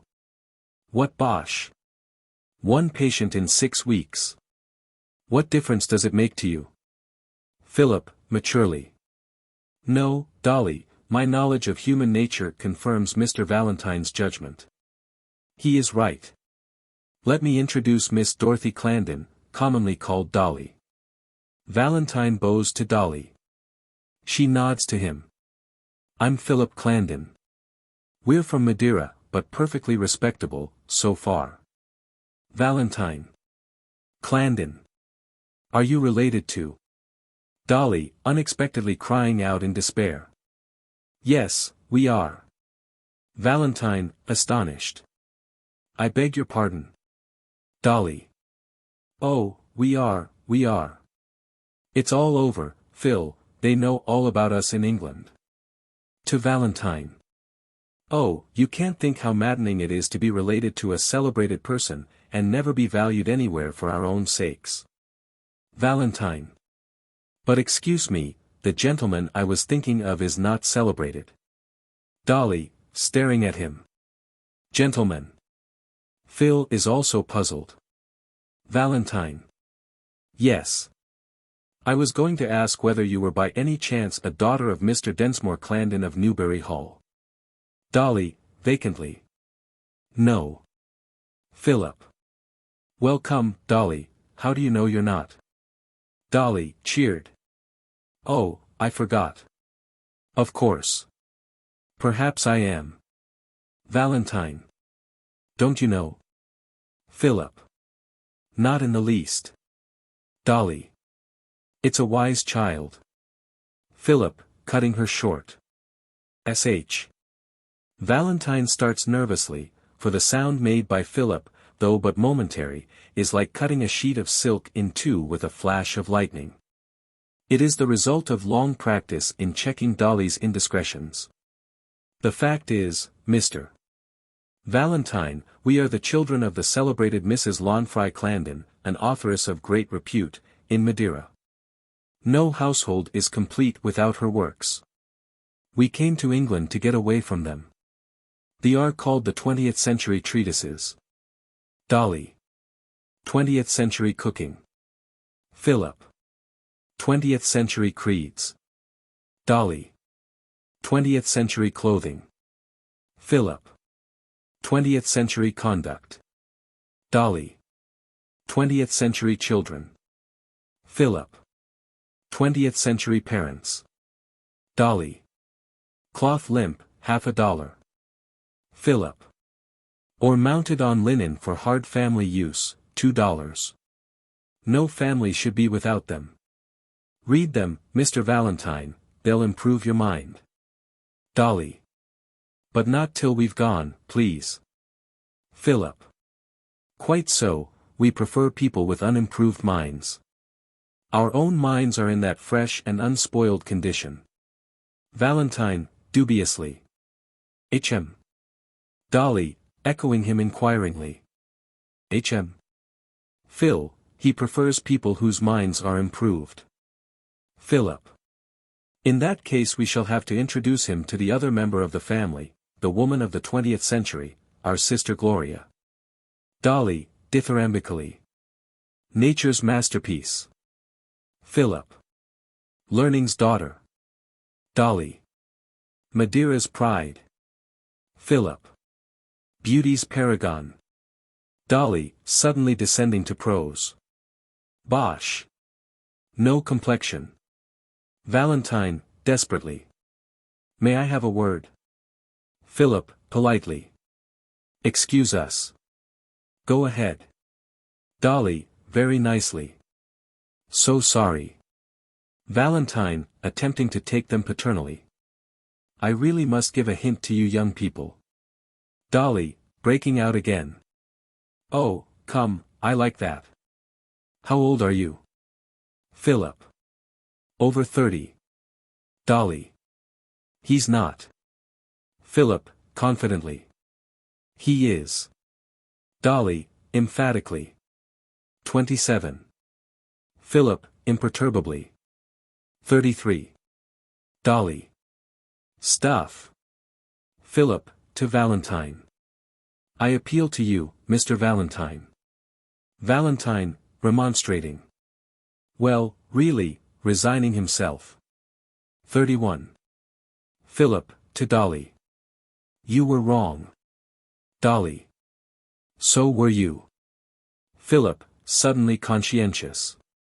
We're forgetting our manners, Dolly. Dolly, remorseful. Yes, so we are. Philip, apologetic. We interrupted you, Mr. Valentine. Dolly. You were going to improve our minds, I think. Valentine. The fact is, you're. Philip, anticipating him. Our appearance. Dolly. Our manners.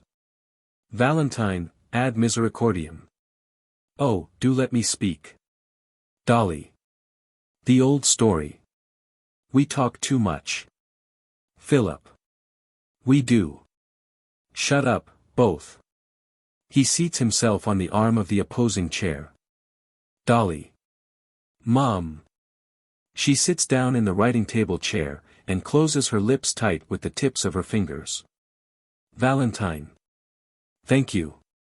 He brings the stool from the bench in the corner, places it between them, and sits down with a judicial air. They attend to him with extreme gravity. He addresses himself first to Dolly. Now may I ask, to begin with, have you ever been in an English seaside resort before? She shakes her head slowly and solemnly. He turns to Phil, who shakes his head quickly and expressively. I thought so. Well, Mr. Clandon, our acquaintance has been short, but it has been voluble.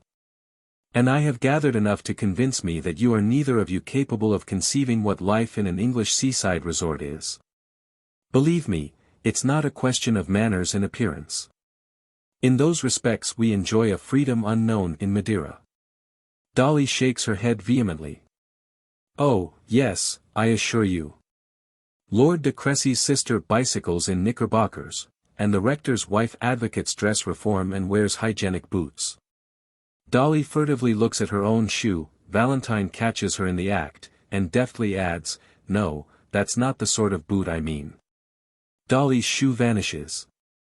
We don't bother much about dress and manners in England, because, as a nation we don't dress well and we've no manners. But, and now will you excuse my frankness? They nod. Thank you. Well, in a seaside resort there's one thing you must have before anybody can afford to be seen going about with you, and that's a father, alive or dead. He looks at them alternately, with emphasis. They meet his gaze like martyrs. Am I to infer that you have omitted that indispensable part of your social equipment? They confirm him by melancholy nods. I'm sorry to say that if you are going to stay here for any length of time, it will be impossible for me to accept your kind invitation to lunch. He rises with an air of finality, and replaces the stool by the bench. Philip, rising with grave politeness. Come, Dolly. He gives her his arm. Dolly. Good morning. They go together to the door with perfect dignity. Valentine, overwhelmed with remorse. Oh, stop, stop. They halt and turn, arm in arm. You make me feel a perfect beast. Dolly. That's your conscience, not us. Valentine, energetically, throwing off all pretense of a professional manner. My conscience. My conscience has been my ruin. Listen to me. Twice before I have set up as a respectable medical practitioner in various parts of England. On both occasions I acted conscientiously, and told my patients the brute truth instead of what they wanted to be told. Result, ruin. Now I've set up as a dentist, a 5-shilling dentist, and I've done with conscience forever. This is my last chance. I spent my last sovereign on moving in, and I haven't paid a shilling of rent yet. I'm eating and drinking on credit. My landlord is as rich as a Jew and as hard as nails, and I've made 5 shillings in 6 weeks. If I swerve by a hair's breadth from the straight line of the most rigid respectability, I'm done for. Under such a circumstance, is it fair to ask me to lunch with you when you don't know your own father? Dolly. After all, our grandfather is a canon of Lincoln Cathedral. Valentine, like a castaway mariner who sees a sail on the horizon. What? Have you a grandfather? Dolly. Only one. Valentine. My dear, good young friends, why on earth didn't you tell me that before? A canon of Lincoln. That makes it all right, of course. Just excuse me while I change my coat. He reaches the door in a bound and vanishes. Dolly and Phil stare after him, and then stare at one another. Missing their audience, they droop and become commonplace at once. Philip, throwing away Dolly's arm and coming ill-humoredly towards the operating chair. That wretched bankrupt ivory snatcher makes a compliment of allowing us to stand him a lunch, probably the first square meal he has had for months. He gives the chair a kick, as if it were Valentine. Dolly. It's too beastly. I won't stand it any longer, Phil. Here in England everybody asks whether you have a father the very first thing. Philip. I won't stand it either. Mama must tell us who he was. Dolly. Or who he is. He may be alive. Philip. I hope not. No man alive shall father me. Dolly. He might have a lot of money, though. Philip. I doubt it. My knowledge of human nature leads me to believe that if he had a lot of money he wouldn't have got rid of his affectionate family so easily. Anyhow, let's look at the bright side of things. Depend on it, he's dead. He goes to the hearth and stands with his back to the fireplace, spreading himself. The parlor maid appears. The twins, under observation, instantly shine out again with their former brilliancy. The parlor maid. 2 ladies for you, miss. Your mother and sister, miss, I think. Mrs. Clarendon and Gloria come in. Mrs. Clarendon is between 40 and 50, with a slight tendency to soft, sedentary fat, and a fair remainder of good looks. None the worse preserved because she has evidently followed the old tribal matronly fashion of making no pretension in that direction after her marriage, and might almost be suspected of wearing a cap at home. She carries herself artificially well, as women were taught to do as a part of good manners by dancing masters and reclining boards before these were superseded by the modern artistic cult of beauty and health. Her hair, a flaxen hazel fading into white, is crimped, and parted in the middle with the ends plaited and made into a knot, from which observant people of a certain age infer that Mrs.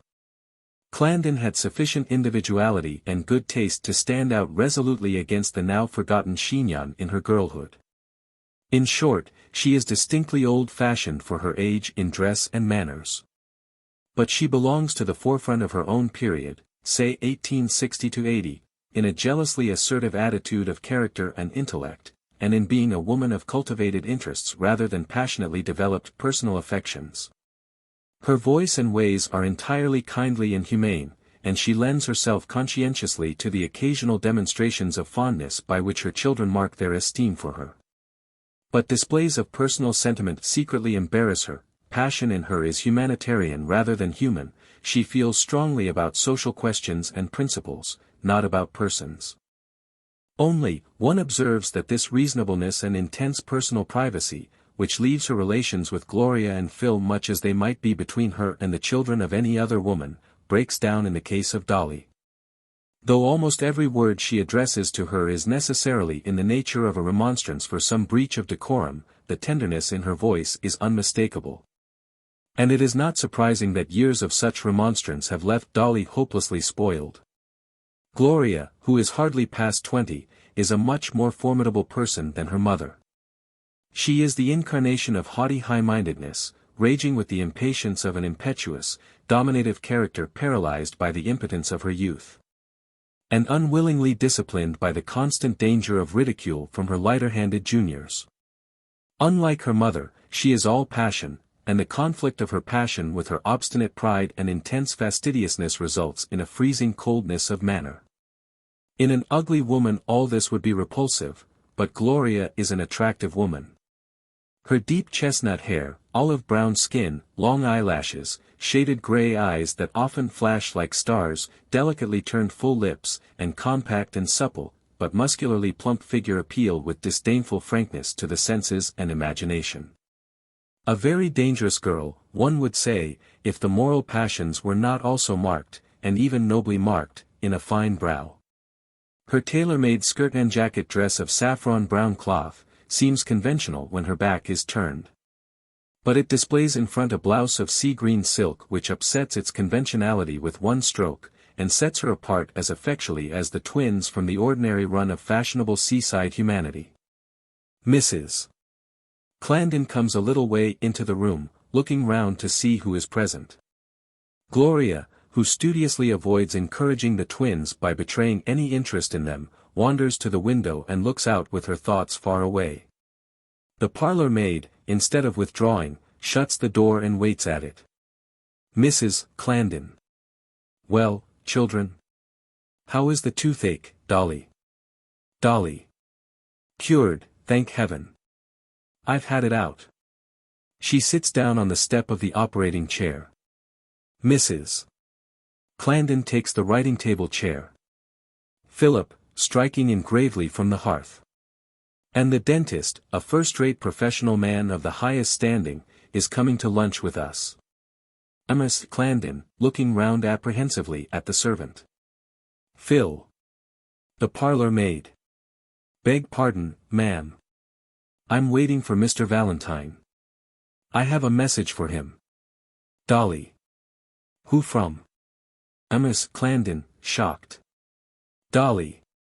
Dolly catches her lips with her finger-tips, suppressing a little splutter of mirth. The parlour maid.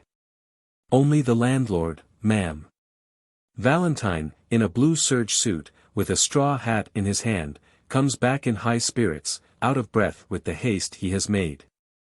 Gloria turns from the window and studies him with freezing attention. Philip. Let me introduce you, Mr. Valentine.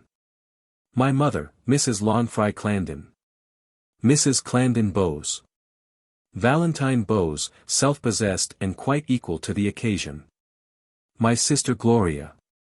Gloria bows with cold dignity and sits down on the sofa. Valentine falls in love at first sight and is miserably confused. He fingers his hat nervously, and makes her a sneaking bow. Mrs. Clarendon. I understand that we are to have the pleasure of seeing you at luncheon today, Mr. Valentine. Valentine. Thank you, if you don't mind, I mean if you will be so kind, to the parlour maid testily, what is it? The parlour maid. The landlord, sir, wishes to speak to you before you go out. Valentine. Oh, tell him I have 4 patients here. The Clarendons look surprised, except Phil, who is imperturbable. If you wouldn't mind waiting just 2 minutes, I'll slip down and see him for a moment. Throwing himself confidentially on her sense of the position. Say I'm busy, but that I want to see him. The parlour maid, reassuringly. Yes, sir. She goes. Miss Clarendon, on the point of rising. We are detaining you, I am afraid. Valentine. Not at all, not at all. Your presence here will be the greatest help to me. The fact is, I owe 6 weeks' rent, and I've had no patients until today. My interview with my landlord will be considerably smoothed by the apparent boom in my business. Dolly, vexed. Oh, how tiresome of you to let it all out. And we've just been pretending that you were a respectable professional man in a first-rate position. Miss Clarendon, horrified. Oh, Dolly, Dolly. My dearest, how can you be so rude? To Valentine. Will you excuse these barbarian children of mine, Mr. Valentine? Valentine. Thank you, I'm used to them. Would it be too much to ask you to wait 5 minutes while I get rid of my landlord downstairs? Dolly. Don't be long. We're hungry. Mrs. Clarendon, again remonstrating. Dolly, dear. Valentine, to Dolly. All right. To Mrs. Clarendon. Thank you, I shan't be long. He steals a look at Gloria as he turns to go. She is looking gravely at him. He falls into confusion.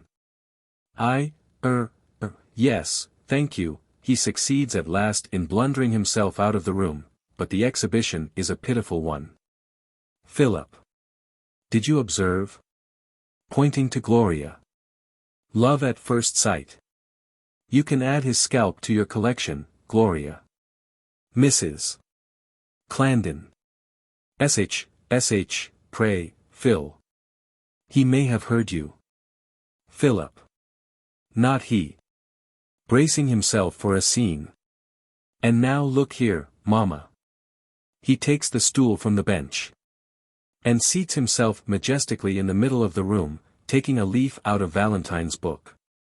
Dolly, feeling that her position on the step of the operating chair is unworthy of the dignity of the occasion, rises, looking important and determined.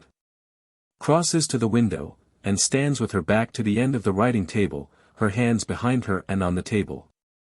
Mrs. Clarendon looks at them, wondering what is coming. Gloria becomes attentive. Philip straightens his back. Places his knuckles symmetrically on his knees, and opens his case. Dolly and I have been talking over things a good deal lately.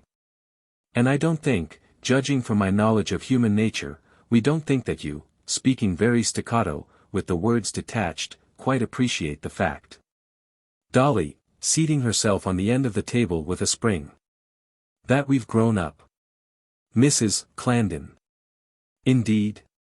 In what way have I given you any reason to complain? Philip. Well, there are certain matters upon which we are beginning to feel that you might take us a little more into your confidence. Mrs.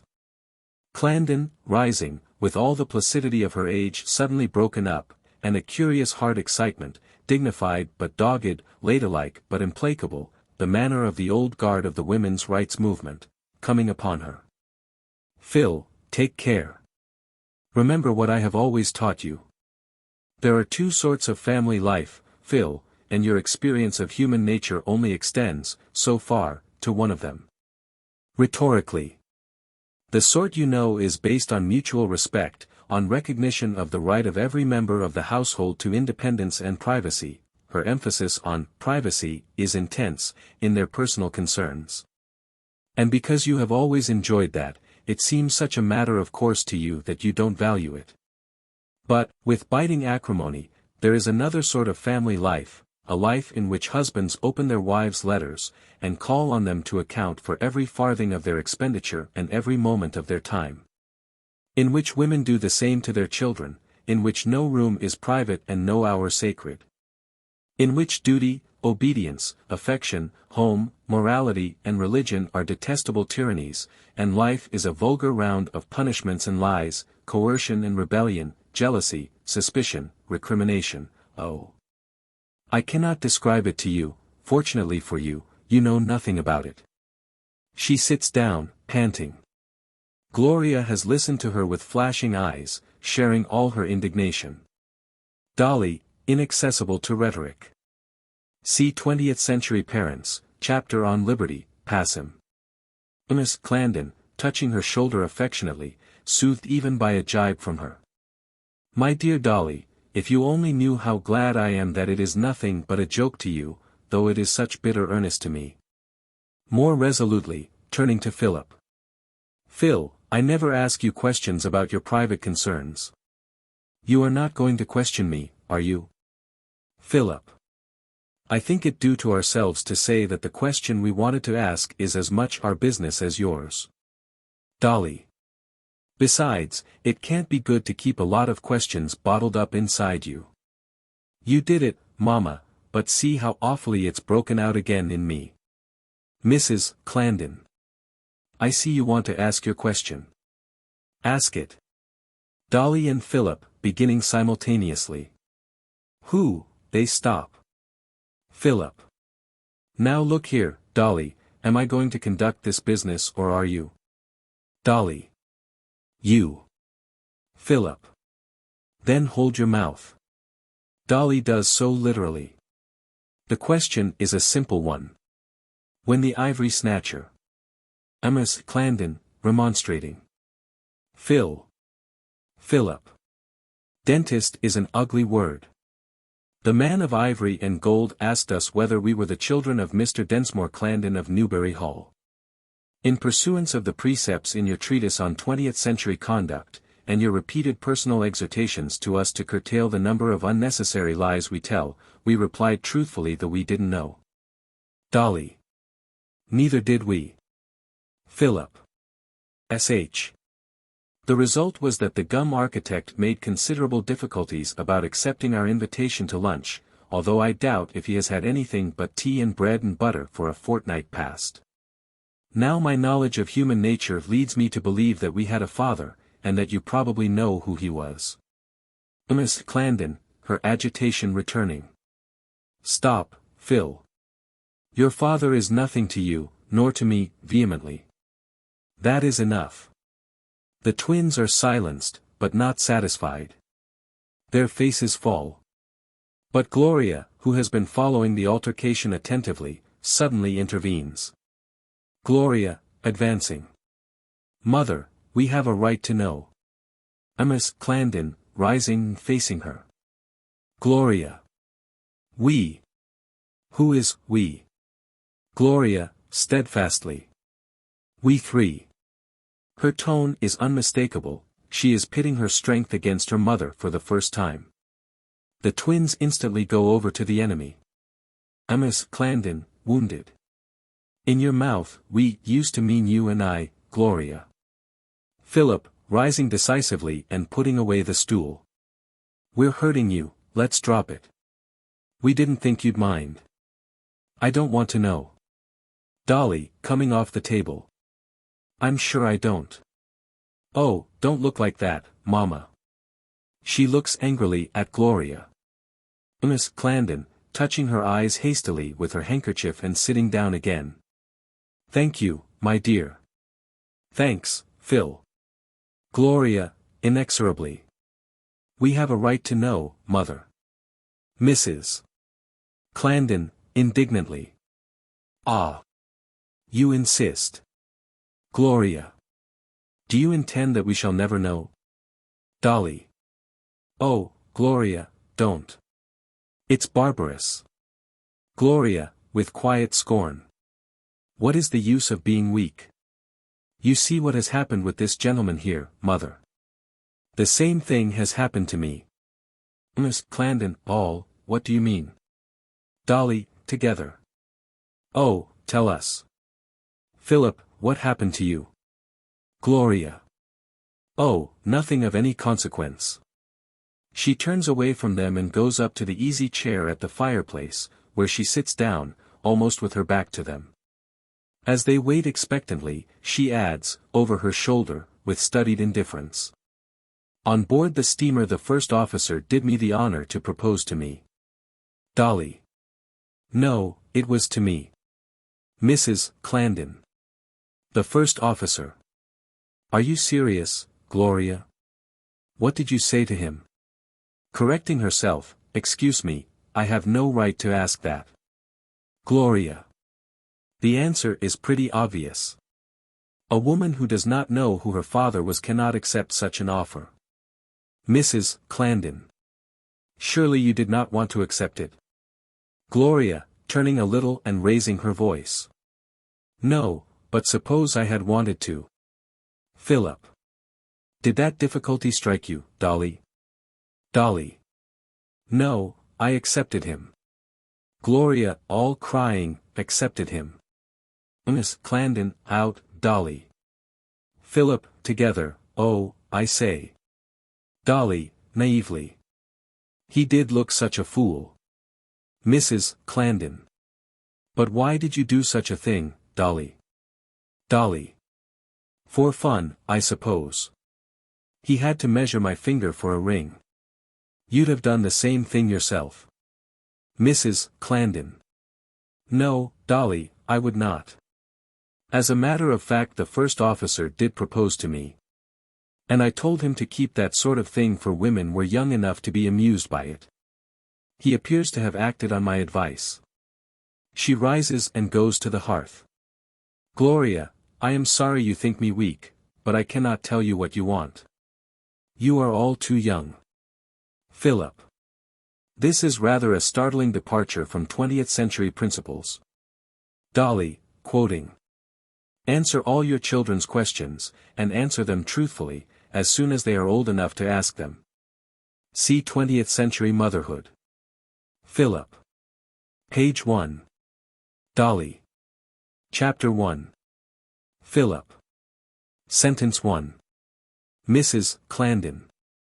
My dears, I did not say that you were too young to know. I said you were too young to be taken into my confidence. You are very bright children, all of you, but I am glad for your sakes that you are still very inexperienced and consequently very unsympathetic. There are some experiences of mine that I cannot bear to speak of except to those who have gone through what I have gone through. I hope you will never be qualified for such confidences.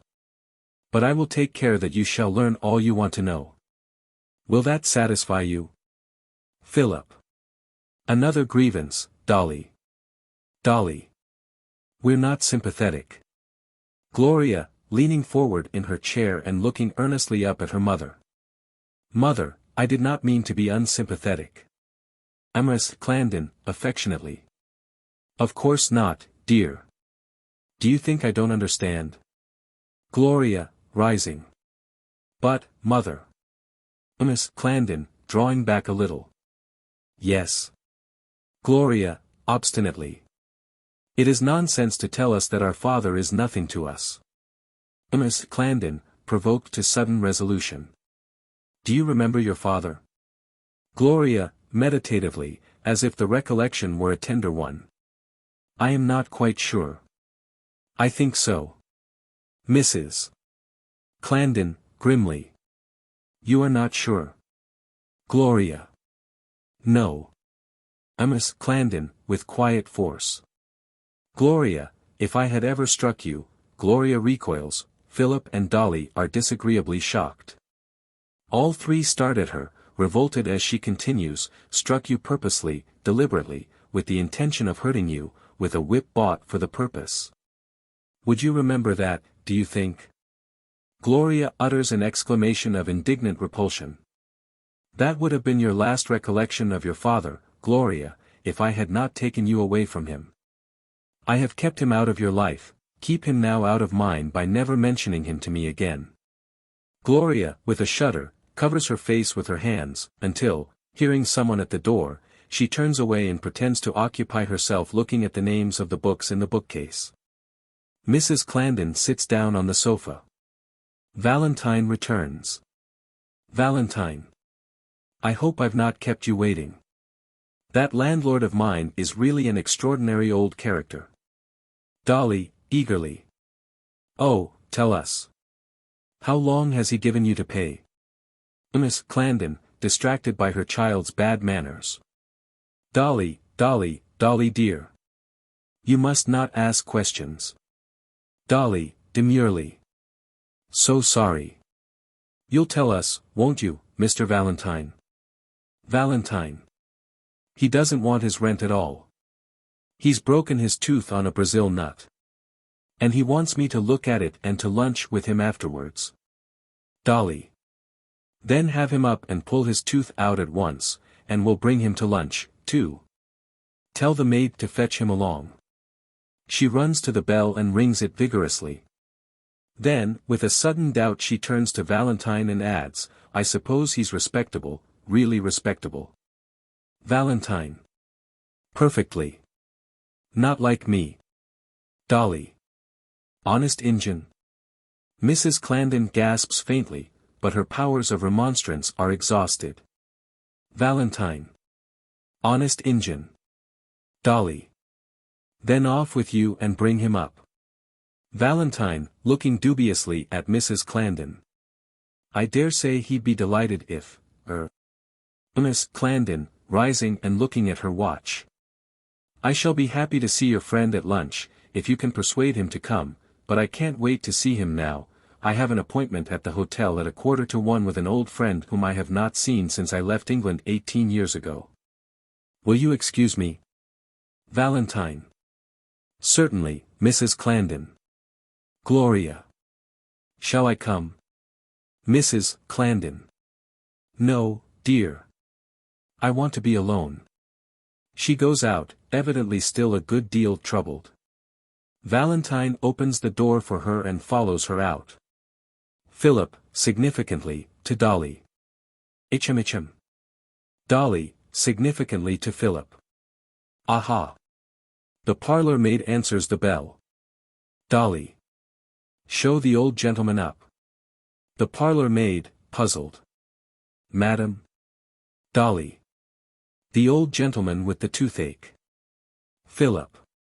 The landlord. The parlour maid. Mr. Crampton, sir. Philip.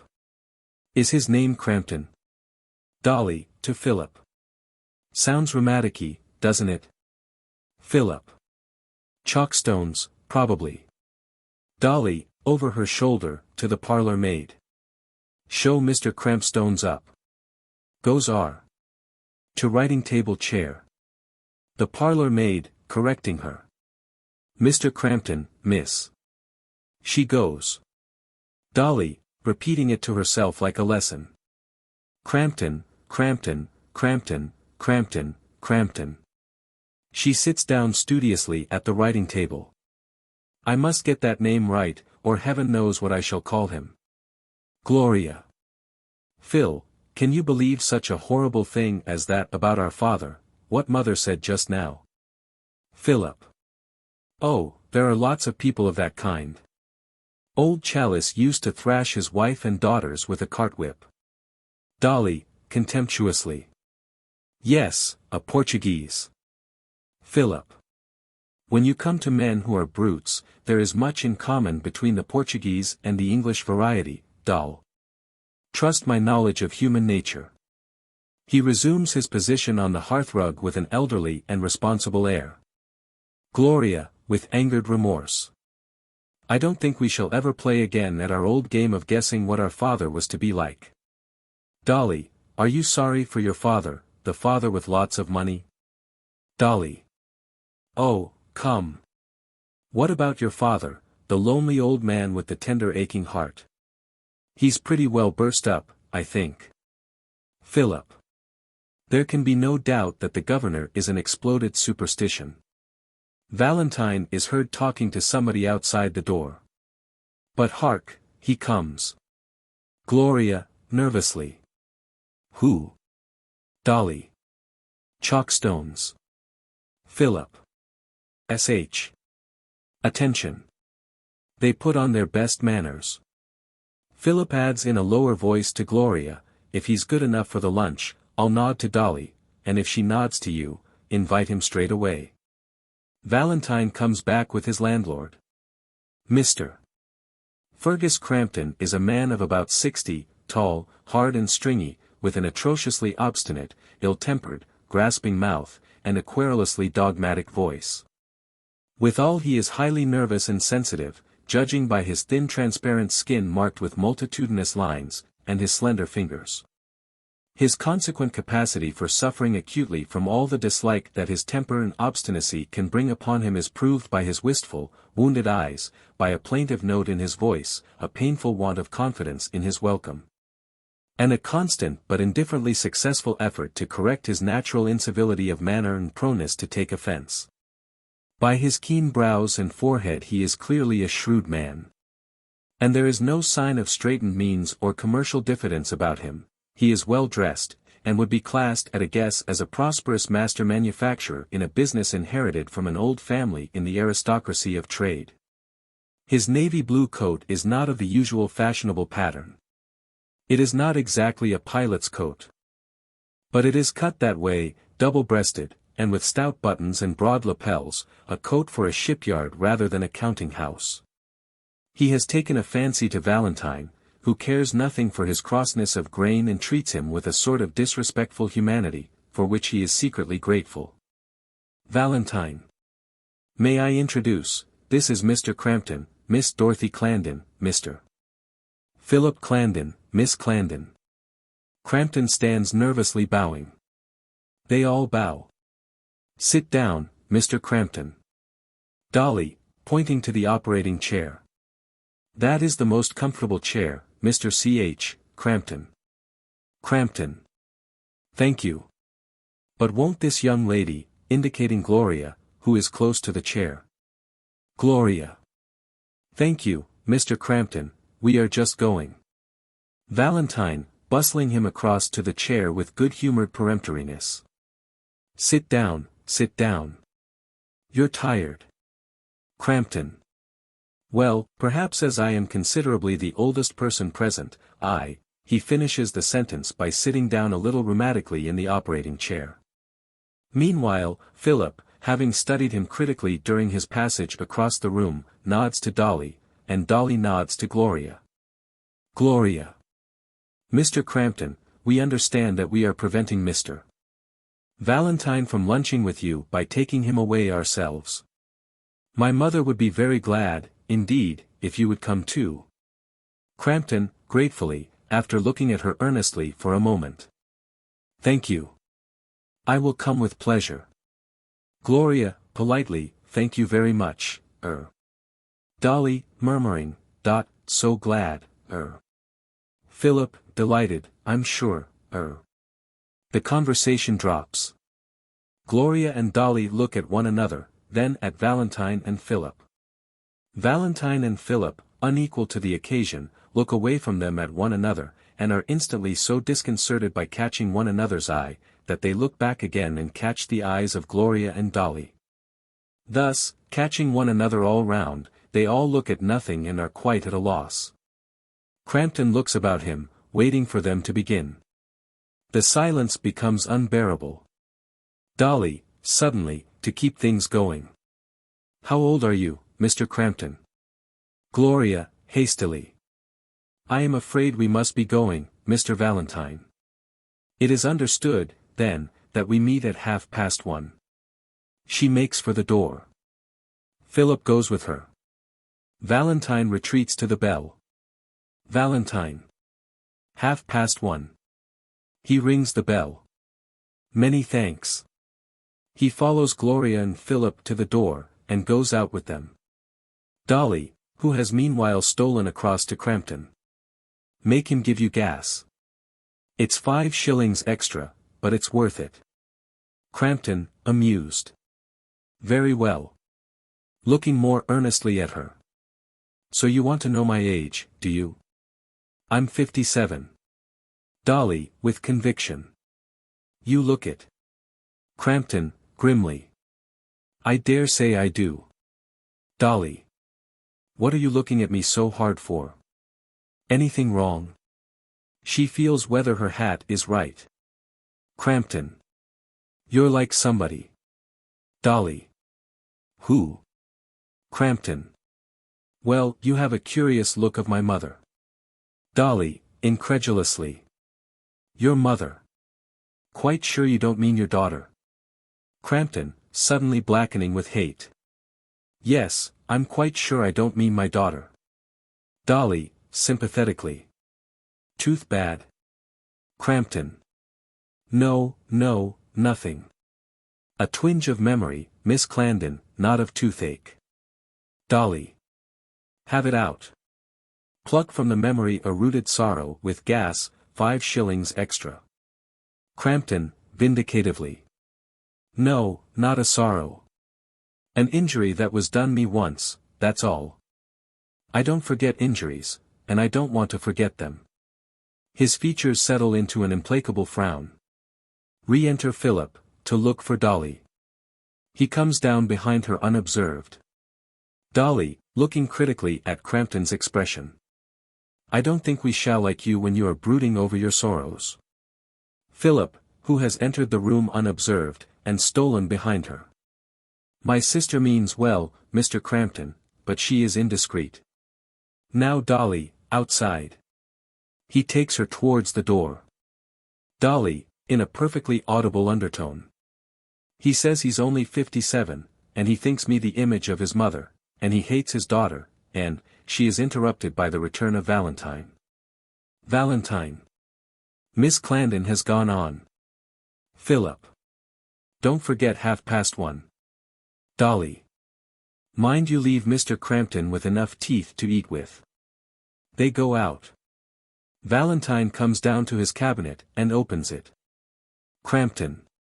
That's a spoiled child, Mr. Valentine. That's one of your modern products. When I was her age, I had many a good hiding fresh in my memory to teach me manners. Valentine, taking up his dental mirror and probe from the shelf in front of the cabinet. What did you think of her sister?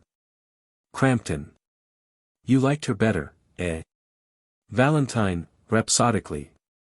She struck me as being, he checks himself, and adds, prosaically, however, that's not business. He places himself behind Crampton's right shoulder and assumes his professional tone. Open, please. Crampton opens his mouth. Valentine puts the mirror in, and examines his teeth. Ichem. You have broken that one. What a pity to spoil such a splendid set of teeth. Why do you crack nuts with them? He withdraws the mirror, and comes forward to converse with Crampton. Crampton. I've always cracked nuts with them, what else are they for? Dogmatically. The proper way to keep teeth good is to give them plenty of use on bones and nuts, and wash them every day with soap, plain yellow soap. Valentine. Soap. Why soap? Crampton. I began using it as a boy because I was made to. And I've used it ever since. And I never had toothache in my life. Valentine.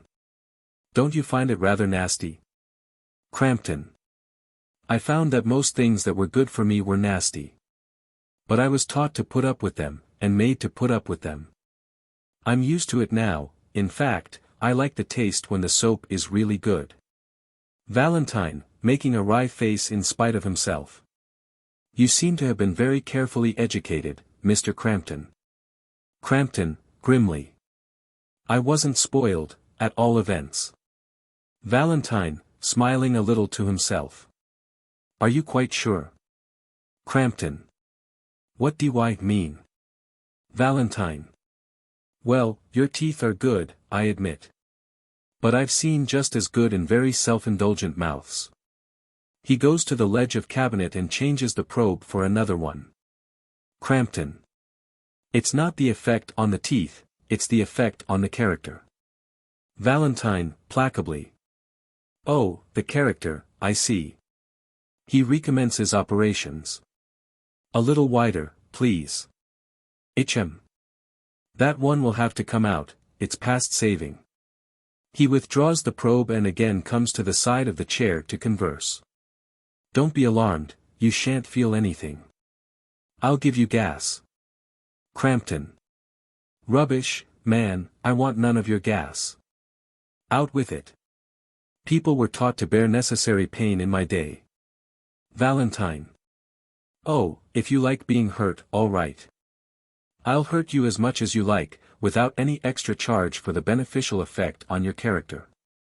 Crampton, rising and glaring at him. Young man, you owe me 6 weeks' rent. Valentine. I do. Crampton. Can you pay me?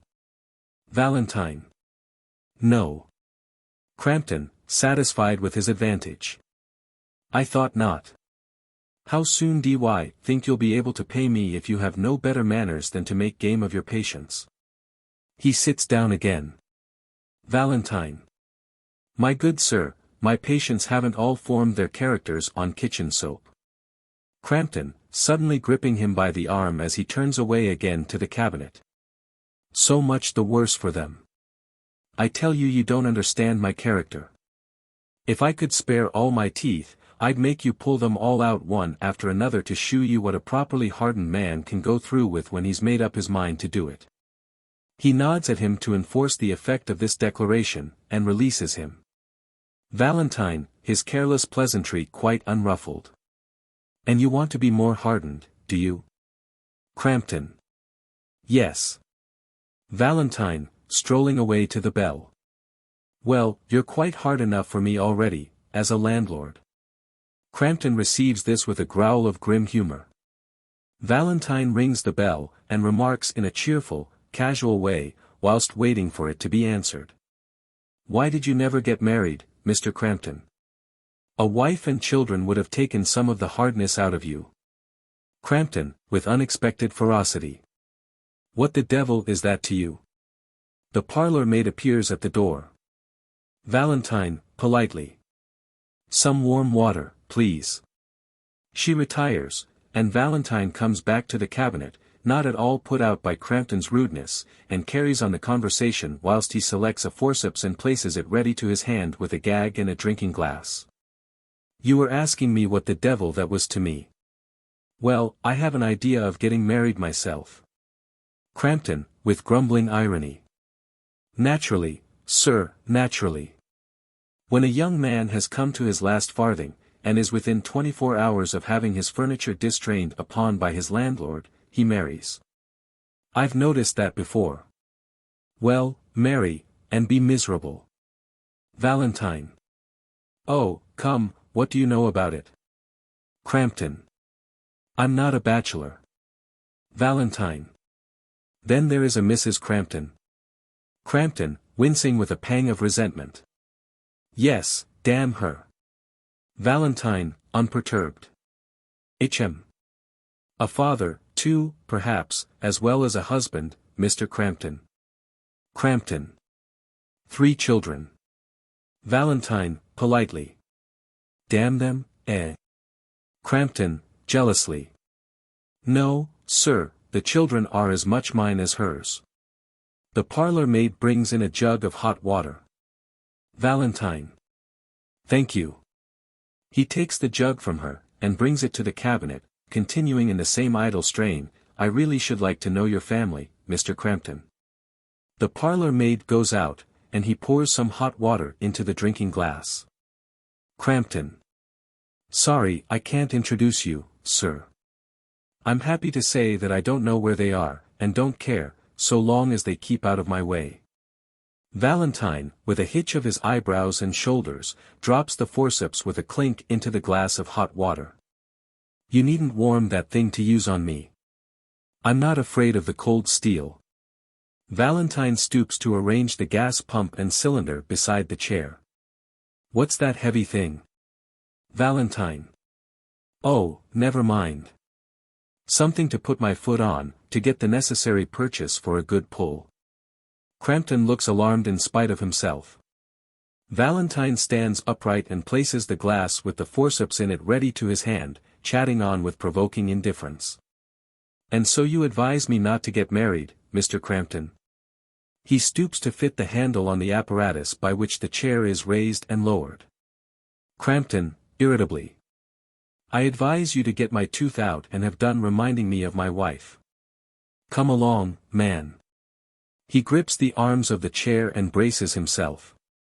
Valentine, pausing, with his hand on the lever, to look up at him and say. What do you bet that I don't get that tooth out without your feeling it? Crampton. Your 6 weeks' rent, young man. Don't you gammon me. Valentine, jumping at the bet and winding him aloft vigorously. Done. Are you ready? Crampton, who has lost his grip of the chair in his alarm at its sudden ascent, folds his arms, sits stiffly upright, and prepares for the worst. Valentine lets down the back of the chair to an obtuse angle. Crampton, clutching at the arms of the chair as he falls back. Take care, man. I'm quite helpless in this pull. Valentine, deftly stopping him with the gag, and snatching up the mouthpiece of the gas machine. You'll be more helpless presently. He presses the mouthpiece over Crampton's mouth and nose, leaning over his chest so as to hold his head and shoulders well down on the chair. Crampton makes an inarticulate sound in the mouthpiece and tries to lay hands on Valentine, whom he supposes to be in front of him. After a moment his arms wave aimlessly, then subside and drop. He is quite insensible. Valentine, with an exclamation of somewhat preoccupied triumph, throws aside the mouthpiece quickly, picks up the forceps adroitly from the glass, and, the curtain falls. End of Act I. Act II. On the terrace at the Marine Hotel. It is a square flagged platform, with a parapet of heavy oil jar pilasters supporting a broad stone coping on the outer edge, which stands up over the sea like a cliff. The head waiter of the establishment, busy laying napkins on a luncheon table with his back to the sea, has the hotel on his right, and on his left, in the corner nearest the sea, the flight of steps leading down to the beach. When he looks down the terrace in front of him he sees a little to his left a solitary guest, a middle-aged gentleman sitting on a chair of iron laths at a little iron table with a bowl of lump sugar and 3 wasps on it, reading the Standard. With his umbrella up to defend him from the sun, which, in August and at less than an hour after noon, is toasting his protended insteps. Just opposite him, at the hotel side of the terrace, there is a garden seat of the ordinary esplanade pattern. Access to the hotel for visitors is by an entrance in the middle of its facade, reached by a couple of steps on a broad square of raised pavement. Nearer the parapet there lurks a way to the kitchen, masked by a little trellis porch. The table at which the waiter is occupied is a long one, set across the terrace with covers and chairs for 5, 2 at each side and 1 at the end next the hotel. Against the parapet another table is prepared as a buffet to serve from. The waiter is a remarkable person in his way. A silky old man, white-haired and delicate-looking, but so cheerful and contented that in his encouraging presence ambition stands rebuked as vulgarity, and imagination as treason to the abounding sufficiency and interest of the actual. He has a certain expression peculiar to men who have been extraordinarily successful in their calling, and who, whilst aware of the vanity of success, are untouched by envy. The gentleman at the iron table is not dressed for the seaside. He wears his London frock coat and gloves, and his tall silk hat is on the table beside the sugar bowl. The excellent condition and quality of these garments, the gold-rimmed folding spectacles through which he is reading the Standard, and the Times at his elbow overlaying the local paper, all testify to his respectability. He is about 50, clean-shaven, and close-cropped, with the corners of his mouth turned down purposely, as if he suspected them of wanting to turn up, and was determined not to let them have their way. He has large expansive ears, cod-colored eyes, and a brow kept resolutely wide open, as if, again, he had resolved in his youth to be truthful, magnanimous, and incorruptible. But had never succeeded in making that habit of mind automatic and unconscious. Still, he is by no means to be laughed at. There is no sign of stupidity or infirmity of will about him, on the contrary, he would pass anywhere at sight as a man of more than average professional capacity and responsibility. Just at present he is enjoying the weather and the sea too much to be out of patience. But he has exhausted all the news in his papers and is at present reduced to the advertisements, which are not sufficiently succulent to induce him to persevere with them. The gentleman, yawning and giving up the paper as a bad job. Waiter. Waiter. Sir. Coming down see. The gentleman. Are you quite sure Mrs. Clandon is coming back before lunch? Waiter. Quite sure, sir. She expects you at 1:45, sir. The gentleman, soothed at once by the waiter's voice, looks at him with a lazy smile. It is a quiet voice, with a gentle melody in it that gives sympathetic interest to his most commonplace remark. And he speaks with the sweetest propriety, neither dropping his h's nor misplacing them, nor committing any other vulgarism. He looks at his watch as he continues, not that yet, sir, is it? 12:43, sir. Only 2 minutes more to wait, sir. Nice morning, sir. The gentleman. Yes, very fresh after London. Waiter. Yes, sir, so all our visitors say, sir. Very nice family, Mrs. Clandon's, sir. The gentleman. You like them, do you? Waiter. Yes, sir. They have a free way with them that is very taking, sir, very taking indeed, sir, especially the young lady and gentleman. The gentleman. Miss Dorothea and Mr. Philip, I suppose. Waiter. Yes, sir. The young lady, in giving an order, or the like of that, will say, remember, William, we came to this hotel on your account, having heard what a perfect waiter you are. The young gentleman will tell me that I remind him strongly of his father, the gentleman starts at this, and that he expects me to act by him as such. Soothing, sunny cadence. Oh, very pleasant, sir, very affable and pleasant indeed. The gentleman. You like his father? He laughs at the notion. Waiter. Oh, we must not take what they say too seriously, sir. Of course, sir, if it were true, the young lady would have seen the resemblance, too, sir. The gentleman. Did she? Waiter. No, sir. She thought me like the bust of Shakespeare in Stratford Church, sir. That is why she calls me William, sir. My real name is Walter, sir. He turns to go back to the table, and sees Mrs. Clarendon coming up to the terrace from the beach by the steps. Here is Mrs. Clarendon, sir. To Mrs. Clarendon, in an unobtrusively confidential tone, gentleman for you, ma'am. Mrs. Clarendon. We shall have 2 more gentlemen at lunch, William. Waiter. Right, ma'am. Thank you, ma'am. He withdraws into the hotel. Mrs. Clarendon comes forward looking round for her visitor, but passes over the gentleman without any sign of recognition. The gentleman, peering at her quaintly from under the umbrella. Don't you know me? Miss Clarendon, incredulously, looking hard at him, are you Finch McComas? McComas. Can't you guess? He shuts the umbrella, puts it aside, and jocularly plants himself with his hands on his hips to be inspected. Mrs. Clarendon. I believe you are. She gives him her hand.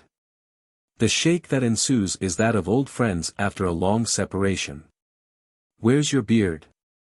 McComas, with humorous solemnity. Would you employ a solicitor with a beard? Mrs. Clarendon, pointing to the silk hat on the table. Is that your hat? McComas.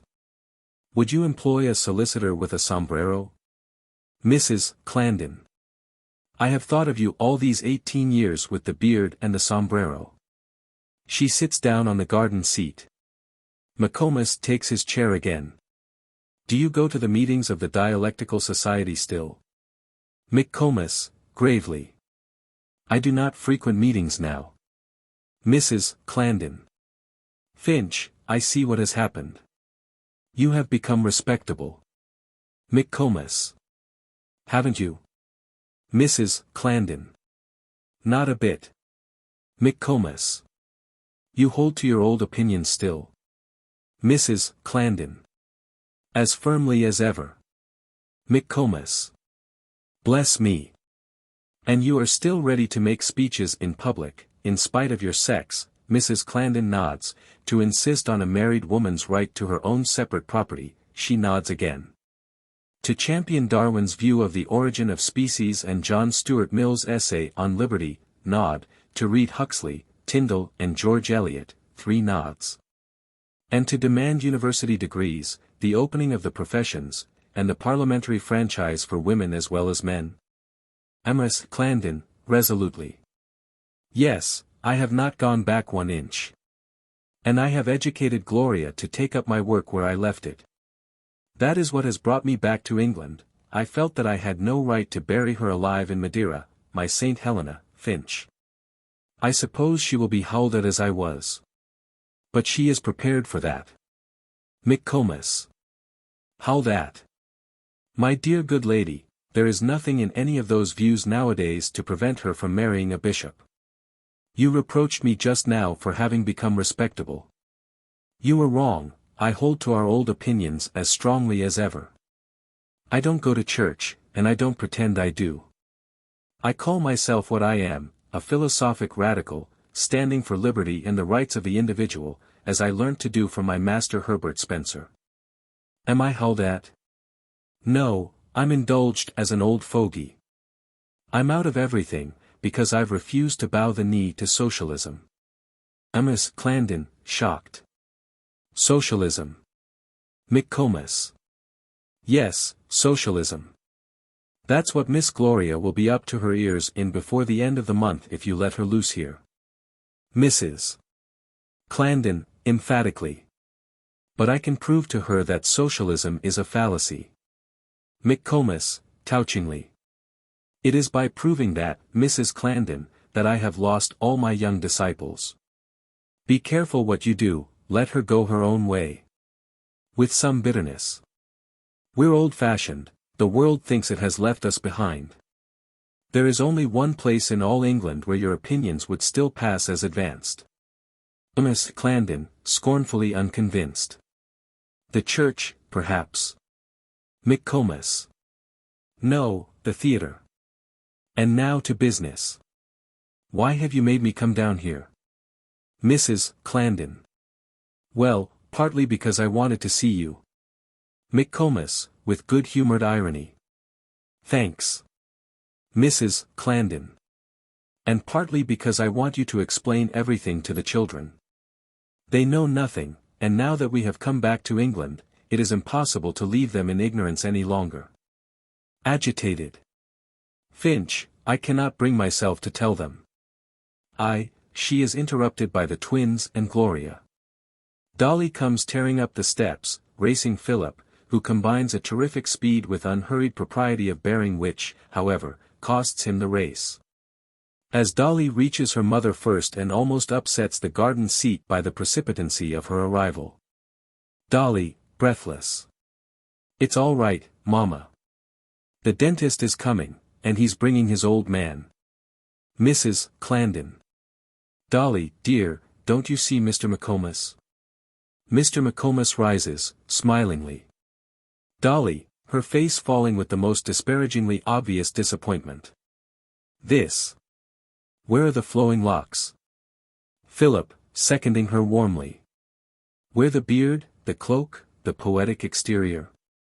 Dolly. Oh, Mr. McComas, you've gone and spoiled yourself. Why didn't you wait till we'd seen you? McComas, taken aback, but rallying his humor to meet the emergency. Because 18 years is too long for a solicitor to go without having his hair cut. Gloria, at the other side of McComas. How do you do, Mr. McComas? He turns, and she takes his hand and presses it, with a frank straight look into his eyes. We are glad to meet you at last. McComas. Miss Gloria, I presume. Gloria smiles assent, and releases his hand after a final pressure. She then retires behind the garden seat, leaning over the back beside Mrs. Clarendon. And this young gentleman? Philip. I was christened in a comparatively prosaic mood. My name is. Dolly, completing his sentence for him declamatorily. Norval. On the Grampian Hills.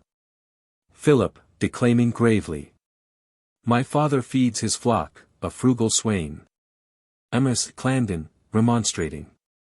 Dear, dear children, don't be silly. Everything is so new to them here, Finch, that they are in the wildest spirits. They think every Englishman they meet is a joke. Dolly.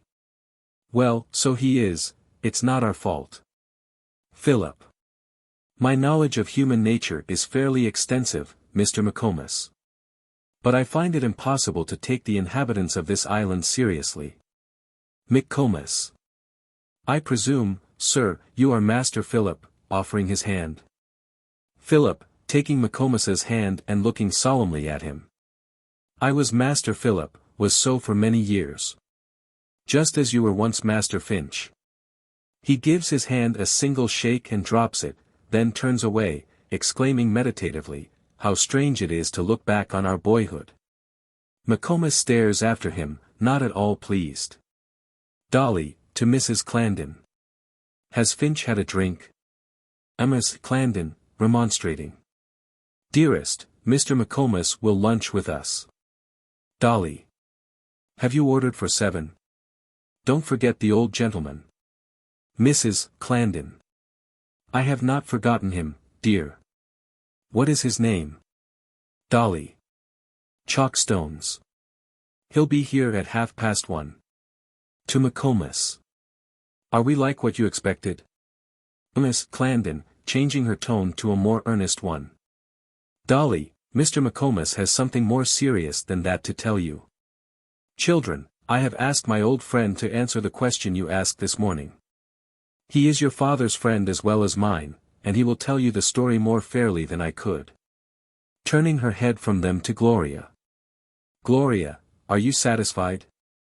Gloria, gravely attentive. Mr. McComas is very kind. McComas, nervously. Not at all, my dear young lady, not at all.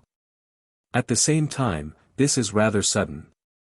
I was hardly prepared, Dolly, suspiciously.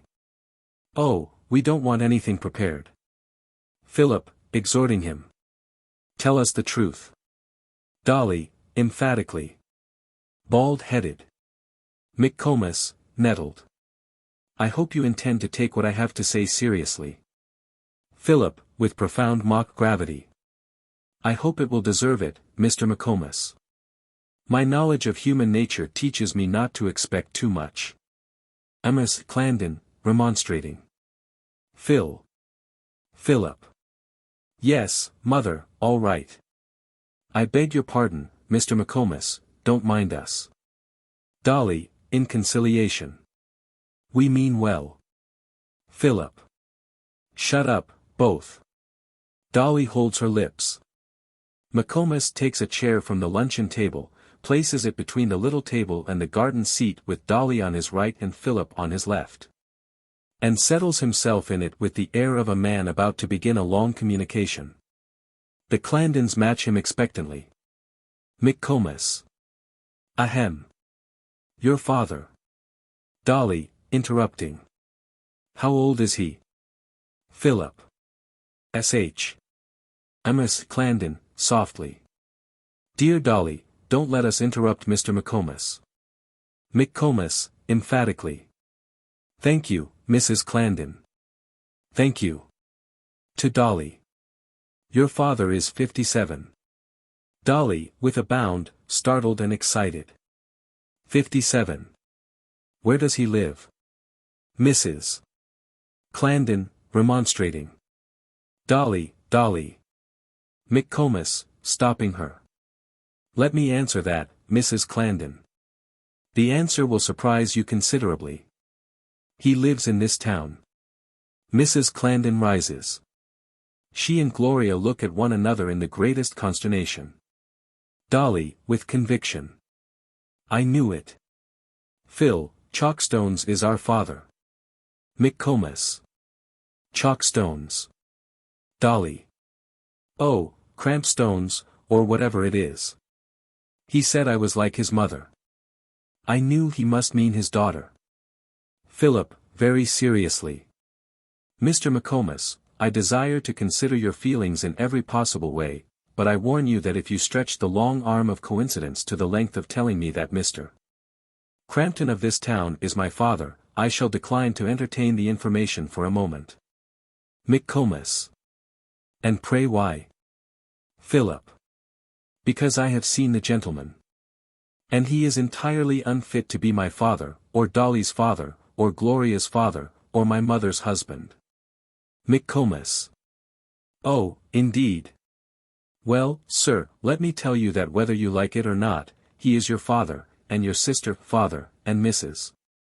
Clandon's husband. Now. What have you to say to that? Dolly, whimpering. You needn't be so cross. Crampton isn't your father. Philip. Mr. McComas, your conduct is heartless. Here you find a family enjoying the unspeakable peace and freedom of being orphans. We have never seen the face of a relative, never known a claim except the claim of freely chosen friendship. And now you wish to thrust into the most intimate relationship with us a man whom we don't know. Dolly, vehemently. An awful old man. Reproachfully, and you began as if you had quite a nice father for us. McComas, angrily. How do you know that he is not nice? And what right have you to choose your own father? Raising his voice. Let me tell you, Miss Clarendon, that you are too young to. Dolly, interrupting him suddenly and eagerly. Stop, I forgot. Has he any money? McComas. He has a great deal of money. Dolly, delighted. Oh, what did I always say, Phil? Philip. Dolly, we have perhaps been condemning the old man too hastily. Proceed, Mr. McComas. McComas. I shall not proceed, sir. I am too hurt, too shocked, to proceed. Miss Clarendon, urgently. Finch, do you realize what is happening? Do you understand that my children have invited that man to lunch, and that he will be here in a few moments? McComas, completely upset. What? Do you mean, am I to understand, is it? Philip, impressively. Steady, Finch. Think it out slowly and carefully. He's coming to lunch. Gloria. Which of us is to tell him the truth? Have you thought of that? Mrs. Clarendon. Finch, you must tell him. Dolly. Oh, Finch is no good at telling things. Look at the mess he has made of telling us. McComas. I have not been allowed to speak. I protest against this. Dolly, taking his arm coaxingly. Dear Finch, don't be cross. Mrs. Clarendon. Gloria, let us go in. He may arrive at any moment. Gloria, proudly. Do not stir, mother. I shall not stir. We must not run away. Miss Clarendon, delicately rebuking her. My dear, we cannot sit down to lunch just as we are. We shall come back again. We must have no bravado. Gloria winces, and goes into the hotel without a word. Come, Dolly. As she goes into the hotel door, the waiter comes out with plates, etc., for 2 additional covers on a tray. Waiter. Gentlemen come yet, ma'am. Mrs. Clarendon. 2 more to come yet, thank you. They will be here, immediately. She goes into the hotel. The waiter takes his tray to the service table. Philip. I have an idea. Mr. McComas, this communication should be made, should it not, by a man of infinite tact? McComas. It will require tact, certainly. Philip. Good. Dolly, whose tact were you noticing only this morning? Dolly, seizing the idea with rapture. Oh, yes, I declare. William.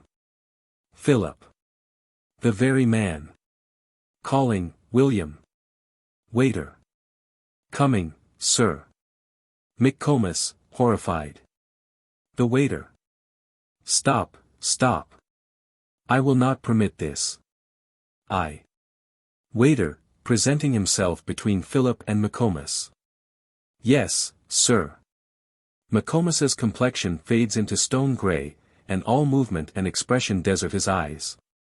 He sits down stupefied. Philip. William, you remember my request to you to regard me as your son? Waiter, with respectful indulgence.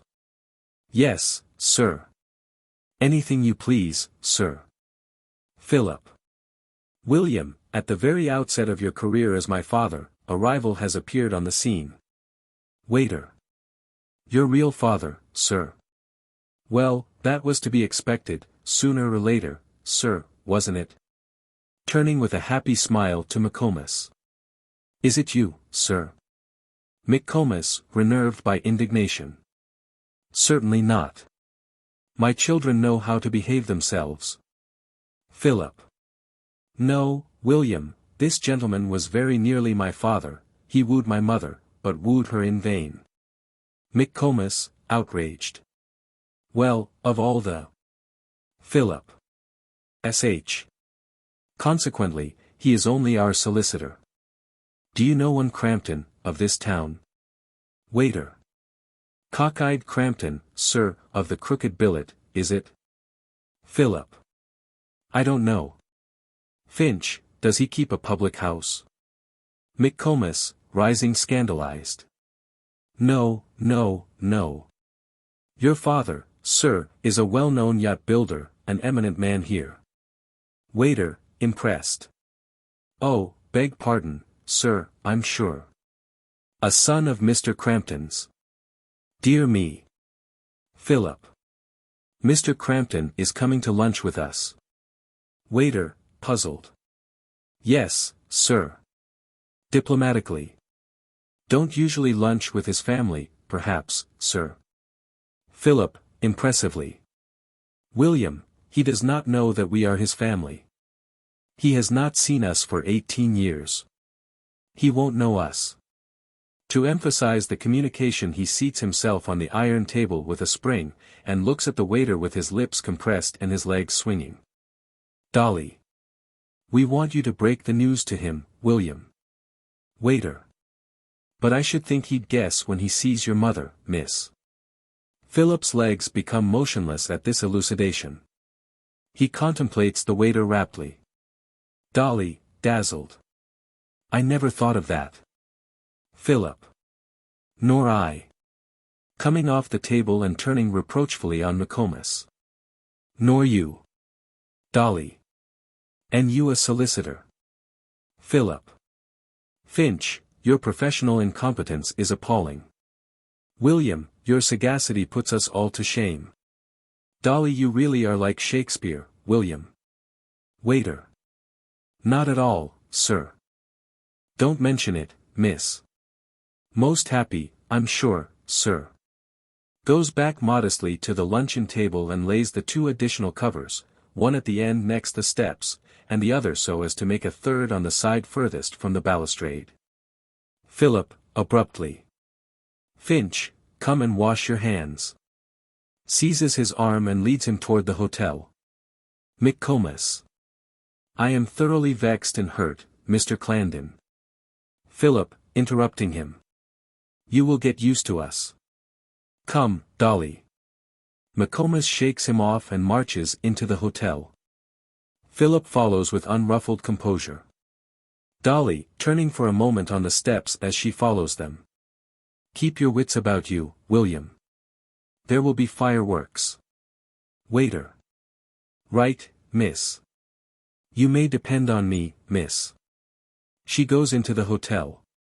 Valentine comes lightly up the steps from the beach, followed doggedly by Crampton. Valentine carries a walking stick. Crampton, either because he is old and chilly, or with some idea of extenuating the unfashionableness of his reefer jacket, wears a light overcoat.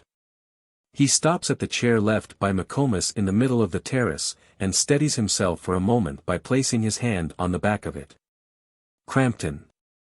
Those steps make me giddy. He passes his hand over his forehead. I have not got over that infernal gas yet.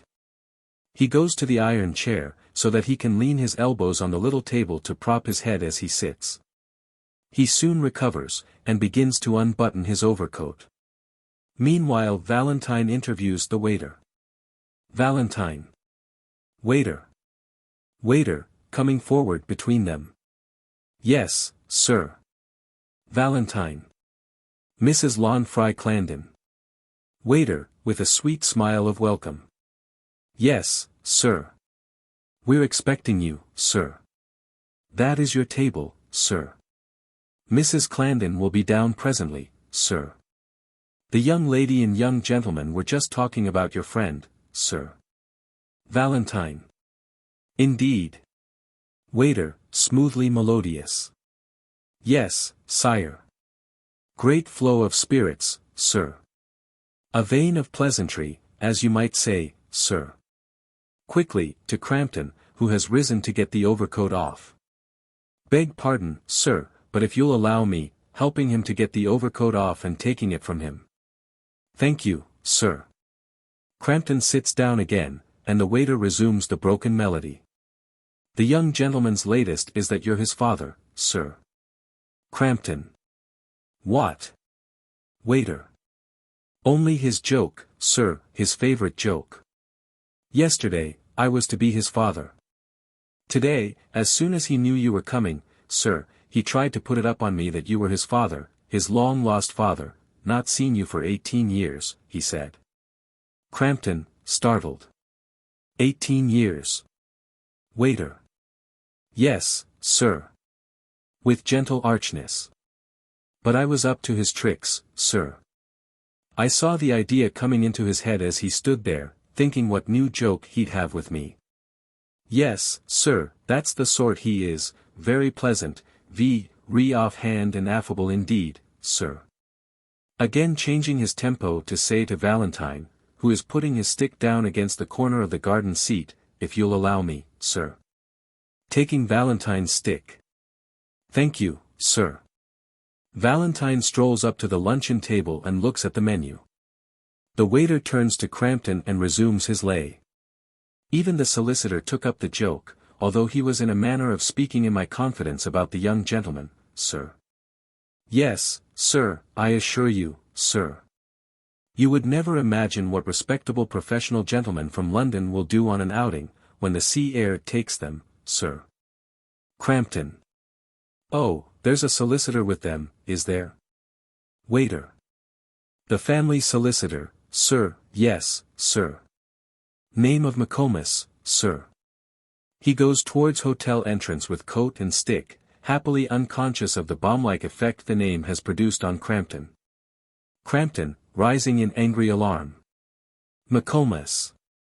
Calls to Valentine. Valentine. Again, fiercely. Valentine. Valentine turns. This is a plant, a conspiracy. This is my family, my children, my infernal wife. Valentine, coolly. On, indeed. Interesting meeting. He resumes his study of the menu. Crampton. Meeting. Not for me. Let me out of this. Calling to the waiter. Give me that coat. Waiter. Yes, sir. He comes back, puts Valentine's stick carefully down against the luncheon table. And delicately shakes the coat out and holds it for Crampton to put on. I seem to have done the young gentleman an injustice, sir, haven't I, sir? Crampton. RRH. He stops on the point of putting his arms into the sleeves, and turns to Valentine with sudden suspicion. Valentine, you are in this. You made this plot. You. Valentine, decisively. Bosh. He throws the menu down and goes round the table to look out unconcernedly over the parapet. Crampton, angrily. What d'ye, McComas, followed by Philip and Dolly, comes out. He vacillates for a moment on seeing Crampton. Waiter, softly, interrupting Crampton. Steady, sir. Here they come, sir. He takes up the stick and makes for the hotel, throwing the coat across his arm. McComas turns the corners of his mouth resolutely down and crosses to Crampton, who draws back and glares, with his hands behind him. McComas, with his brow opener than ever, confronts him in the majesty of a spotless conscience. Waiter, aside, as he passes Philip on his way out. I've broke it to him, sir. Philip. Invaluable William. He passes on to the table. Dolly, aside to the waiter. How did he take it? Waiter, aside to her. Startled at first, miss. But resigned, very resigned, indeed, miss. He takes the stick and coat into the hotel. McComas, having stared Crampton out of countenance. So here you are, Mr. Crampton. Crampton. Yes, here, caught in a trap, a mean trap. Are those my children? Philip, with deadly politeness. Is this our father, Mr. McComas? McComas. Yes, he loses countenance himself and stops. Dolly, conventionally. Pleased to meet you again. She wanders idly round the table, exchanging a smile and a word of greeting with Valentine on the way. Philip. Allow me to discharge my first duty as host by ordering your wine. He takes the wine list from the table. His polite attention, and Dolly's unconcerned indifference, leave Crampton on the footing of the casual acquaintance picked up that morning at the dentist's. The consciousness of it goes through the father with so keen a pang that he trembles all over, his brow becomes wet. And he stares dumbly at his son, who, just conscious enough of his own callousness to intensely enjoy the humor and adroitness of it, proceeds pleasantly. "Finch, some crusted old port for you, as a respectable family solicitor, eh?" McComas, firmly. "Apollinaris only. I prefer to take nothing heating." He walks away to the side of the terrace, like a man putting temptation behind him. Philip. Valentine. Valentine. Would lager be considered vulgar? Philip. Probably. We'll order some. Dolly takes it. Turning to Crampton with cheerful politeness. "And now, Mr. Crampton, what can we do for you?" Crampton. "What d'ye mean, boy?" Philip. "Boy." Very solemnly. "Whose fault is it that I am a boy?" Crampton snatches the wine list rudely from him and irresolutely pretends to read it. Philip abandons it to him with perfect politeness. Dolly, looking over Crampton's right shoulder. "The whiskey's on the last page but one." Crampton. "Let me alone, child." Dolly. "Child. No, no, you may call me Dolly if you like, but you mustn't call me child." She slips her arm through Philip's, and the two stand looking at Crampton as if he were some eccentric stranger. Crampton, mopping his brow in rage and agony, and yet relieved even by their playing with him. "McComas, we are, going to have a pleasant meal." McComas, pusillanimously. "There is no reason why it should not be pleasant." He looks abjectly gloomy. Philip. Finch's face is a feast in itself. Mrs. Clandon and Gloria come from the hotel.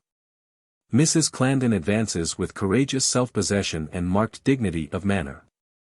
She stops at the foot of the steps to address Valentine, who is in her path. Gloria also stops, looking at Crampton with a certain repulsion. Mrs. Clandon. "Glad to see you again, Mr. Valentine." He smiles. She passes on and confronts Crampton, intending to address him with perfect composure, but his aspect shakes her. She stops suddenly and says anxiously, with a touch of remorse. "Fergus, you are greatly changed."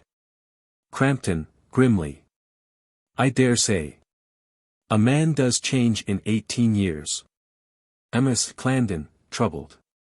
I did not mean that. I hope your health is good." Crampton. "Thank you. No, it's not my health. It's my happiness, that's the change you meant, I think." Breaking out suddenly. "Look at her, McComas. Look at her, and look at me." He utters a half laugh, half sob. Philip. S.H. Pointing to the hotel entrance, where the waiter has just appeared. "Order before William." Dolly, touching Crampton's arm warningly with her finger. "Ahem." The waiter goes to the service table and beckons to the kitchen entrance, whence issue a young waiter with soup plates, and a cook, in white apron and cap, with the soup tureen. The young waiter remains and serves, the cook goes out, and reappears from time to time bringing in the courses. He carves, but does not serve. The waiter comes to the end of the luncheon table next the steps. Mrs. Clandon, as they all assemble about the table. "I think you have all met one another already today." "Oh, no, excuse me. Introducing, Mr. Valentine, Mr. McComas." She goes to the end of the table nearest the hotel. "Fergus, will you take the head of the table, please?" Crampton. "Ha!" Bitterly. "The head of the table." Waiter, holding the chair for him with inoffensive encouragement. "This end, sir." Crampton submits, and takes his seat. "Thank you, sir." Mrs. Clandon. "Mr. Valentine, will you take that side," indicating the side nearest the parapet, with Gloria. Valentine and Gloria take their places, Gloria next Crampton and Valentine next Mrs. Clarendon. Finch, I must put you on this side, between Dolly and Phil. You must protect yourself as best you can. The three take the remaining side of the table, Dolly next her mother, Phil next his father, and McComas between them. Soup is served. Waiter, to Crampton. Thick or clear, sir? Crampton, to Mrs. Clarendon. Does nobody ask a blessing in this household? Philip, interposing smartly. Let us first settle what we are about to receive. William. Waiter. Yes, sir. He glides swiftly round the table to Phil's left elbow. On his way he whispers to the young waiter, thick. Philip. 2 small lagers for the children as usual, William, and 1 large for this gentleman, indicating Valentine. Large Apollinaris for Mr. McComas. Waiter. Yes, sir. Dolly. Have a 6 of Irish in it, Finch. McComas, scandalized. No, no, thank you. Philip. Number 413 for my mother and Miss Gloria as before, and, turning inquiringly to Crampton, Crampton, scowling and about to reply offensively. Aye. Waiter, striking in mellifluously. All right, sir. We know what Mr. Crampton likes here, sir. He goes into the hotel. Philip, looking gravely at his father. You frequent bars. Bad habit. The cook, accompanied by a waiter with a supply of hot plates, brings in the fish from the kitchen to the service table, and begins slicing it. Crampton. You have learnt your lesson from your mother, I see. Mrs. Clarendon. Phil, will you please remember that your jokes are apt to irritate people who are not accustomed to us, and that your father is our guest today. Crampton, bitterly. Yes, a guest at the head of my own table. The soup plates are removed. Dolly, sympathetically. Yes, it's embarrassing, isn't it? It's just as bad for us, you know. Philip. S.H. Dolly, we are both wanting in tact. To Crampton. We mean well, Mr. Crampton, but we are not yet strong in the filial line. The waiter returns from the hotel with the drinks. William, come and restore good feeling. Waiter, cheerfully. Yes, sir. Certainly, sir. Small lager for you, sir. To Crampton. Seltzer and Irish, sir. To McComas. Apollinaris, sir. To Dolly. Small lager, miss. To Mrs. Clarendon, pouring out wine. 413, madam. To Valentine. Large lager for you, sir. To Gloria. 413, miss. Dolly, drinking. To the family. Philip. Drinking. Hearth and home. Fish is served. McComas, with an obviously forced attempt at cheerful domesticity. We are getting on very nicely after all. Dolly, critically. After all. After all what, Finch? Crampton, sarcastically. He means that you are getting on very nicely in spite of the presence of your father. Do I take your point rightly, Mr. McComas? McComas, disconcerted. No, no. I only said, after all, to round off the sentence. Waiter, tactfully. Turbot, sir. McComas, intensely grateful for the interruption. Thank you, waiter, thank you. Waiter, sotto voce. Don't mention it, sir. He returns to the service table. Crampton, to Phil. Have you thought of choosing a profession yet? Philip. I am keeping my mind open on that subject. William. Waiter. Yes, sir. Philip. How long do you think it would take me to learn to be a really smart waiter? Waiter. Can't be learnt, sir. It's in the character, sir. Confidentially to Valentine, who is looking about for something. Bread for the lady, sir. Yes, sir. He serves bread to Gloria, and resumes at his former pitch. Very few are born to it, sir. Philip. You don't happen to have such a thing as a son, yourself, have you? Waiter. Yes, sir, oh, yes, sir. To Gloria, again dropping his voice. A little more fish, miss. You won't care for the joint in the middle of the day. Gloria. No, thank you. The fish plates are removed. Dolly. Is your son a waiter, too, William?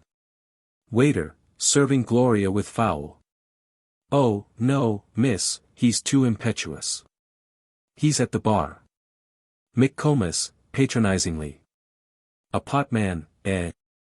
Waiter, with a touch of melancholy, as if recalling a disappointment softened by time. No, sir, the other bar, your profession, sir. A QC, sir. McComas, embarrassed. I'm sure I beg your pardon. Waiter. Not at all, sir. Very natural mistake, I'm sure, sir. I've often wished he was a potman, sir. Would have been off my hands ever so much sooner, sir. Aside to Valentine, who is again in difficulties. Salt at your elbow, sir. Resuming. Yes, sir, had to support him until he was 37, sir. But doing well now, sir, very satisfactory indeed, sir. Nothing less than 50 guineas, sir. McComas. Democracy, Crampton, modern democracy. Waiter, calmly. No, sir, not democracy, only education, sir. Scholarships, sir. Cambridge Local, sir. Sydney Sussex College, sir. Dolly plucks his sleeve and whispers as he bends down. Stone Ginger, miss? Right, miss. To McComas. Very good thing for him, sir, he never had any turn for real work, sir. He goes into the hotel, leaving the company somewhat overwhelmed by his son's eminence. Valentine. Which of us dare give that man an order again? Dolly. I hope he won't mind my sending him for ginger beer. Crampton, doggedly. While he's a waiter it's his business to wait. If you had treated him as a waiter ought to be treated, he'd have held his tongue. Dolly. What a loss that would have been. Perhaps he'll give us an introduction to his son and get us into London society. The waiter reappears with the ginger beer. Crampton, growling contemptuously. London society. London society. You're not fit for any society, child. Dolly, losing her temper.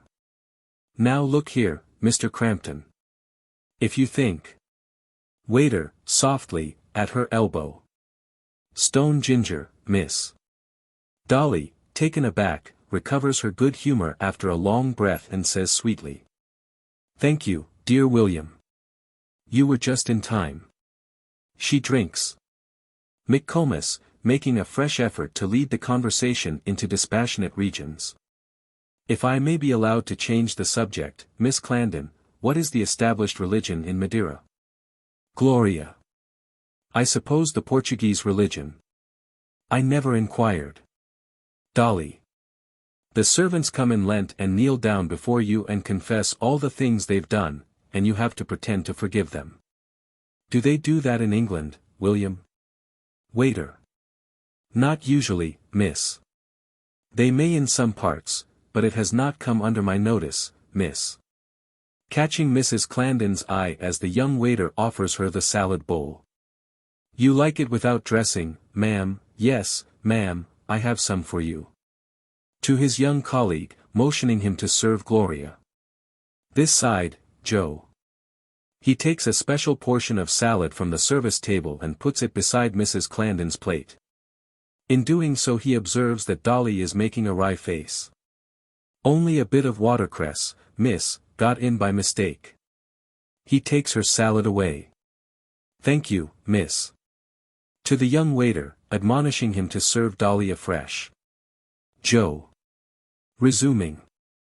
Mostly members of the Church of England, miss. Dolly.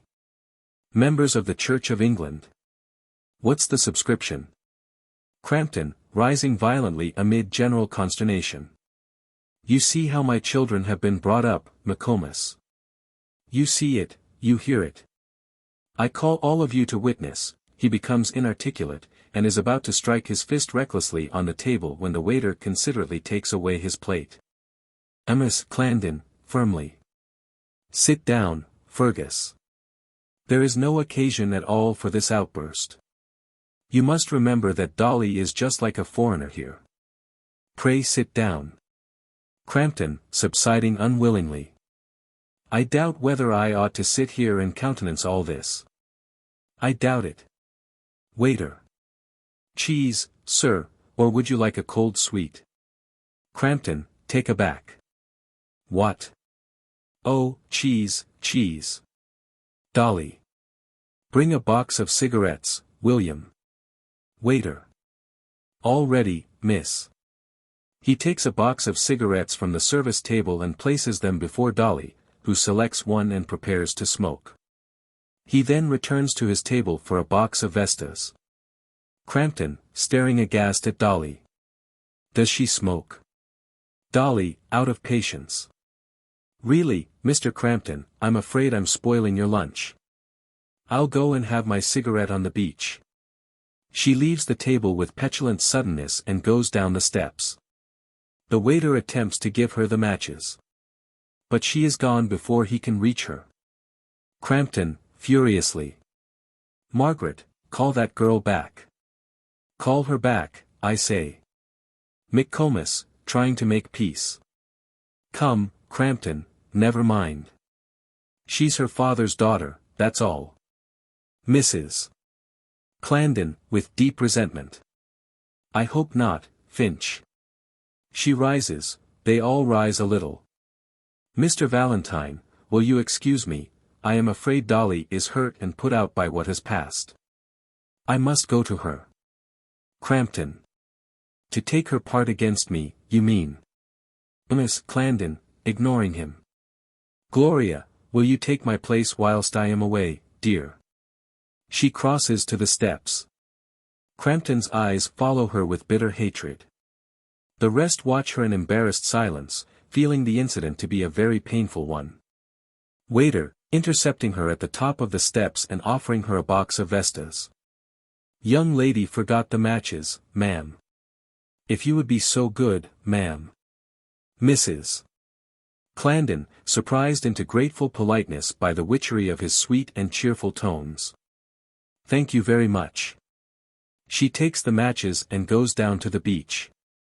The waiter shepherds his assistant along with him into the hotel by the kitchen entrance, leaving the luncheon party to themselves. Crampton, throwing himself back in his chair. There's a mother for you, McComas. There's a mother for you. Gloria, steadfastly.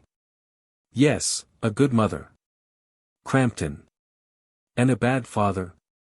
That's what you mean, eh? Valentine, rising indignantly and addressing Gloria. Miss Clandon, I. Crampton, turning on him. That girl's name is Crampton, Mr. Valentine, not Clandon. Do you wish to join them in insulting me? Valentine, ignoring him. I'm overwhelmed, Miss Clandon. It's all my fault, I brought him here, I'm responsible for him. And I'm ashamed of him. Crampton. What do I mean? Gloria, rising coldly. No harm has been done, Mr. Valentine. We have all been a little childish, I am afraid. Our party has been a failure, let us break it up and have done with it. She puts her chair aside and turns to the steps, adding, with sliding composure, as she passes Crampton. Goodbye, father. She descends the steps with cold, disgusted indifference. They all look after her, and so do not notice the return of the waiter from the hotel, laden with Crampton's coat, Valentine's stick, a couple of shawls and parasols, a white canvas umbrella, and some camp stools. Crampton, to himself, staring after Gloria with a ghastly expression. Father! Father! He strikes his fist violently on the table. Now! Waiter, offering the coat. This is yours, sir, I think, sir. Crampton glares at him. Then snatches it rudely and comes down the terrace towards the garden seat, struggling with the coat in his angry efforts to put it on. McComas rises and goes to his assistance. Then takes his hat and umbrella from the little iron table, and turns towards the steps. Meanwhile the waiter, after thanking Crampton with unruffled sweetness for taking the coat, offers some of his burden to fill. The lady's sunshades, sir. Nasty glare off the sea today, sir, very trying to the complexion, sir. I shall carry down the camp stools myself, sir. Philip. You are old, Father William, but you are the most considerate of men. No, keep the sunshades and give me the camp stools, taking them. Waiter, with flattering gratitude. Thank you, sir. Philip. Finch, share with me, giving him a couple. Come along. They go down the steps together. Valentine, to the waiter. Leave me something to bring down, one of these. Offering to take a sunshade. Waiter, discreetly. That's the younger lady's, sir. Valentine lets it go. Thank you, sir. If you'll allow me, sir, I think you had better have this. He puts down the sunshades on Crampton's chair, and produces from the tail pocket of his dress coat, a book with a lady's handkerchief between the leaves, marking the page. The eldest young lady is reading it at present. Valentine takes it eagerly. Thank you, sir. Schopenhauer, sir, you see. He takes up the sunshades again. Very interesting author, sir, especially on the subject of ladies, sir.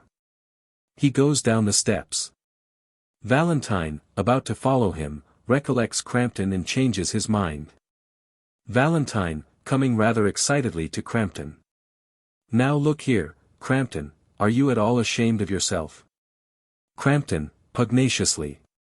Ashamed of myself. What for? Valentine. For behaving like a bear. What will your daughter think of me for having brought you here? Crampton. I was not thinking of what my daughter was thinking of you. Valentine. No, you were thinking of yourself. You're a perfect maniac. Crampton, heart-rent. She told you what I am, a father robbed of his children. What are the hearts of this generation like? Am I to come here after all these years, to see what my children are for the first time? To hear their voices? And carry it all off like a fashionable visitor, drop in to lunch, be Mr. Crampton, Mr. Crampton. What right have they to talk to me like that? I'm their father, do they deny that? I'm a man, with the feelings of our common humanity, have I no rights, no claims? In all these years who have I had round me? Servants, clerks, business acquaintances. I've had respect from them, kindness. Would one of them have spoken to me as that girl spoke, would one of them have laughed at me as that boy was laughing at me all the time? Frantically. My own children. Mr. Crampton. My. Valentine. Come, they're only children. The only one of them that's worth anything called you father. Crampton, wildly. Yes, goodbye, father. Oh, yes, she got at my feelings, with a stab. Valentine, taking this in very bad part. Now look here, Crampton, you just let her alone, she's treated you very well. I had a much worse time of it at lunch than you. Crampton. You. Valentine, with growing impetuosity. Yes, I sat next to her. And I never said a single thing to her the whole time, couldn't think of a blessed word. And not a word did she say to me. Crampton. Well. Valentine. Well. tackling him very seriously and talking faster and faster. Crampton, do you know what's been the matter with me today? You don't suppose, do you, that I'm in the habit of playing such tricks on my patients as I played on you? Crampton. I hope not. Valentine. The explanation is that I'm stark mad, or rather that I've never been in my real senses before. I'm capable of anything, I've grown up at last, I'm a man, and it's your daughter that's made a man of me. Crampton, incredulously. Are you in love with my daughter? Valentine, his words now coming in a perfect torrent. Love. Nonsense, it's something far above and beyond that. It's life, it's faith, it's strength, certainty, paradise. Crampton, interrupting him with acrid contempt. Rubbish, man. What have you to keep a wife on? You can't marry her. Valentine. Who wants to marry her? I'll kiss her hands. I'll kneel at her feet, I'll live for her, I'll die for her, and that'll be enough for me. Look at her book. See. He kisses the handkerchief. If you offered me all your money for this excuse for going down to the beach and speaking to her again, I'd only laugh at you. He rushes buoyantly off to the steps, where he bounces right into the arms of the waiter, who is coming up from the beach. The two save themselves from falling by clutching one another tightly round the waist and whirling one another around. Waiter, delicately. Steady, sir, steady. Valentine, shocked at his own violence. I beg your pardon. Waiter. Not at all, sir, not at all. Very natural, sir, I'm sure, sir, at your age. The lady has sent me for her book, sir. Might I take the liberty of asking you to let her have it at once, sir? Valentine. With pleasure. And if you will allow me to present you with a professional man's earnings for 6 weeks, offering him Dolly's crown piece. Waiter, as if the sum were beyond his utmost expectations. Thank you, sir, much obliged. Valentine dashes down the steps. Very high-spirited young gentleman, sir, very manly and straight set up. Crampton, in grumbling disparagement. And making his fortune in a hurry, no doubt. I know what his 6 weeks' earnings come to. He crosses the terrace to the iron table, and sits down. Waiter, philosophically. Well, sir, you never can tell. That's a principle in life with me, sir, if you'll excuse my having such a thing, sir. Delicately sinking the philosopher in the waiter for a moment. Perhaps you haven't noticed that you hadn't touched that seltzer and Irish, sir, when the party broke up. He takes the tumbler from the luncheon table, and sets it before Crampton. Yes, sir, you never can tell. There was my son, sir. Who ever thought that he would rise to wear a silk gown, sir? And yet today, sir, nothing less than 50 guineas, sir. What a lesson, sir. Crampton. Well, I hope he is grateful to you, and recognizes what he owes you. Waiter. We get on together very well indeed, sir, considering the difference in our stations. With another of his irresistible transitions. A small lump of sugar, sir, will take the flatness out of the seltzer without noticeably sweetening the drink, sir. Allow me, sir. He drops a lump of sugar into the tumbler. But as I say to him, where's the difference after all? If I must put on a dress coat to show what I am, sir, he must put on a wig and gown to show what he is. If my income is mostly tips, and there's a pretense that I don't get them, why, his income is mostly fees, sir. And I understand there's a pretense that he don't get them. If he likes society, and his profession brings him into contact with all ranks, so does mine, too, sir. If it's a little against a barrister to have a waiter for his father, sir, it's a little against a waiter to have a barrister for a son, many people consider it a great liberty, sir, I assure you, sir. Can I get you anything else, sir? Crampton. No, thank you. With bitter humility. I suppose that's no objection to my sitting here for a while, I can't disturb the party on the beach here. Waiter, with emotion. Very kind of you, sir, to put it as if it was not a compliment and an honor to us, Mr. Crampton, very kind indeed. The more you are at home here, sir, the better for us. Crampton, in poignant irony. Home. Waiter, reflectively. Well, yes, sir, that's a way of looking at it, too, sir. I have always said that the great advantage of a hotel is that it's a refuge from home life, sir. Crampton. I missed that advantage today, I think. Waiter. You did, sir, you did. Dear me. It's the unexpected that always happens, isn't it? Shaking his head. You never can tell, sir, you never can tell. He goes into the hotel. Crampton, his eyes shining hardly as he props his drawn, miserable face on his hands. Home. Home. He drops his arms on the table and bows his head on them, but presently hears someone approaching and hastily sits bolt upright. It is Gloria, who has come up the steps alone, with her sunshade and her book in her hands. He looks defiantly at her, with the brutal obstinacy of his mouth and the wistfulness of his eyes contradicting each other pathetically. She comes to the corner of the garden seat and stands with her back to it, leaning against the end of it, and looking down at him as if wondering at his weakness, too curious about him to be cold, but supremely indifferent to their kinship. Well? Gloria. I want to speak with you for a moment. Crampton, looking steadily at her. Indeed? That's surprising. You meet your father after 18 years, and you actually want to speak to him for a moment. That's touching, isn't it? He rests his head on his hands, and looks down and away from her, in gloomy reflection. Gloria. All that is what seems to me so nonsensical, so uncalled for. What do you expect us to feel for you, to do for you? What is it you want? Why are you less civil to us than other people are? You are evidently not very fond of us, why should you be? But surely we can meet without quarreling.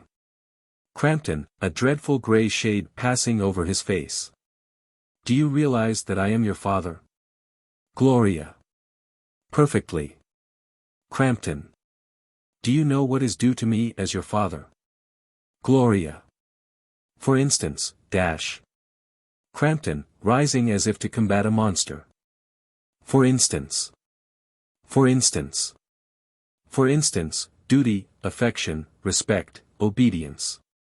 Gloria, quitting her careless leaning attitude and confronting him promptly and proudly. I obey nothing but my sense of what is right. I respect nothing that is not noble.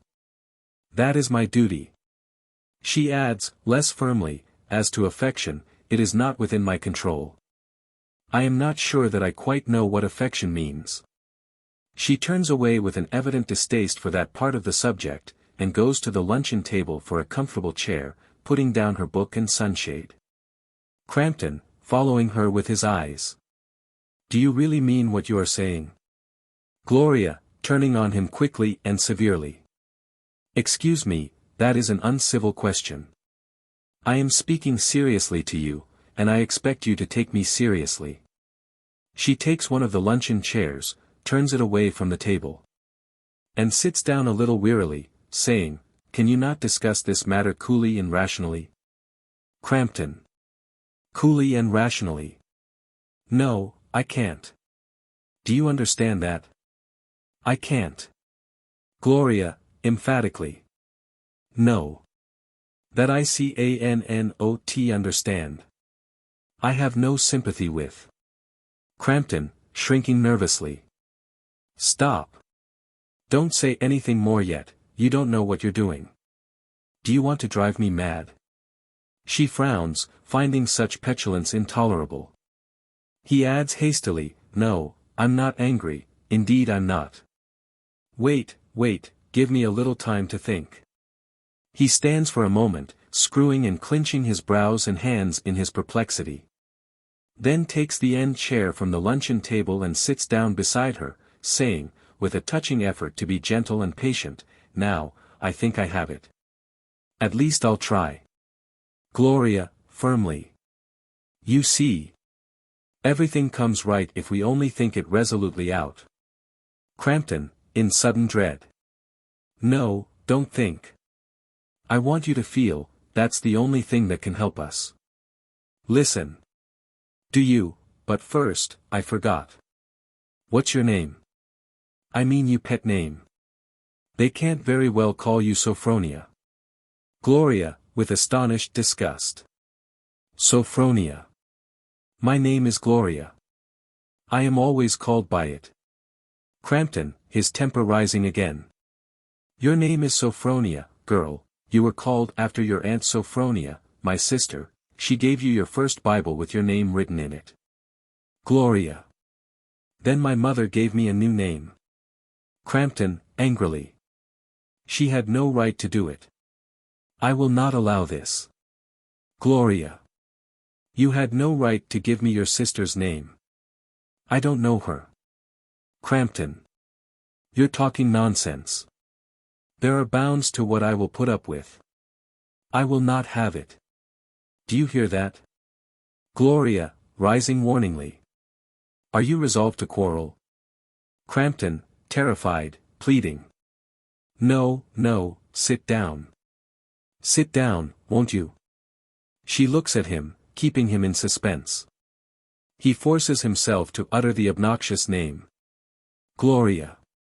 She marks her satisfaction with a slight tightening of the lips, and sits down. There. You see, I only want to shew you that I am your father, my dear child. The endearment is so plaintively inept that she smiles in spite of herself, and resigns herself to indulge him a little. Listen now. What I want to ask you is this. Don't you remember me at all?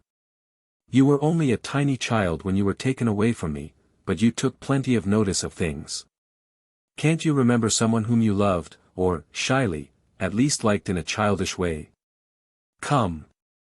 Someone who let you stay in his study and look at his toy boats, as you thought them?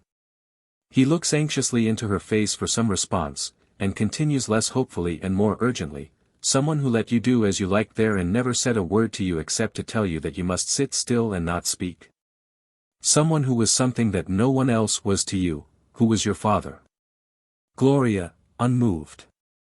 If you describe things to me, no doubt I shall presently imagine that I remember them. But I really remember nothing. Crampton, wistfully. Has your mother never told you anything about me? Gloria. She has never mentioned your name to me. He groans involuntarily. She looks at him rather contemptuously and continues, except once, and then she did remind me of something I had forgotten. Crampton, looking up hopefully. What was that? Gloria, mercilessly. The whip you bought to beat me with. Crampton, gnashing his teeth. Oh. To bring that up against me. To turn from me. When you need never have known. Under a grinding, agonized breath. Curse her. Gloria, springing up. You wretch. With intense emphasis. You wretch. You dare curse my mother. Crampton. Stop, or you'll be sorry afterwards. I'm your father. Gloria. How I hate the name. How I love the name of mother. You had better go. Crampton. I'm choking. You want to kill me. His voice stifles, he is almost in a fit. Gloria, going up to the balustrade with cool, quick resourcefulness, and calling over to the beach. Mr. Valentine. Valentine, answering from below. Yes. Gloria. Come here a moment, please. Mr. Crampton wants you. She returns to the table and pours out a glass of water. Crampton, recovering his speech. No, let me alone. I don't want him. I'm all right, I tell you. I need neither his help nor yours. He rises and pulls himself together. As you say, I had better go. He puts on his hat. Is that your last word? Gloria. I hope so. He looks stubbornly at her for a moment, nods grimly, as if he agreed to that, and goes into the hotel. She looks at him with equal steadiness until he disappears, when she makes a gesture of relief, and turns to speak to Valentine, who comes running up the steps. Valentine, panting. What's the matter? Looking round. Where's Crampton? Gloria. Gone. Valentine's face lights up with sudden joy, dread, and mischief. He has just realized that he is alone with Gloria. She continues indifferently, I thought he was ill, but he recovered himself. He wouldn't wait for you. I am sorry. She goes for her book and parasol. Valentine. So much the better. He gets on my nerves after a while. Pretending to forget himself. How could that man have so beautiful a daughter? Gloria, taken aback for a moment. Then answering him with polite but intentional contempt. That seems to be an attempt at what is called a pretty speech. Let me say at once, Mr. Valentine, that pretty speeches make very sickly conversation. Pray let us be friends, if we are to be friends, in a sensible and wholesome way. I have no intention of getting married, and unless you are content to accept that state of things, we had much better not cultivate each other's acquaintance. Valentine, cautiously. I see. May I ask just this one question? Is your objection an objection to marriage as an institution, or merely an objection to marrying me personally? Gloria. I do not know you well enough, Mr. Valentine, to have any opinion on the subject of your personal merits. She turns away from him with infinite indifference, and sits down with her book on the garden seat. I do not think the conditions of marriage at present are such as any self-respecting woman can accept. Valentine, instantly changing his tone for one of cordial sincerity, as if he frankly accepted her terms and was delighted and reassured by her principles. Oh, then that's a point of sympathy between us already. I quite agree with you, the conditions are most unfair. He takes off his hat and throws it gaily on the iron table. No, what I want is to get rid of all that nonsense. He sits down beside her, so naturally that she does not think of objecting, and proceeds, with enthusiasm, don't you think it a horrible thing that a man and a woman can hardly know one another without being supposed to have designs of that kind? As if there were no other interests, no other subjects of conversation, as if women were capable of nothing better. Gloria, interested. Ah, now you are beginning to talk humanly and sensibly, Mr. Valentine. Valentine, with a gleam in his eye at the success of his hunter's guile. Of course, two intelligent people like us. Isn't it pleasant, in this stupid, convention-ridden world, to meet with someone on the same plane, someone with an unprejudiced, enlightened mind? Gloria, earnestly. I hope to meet many such people in England. Valentine, dubiously. There are a good many people here, nearly 40 millions. They're not all consumptive members of the highly educated classes like the people in Madeira. Gloria, now full of her subject. Oh, everybody is stupid and prejudiced in Madeira, weak, sentimental creatures. I hate weakness, and I hate sentiment. Valentine. That's what makes you so inspiring. Gloria, with a slight laugh. Am I inspiring? Valentine, yes. Strength's infectious. Gloria. Weakness is, I know. Valentine, with conviction. Why, oh, you're strong. Do you know that you changed the world for me this morning? I was in the dumps, thinking of my unpaid rent, frightened about the future. When you came in, I was dazzled. Her brow clouds a little. He goes on quickly. That was silly, of course, but really and truly something happened to me. Explain it how you will, my blood got, he hesitates, trying to think of a sufficiently unimpassioned word, oxygenated, my muscles braced, my mind cleared, my courage rose. That's odd, isn't it?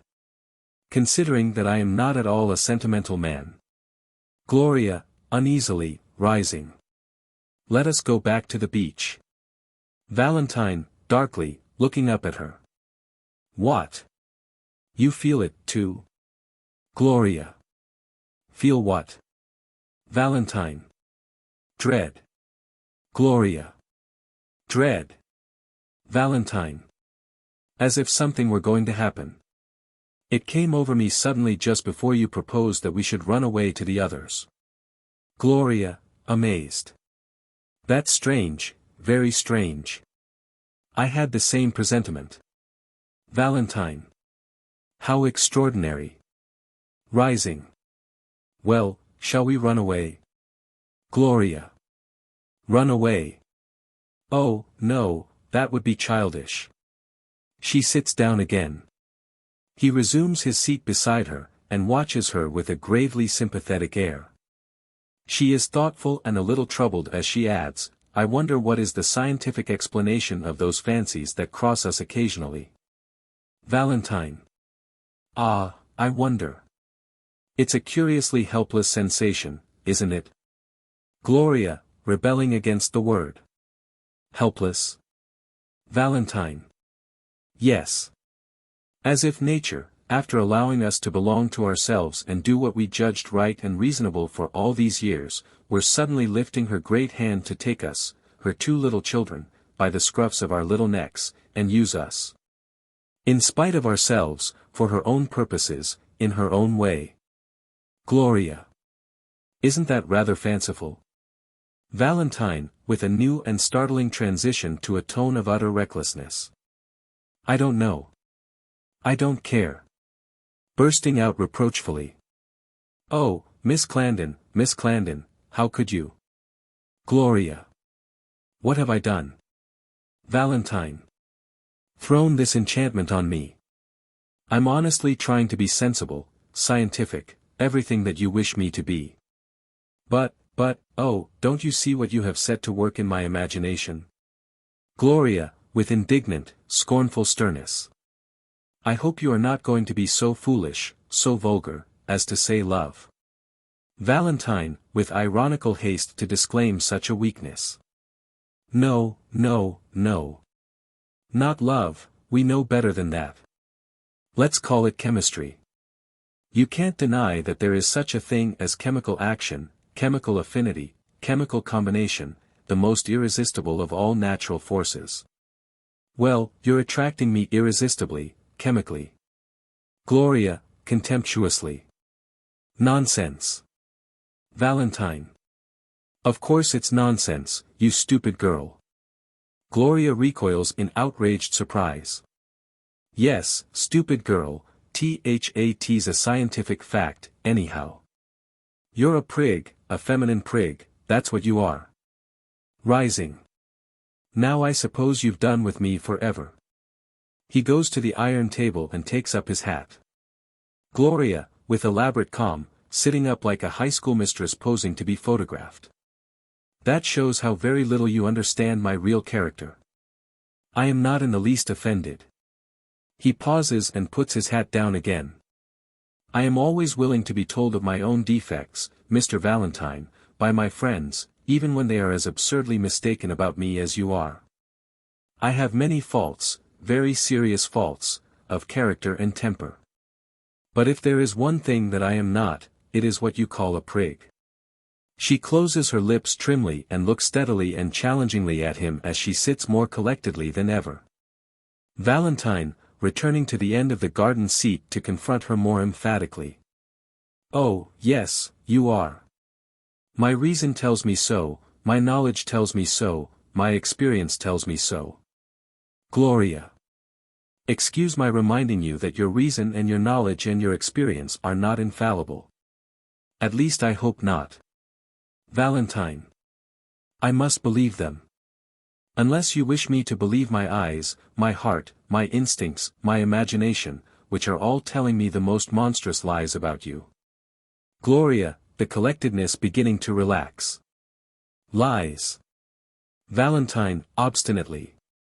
Yes, lies. He sits down again beside her. Do you expect me to believe that you are the most beautiful woman in the world? Gloria. That is ridiculous, and rather personal. Valentine. Of course it's ridiculous. Well, that's what my eyes tell me. Gloria makes a movement of contemptuous protest. No, I'm not flattering. I tell you I don't believe it. She is ashamed to find that this does not quite please her either.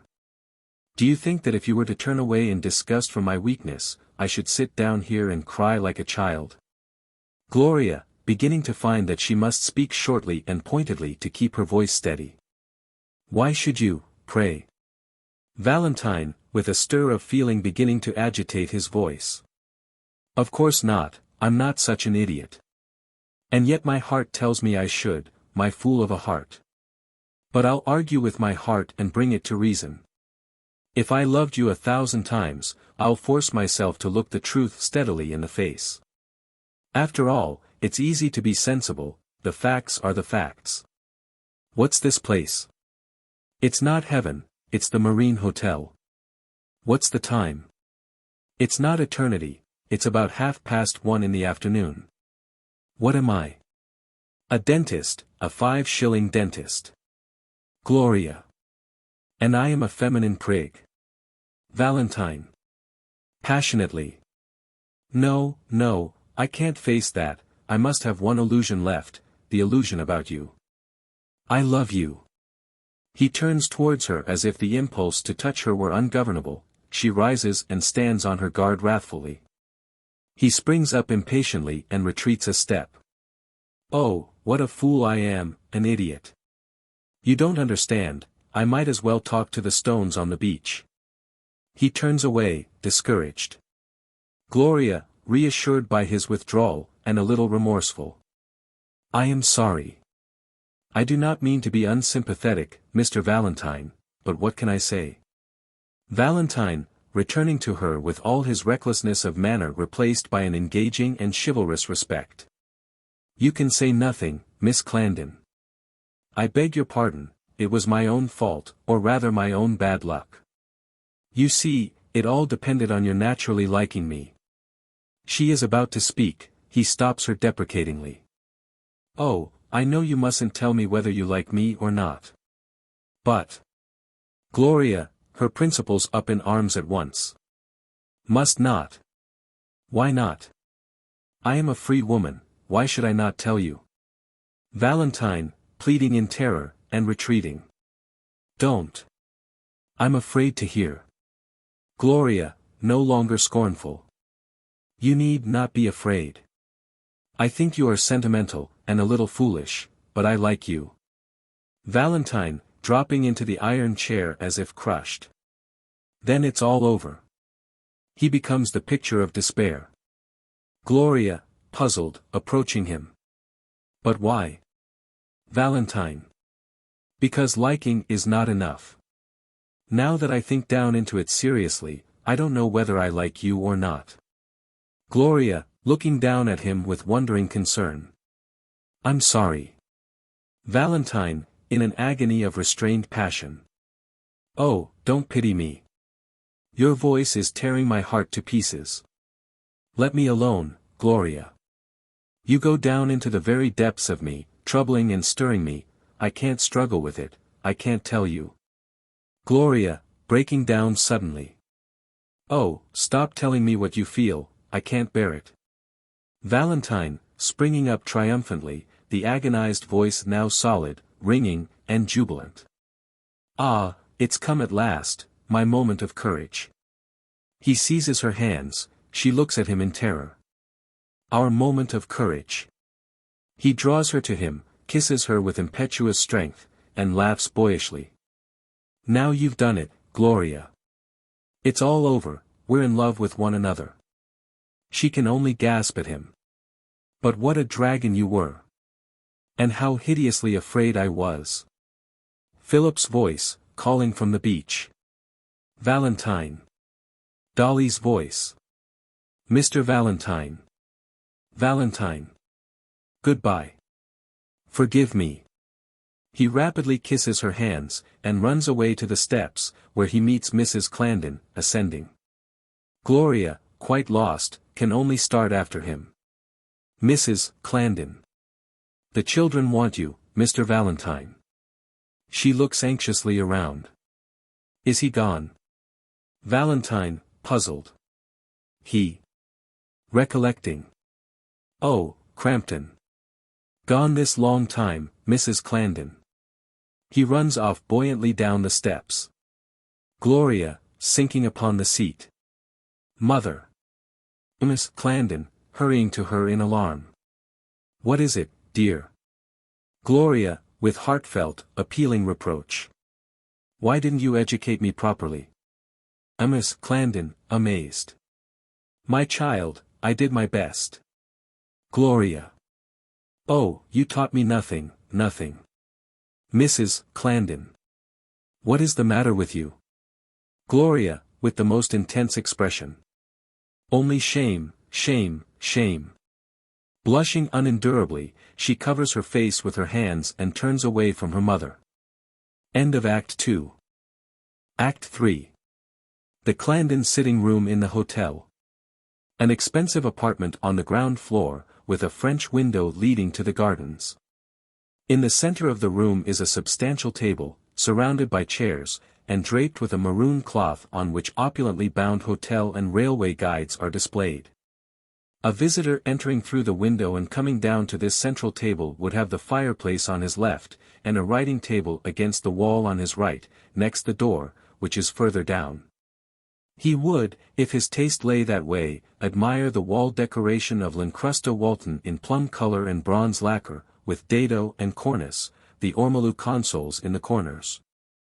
The vases on pillar pedestals of veined marble with bases of polished black wood, one on each side of the window. The ornamental cabinet next the vase on the side nearest the fireplace, its center compartment closed by an inlaid door, and its corners rounded off with curved panes of glass protecting shelves of cheap blue and white pottery. The bamboo tea table, with folding shelves, in the corresponding space on the other side of the window, the pictures of ocean steamers and Landseer's dogs, the saddlebag ottoman in line with the door but on the other side of the room. The two comfortable seats of the same pattern on the hearthrug, and finally, on turning round and looking up, the massive brass pole above the window, sustaining a pair of maroon rep curtains with decorated borders of staid green. Altogether, a room well arranged to flatter the occupant's sense of importance, and reconcile him to a charge of £1 a day for its use. Mrs. Clarendon sits at the writing table, correcting proofs. Gloria is standing at the window, looking out in a tormented reverie. The clock on the mantelpiece strikes 5 with a sickly clink, the bell being unable to bear up against the black marble cenotaph in which it is immured. Mrs. Clarendon. 5. I don't think we need wait any longer for the children. They are sure to get tea somewhere. Gloria, wearily. Shall I ring? Mrs. Clarendon. Do, my dear. Gloria goes to the hearth and rings. I have finished these proofs at last, thank goodness. Gloria, strolling listlessly across the room and coming behind her mother's chair. What proofs? Miss Clarendon, the new edition of 20th Century Women. Gloria, with a bitter smile. There's a chapter missing. Mrs. Clarendon, beginning to hunt among her proofs. Is there? Surely not. Gloria. I mean an unwritten one. Perhaps I shall write it for you, when I know the end of it. She goes back to the window. Mrs. Clarendon.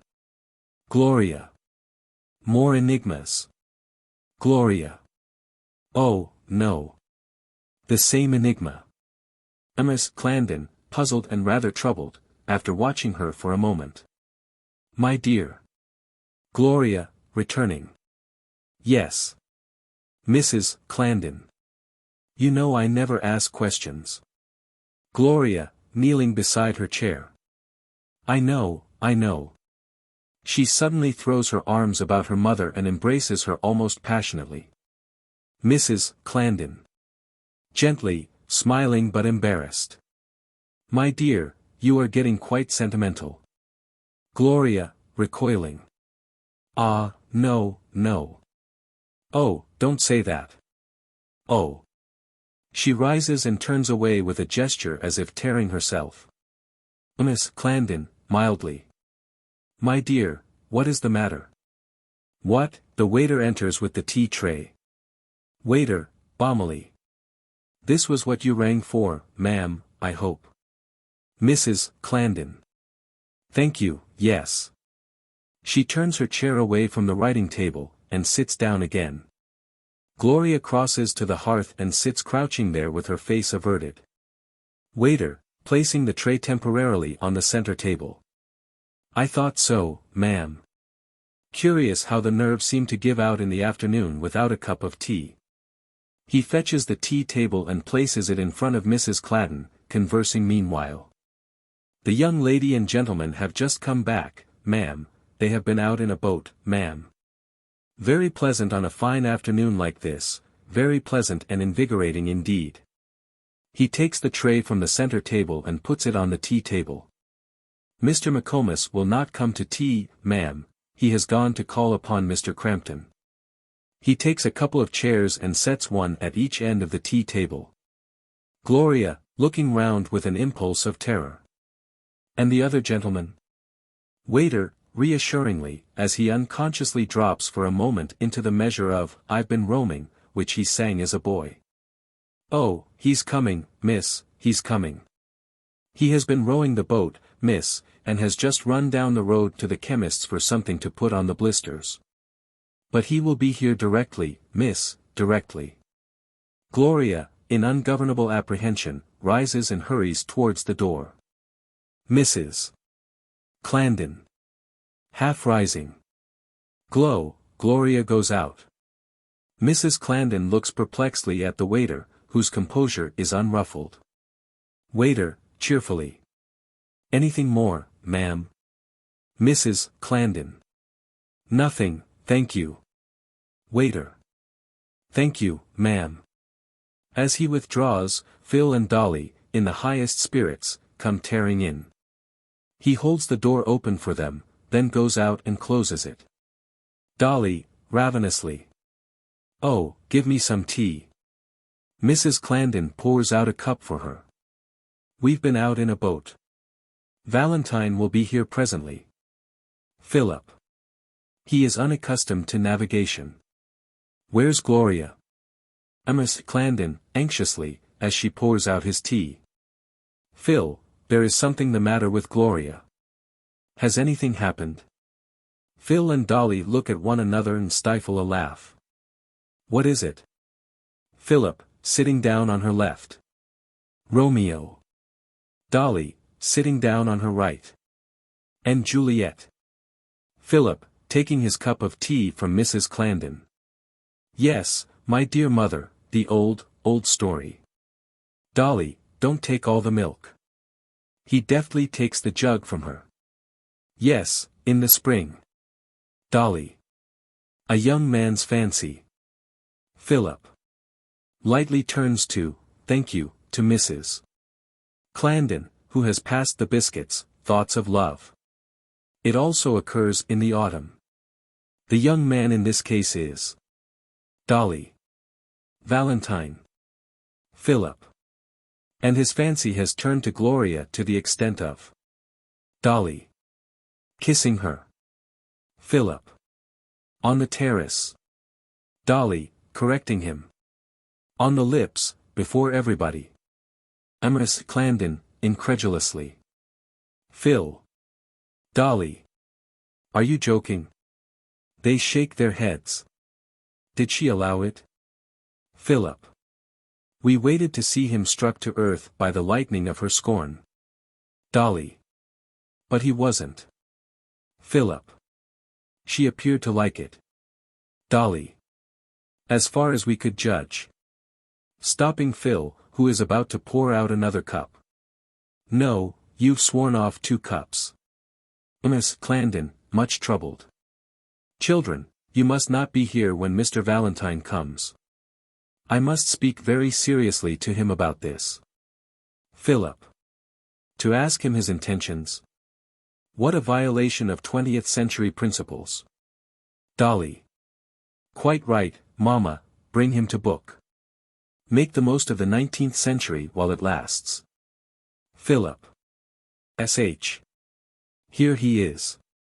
Valentine comes in. Valentine very sorry to be late for tea, Mrs. Clandon. She takes up the teapot. No, thank you, I never take any. No doubt Miss Dolly and Phil have explained what happened to me. Philip, momentously rising. Yes, Valentine, we have explained. Dolly, significantly, also rising. We have explained very thoroughly. Philip. It was our duty. Very seriously. Come, Dolly.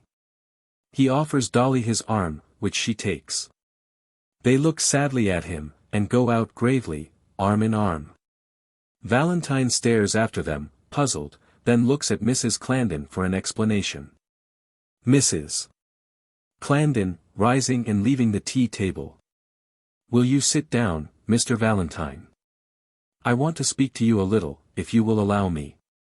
Valentine sits down slowly on the ottoman, his conscience presaging a bad quarter of an hour. Mrs.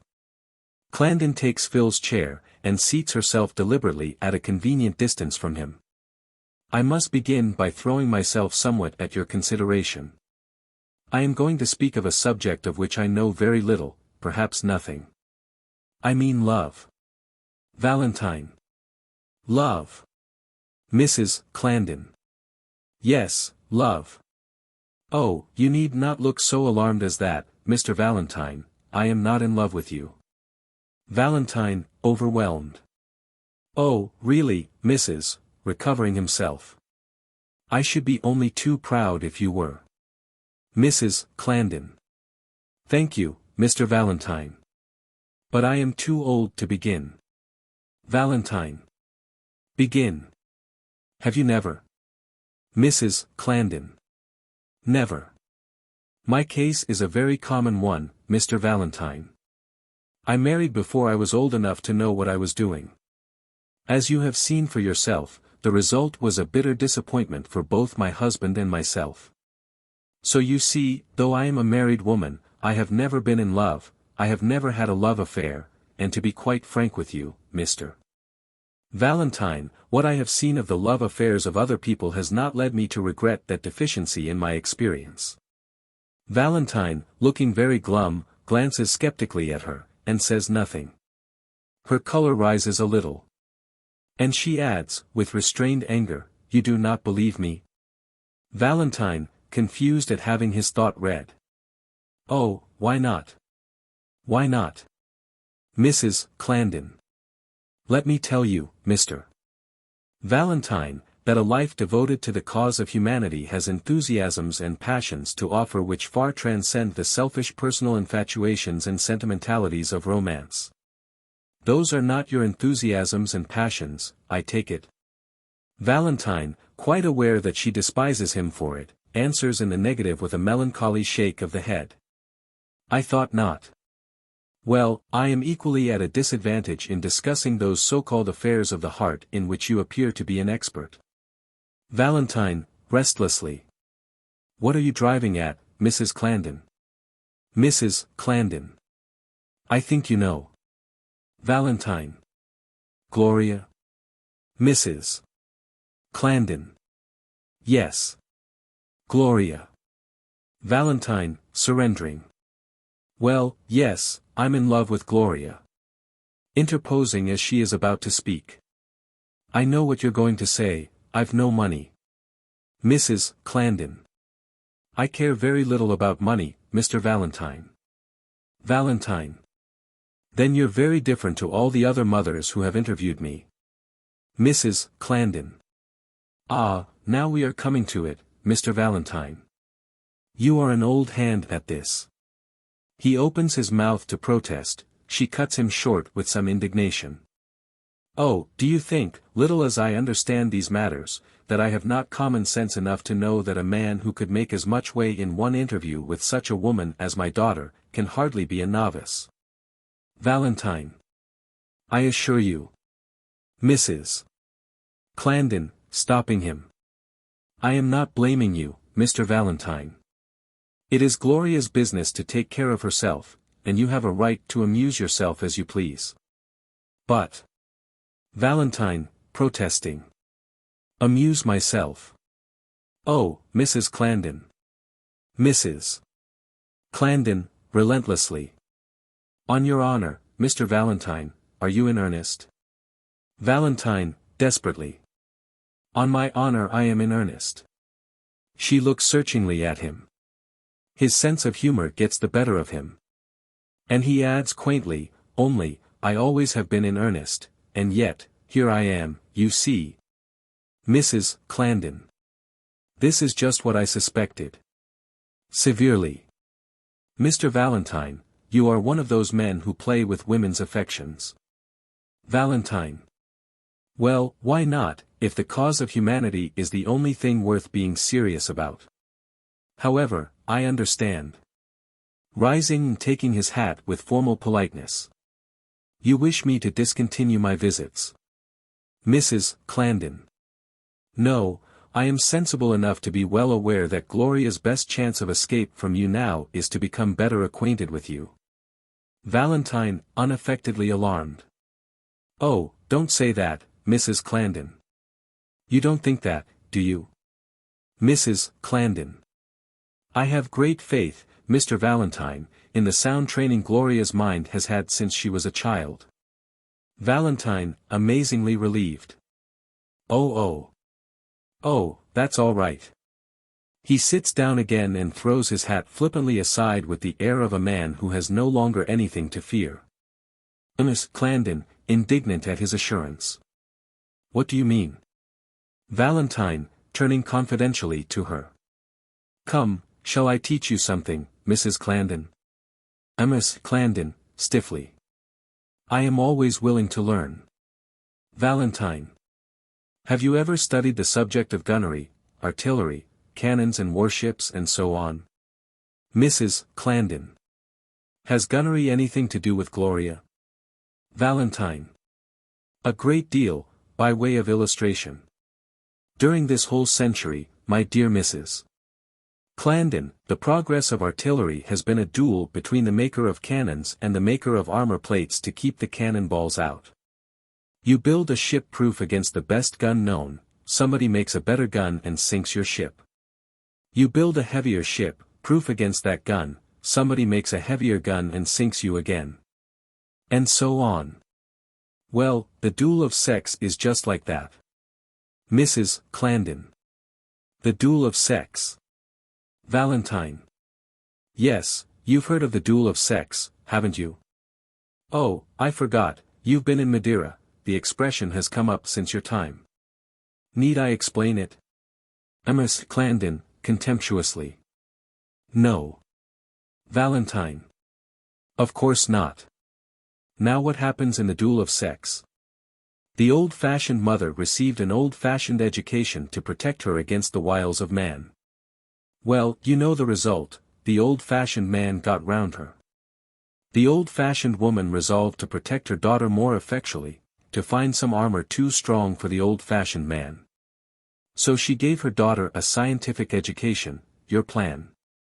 That was a corker for the old-fashioned man, he said it wasn't fair, unwomanly and all the rest of it. But that didn't do him any good. So he had to give up his old-fashioned plan of attack, you know, going down on his knees and swearing to love, honor and obey, and so on. Mrs. Clarendon. Excuse me, that was what the woman swore. Valentine. Was it? Ah, perhaps you're right, yes, of course it was. Well, what did the man do? Just what the artillery man does, went one better than the woman, educated himself scientifically and beat her at that game just as he had beaten her at the old game.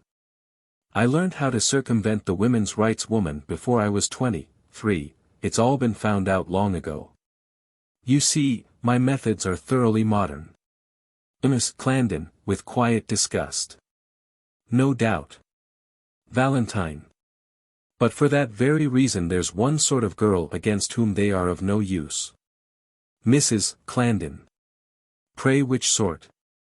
Valentine. The thoroughly old-fashioned girl.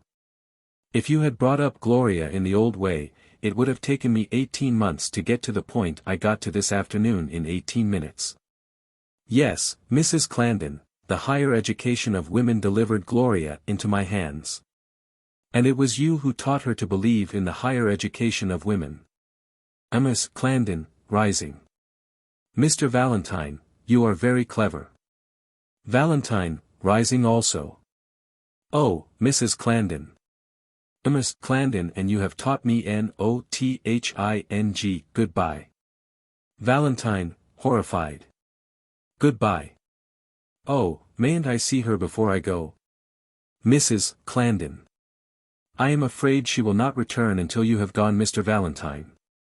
She left the room expressly to avoid you. Valentine, thoughtfully. That's a good sign. Goodbye. He bows and makes for the door, apparently well satisfied. Miss Clarendon, alarmed. Why do you think it a good sign? Valentine, turning near the door. Because I am mortally afraid of her, and it looks as if she were mortally afraid of me. He turns to go and finds himself face to face with Gloria, who has just entered. She looks steadfastly at him. He stares helplessly at her, then round at Mrs. Clarendon, then at Gloria again, completely at a loss.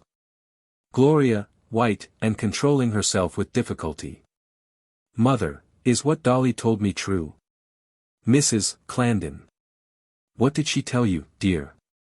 Gloria. That you have been speaking about me to this gentleman. Valentine, murmuring. This gentleman. Oh. Miss Clarendon, sharply.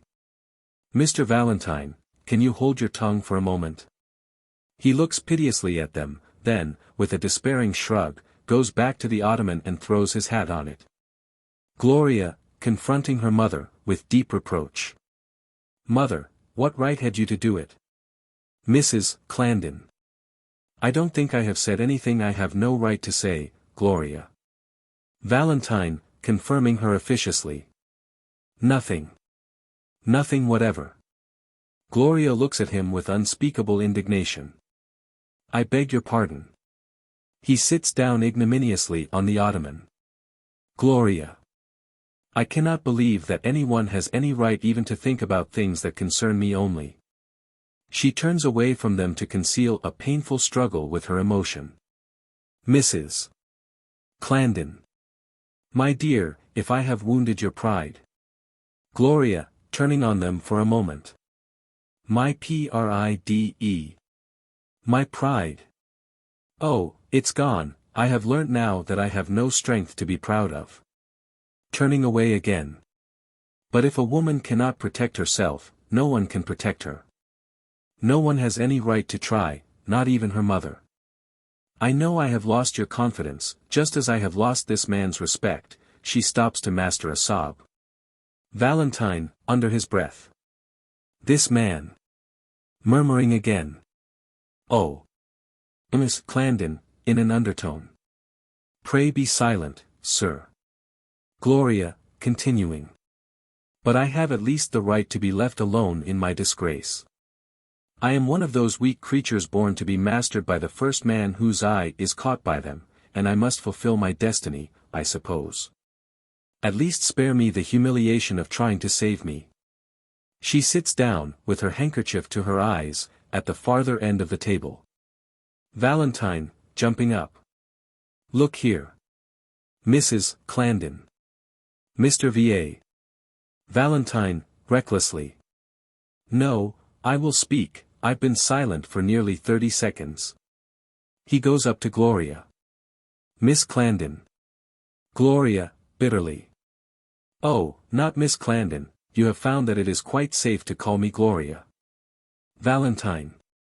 No, I won't, you'll throw it in my teeth afterwards and accuse me of disrespect. I say it's a heartbreaking falsehood that I don't respect you. It's true that I didn't respect your old pride, why should I? It was nothing but cowardice. I didn't respect your intellect, I've a better one myself, it's a masculine specialty. But when the depths stirred, when my moment came, when you made me brave, then, Then. Gloria. Then you respected me, I suppose. Valentine. No, I didn't, I adored you. She rises quickly and turns her back on him. And you can never take that moment away from me. So now I don't care what happens. He comes down the room addressing a cheerful explanation to nobody in particular. I'm perfectly aware that I'm talking nonsense. I can't help it. To Mrs. Clarendon. I love Gloria, and there's an end of it. Miss Clarendon, emphatically. Mr. Valentine, you are a most dangerous man. Gloria, come here. Gloria, wondering a little at the command, obeys, and stands, with drooping head, on her mother's right hand, Valentine being on the opposite side. Mrs. Clarendon then begins, with intense scorn. Ask this man whom you have inspired and made brave, how many women have inspired him before. Gloria looks up suddenly with a flash of jealous anger and amazement. How many times he has laid the trap in which he has caught you. How often he has baited it with the same speeches, how much practice it has taken to make him perfect in his chosen part in life as the duelist of sex. Valentine. This isn't fair. You're abusing my confidence, Mrs. Clarendon. Mrs. Clarendon. Ask him, Gloria. Gloria, in a flush of rage, going over to him with her fists clenched. Is that true? Valentine. Don't be angry. Gloria, interrupting him implacably. Is it true? Did you ever say that before? Did you ever feel that before, for another woman? Valentine, bluntly. Yes. Gloria raises her clenched hands. Miss Clarendon, horrified, springing to her side and catching her uplifted arm. Gloria. My dear. You're forgetting yourself. Gloria, with a deep expiration, slowly relaxes her threatening attitude. Valentine. Remember, a man's power of love and admiration is like any other of his powers, he has to throw it away many times before he learns what is really worthy of it. Mrs. Clarendon. Another of the old speeches, Gloria. Take care. Valentine, remonstrating. Oh. Gloria, to Mrs. Clarendon, with contemptuous self-possession. Do you think I need to be warned now? To Valentine. You have tried to make me love you. Valentine. I have. Gloria. Well, you have succeeded in making me hate you, passionately. Valentine, philosophically. It's surprising how little difference there is between the two. Gloria turns indignantly away from him. He continues, to Mrs. Clarendon, I know men whose wives love them, and they go on exactly like that. Mrs. Clarendon. Excuse me, Mr. Valentine, but had you not better go? Gloria. You need not send him away on my account, mother. He is nothing to me now. And he will amuse Dolly and Phil. She sits down with sliding indifference, at the end of the table nearest the window. Valentine, gaily. Of course, that's the sensible way of looking at it. Come, Mrs. Clarendon, you can't quarrel with a mere butterfly like me. Mrs. Clarendon. I very greatly mistrust you, Mr. Valentine. But I do not like to think that your unfortunate levity of disposition is mere shamelessness and worthlessness. Gloria, to herself, but aloud. It is shameless, and it is worthless. Mrs. Clarendon. So perhaps we had better send for Phil and Dolly and allow you to end your visit in the ordinary way. Valentine, as if she had paid him the highest compliment. You overwhelm me, Mrs. Clarendon. Thank you. The waiter enters. Waiter. Mr. McComas, ma'am. Mrs. Clarendon. Oh, certainly. Bring him in. Waiter. He wishes to see you in the reception room, ma'am. Mrs. Clarendon. Why not here? Waiter. Well, if you will excuse my mentioning it, ma'am, I think Mr. McComas feels that he would get fairer play if he could speak to you away from the younger members of your family, ma'am. Mrs. Clarendon. Tell him they are not here. Waiter. They are within sight of the door, ma'am, and very watchful, for some reason or other. Miss Clandon, going. Oh, very well, I'll go to him. Waiter, holding the door open for her. Thank you, ma'am. She goes out. He comes back into the room, and meets the eye of Valentine, who wants him to go. All right, sir. Only the tea things, sir. Taking the tray. Excuse me, sir. Thank you, sir. He goes out. Valentine, to Gloria. Look here. You will forgive me, sooner or later. Forgive me now. Gloria, rising to level the declaration more intensely at him. Never. While grass grows or water runs, never, never, never. Valentine, unabashed. Well, I don't care. I can't be unhappy about anything. I shall never be unhappy again, never, never, never, while grass grows or water runs. The thought of you will always make me wild with joy. Some quick taunt is on her lips, he interposes swiftly. No, I never said that before, that's new.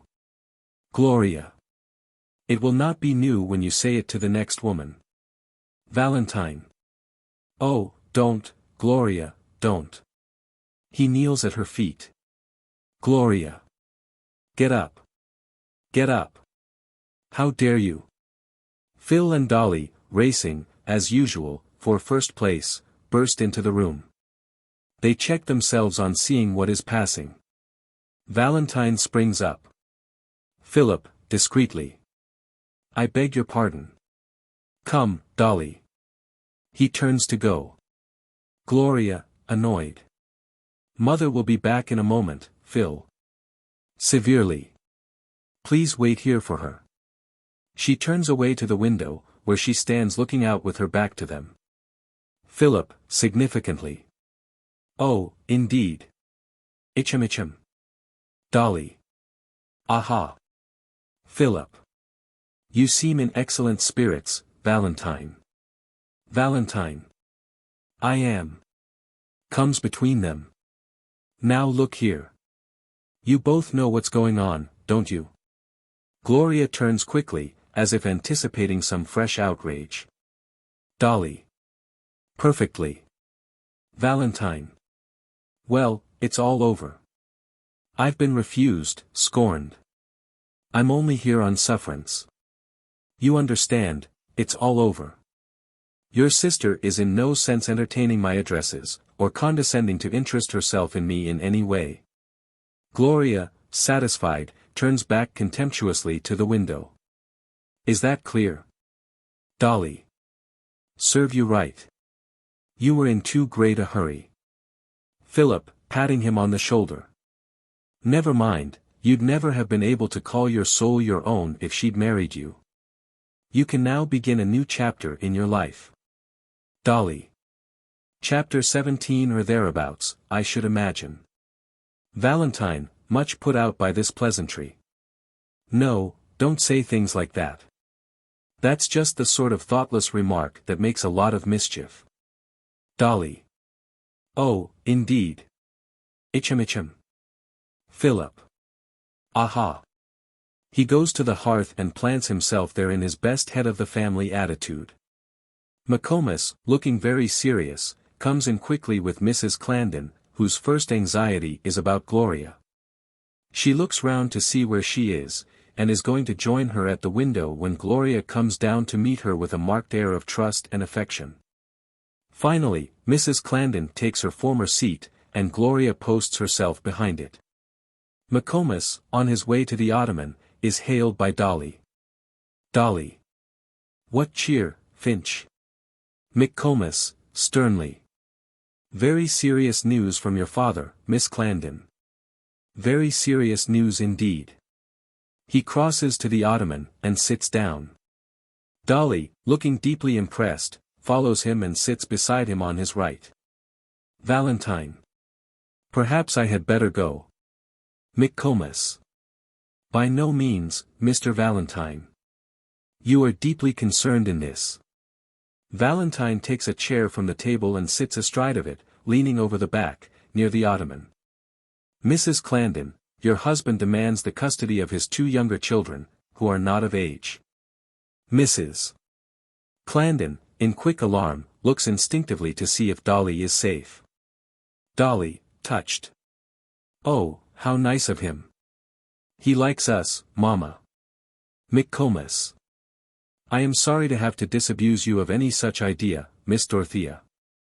Dolly, cooing ecstatically. Dorothea. Nestling against his shoulder, quite overcome. Oh, Finch. McComas, nervously, moving away. No, no, no, no. Miss Clarendon, remonstrating. Dearest Dolly. To McComas. The deed of separation gives me the custody of the children. McComas. It also contains a covenant that you are not to approach or molest him in any way. Mrs. Clarendon. Well, have I done so? McComas. Whether the behavior of your younger children amounts to legal molestation is a question on which it may be necessary to take counsel's opinion. At all events, Mr. Crampton not only claims to have been molested, but he believes that he was brought here by a plot in which Mr. Valentine acted as your agent. Valentine. What's that? McComas. He alleges that you drugged him, Mr. Valentine. Valentine. So I did. They are astonished. McComas. But what did you do that for? Dolly. 5 shillings extra. McComas, to Dolly, short-temperedly. I must really ask you, Miss Clarendon, not to interrupt this very serious conversation with irrelevant interjections. Vehemently. I insist on having earnest matters earnestly and reverently discussed. This outburst produces an apologetic silence, and puts McComas himself out of countenance. He coughs, and starts afresh, addressing himself to Gloria. Miss Clarendon, it is my duty to tell you that your father has also persuaded himself that Mr. Valentine wishes to marry you. Valentine, interposing adroitly. I do. McComas, offended. In that case, sir, you must not be surprised to find yourself regarded by the young lady's father as a fortune hunter. Valentine. So I am. Do you expect my wife to live on what I earn? 10 pence a week. McComas, revolted. I have nothing more to say, sir. I shall return and tell Mr. Crampton that this family is no place for a father. He makes for the door. Miss Clarendon, with quiet authority. Finch. He halts. If Mr. Valentine cannot be serious, you can. Sit down. McComas, after a brief struggle between his dignity and his friendship, succumbs, seating himself this time midway between Dolly and Mrs. Clarendon. You know that all this is a made-up case, that Fergus does not believe in it any more than you do. Now give me your real advice, your sincere, friendly advice. You know I have always trusted your judgment. I promise you the children will be quiet. McComas, resigning himself. Well, well. What I want to say is this. In the old arrangement with your husband, Mrs. Clarendon, you had him at a terrible disadvantage. Mrs. Clarendon. How so, pray? McComas. Well, you were an advanced woman, accustomed to defy public opinion, and with no regard for what the world might say of you. Miss Clarendon, proud of it. Yes, that is true. Gloria, behind the chair, stoops and kisses her mother's hair, a demonstration which disconcerts her extremely. McComas. On the other hand, Mrs. Clarendon, your husband had a great horror of anything getting into the papers. There was his business to be considered, as well as the prejudices of an old-fashioned family. Mrs. Clarendon. Not to mention his own prejudices. McComas. Now no doubt he behaved badly, Mrs. Clarendon. Miss Clarendon, scornfully. No doubt. McComas. But was it altogether his fault? Mrs. Clarendon. Was it mine? McComas, hastily. No. Of course not. Gloria, observing him attentively. You do not mean that, Mr. McComas. McComas. My dear young lady, you pick me up very sharply. But let me just put this to you. When a man makes an unsuitable marriage, nobody's fault, you know, but purely accidental incompatibility of tastes. When he is deprived by that misfortune of the domestic sympathy which, I take it, is what a man marries for. When in short, his wife is rather worse than no wife at all, through no fault of his own, of course, is it to be wondered at if he makes matters worse at first by blaming her, and even, in his desperation, by occasionally drinking himself into a violent condition or seeking sympathy elsewhere? Mrs. Clarendon. I did not blame him, I simply rescued myself and the children from him. McComas.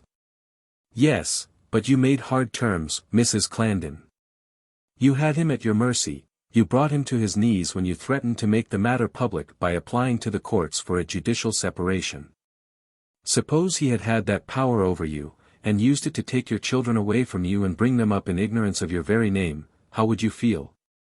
What would you do? Well, won't you make some allowance for his feelings? In common humanity. Mrs. Clarendon. I never discovered his feelings.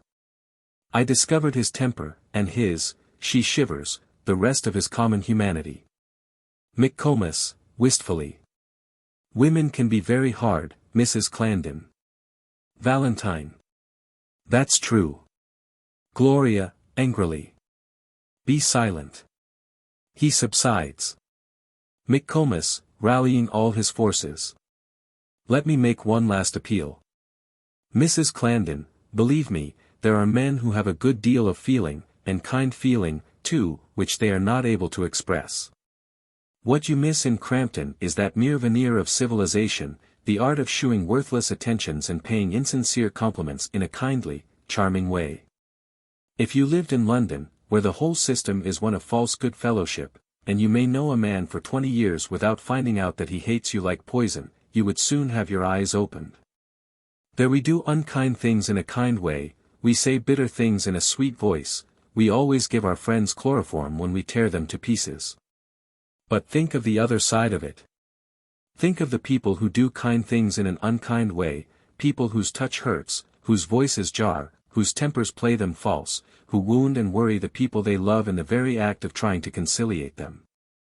And yet who need affection as much as the rest of us. Crampton has an abominable temper, I admit. He has no manners, no tact, no grace. He'll never be able to gain anyone's affection unless they will take his desire for it on trust. Is he to have none, not even pity, from his own flesh and blood? Dolly, quite melted. Oh, how beautiful, Finch. How nice of you. Philip, with conviction. Finch, this is eloquence, positive eloquence. Dolly. Oh, Mamma, let us give him another chance. Let us have him to dinner. Miss Clarendon, unmoved.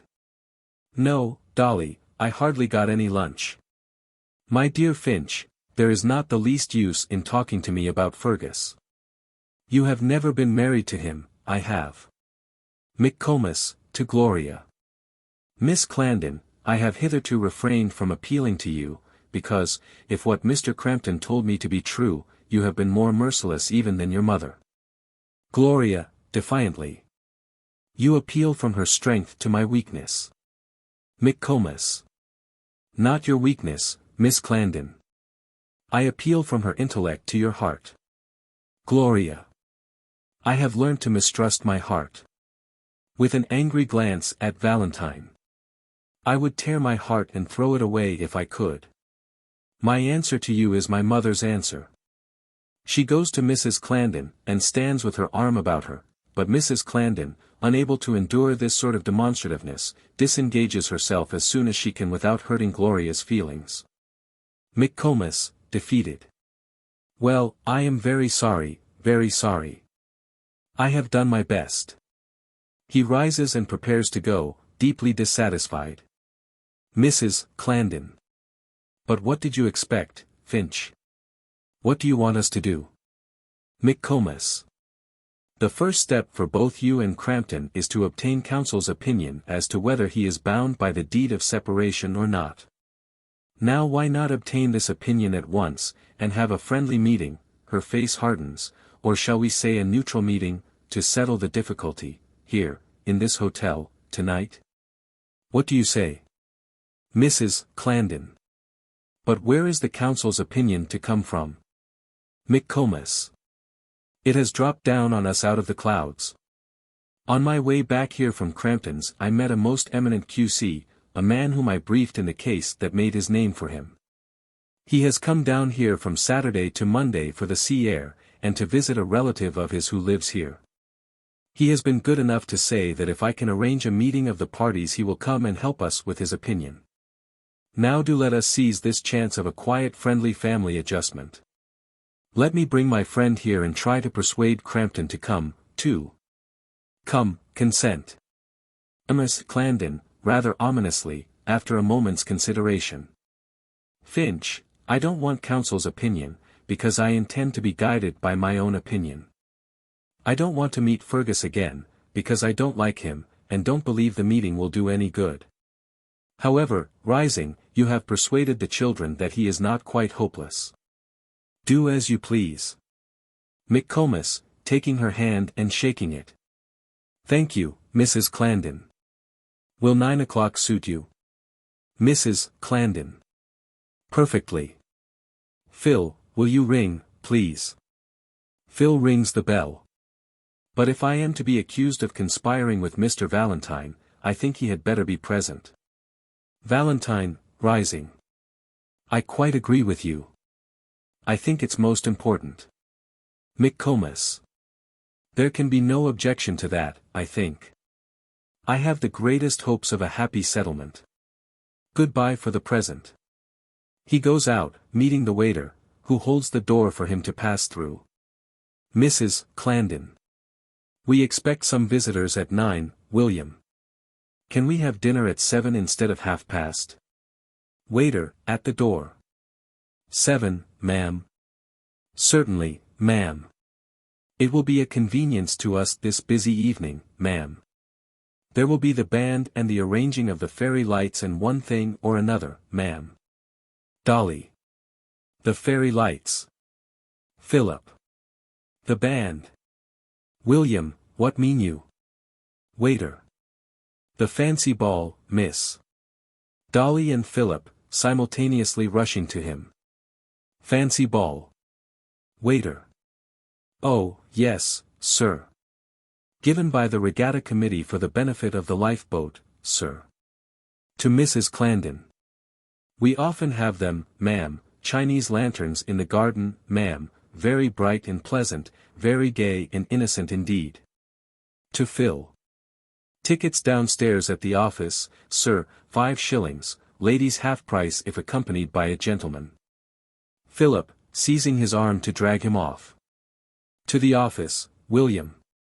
Dolly, breathlessly, seizing his other arm. Quick, before they're all sold. They rush him out of the room between them. Mrs. Clarendon.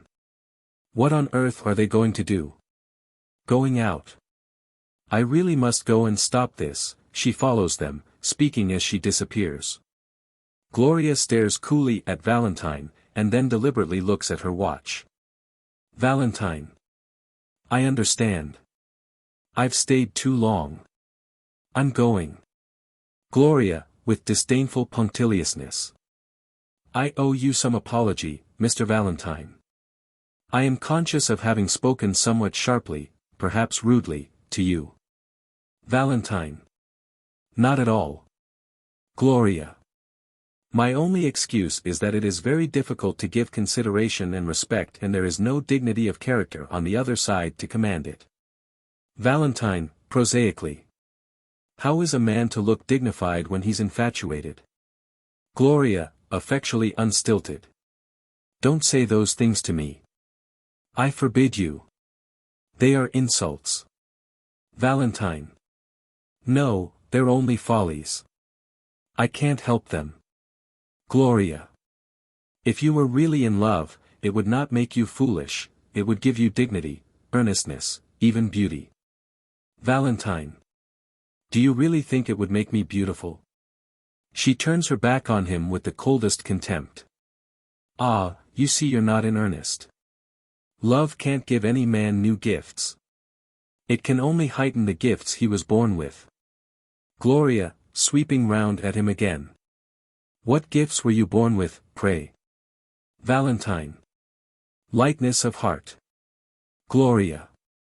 And lightness of head, and lightness of faith, and lightness of everything that makes a man. Valentine. Yes, the whole world is like a feather dancing in the light now, and Gloria is the sun. She rears her head angrily. I beg your pardon, I'm off. Back at 9. Goodbye. He runs off gaily, leaving her standing in the middle of the room staring after him. End of Act 3.